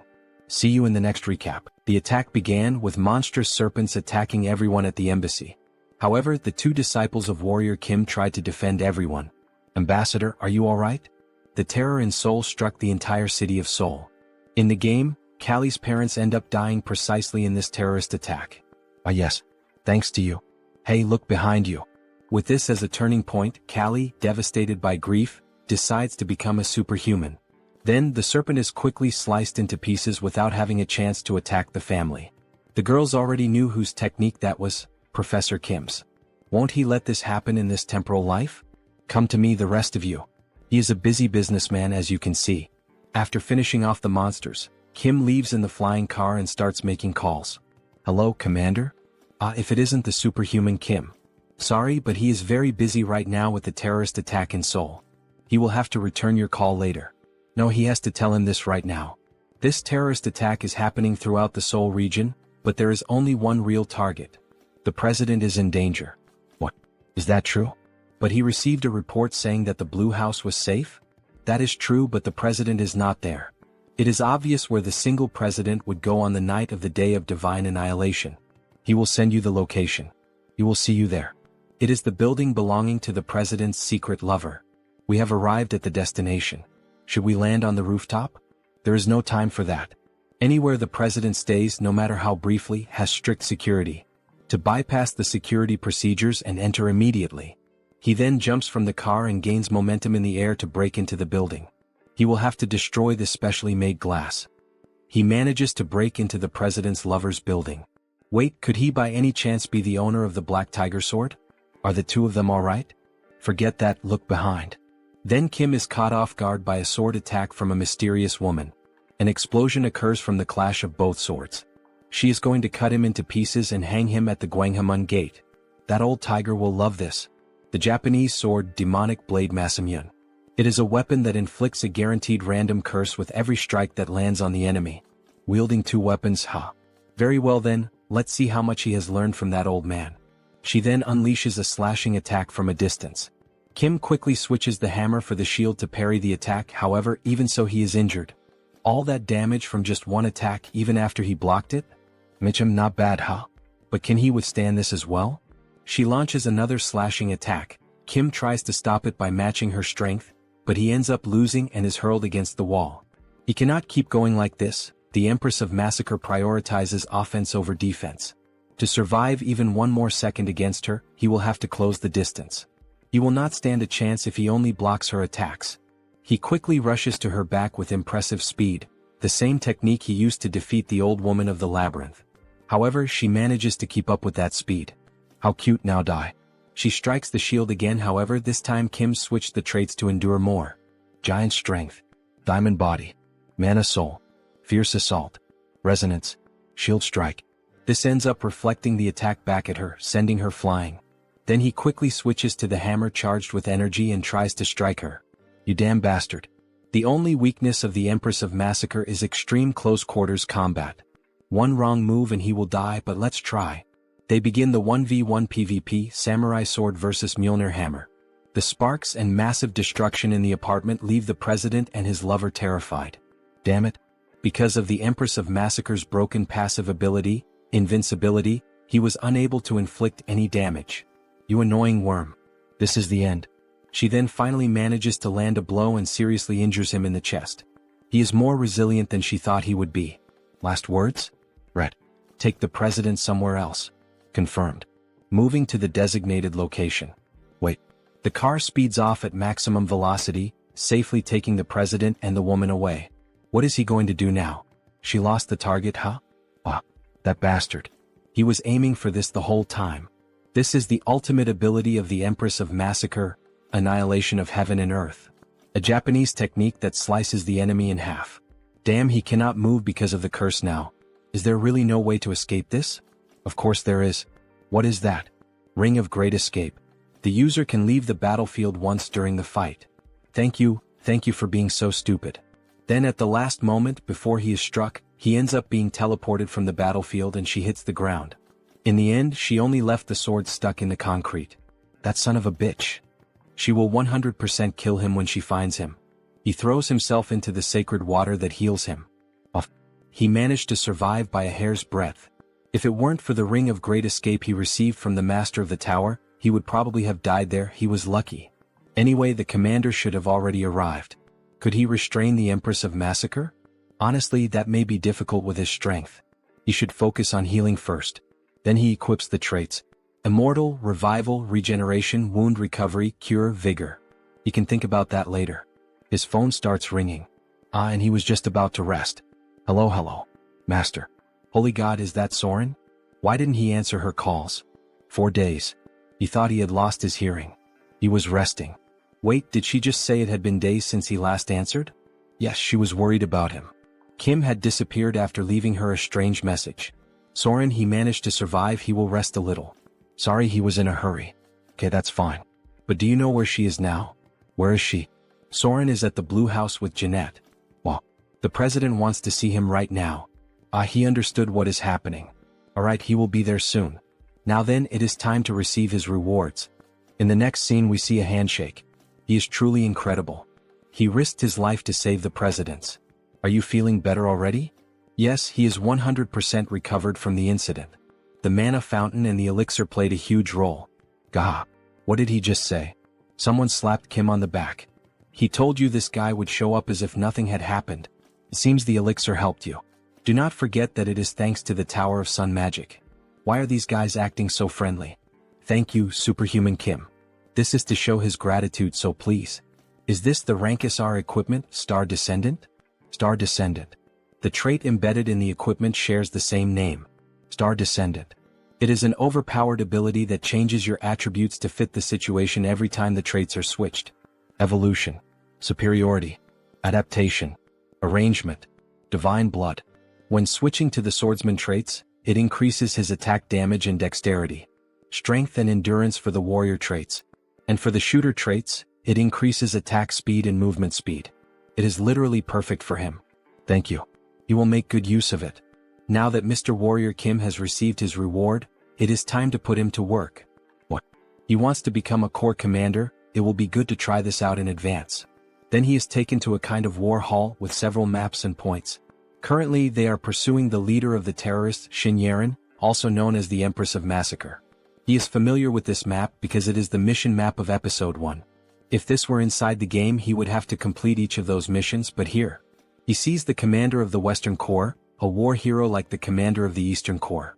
He even sees some executives from other orders and some people from the strike force of the Superhuman Association. The government plays a huge role indeed. That is why the Order of the Old Father was trying to assassinate the president, huh? Everything starts from today. Oh, what are you going to do, priestess? He thinks Episode 1 will end sooner than expected. Wow, we see a photo of Kim and the president together. The entire internet is talking about you, Master. Someone filmed a clip of you fighting at the Indian embassy. It seems Episode 1 will wrap up without too many complications. He will focus on developing his character for a while. When they are approaching home, they notice that someone is already waiting for them. Is that the ambassador in Cali? Right, Cali. He had forgotten about her. Hello, owner of the Black Tiger Sword. We came to express our gratitude. Ah yes, he understood. It is the perfect opportunity to win Cali's favor. He has to say something. Master, she would like to become your student. Getting straight to the point? Student, you said? What do you mean? After experiencing this incident, she came to the conclusion that she needs to be strong to protect those she loves. She also wants to be strong like his students. Thanks to Soren and Jeanette, her family is alive. Please, she would like to become his disciple. Callie, are you sure you will not regret this decision? They can think about it a little more and make the decision later. Kim understands why her parents are so worried. Because Callie's grandmother, who was the former owner of the Kalaratri, which transformed into a kind of other world during the Rift expedition. The ambassador's family, upon reaching adulthood, manifests the destiny of the goddess Callie, and if they reject this destiny, death follows. Because of that, she also had no choice in the matter. But look at the time we are in now. Ambassador. No, Callie's father. This is a once-in-a-lifetime opportunity. The last of the 3 main warrior units has fallen right into our hands. He is well aware of his family's devotion to protecting humanity, and of the destiny passed down through the generations of their family. How could he know that? He understands his concern, but Callie has the talent to protect herself. Does this mean he knows a way for Callie to escape her suffering? Yes, and for that, Callie must become a superhuman. If he leaves that task to me, he will make it happen. He cannot miss this chance. That child has never wielded a sword in her life, and she needs to become a superhuman? There may be some other way. But dear, he already knows that Callie does not have much time left. Let us leave this to him. Callie, is she certain about this? Is this truly what she wants? Yes, father. She promises that she will do well, so please trust me. It will not be an easy path. But even so, if she is prepared, then do what must be done. You must overcome your destiny and survive. Yes, she will. Have you made your decision? Ah, yes. Then, Callie, she will undergo hellish training starting tonight. Tremble. She is looking forward to it. A few days later, we see Callie exercising and stretching. Kalaratri is an assassin and a dancer. She unlocked the stealth trait some time ago, so now she needs to unlock the dance trait. It is already time for her to unlock it. As she dances, her golden aura keeps increasing as if she were leveling up. Goddess's blood. Stealth. Dancer. As expected, she has some talent. Now that they have built the foundation for her to challenge her destiny, all she needs to do is level up. Good work. She is already at level 3. Thank you. Rest a little. Her stamina is still somewhat lacking, so he suggests that she should not push herself too much. No, she is fine. Let's just start the next lesson right away. She has to become strong like Soren and Jeanette. Soren has already reached level 5 and Jeanette is at level 4. She is overtraining without even realizing it, due to her growing impatience. Hallie, she also has a God-given talent like the other two. All you need to do is train consistently at your own pace, so do not become too impatient.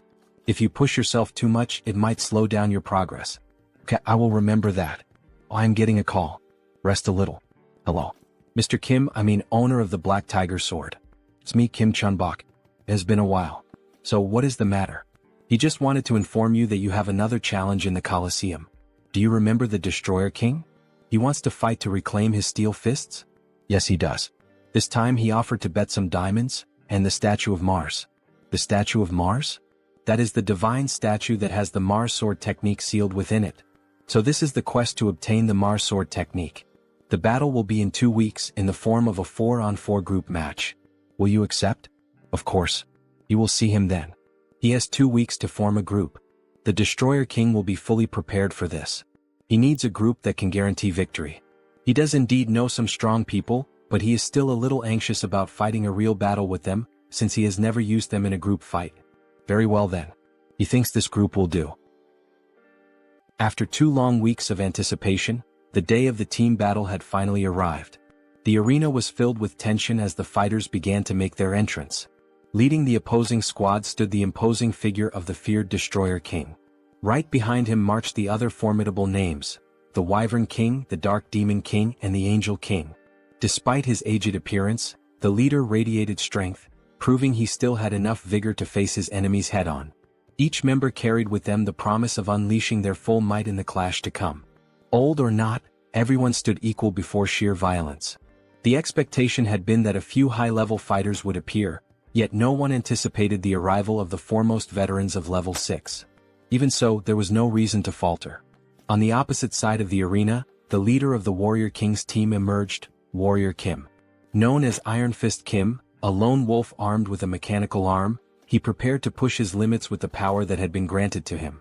Priest Kim stepped forward, proclaiming that even their god would answer the call of his brothers. Beside him stood Magic Kim, ready to give everything in honor of his grandfather and the Magic Tower. A few days earlier the group had gathered at his summons. For them, his call was undeniable. It was their chance to repay Superhuman Kim, the one they owed so much to. He would have rushed to answer immediately, even in the middle of a meal. A traditional team had taken shape, composed of a warrior, a reinforced soldier, a mage, and a healer. The formation was one he knew all too well, though it carried a clear drawback. The greatest issue lay in their defense. Yet reassurance came from a brother who claimed to hold a support skill that could balance the flaw. Even so, the weight of responsibility seemed to press down on him, though there was no need for such harshness toward himself. In the end, they were up against the veterans of the Colosseum, making a direct victory nearly impossible. The question lingered: what plan could he be preparing to use? They needed to hold on to two guiding principles, explained through the example of chess. The first was to advance. The second was to fight. Back in the present, the clashes had already erupted across the arena. Iron Fist Kim clashed with the Destroyer King. Priest Kim confronted the Angel King. Magic Kim faced the Dark Demon King. Yet the fight unfolded in a messy, chaotic fashion.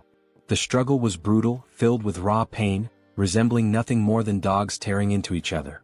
Blows landed recklessly, even dragging at hair in desperation. Such tactics served one purpose only: to disrupt the opponent's specialty. Since every combatant was a mage, relying solely on fists left no room to unleash their special abilities. Meanwhile, Warrior Kim was engaged in battle against an airborne foe, the Wyvern King. The enemy dared to mock them with such a low tactic, showing not a shred of respect. Yet everything was unfolding according to plan. Their opponents had underestimated them, allowing their formation to break apart. The Angel King began preparing to unleash his light cannon. Fire erupted as the aerial battle revealed itself to be the Wyvern King's domain. Still, Warrior Kim carried a method of his own to counter it. He unleashed the trait Air Raid, granting him the ability to move freely through the skies, evading incoming fire and positioning himself strategically above his foe. To everyone's shock, he too could fly. Channeling Tiger King's soaring heaven, he delivered a massive slash downward at his opponent, leaving the enemy caught in a dangerous position. At Dawn's strike, the blade drove him into the arena floor, erupting in a brilliant golden explosion. The Wyvern King had fallen. Curses rang out as the realization hit: the Uncle Wyvern had been taken down. Distracted, his gaze turned elsewhere instead of the opponent before him, giving Iron Fist the chance to drive a crushing blow into the Destroyer King's stomach. The strike ended with his weapon aimed directly at the opponent. A pained grunt followed, a gasp questioning what kind of power this was. His strength was monstrous. For a complete attacker like Iron Fist Kim, an opponent such as the Destroyer King posed little challenge. He could hold his ground on his own without difficulty. The next clashes shifted to the others. One fighter, small in stature, moved with the flow of a mage despite not truly being one. Another stood unashamed before his god, even as doubts circled around him. A message had just reached him, declaring pride in his actions. Step by step, they were performing exactly as instructed, their coordination falling into place. He had forbidden the two of them from using any magic. The restriction seemed absurd. How were they supposed to fight? The command was simple: stay close to the opponent and keep brawling. In time, an opening would reveal itself, and that was when their magic would come into play. The white mage struck first, casting a burst of light that blinded even his own allies. The chaos escalated as the black mage began conjuring an immense sphere of dark energy, while the white mage lent his strength, feeding more power into the growing spell. The moment of death had arrived as the attack was unleashed straight at Mage Kim and Priest Kim. Yet Warrior Kim intervened, raising the shield he had earned to block the devastating strike. The priest was called upon to act, channeling every defensive enchantment and blessing at his disposal. The force of the assault grew heavier with each passing second, but the shield endured, holding firm against the overwhelming power. In that clash, the protagonist awakened a new trait: Wall of Shields. Laughter echoed, mocking the idea that these youngsters would do nothing more than block his attack. But then the white mage noticed something unusual. A warning rose: Dark Demon King had sensed a threatening presence.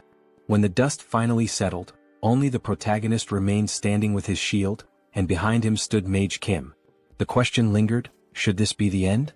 The decision was made. Kim wielded the Mjolnir hammer, charged with the last spell he had carried, while Mage Kim stood ready with the flames of the Phoenix. The time had come to finish it. Together they unleashed a combined strike, shaping a magnificent phoenix, as the protagonist's barbarian strength surged forward with everything he had. It was a victory for the Kim family team. A massive explosion erupted at the center of the arena, sending the crowd into a frenzy over what had just unfolded. The battle was over. The winner was declared to be the Warrior King's team. Cheers rose higher as the announcement followed. He had obtained the peerless trait. The condition had been to defeat 3 high-level opponents consecutively, and he had accomplished it. With this achievement, he now possessed all the necessary components for the fusion against 1,000 traits. Laughter echoed as the opponents conceded, admitting their defeat. It had been a worthy fight. The promised reward was delivered to him without delay, with the assurance that the others would also receive what was owed. At last he had obtained the statue of Mars, the artifact destined to awaken Baek-Soren along with her sword technique. A challenge for revenge was offered at any time, but the response was firm. Such a rematch would never come. Their time had passed. It was clear a new era had already begun. Days later, the scene shifted to the protagonist's residence, where a duel unfolded between Warrior Kim and Baek-Soren. The clash, however, leaned in her favor as she pressed the attack and forced him onto the defensive. Kim began to tire, sweat marking the strain of the fight. Yet his opponent showed no sign of slowing. She advanced again with unrelenting force, driving forward with the power of her charged trait. In that moment, the overwhelming might of the heaven-slaying star revealed itself. A few hours earlier. Pardon? He is giving this to me? Yes. The statue of Mars is somewhat useless to him. It is an item that only responds to her, the star that slays the heavens. No wonder that the moment she merely touched the statue, it began to shine intensely. But it gives off a strange feeling just to look at that thing. Her eyes slowly start filling with power little by little. It is all right, she does not need to resist it. She only needs to let her instincts handle the mana. The 3 main sword techniques are martial arts, but they are also techniques for cultivating mana. The reason he never taught the disciples a special mana cultivation technique was precisely because of this. At last she understood and grasped it. With her eyes glowing red, she swiftly draws her sword and unleashes a red tornado of pure mana, something tremendously brutal. This is the true power of the star that slays the heavens. The power of Mars, the god of war, and the star that slays the heavens. Using the traits, heaven-slaying star, indomitable, runaway train, sword expert, narrow escape. And now she has finally awakened the supreme trait, Mars sword technique. This is incredible, but she cannot help imagining dark thoughts in her mind. That is only natural since it is the power of the star that slays the heavens. She just needs to accept it and focus on fighting, and she will become even more extraordinary. Thank you. She does not know how to repay him for this. After she made such a mischievous face, one could imagine how she might repay it. Right then she could start paying now, says the protagonist as he draws his sword. Could it be that he is finally going to take his payment? Of course not. Warrior Kim only cares about becoming stronger. Giving and receiving. Teach him the war sword technique. Returning to the present, they continue fighting for hours. She is fast and strong. Not only that, but she is also recovering her health and mana rapidly. He keeps being pushed back by her, as the one-on-one clashes are not favorable for Warrior Kim. As expected of such a powerful sword technique. If the dance of Kali was a dazzling sword dance, then Baek-Soren's sword dance is the dance of a wild warrior. He can begin to feel it little by little. At that very moment, she realizes that something has changed. Kim's eyes have shifted and turned red. The world itself begins to appear in a blood-red hue. At last, he starts fighting on equal ground against her, no longer at a disadvantage, and the battle has only just begun. With a display of power, he hurls his disciple far away, slamming her violently against the wall. Surely that must have hurt. Trait. Mars sword technique. You have obtained a trait. So, this is the star that slays the heavens. The red energy courses through the entire body. Our protagonist has farmed aura. However, he forgot one detail. Beck is on the ground, nearly unconscious from the last strike. Baek-Soren, are you all right? Do I look all right to you? I'm sorry. Phew. He is so close to reaching level 6 now, but still just a little short. He feels that he can reach it if he only accumulates a little more experience. And he has someone perfect for a moment like this. The next day. Joonsoo workforce. Well, look who we have here. If it isn't the pride of our association in person. The best result of our association. The savior of Seoul, Hunter Kim, the owner of the Black Tiger Sword. Oh, he's here, the superhuman Kim. He's just the same as always, President. Anyway, he heard there is a major request pending? Warrior Kim called at the perfect time. Let him explain, since he was the one who arranged the commission. He heard that the Terra Federation has fallen, right? Episode 1, The Terra Federation. They acted under the instigation of the Order of the Old Father. Unlike in the game, they were annihilated by the incursion carried out by the government. From now on, it will be very difficult for them to rebuild the organization. At present, the Empress of Massacre, Shin Yaren, and her subordinates are scattered. So, at the request of the National Army, the Hunter Association, specialists in tracking, was pursuing the terrorists, but one of them decided to hide in a strange place we cannot handle. A strange place? The monster village. There was a mutant among the terrorists there. Right, because any mutant is considered family in the monster village. But a terrorist is still an extremely dangerous individual. It has been difficult because that bear mutant has been protecting him. But to think that he has a connection with the monster village. That is almost like fate. So that is what happened. But he cannot simply accept this request. To reach level 6, he cannot go against the monster village. Yet refusing this request outright is a bit. Here is his photo. A chameleon mutant who hid in the monster village. Look at him. This guy is basically screaming that he is a terrorist. This guy is a mutant? Yes, is there a problem? That guy is not a mutant. Sub-boss of episode 1, Mr. Chameleon. He is a bio-enhanced soldier. The terrorist deceived the bear. He will accept this request. And so, the protagonist dashes off toward the forest. As soon as he uncovers the truth, he will cooperate. He does not know if the man will listen to him, but he will have to try persuading him. As he was approaching, an explosion suddenly burst from the sky. An explosion in the monster village. Chameleon. He is beginning to take action. The fire starts spreading quickly through the forest. Some mutants collapse on the ground, unable to breathe as if they had been poisoned by something. But what just happened? It is a magic burst bomb. Owner of the Black Tiger Sword? Why are you here? He heard that a chameleon from the Terra Federation came to this place. It must be him. He is a criminal pretending to be a mutant. What, pretending? Chief. Skeleton Snake has disappeared. The chameleon who was with Skeleton Snake has also vanished. Skeleton Snake? This is not the time for panic. At this rate, everyone will turn into a bomb and explode. Quickly raise the barrier now. Just obey me.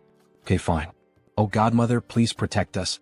Then the sacred tree begins to channel energy and form a barrier around the mutant city. He is still alive and all the other mutants start breathing again. Please maintain the barrier. He will find the terrorist and Skeleton Snake. Are you sure he will be fine on his own?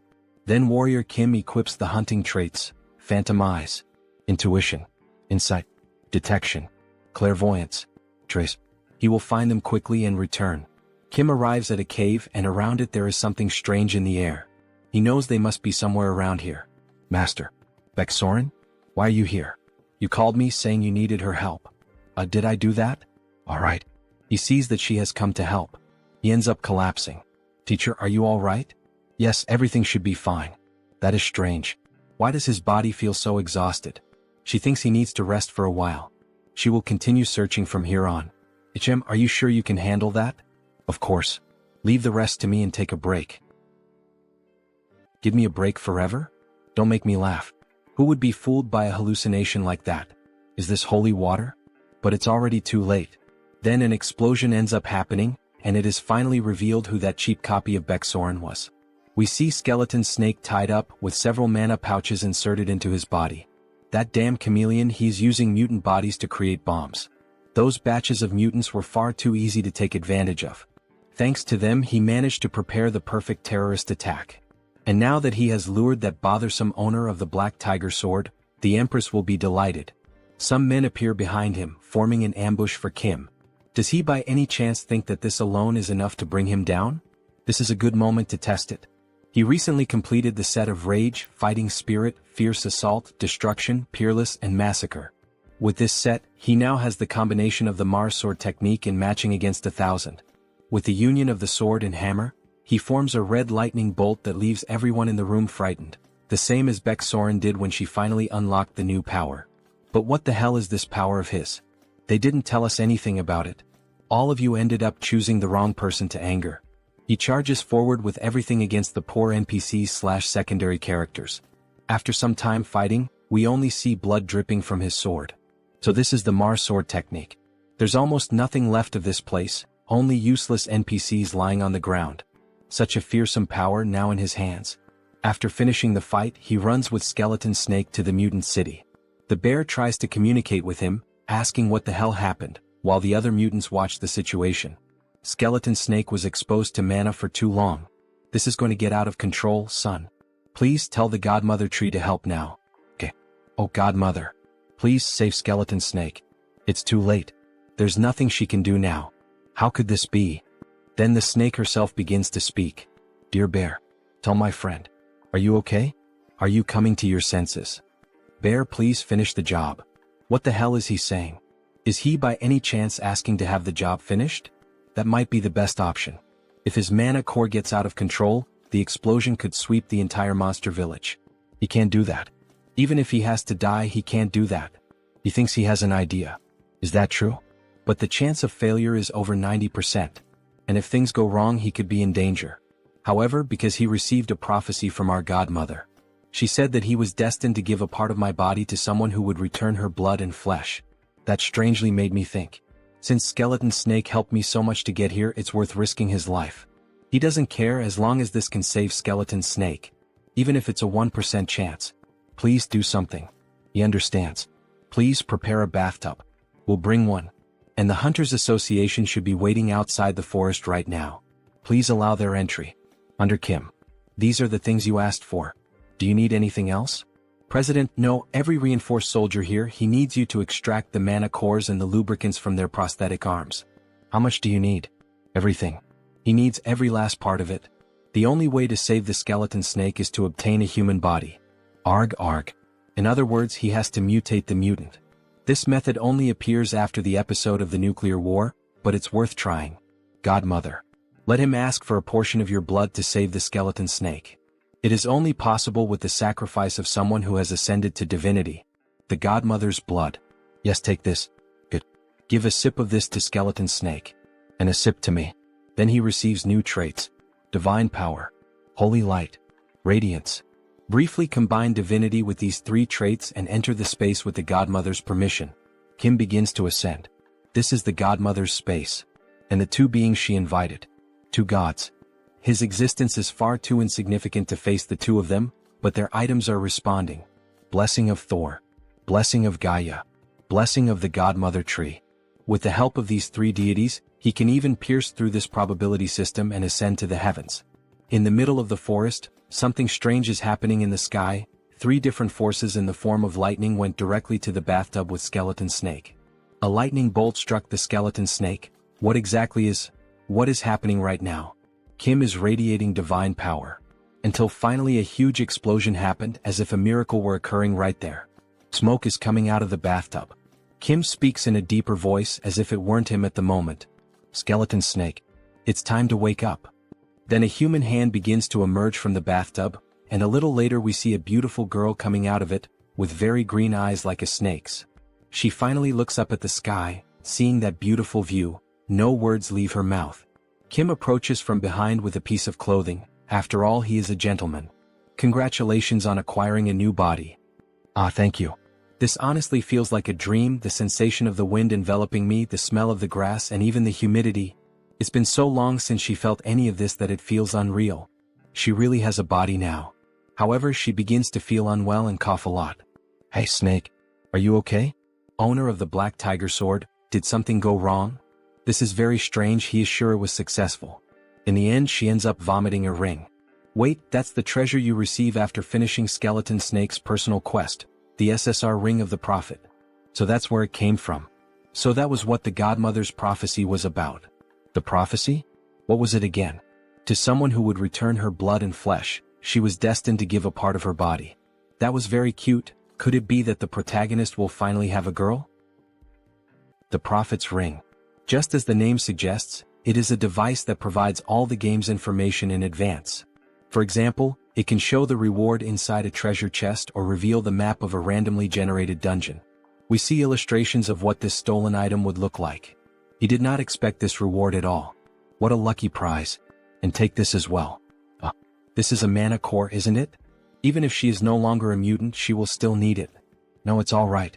For you to become level 6. The tree seems to be smiling as one of its leaves falls. He needs her mana core. That's what she told me. Is that so?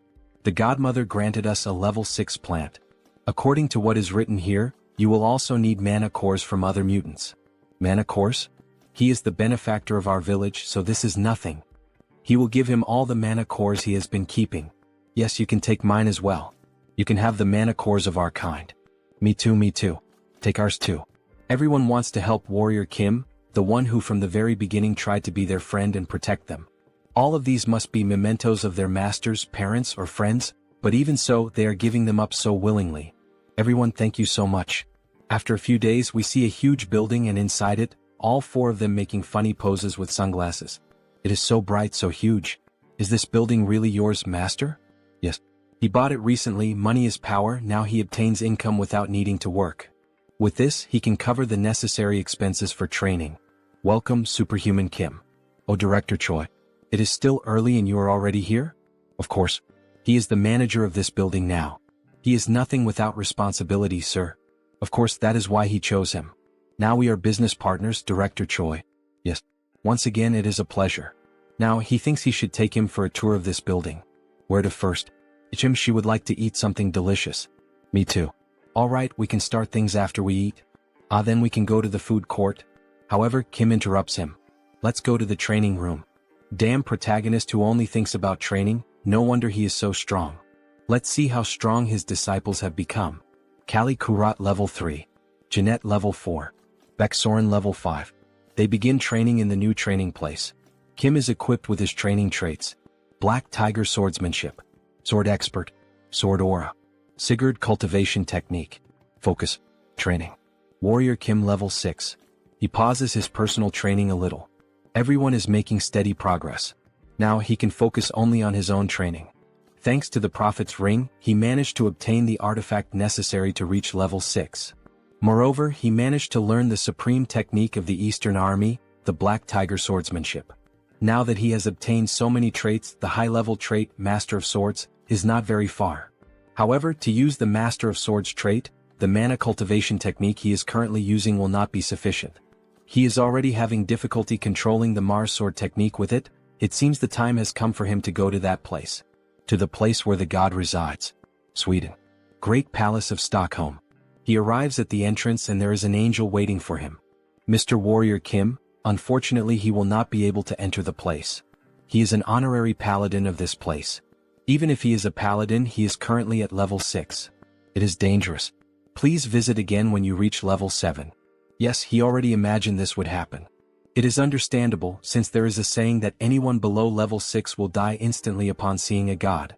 But, it is not as if there were no way. He gives a rose with white flowers. This is a mythical item from Norse mythology, the regret of Mistiltine. He really managed to bring it here. Gem with this, she understands. Allow her to guide him to God. She will allow you to witness the greatest of lightnings. Good thing he prepared this in advance. Some time ago at the square in Sweden. Before meeting Thor, there is something he needs to prepare. There is a quest that gives the regret of Mistiltine as a reward. He needs to complete it before meeting him. From what he remembers, he needs to find the distinguished individuals in this market. Then a mysterious hand goes on Kim's shoulder. Longtime brother. Mr. Sigmund? He did not think he would see him here. It really has been a long time. What a coincidence. It is all thanks to our new family member. Your new family member? We have a son now. We brought our son to receive some blessings. Wow. Congratulations. He is so curious to know what our son will be like. She is sure our son will be strong just like the father. Still a little lovebird couple, huh? Now that he thinks about it, this was the sacred land of the Nordics. Wait, the god who blesses babies in Norse mythology is... Wait, you two are here to receive the blessing of Frigg? But he heard that she was already dead. That's right. But there was a prophecy. In the castle floating in the sky, and in the lowest place, seek the rune that guards the twilight. Take the rune to the open field, board the skyship, and bring the world to order. Only then will the goddess smile. Interpreting the prophecy, the castle floating in the sky must be the great palace, and the lowest place must be here. We have already found the rune as well.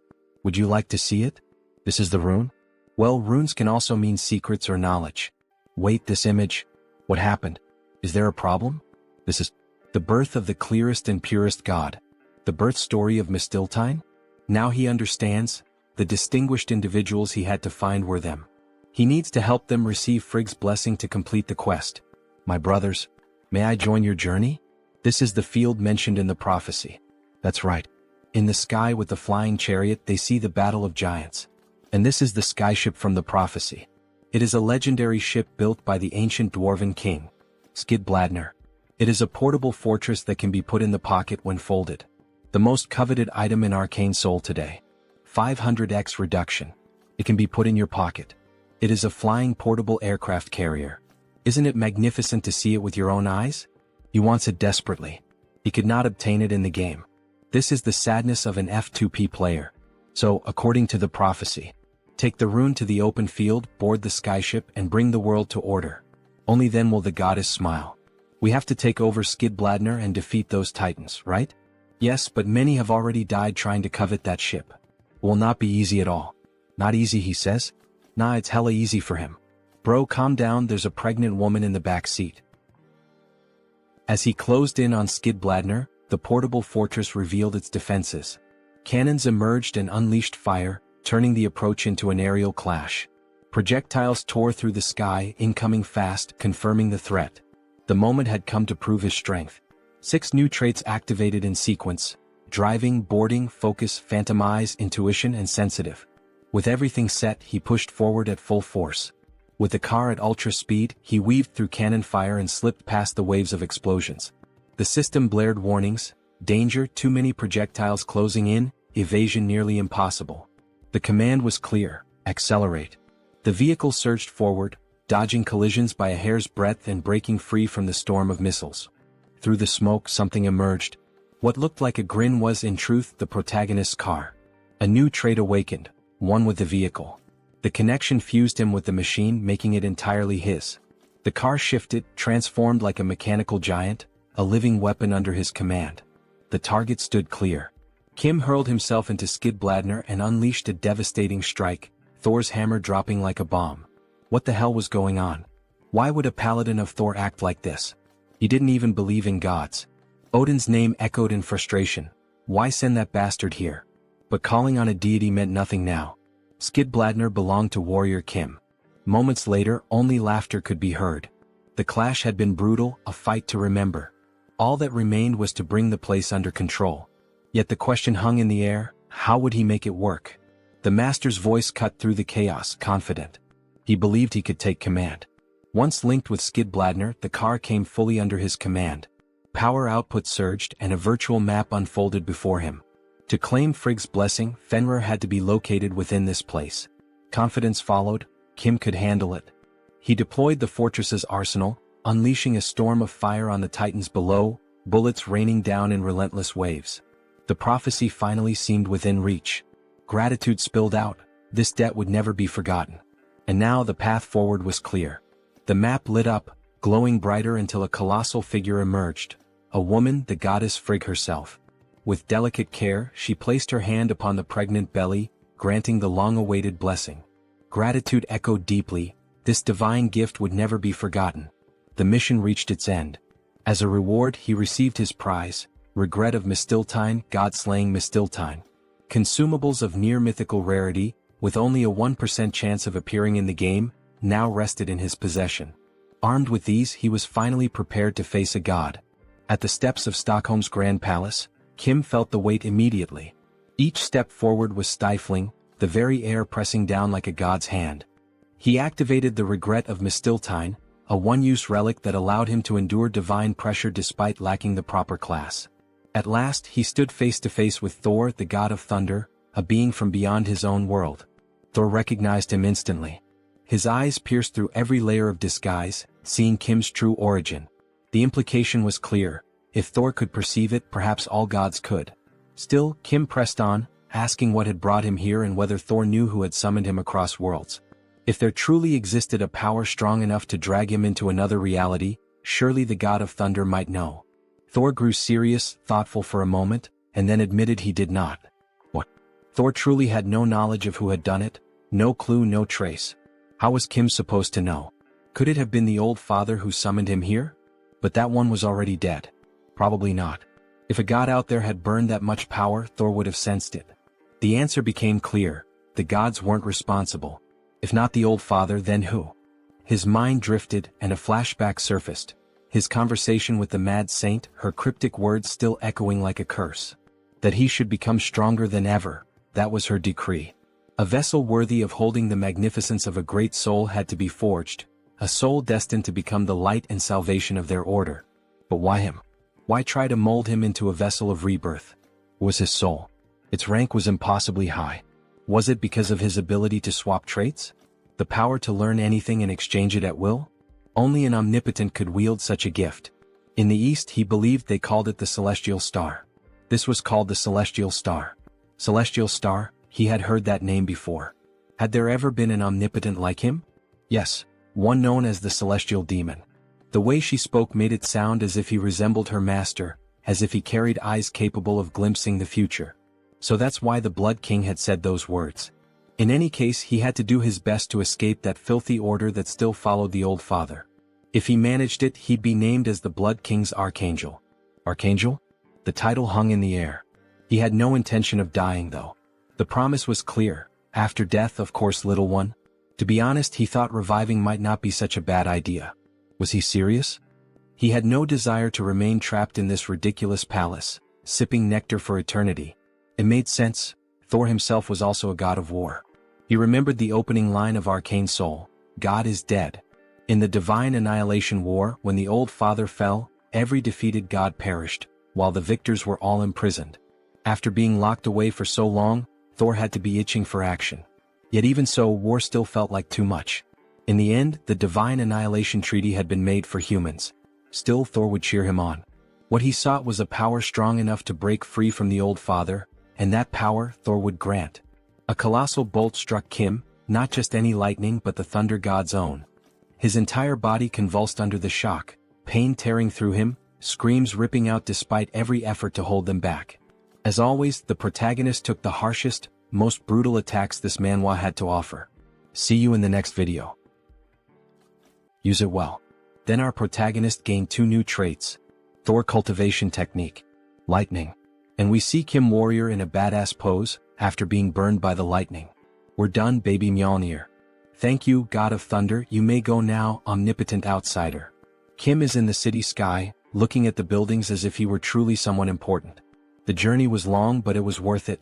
He didn't plan this, but he obtained the Godslayer Mistiltine, which removes invincibility traits.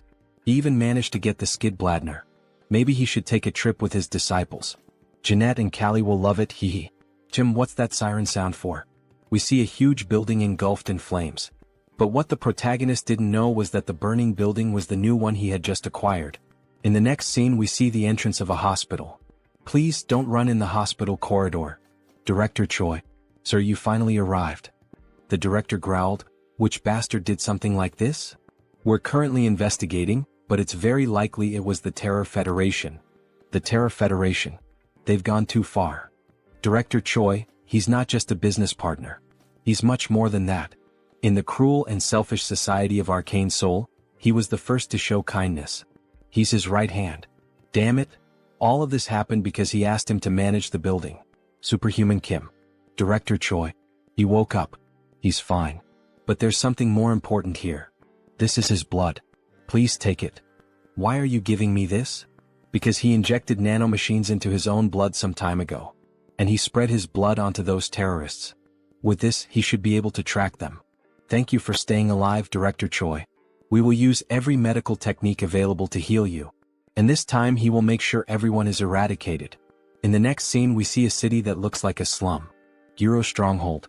Sir, they tracked Director Choi's nanomachines. This is the result. This is where they went to hide. Their traces end right here, you say? Yes. Should we just demolish this place? Demolish, you say? Yes, most of the people who live here are either homeless or criminals. His Iron Fist gang will take care of it. That's the right choice. This time he plans to defeat the leader of the Terror Federation, the Slaughter Empress. At any cost. But the Terror Federation began as the Federation of Rights. It was an organization founded to claim the rights of the marginalized. Until they made contact with the Order of the Old Father. If he decides to destroy this place casually without much thought, that could ultimately strengthen their justice. Violence is not always the answer to everything. It can harm the lives of innocent people. Of course that's true, but do you have another plan in mind? We have to demolish and rebuild. With that, what do you mean? From now on, we will re-urbanize the Guro neighborhood. That's his plan. The re-urbanization of Guro advanced without many problems. This was thanks to the president who promptly approved the revitalization of a district with public order collapsing, and to investments from several prominent figures. And he finally found the terrorists' main base on the outskirts of Harem. We see a door with a very strong seal on it, however that seal is quickly broken. It's been unlocked, Professor. Hehe, as expected from the number one in security. Great. He's not only good at security but also at bypassing it. But don't you think this might be a little dangerous? I mean, Warrior Kim is about to face the infamous Slaughter Empress. Of course it would be dangerous. This won't be an easy task at all. And that's exactly why he asked for their help. He gathered the entire gang. Relax, Captain, you made the right decision. Iron Fist Kim. Level 5 Magic Kim. Level 5. Priest Kim. Level 5. Beck Soren. Level 5. Callie. Level 3. Jeanette. Level 4. Let's go, her heart is pounding. They've all grown well, Warrior Kim. Level 6. Seo Woojin. Level 6. As expected from those with extraordinary talents. Their growth speed is much faster than average. Not to mention that Woojin is already at his level. You worked hard, man. You guys should be more than strong enough for this place, except for the Slaughter Empress herself. So there's no need to worry. Leave it to us, Professor. She's not scared at all. Me too. He will also do his best as a level 6 superhuman just like you. Yup, but there's no need to overdo it. So reliable. Now then. Upon opening the gate, a green aura seeps out as if it were something poisonous. Everyone is astonished by this intense air. The subdimension. Professor, are you sure we will be alright? I'm a little scared right now. Me too. Have I ever been wrong before? Let's go in. To finish the Slaughter Empress. Poor things. They walked into their own grave. Now that it has come to this, she should help them find the proper burial site. In the next scene, the entrance to the subdimension is revealed.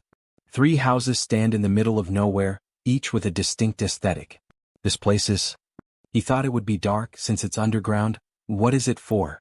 The platform they are standing on can be seen, along with paths leading to each of the 3 houses. This place was known among players as the Hell of Minigames.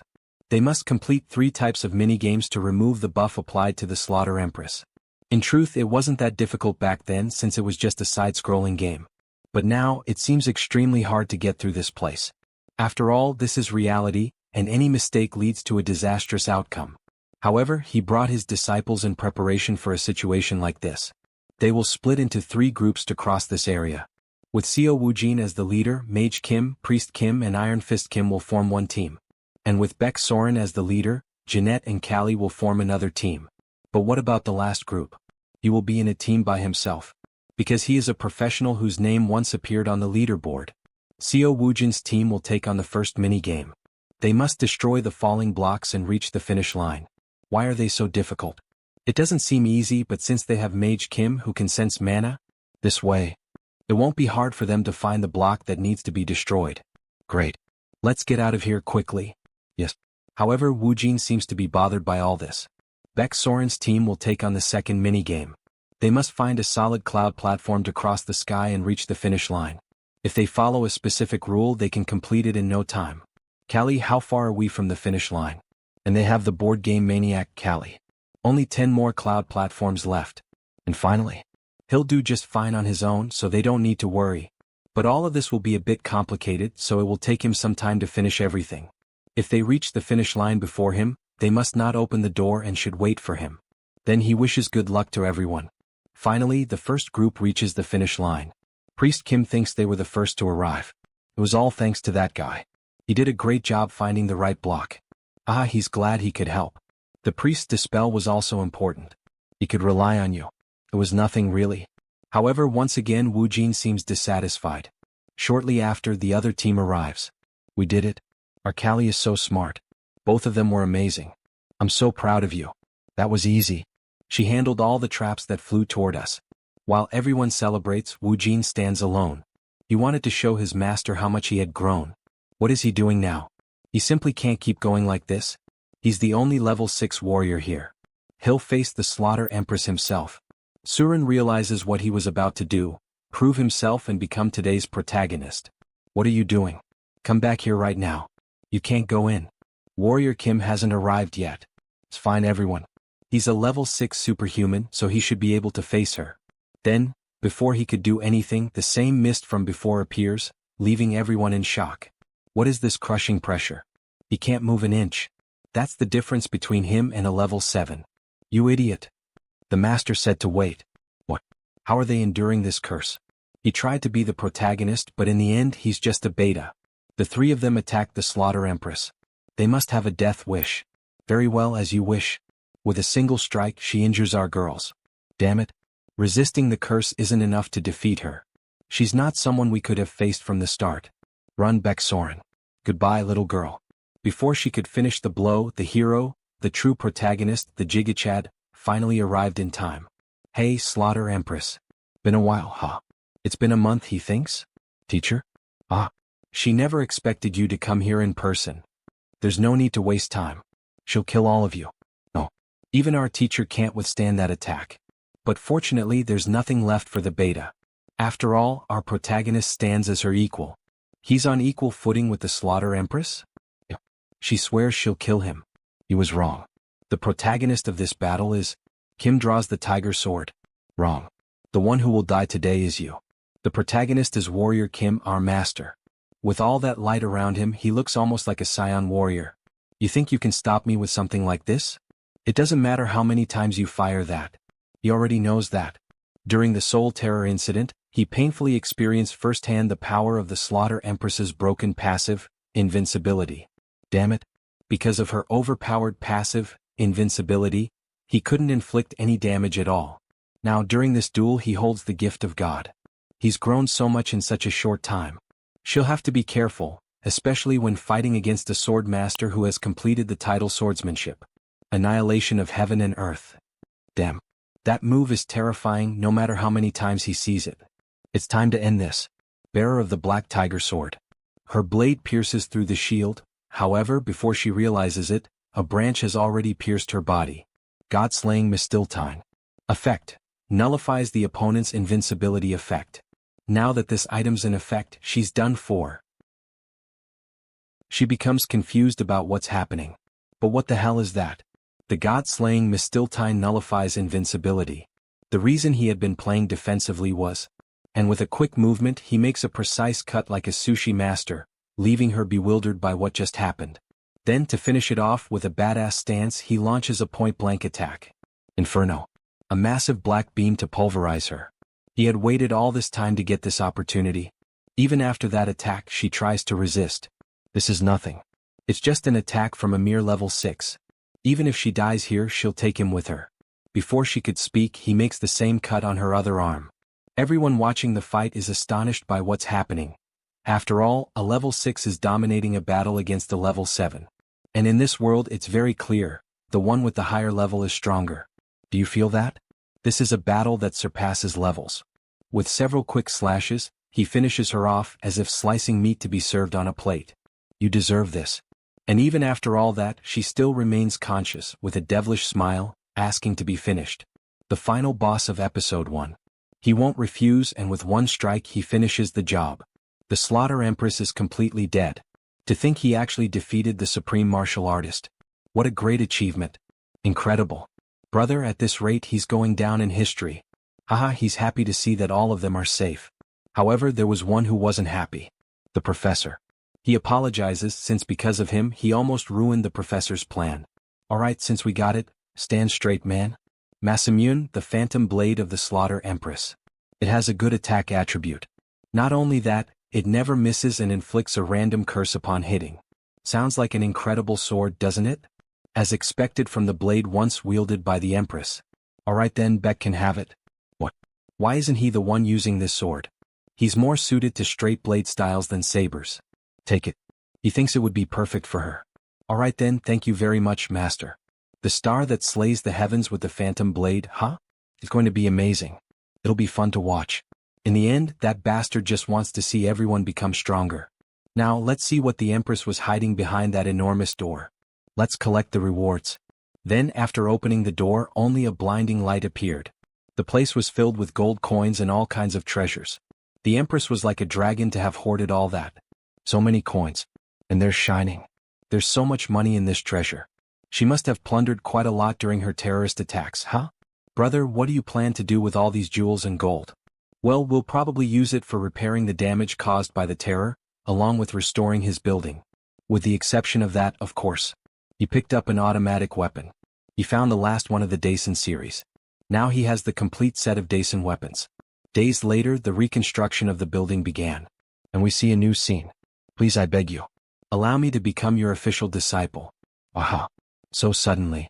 Honestly, he had been very confident during the recent operation because he thought he was a genius. But in reality he couldn't do anything. He couldn't even swing his sword once. So that's why he looked so down back then. He realized that leveling up doesn't solve everything. Of course, the teachers he has in the clan area are also amazing. But they lack an essential factor. I also want to become a warrior. The instincts of a weed that fights to survive in the wild. If that's what you wish to learn, then fine, he'll accept you. Really? Yes, but don't ask to quit later, alright? Yeah, congratulations and welcome. He promises that will never happen. Thank you so much, Master. Then, suddenly, someone pats him on the back. Welcome, Rookie. Looking forward to working with you. Rookie, my ass. He met him before you did. She's the junior here. What do you mean? We've got to follow the order in which we joined. Don't you agree, Disciple Seo? The boomer side of her is showing again. Hey, don't make fun of your senior. Stop right there. Then all of a sudden she hits someone. Jeanette. Her eyes tremble. There you are. She has no idea how much trouble he went through to find her. Let's go now. I'll wait. However, our hero stops the stranger. What brings you here? We came to reclaim our property. Your property? Surely he's not talking about Jeanette. That's exactly what we mean. As you can see in this contract, this girl is ours. So we'll be taking her back. Then he realizes who these men are, the same ones who murdered Jeanette's parents and sold her, left alone, into human trafficking. The mages of the Iliang Magic Tower. He guesses it's time for Jeanette's personal quest to begin. She is his disciple. You cannot take her. What are you saying? This girl is our asset. Take a look at this contract. Ridiculous. Where's her consent on that damn piece of paper, huh? If you really want, he's willing to send Jeanette to your magic tower. However, he will be accompanying her. With this mission, the sword of the Nephilim will finally be inherited. Shortly after, Guachin. Iliang Magic Tower. They stormed the place. Ugh, what the hell are these things? The site of Magitech biological experimentation. A place where the disgusting greed of humans is laid bare. Master, do you think she'll be able to become strong enough to stop all the horrible biological experiments in the world? Jeanette girl. Yes, but only when she obtains the sword of Nephilim. Then we sold go right away. But there is something you must do before that. Avenging your parents. Oh, I see. I almost forgot something she shouldn't have. Let's go teach her. Then the attack on the Iliang Magic Tower begins. We see Jeanette destroying the whole place. Sorry. Please spare me. Your parents. Master of the Tower of the Iliang Magic Tower? Do you dare mention her parents? She doesn't even want to speak to him. Die. With a quick strike, she finishes the fight. However, of course, that would be a traumatic scene. After all, Jeanette is still a child.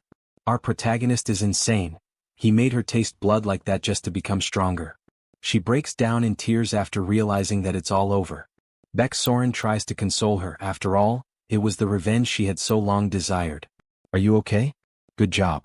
That must have been hard. But Jeanette's mission does not end with revenge alone. Magitech biological experiments are being carried out secretly throughout Arcane Seoul. Among them, the best result to emerge from the Magitech experiments was found. The human-angel hybrid, the Nephilim. We need to kill it. To do that, we need to find out his true name. Jeanette, let's go down to the basement to grab the Nephilim's sword. So this is a Nephilim. Were they researching something like this? Good job, everyone. You are no match for him, so stay back. Are you fighting alone? Isn't that too dangerous? He's not wrong. Normally it's a raid boss that requires at least 4 level 7s. But Nephilims don't have free will. They can't use tricks and strategies like superhumans. So, if we follow his plan, we have a chance. Rise, Anik. Then that demon, who in fact is an angel, is awakened. The ground around begins to collapse and the capsule he was trapped in doesn't hold for long. Upon breaking free, he already starts using his aura to intimidate. A strong pulse that applies the fear status effect and at the same time lowers the attributes. However, Kim quickly uses the trait, Air Raid, and approaches the monster. That movement was already expected.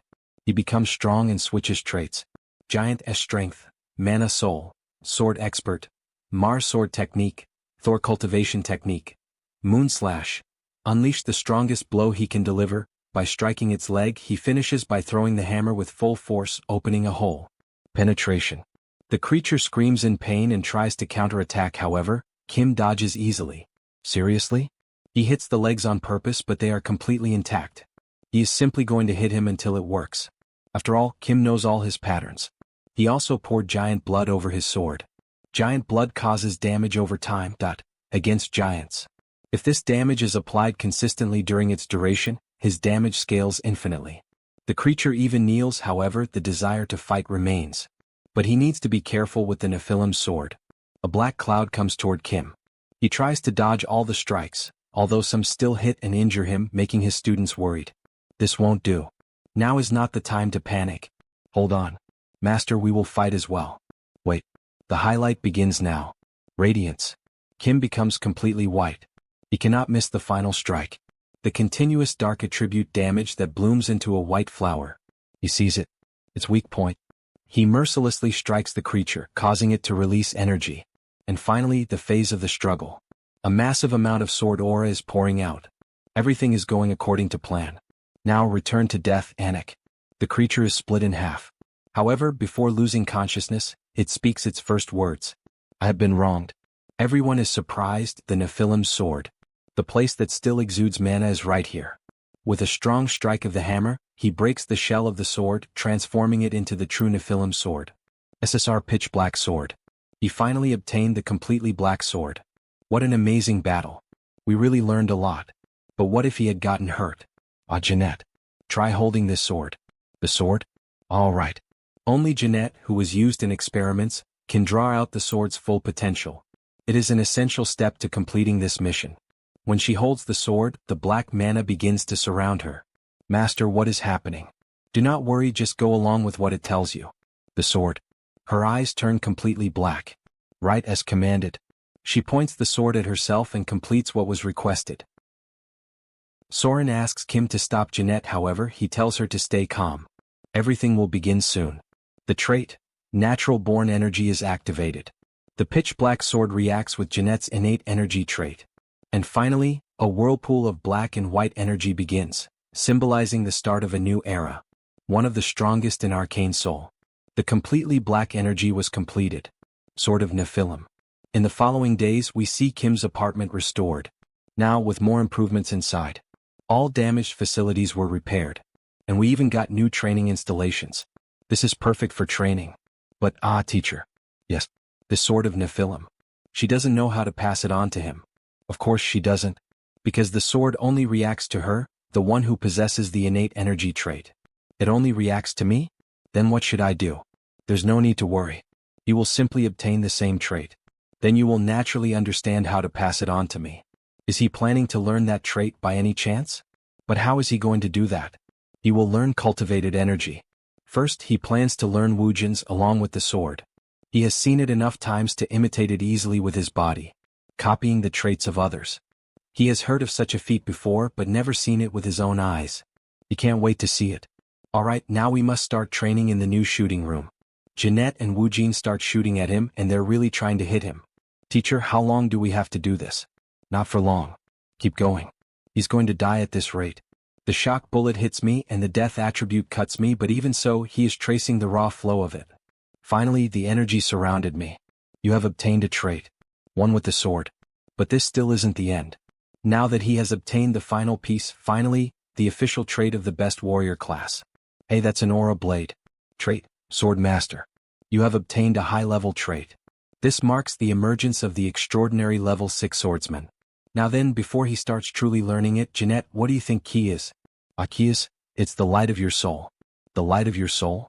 Yes. Unlike sword aura, it isn't just crystallized mana. It takes mana as the body and the soul as the mind. It's basically another me. In other words, it's your avatar. Avatar, you say? Yes. That's why, even among high-level superhumans, Only the warrior class can wield ki. But that's just what I think. Look at this girl, huh? She really put effort into it, didn't she?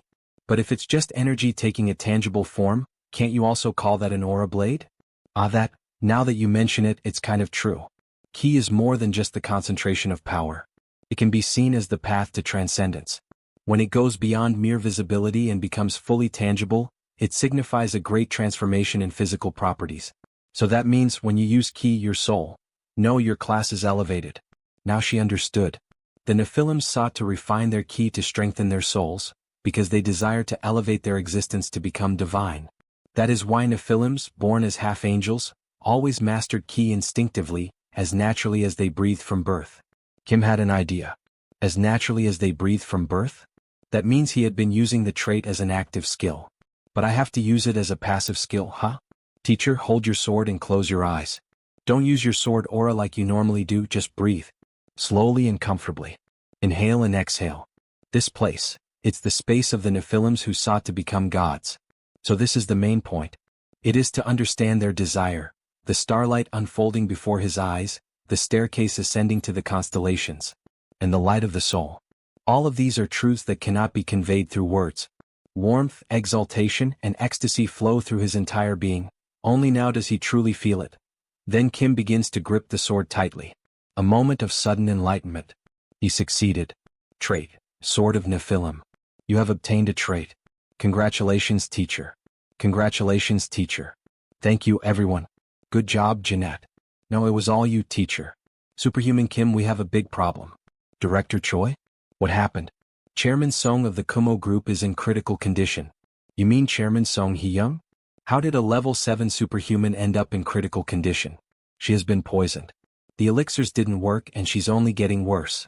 The elixir didn't work? There's only one poison capable of doing that. Poison blood. And it was only used once in the game.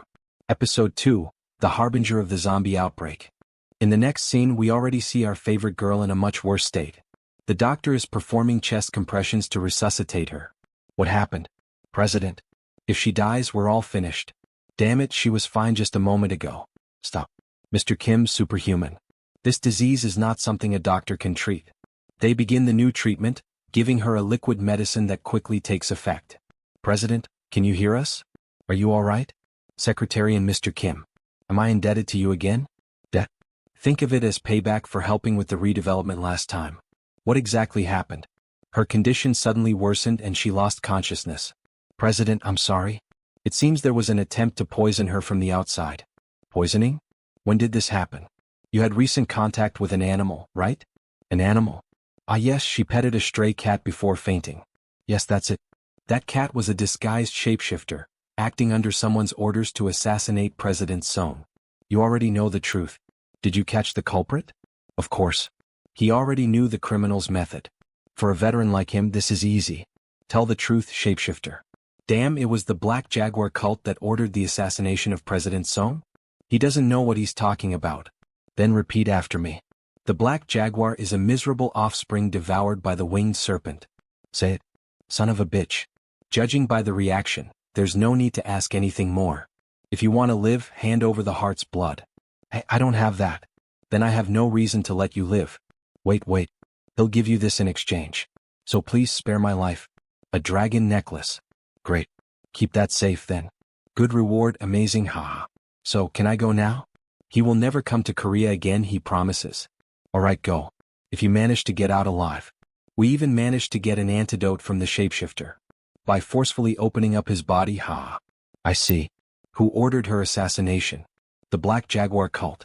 To be precise, it was probably an order from the Old Father cult behind them. In episode 1 they used the Terror League to try to cripple the government. This time their goal was to assassinate the president of a conglomerate. Isn't that a cult based abroad? Why did they target me? Recently because of the funding for suppressing the Terror League. As a saint she would be worried, but he can't say that the Old Father cult is behind it, because there's still no evidence. He doesn't know the reason either.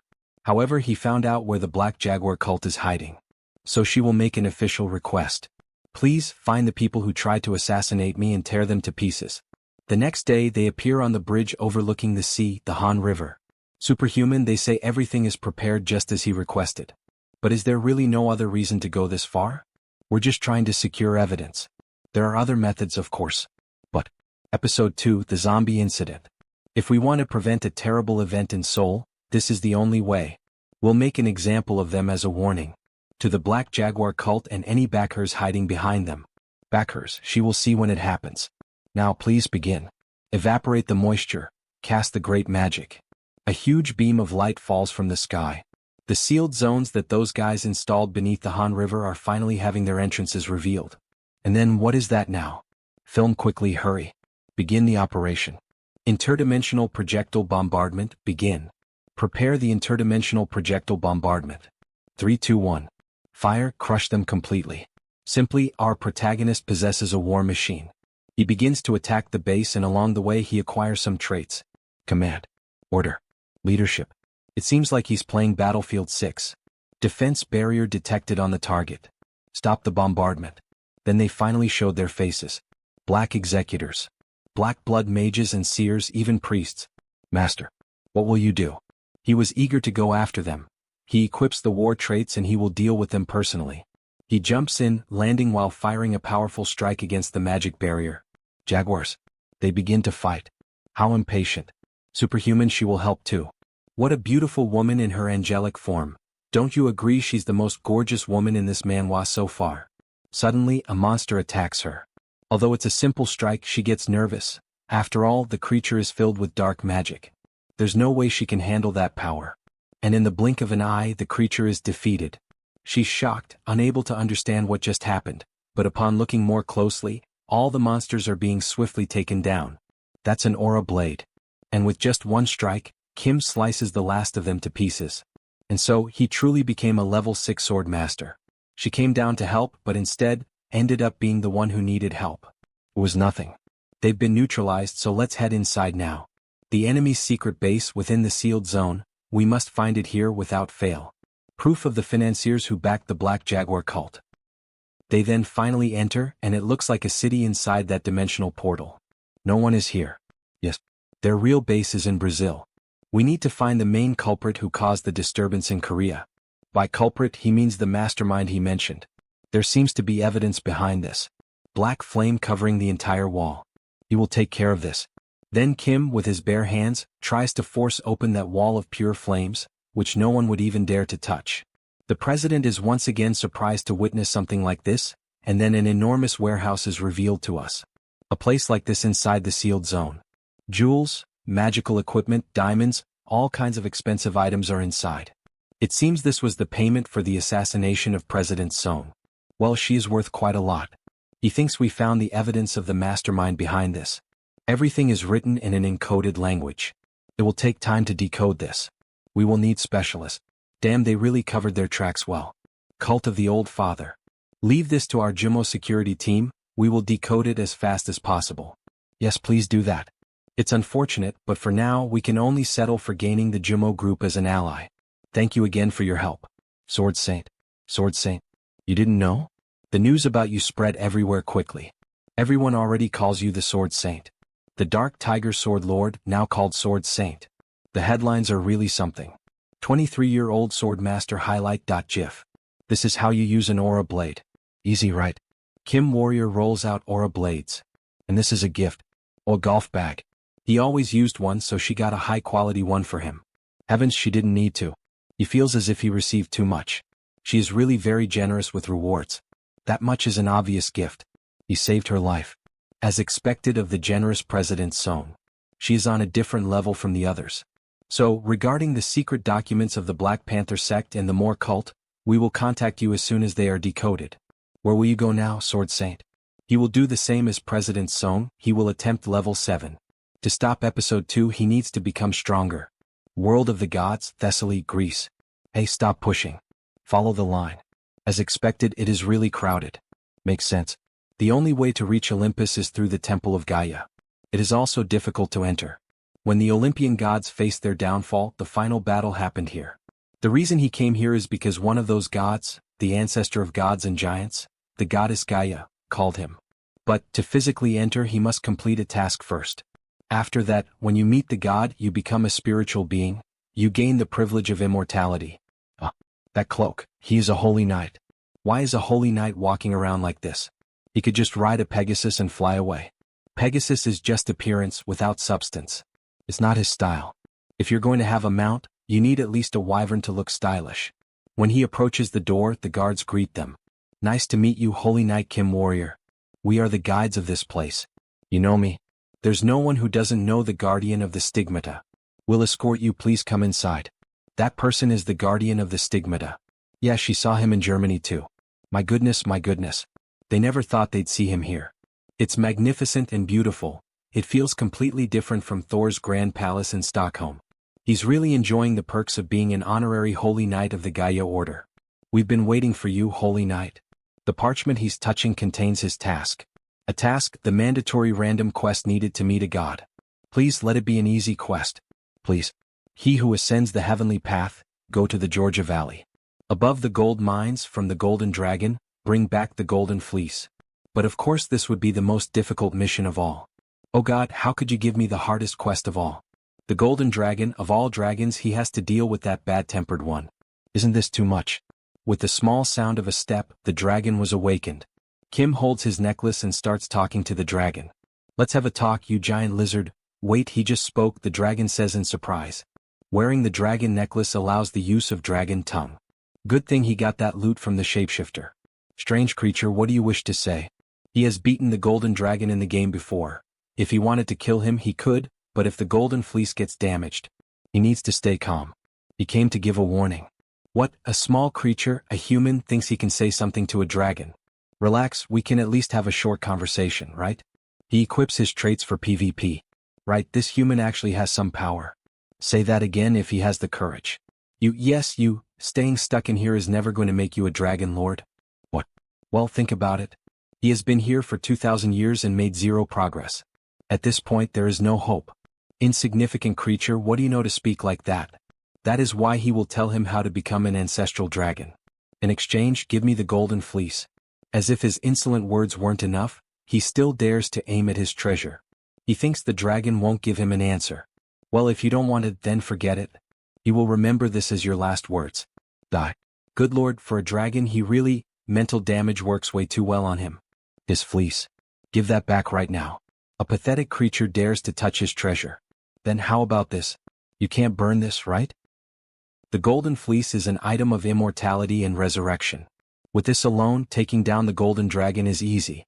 If he is planning to finish this, he is not going to refuse. Then we have a flashback of when he spoke with the God of Thunder.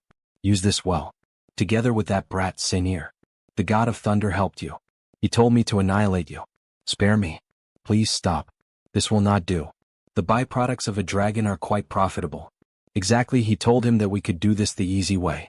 He has level 7 trait elixirs and evolution materials. How could he let this slip by? In the end, Kim never had the intention of helping the poor dragon. He only really wanted his body to obtain precious materials. Alright then, let's collect every little piece.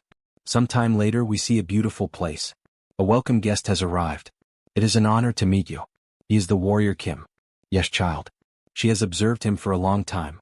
If you have something to ask, ask. Thank you. The Thunder of the North said that he was summoned by something that is not a god. Do you know who summoned me here? If this happened on the surface or underground, she would know. She also does not know, child. So, from the heavens? There are other possibilities besides that. Hidden dark dimensions or other worlds beyond the Great Rift as well. Then could it be, was it the saint of the cult of the Old Father? It also doesn't seem to be her. If someone summons a soul from another world, the summoner's soul would be severely damaged. There is a high chance that the one who summoned him has already perished. The saint's soul did not seem damaged. If it wasn't her, then who was it? It seems that she didn't help much. Instead, tell me one last wish. Then you would grant me a level 7 blueprint suitable for me? The goddess's reaction was strange, as if she did not believe what he asked for. Fine, she must give him everything he wants. With a bit of magic, Kim receives the level 7 blueprint. It seems that there is more than that. They are the level 7 and level 8 blueprints.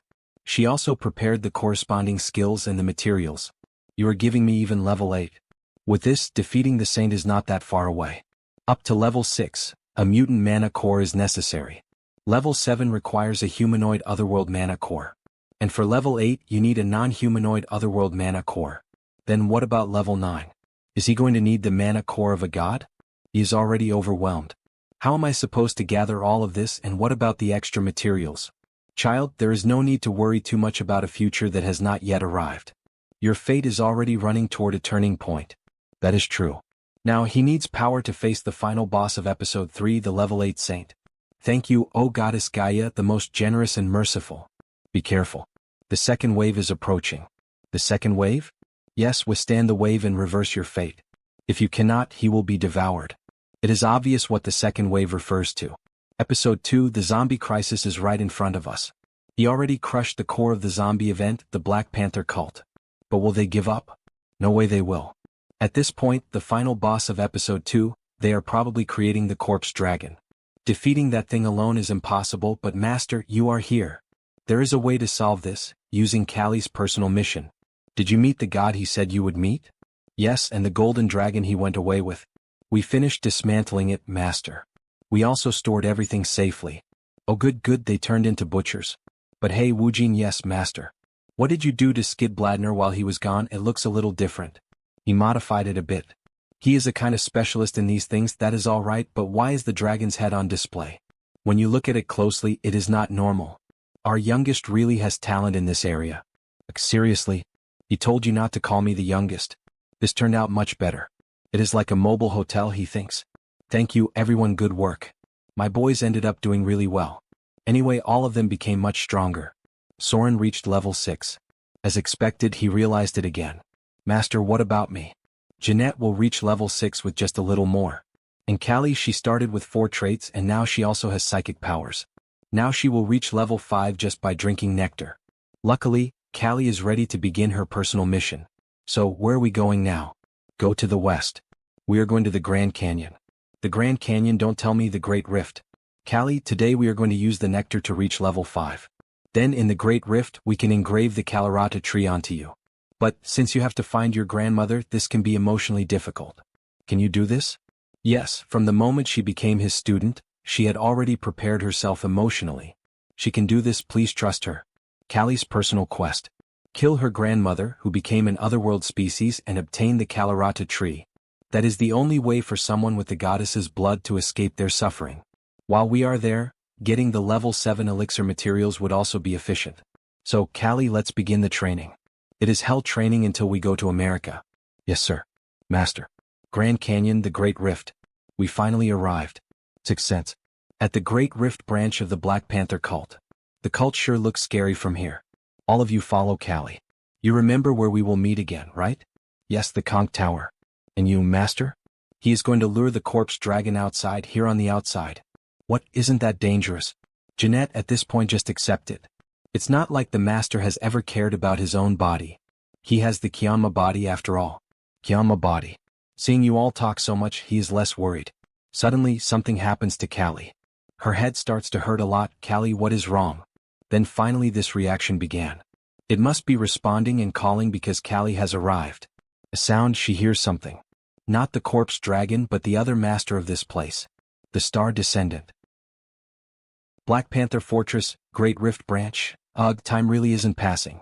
How much longer do we still have to keep doing this crap? Damn persistence, how many years have already passed now? Around 20 years, he thinks.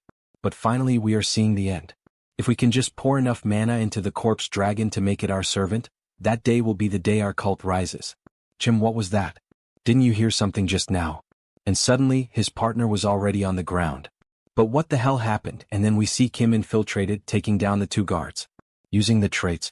Suppress. Combat technique. Giant strength. Stealth. You miserable bastards, how do you expect to survive with such lousy surveillance like this? That's negligence of duty, you know that, right? Not that he's complaining. Oh. Looking at the cameras, Kim realizes the difficulty of this mission. He can't face that many people alone. They are level 5 superhumans trained in the Great Rift. After stealing the identification card from one of the guards, the plan is finally revealed.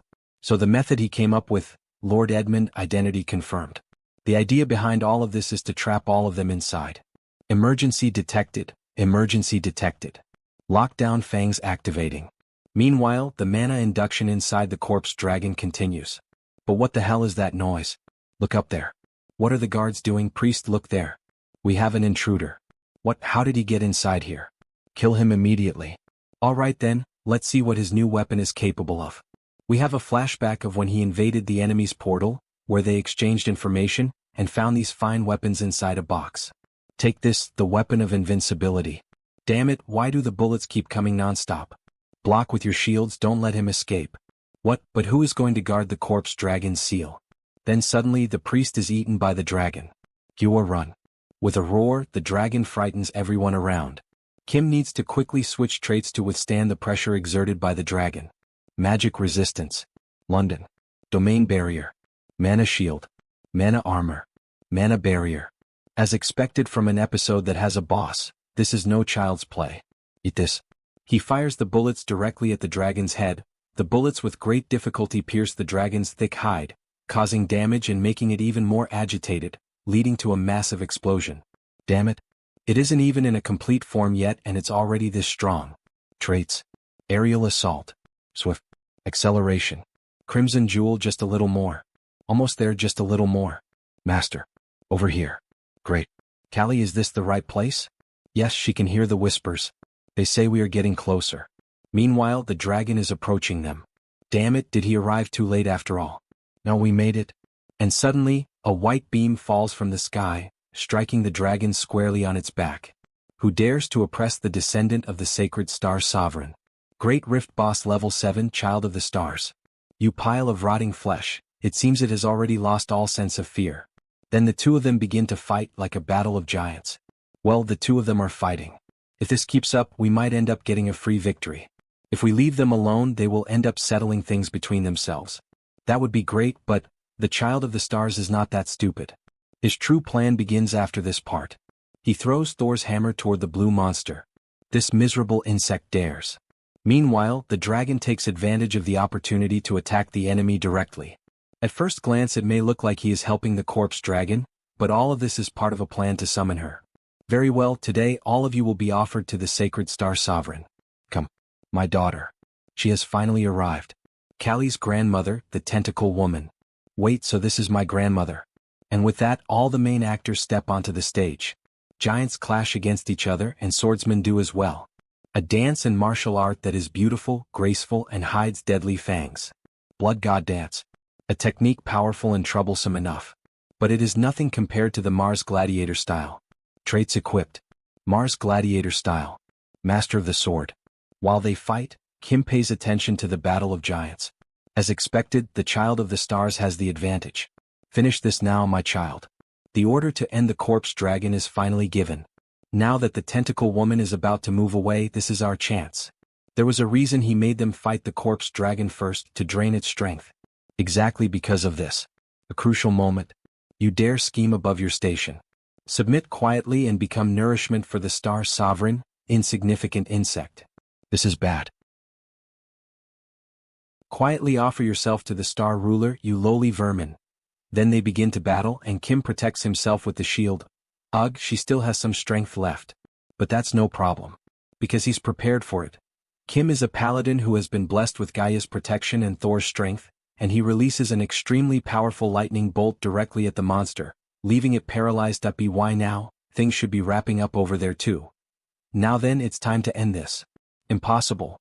With a single attack, he defeats the giant worm and also manages to defeat the dragon. Operation success, and it was perfect, haha.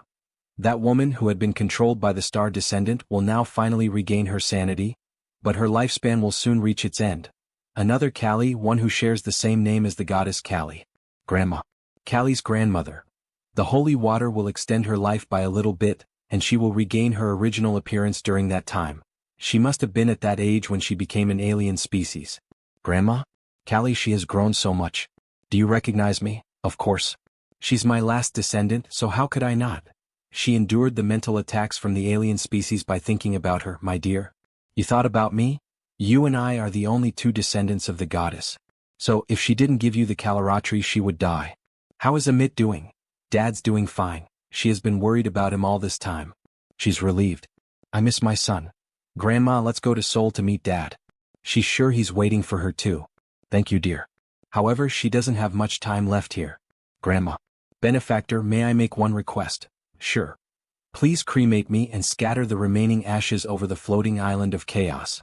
Once he fulfills her request, he will be able to earn a gift. For allowing me to die as a human. She will now give her the Caloratry. No, Callie, you have to accept it. If you don't, your grandma will forever wander this terrible world. SSR Caloratry. This is. When she touches the sword, magical words are engraved all over her body. She can finally rest now. Grandma, no, you can't leave. Thank you for your service. That he will now begin the ritual. Grandma, don't be sad, Callie. Because our family is always connected by heart. Then they go back to the Great Rift, floating island of chaos. Not far away we were able to discover this place connected to Goddess Callie. It is an excellent location for the growth of mana, but there is also a risk of turning into a mutant after being swayed by the whispers of a strange being. She can hear her grandma's voice. It's probably the Goddess Callie, the goddess? Yes, because you and your grandma are servants of the Goddess Callie, and now that you've been blessed with her protection, she can now hear her voice here. She feels like the voice is comforting her. Goddess, please take good care of her grandma. While she was scattering the ashes, a pink circle appeared near them. What is this? And this incredible presence. Teacher, the goddess is asking him to place his hand in the magic circle. The Goddess Callie has descended, his hand on the magic circle. You have obtained the trait Superpower. Superpower? To think that he'd obtain this trait so easily. It's a gift from the goddess. The fact that he obtained this trait means in this place right now. Teacher, can you match her speed? He can receive the Caloratry. Then they begin to fight above the clouds on floating platforms in a duel of speed. Callie is using the traits, Caloratry. Goddess's blood. Blood god dance. Meanwhile, Kim is using the traits, accelerate, lightning, flash, spiritualization, superpower. Mana Soul. As he obtained the superpower trait, many traits within him bloomed, spreading like wildfire. And because this place is specialized for mana growth, he can catch up to Callie. Good, she won't go easy on him. Master of Swords. Dance. Superpower. When the Master of Swords trait and the dance trait meet, they become the sword dance trait. Let's do this. They continue fighting in a very aggressive manner. She's fast. Is this the power of the goddess? Callie, Callie, Callie, Callie. She take into her heart all 108 of Callie's sword strikes. When his phantom eyes and his intuition read all of her trajectories, it instantly forms. Yes, my own sword dance. It is different from the Bloody Shadow or Caloratry, for he has newly reinterpreted and adapted it to his own style, the Blashing Caloratry. He has finally completed it. The top 3 sword techniques of Arcane Seoul. And all he has to do is come up with a build that synergizes with them. Doesn't matter if it's the Heavenly Demon, the Saintess, or even the Father above. He'll cut 'em all down. That was too much, teacher. Oops. You're misunderstanding here. That just now wasn't actually Callie. He almost died too. You all say that too, right? She was hopping everywhere as if she had become someone else. She doesn't want to hear any excuses. What we really want is to spar with you too. All of them are in battle mode, using all 6 traits at maximum. Jeanette. Natural born energy. Mana Soul. Diamond body. Shield expert. Taunt. Sword of Nephilim. Callie, Caloratry. Goddess's blood. Blood god dance. Shadow step. Time manipulation. Clone. Surin. Mars sword technique. Practical combat. Air raid. Giant strength. Diamond body. Immortal. How that you've become stronger. Fine. Warrior Kim. Mars sword technique. Sword of Nephilim. Caloratry. Master of swords. Mana Soul. Diamond body. Come at me all at once. Then they begin to battle. Lightning descends from the sky, but in the end, only Warrior Kim remains standing. Even Wu Jin doesn't know why he got beaten so badly. We almost died there. Are you okay, teacher? Of course he's fine. Teacher, he's bleeding from his mouth. What in the world did you do back there? Don't tell me you used all 3 sword techniques at once. As expected, that takes a lot of mana. Yeah, he did. Teacher, he's so ruthless. She was wondering why it hurt so much. Then you should have gone a bit easier on us. Drink some advanced potions and get back to training, everyone. The monsters in the Great Rift shouldn't be too hard at your level. He has to leave because he has some business to deal with. Make sure you come back as strong as possible. Because something huge is going to happen in Seoul soon. Something huge, you say? Yes, just like the terror attack last time. It will be serious enough to paralyze Seoul. Then after some time we see Kim in the laboratory. Congratulations, Master. You have reached level 7. In Arcane Seoul, he is considered socially privileged if you reach level 5. Then how about level 7, which is considered the limit of superhumans, the ultimate realm? He's considered a walking disaster. To compare it to a modern weapon, he's at the level of an aircraft carrier. With this, he now has the strength to deal with Episode 2. However, it's still not enough, considering that there's still more to come. He needs a stronger alliance. The Tower Master is also a good choice. Yes, Tower Master. Have you been well? Oh, Superhuman Kim. He called him today because he wanted to brag. To brag? Could it be? It's completed. He called him today because he wanted to brag. Wouldn't a warrior's approach be different from that of a mage? Who knows, maybe his ultimate flame might be better. Interesting. Then would he likes to make a bet? The deadline is 2 years from now. Yours or the Magic Towers? Let's see whose ultimate flame is better. Like he promised, the ultimate flame of the Sun Magic Tower. Then Kim runs toward the tower. After all, it was the perfect opportunity. He didn't think we'd achieve the Magic Tower's long-cherished goal this quickly. Congratulations on completing the ultimate flame. A bet is a bet. If he loses here, sound fun. What will we be betting? If he wins, the tower will grant you one thing he wants. But if he wins, Warrior Kill will join our Magic Tower security team. He will be a wage slave for the rest of his life. If he sees it with his own eyes, he will have to admit his defeat. Tower Master, he has to remember that we made a bet to see whose ultimate flame was better. What, then have you also? Yes. Sorry, but... Now let's compare whose ultimate flame is better, shall we? He has come fully prepared too. A mere warrior completed the ultimate flame. He probably brought some dumb magic from somewhere. He doesn't know why the Tower Master is even bothering with him. That man is the one who opened up an entire new perspective on our tower's flame magic techniques. He's not just bluffing. He is different. Is that your ultimate flame? Strictly speaking, it is not. He went in a different direction. It seems so. Such a small ember wouldn't be the ultimate flame. That's right, because this is the supreme flame he created in his own way. Before he came here, Kim combined the 6 hard-earned materials he had gathered. The black flame, which he obtained as he became level 2. The solar flare, which he obtained as a reward for helping Magic Kim.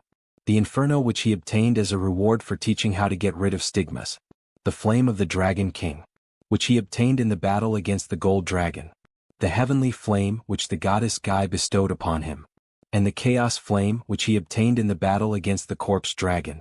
And so, he has created a flame that can devour even the black gold baptism flame of the Saintess. From what he remembers, your ultimate flame is something that has surpassed even the solar flare, pursuing destructive power and casting speed suited to practical combat, correct? Yes, that's right. However, his supreme flame is different.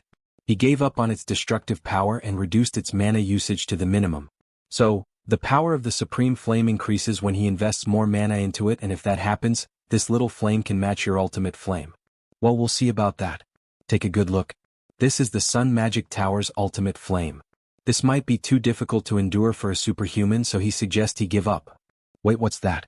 That's impossible. How can such a thin line of flame do that? Stop, you can stop now. Before he destroyed the machine, he stopped. Then we have the points of each of the flames. The tower made a total of 441 points. Kim made 800 points. Wow. This is his supreme flame. That's impossible, a score of 800.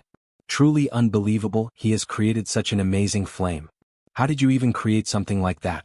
He just copied it, huh? He can tell you the method if he'd like. With that, the ultimate flame of the Sun Magic Tower can become more complete. Really, thank you so much, Superhuman Kim. But before that, since he won the bet, the Tower Master will give to grant his request. Fine, go ahead, what is it? His request is, he needs people to fight against the Old Father's order with him. To form a blood alliance with the Sun Magic Tower. While he was returning from the tower, in the middle of a storm, he thinks about the current situation. Good. With this, he now has 2 forces that will fight against the Old Father with him. Everything is going according to his plan. But at the same time, it's going a bit too well. You have received a file from Song Hee-young of the Kumo Group. Would you like to open it? From Chairperson Song. Did she finally find out who's behind the Black Jaguar Order? Top Secret File, Black Jaguar Order. What the hell is this? Dear Corps Commander Kyujigam. The Eastern Army was sponsoring the Black Jaguar Order's black magic research. Why is the name of the Eastern Corps Commander written here? It's probably not the Corps Commander. He's not someone who would stoop that low. Then who dares commit such a brazen affront? Corps Commander, he is an outsider, so he would prefer not to get involved in the internal affairs of the army. But the Eastern Army right now is no different from a potential terrorist organization. Then we are introduced to the members. Kujinju. 2nd Division Commander. Kuhyungju. 3rd Division Commander, Kujungju. 2nd Division Commander. Division Commanders, did any of you know about this beforehand? Why are you not answering? Or is it one of you? That's not even possible. We wouldn't have done such a thing. Father. My apologies. In truth, the Eastern Army has often been involved in similar matters. What? In order to reform our bodies into a physique optimal for the Black Tiger swordsmanship, we coveted magic. And he's telling me that was a good thing to do. No. He regards it as a shameful act. Now that he's reflecting upon it, I recognize that it was all meaningless vanity. At least there's one person with the right mindset in this family. Father, this is all his fault as the eldest son. Please punish me accordingly. And Corps Commander, as the 1st Division Commander, he'd like to make a request. Please eradicate the roots of illegality and black magic that have spread throughout our legion. Brother. Yes. He must, Superhuman Kim. No, he should call him the Sword Master now. Yes, Corps Commander. He'd like to conduct the highest level inspection across the entire Eastern Army. He will be in charge of the comprehensive investigation. What, me? Why do I have to be involved in someone else's family affair? Father, you can't do that. The honor of our legion will be. If you knew of honor, they should have done better before this happened. Sword Master, as you can see, he has a lot of children, but he has no one to entrust this role to. I hereby confer upon you the honorary position of Inspector General and the honorary rank of Major General. How is it? Will you accept our request? Wait, this is an opportunity to make another blood alliance. If you trust me with this position, he will try his best, dear customer. A few days later, Chorwin Inspector General's office. How was the investigation of the underground magic tower in No One? Your speculation was correct. They had illegally obtained monsters of beasts. He was wondering why the Eastern Army's research funding was leaking out, and Gangnam Club. They were managing a secret arena of illegal contaminants. As expected, all the puzzle pieces are coming together. They operated an arena of illegally obtained monsters. Making humans and monsters fight each other for entertainment, such a dangerous idea. How did you even know about this? Warrior-type superhumans using black magic for growth. He can already tell what's going on here. And remembering what happened in the game's storyline, he knows exactly where to go. For several days now, he has been going through all the Eastern Army's confidential documents and budget plans throughout the night, and thanks to his overpowered traits, he was able to narrow it down to a few clues. He has already found all the illegal evidence tied to the budget. What's left is to find out who ordered all of this. The researcher. In other words, the one who approved it all. These people are. And suddenly, a bomb in the shape of a Rubik's Cube is thrown through the window, causing a massive explosion in the building. That it's already the second time they've destroyed his building. Confirm his death first. We have to return before father intervenes. Yes, sis. Where is he? What's wrong? Did you really think he'd die to a single mana bomb? You insolent little brat. He was expecting you actually. He bet you got scared when the Black Jaguar Order's secret base got destroyed. 3rd Division Commander. Attack together and end this quickly. Yes. He should have just stayed quiet. Let me show you that there's a sky above the sky. Sky above the sky, you say? You took that right out of his mouth. As expected, a fierce attack from 2 tigers feels different. The 2 masters of the White Tiger Sword are aiming for vital points. Especially Kujinju. He's extremely vicious and brutal. Like a demon. Although Kim manages to defend himself against the bloodthirsty attacks. Chase him down. Yes, sis. Vicious tiger charge. 2 white tigers, Did you really think that was enough? It's just a bluff, he's only level 7. But suddenly, Kim's aura changes completely, leaving even the old woman speechless. What the fuck? Only level 7, they are right. However, he's not just any level 7 superhuman. He is Warrior Kim. Destroying all the evidence will cost you a lot. A thunderous boom erupts in succession. Sword energy is the purest crystallization of force, the soul of a transcendent superhuman who has broken all their limits. A violent shock is transmitted through the blade. Normally, this recoil should cause the sword's momentum to hesitate. But the Mars sword technique, it uses even the explosion and the recoil. How dare you? Moving more instinctively as if foreseeing the future. With a godlike attack, his strike will cleave the battlefield apart. Oh, sweet slaughtering carnage. Then the old woman's wound is touched and she becomes irritated. That brat, she will kill him. Has she thrown away the dignity she once valued so highly? An insolent child, Kim is nothing but a worm. She will show him the power she obtained through the black magic wounds from fighting a monster. With this, the culprit is certain. No further evidence is needed. This is her black tiger swordsmanship. And the two test their strength. However, the old woman cannot endure the pressure. Impossible? How can someone like Warrior Kim display such perfect black tiger swordsmanship? What he means is, isn't it obvious? Because he is the true master of the black tiger sword. Equipped with the 6 traits of the black tiger sword, he finishes off the old woman without difficulty. He has done a great job. Thanks to him, we were able to restore discipline in the Eastern Army. What happened to those who participated in illegal activities? He punished them himself, but what would he likes to do? They are your people, so he is being careful when he says this, but he believes they should be strictly punished by military law. For ambushing him at night and for trying to destroy the evidence. He wishes he had a son like him. He couldn't even manage his own children. Life is truly fleeting. Feels like he has lived in vain. That is not true, Corps Commander. Without you, sir, South Korea would have disappeared in the Second World War. In the game, the country was defended solely through resistance, not through the victory of the Allied nations. And not to mention that the Eastern Corps Commander also made huge contributions in the Korean War. Please do not forget that we live under his legacy. Oh, he is just sucking up to me, so he gives him his rewards, aren't he? Oh, did it look like that? Haha. Fine. Close your eyes and stay still. He wonders what he is going to give to him. What the Corps Commander is about to give him is all of me, the Eastern Army. Upon touching the protagonist's chest, shadows begin to fly around him and enter directly into his body. Wait, could this be the strongest trait of Arcane Seoul, which contains the Corps Commander's entire life, hero?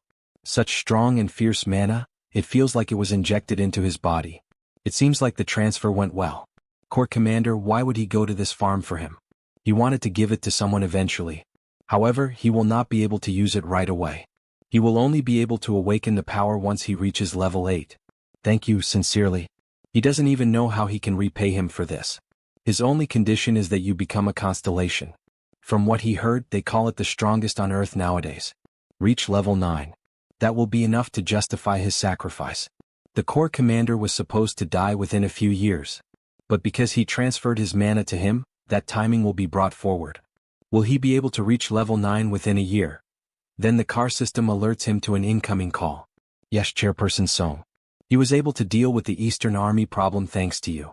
Did you see the news, Swordmaster? The news? Breaking news. A zombie outbreak has occurred in many places in Brazil. Hundreds have been reported wounded so far. Meanwhile, the Brazilian government is responding. A zombie outbreak. Kim thought he had taken care of that by taking out the Black Jaguar order. Could it be that they still carried out the plan in Brazil after it failed in Seoul? The corpse dragon is dead, so why? The location discovered while tracking them using evidence obtained matches the location of the current zombie outbreak. And where is that? Sao Paulo. The largest city in Brazil. Does anything come to mind? Yes, he will fly there right now and find out.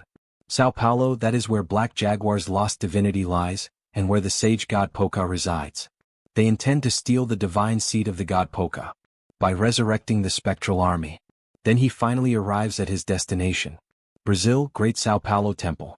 The reason why the Black Jaguar Order caused a zombie outbreak in Seoul was to create a large number of corpses. If the Mama Quilla Order does not respond quickly, the divinity of the god Poca will be taken away, and the Black Jaguar will be revived. He cannot let things flow as the Saintess intended. It is an honor to meet you, Grand Patriarch. Greetings. It is an honor to meet you too, Swordmaster. He did hear that you visited the Great Rift last time. The brothers of the Great Rift branch said they witnessed it. Yes. He should have greeted the Mama Quilla Order, which fights at the forefront of the Great Rift. Kim was late because he was too busy. My apologies. It is fine. We are simply doing what is right as servants of the moon.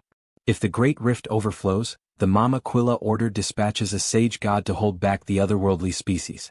Just like how the Guardians League guards the Great Labyrinth of Ahen. But what brings someone as busy as you here? He has something urgent to tell him. It's about the Black Jaguar Order. Black Jaguar Order, of course he would be surprised. They've been threatening the god Poca for a long time now. He recently obtained some information. Is it related to the zombie outbreak currently happening? Correct. He speculates that they are trying to descend the Spectre King in this place. Pardon, what kind of nonsense is that? This is the city where the god resides. How can a mere undead? Take a look at this. It will help him understand what he is saying. Even so, this is... He will take a look, but he can't trust everything an outsider says. Even so, he asks that you reconsider it once more. Why do I have to beg to help a country he doesn't even live in? Of course, it's not easy to believe in their position. The god here, Poka, has yet to mature, so they are unable to detect any threats yet. Kim understands that what he is saying might sound unfamiliar, but...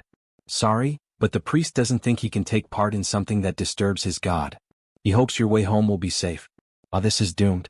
It will be difficult to find the location of the Spectre King without the help of the Mama Quilla Order. Does he have to wait until another zombie outbreak happens? He can't think of a proper plan. You are here, Warrior Kim. This is our third time meeting, isn't it? Savior. The old father orders Saintess. She's the mastermind behind all this, yet she appears so shamelessly. Very busy, aren't you? Coming all the way to Brazil. It seems so. She never thought she'd have to visit Brazil. It's all thanks to a certain someone standing in front of me. The Saintess is level 8. He can't beat her. At lower levels he could win against superhumans one level above him, but level 8 is a realm beyond humanity.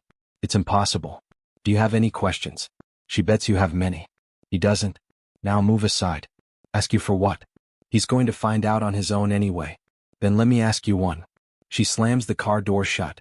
Savior, he is from another world, isn't he? That's unexpected. He thought the Savior came from the same world as me, so she performed the ritual. You performed a ritual? He didn't know. She summoned him, Savior.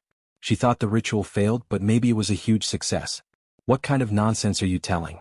The god said that if someone succeeded in summoning him, the summoner wouldn't still be alive. Flashbacks. Summoning a soul from another world would badly damage the priest's soul. There's a high chance the one who summoned him already vanished. Then the first question. What did she sacrifice? Was something else offered in exchange to summon him? If that's possible, then don't tell me. Did you offer your own future as the price? As expected of the Savior? Yes. She sacrificed everything in her future. Even her soul. She's completely insane. If you do that, she won't even be able to reincarnate. When the world is dying, what use is reincarnation? Rather than being worn down through endless reincarnation and becoming cosmic fertilizer, isn't it better to be used in a meaningful place, and at the time she chooses? So, Savior, she asks him. Stop wandering and offer your body and soul to the old father. Why go this far? The old father can no longer be perfectly resurrected. She knows. But all plans change depending on circumstances. A small sword suits a small god, don't you think? Don't tell me she means a sage god. Ding dong, correct. This saintless is a kind of cute, right? The old father will descend as a sage god, reincarnating generation after generation to protect this world. Then all the foretold disasters will be erased. If he gains power by taking the fate of an otherworlder, the old father will rule this world. What does he say? Together with her, offer that single body, and that single soul and save the world. Our great and holy Savior. Get out of here.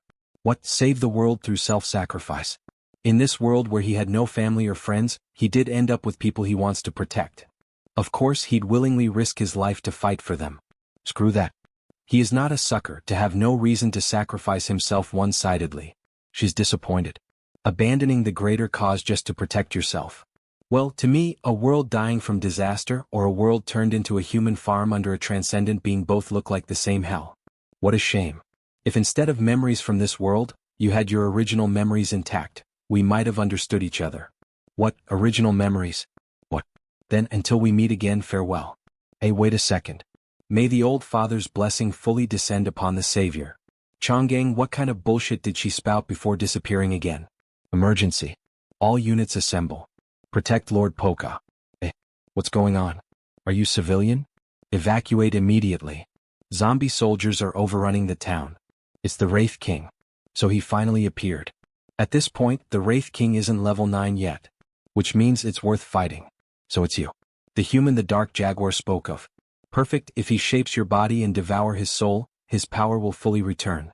You guys, seriously, does he really look that easy? Offer your neck, then he won't torture his soul. Go on, try it. He activates giant strength. Pathetic. The Wraith King is a being that is a warrior, a mage, and a priest. Even without full power, he's above level 7.5. Even a Mars build made as a trinity can't match the Wraith King's physical power. Should he try that old tiger method? No, using something incomplete that he haven't mastered could be dangerous. He will clear this the proper way. Equip traits. Divini power. Holy light. Radiance. Hand of healing. Divini miracle. Oriole. On top of his existing traits, the Hand of Healing from Gaia and Divine Miracle from Kali, and adding Oriole, the best possible attack against the undead. He dominates Wraith power with Divine Force. Trait. Crown Paladin. They begin to fight on equal footing, exchanging repeated blows. Truly impressive. But all of it is meaningless to him. Debuff activated. Equipped traits are being removed. Divine Power has been removed. Holy Light has been removed. Radiance, Hand of Healing, Divine Miracle. This is the Wraith King's unique trait, Reverse Heaven. Well, it's fine. The fact that he used Reverse Heaven means he took enough damage from Holy Power. Good. Now, to finish Phase 1, the next traits are Giant Strength, Mana Spirit, Practical Combat, Crown Paladin, Lightning Strike, Resonance, and Omnipotent. Indeed, he's worthy of becoming his prey. I borrow your name. When he plunges his sword into the ground, the necromantic aura affects all the zombies and he begins to pray. O Dark Jaguar, hear me. An area of effect spell that sacrificed the zombie army. It hurts, but it's a pattern he has to endure to defeat the Wraith King. If he doesn't deal with the zombies now, he'll fully heal them later with recovery magic. Self-healing like that crosses the line. What wraps up Phase 1? He will finish this before the Wraith King's Reverse Haven cooldown comes back. Equipping even the traits gained from battles traded for Life Rage and Frenzy, a triple-stacked Berserker build. Now the fight truly begins. After all, our protagonist is in Berserk mode. They exchange heavy sword blows, leaving Kim with the advantage. He's doing something interesting. Let's see how long you can hold out. Not a chance. Once he's caught, there's nothing he can, but he breaks free using a mana barrier. Wraith's Grasp, a CC skill that forcibly pulls in and restrains the opponent. This can be blocked with mana, that's all. How strange, how do you know so much about me? Well, you get like this after killing him about 100 times in the game. Oh. Alright, then now he summons Thor's hammer and golden lightning descends from the sky. It's burst damage time. Then he begins to unleash countless strikes with Thor's hammer, imbued with sacred magic, causing numerous instances of damage to the enemy, hurling him meters away. It's more persistent than he expected. And it's about time for him to start feeling the aftereffects of the frenzy trait.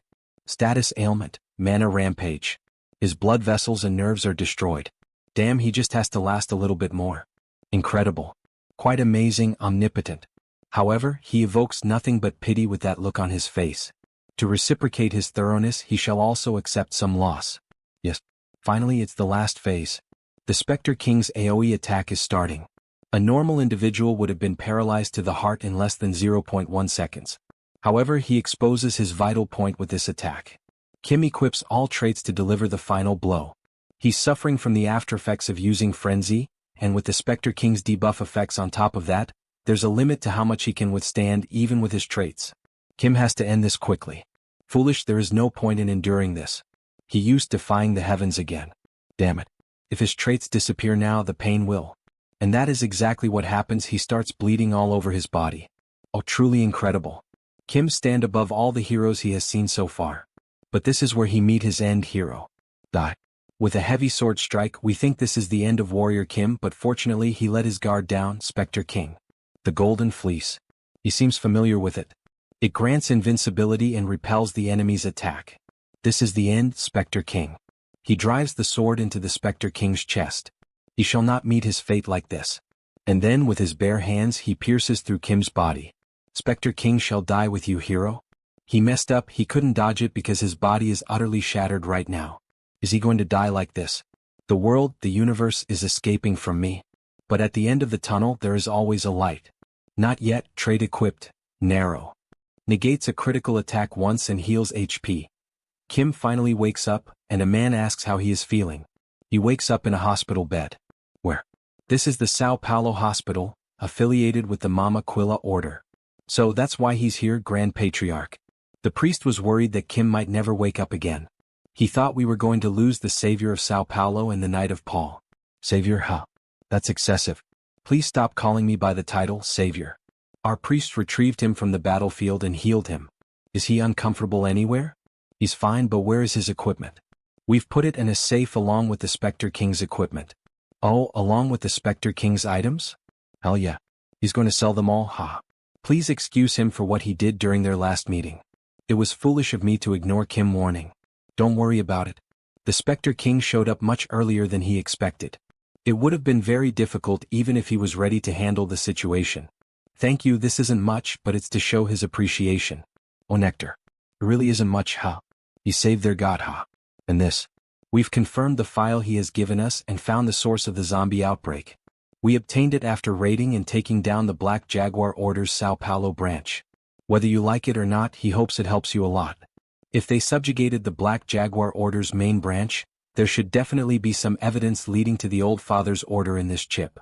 Episode 2 is finally coming to an end. By the way, Swordmaster, could him please visit the Great Temple once he's completely healed back up? His Holiness would like to see you. Hello, nice to meet you. I am Poka, the living god of Brazil. Hello. I am Warrior Kim, a level 7 superhuman. He must have been greatly worried by this incident. Yes, but it's okay now. Because he successfully avoided death. Avoided death. He was fated to die. Poka was destined to be abducted and tortured to death by the Black Jaguar Order, and those you already know. How did you? Wasn't he too young to see the future? His godhood is still lacking, but he can see a blurry future of himself. Destiny was altered the moment Kim struck his sword into the Spectre King's heart. He is the Nai of Paul, the Sword Master of East Asia.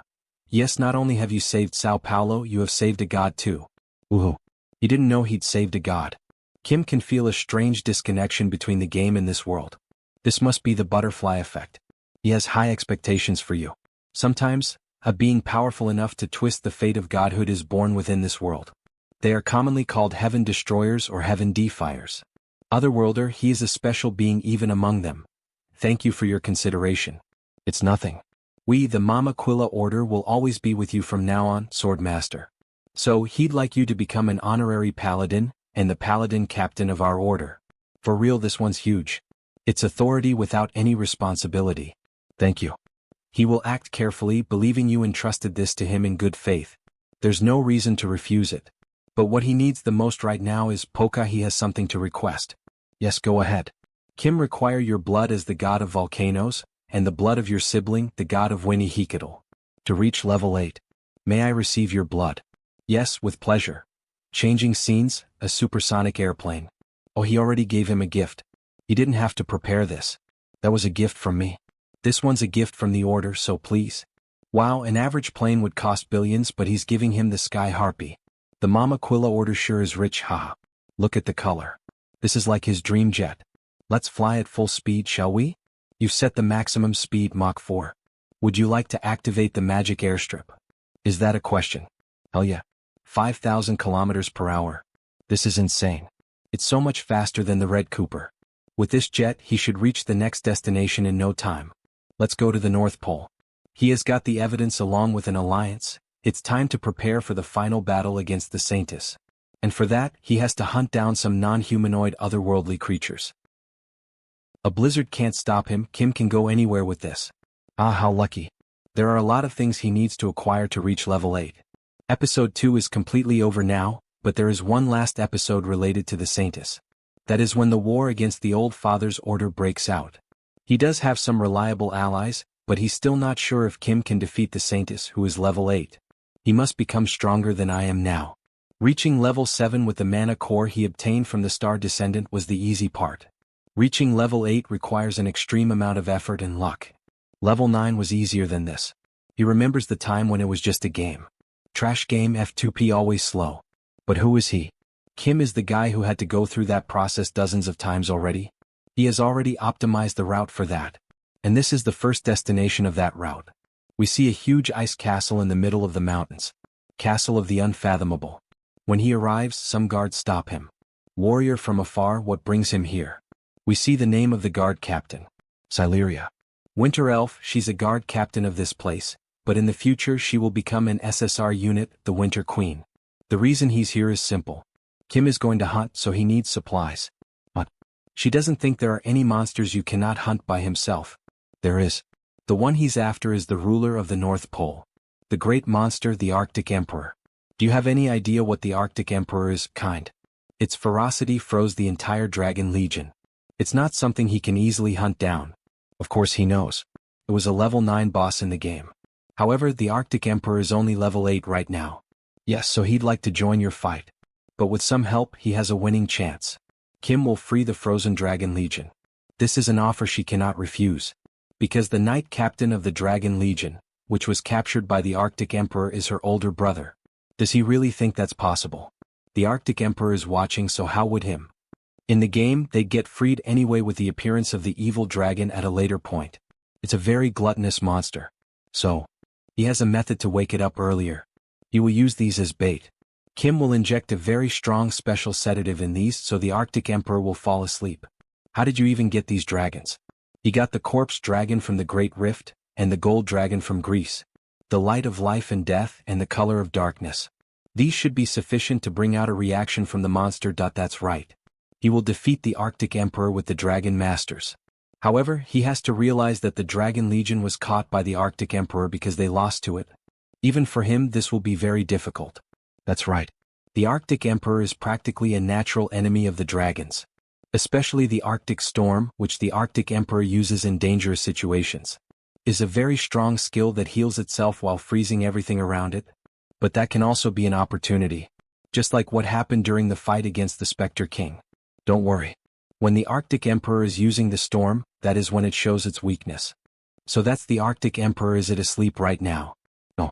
It's simply enjoying the sunlight. He will be detected once Kim gets too close. Taking a sunbath, huh?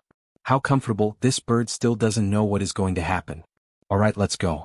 He stealthily approaches the Emperor. He has combined the stealth trait with the effect of the invisible cloak. Not only that, but he has also blocked his mana, so there's no way it'd notice me. Then Kim approaches and places the two dragon heads near him. But at that moment, the Emperor woke up, frightening everyone. Kim uses the trait, feigning death. That surprised him. The feigning death trait deactivates all kinds of aggro. With this, it's no longer after me. As expected of an otherworldly monster, it's very sensitive. Dumb birdhead, you should be questioning why the food suddenly appeared. It's like DoorDash. He guesses it makes sense since it must have been decades since it tasted dragon meat. But while the bird keeps eating, it starts to feel tired until he finally fell asleep. It worked. He just wishes there was a way to kill this thing right now. It's fine now. Please gather up. She sees her brother. Please take a step back for a moment. You will wake them up right away. Supreme Flame. He starts melting the huge block of ice as if it were global warming itself, haha. Until the warrior is finally freed. What is this? Brother. Sileria. What happened? Then they embrace. After all, they are brothers. Finally, the captain of the Dragon Legion is awake. With the dragon that shall oppose the Arctic Emperor. Swordmaster. He heard about the current situation from Sileria. Thank you. Let's leave the greetings for later. The Arctic Emperor is about to wake up. Wait, there's still a dragon that hasn't been awoken yet. Pardon, this isn't all of them. The king of all dragons, the Red Emperor, has yet to awaken. What? Why is there a fire-type dragon in the North Pole? The ice here is much sturdier than the other ones. He thinks he has been affected by the Arctic Emperor's unique power, white ice. Swordmaster, is there a way to wake up him? We have to wake him up at all costs. If there is a way to tame this masterless dragon, he will finally have his own private vehicle, but all he can do here is to wake his power up. The rest is up to him. He uses the power of fire to the maximum, trying to melt it. No, it's not melting at all. This ice contains a tremendous amount of mana. Then awaken Emperor of Fire. What, a human? Did he just speak in dragon tongue? How can he? Not even weaker dragons can use the language of dragons. A very interesting human he is. But before they could introduce themselves, a strong tremor occurs. Over there. The Arctic Emperor is awake. And he's ready to attack from the sky. Dragon Legion, prepare for battle. We must block the ice spears from the Arctic Emperor. We don't have much time, so let me get straight to the main point. He's going to hunt down the one who froze you. Are you with me? I'm indebted to you, human. Fine. He shall melt everything down. Such transcendent power as he expected. Some might wonder why such a strong dragon lost to the Arctic Emperor. That is because there is one serious problem with the Red Emperor. The ice debris hurt his body. He's hurt, it hurts, mama. This old dragon is suffering from dementia. Hey, look above. Swordmaster, he must show his next move. To utilize this dragon, he has to convince it. Whether adult or child, their nature is the same. Here, take this. Yay, meat. Yumi. It's delish. Does he like it that much? Yes, he loves meat, give him more. Alright, Kim can give him more, but in return the dragon has to help to defeat the big bird. Meanwhile, the Emperor prepares a strike and ends up missing. From above, the dragons gather. Yo, birdhead. Time for sweet revenge. Kim gains a new trait. Dragon Knight. All Dragon Knights. All of them attack at the same time, using different types of elements. Water, lightning, wind, light. Forming a hybrid attack against the Emperor. But he creates a barrier of ice and escapes the attack. Damn it, it's just too strong. Then the Emperor advances directly toward Kim, even though the fire dragon is complaining that that bird is very strong. But trust me, he will give him a lot of meat. Then the king unleashes a powerful blast of fire. That was a good blow. Telekinesis and a great magic spell, icicles. Don't worry. He can slash them all away. Is it too much for me to block all of them with these specs? He has obtained a new trait. Fortification. Good, with this is the strongest defensive trait of Arcane Seoul, Heaven's Wall. All the dragons are protected at the same time. Dragon Legion begin. After another direct hit, it finally wounded the Emperor and left him irritated. He begins to channel a spell. That's the white ice. What should we do? Are we going to be trapped in ice again? Everyone calm down. This battle is different from the previous one. We have to trust him. Which Ice Soul, the ultimate skill of the Arctic Emperor. If Kim can endure this, he will have an opportunity. With the Earth trait that the Goddess of Earth bestowed upon him, he will create the strongest defensive combination he can come up with in this situation. What is this ecstatic light? All dragons will be protected at the same time. Don't be afraid. The Arctic Emperor can't freeze them. Now this is what he's talking about. It's time to stab him with our dagger. Yeah. Like this. Feel the spirit of the Red Emperor with his Dragon Knight trait. Supreme Flame. His power is surging as if he poured oil onto a raging fire. With this, he will burn the Emperor to ashes. The attack hits the Emperor's chest directly, like a fiery Kamehameha. Finally, he can see it. Reflected within the Arctic storm, the Arctic Emperor's core. And with an RPG, he fires directly at the monster's core, causing a massive explosion, leaving only crystals in the sky. We killed it. We really killed the ruler of the Arctic. We're free now. Warrior Kim, thanks to that hero. Returning to the frozen castle, Kim receives more praise from the people of ice. Thank you so much, Sword Master. We're indebted to you. He doesn't even know how to repay you for this. It's fine. He came here for a purpose after all, for the non-human otherworldly monster's mana core, and for the Arctic Emperor's unique trait, white ice. Now that he's done here, Kim is going to take his leave. Wait. He doesn't think the dragon would want to see Kim leaving like this. Is there anything he'd like in particular? If that's the case, then lend me your strength in the battle to come. What battle? He has an arch-nemesis. If they could help him in that battle, Kim would be very grateful. Very well. We'd be happy to help. Hey human. Have you come to your senses? How's your condition? Meat, he wants meat. Give me meat. The protagonist goes to check his backpack to see if there is still any meat. I'll wait. He might be able to take him as his vehicle. If he wants meat, come with Kim and he will feed the dragon until his stomach is full. What? Is that true? Then he'd love to go with him, he loves meat. Would it be alright for him to take the red dragon? Dragons aren't something you can tame. Dragons choose their own path. If the red dragon wishes to leave with Kim, all we can do is pray for his happiness. Alrighty partner. Shall we? He really managed to tame the red dragon. Surely he didn't tame him with just food. Even though he may not be in his right mind, he is still the king of all dragons. Certainly, the Red Emperor must have felt the capability of the one who has become the true captain of the Dragon Legion. After a few days. Southern Egypt. What the hell is that? It's a monster above us. Everyone must be panicking. Where can he hide that huge body of his? But his jet system starts issuing notifications. Warning. A magic fog is spreading out ahead. This is a magic sensor blackout zone, so he is advised to turn back. Finally. The goddess of the river and the mad spirit are here. In Lake Nasser.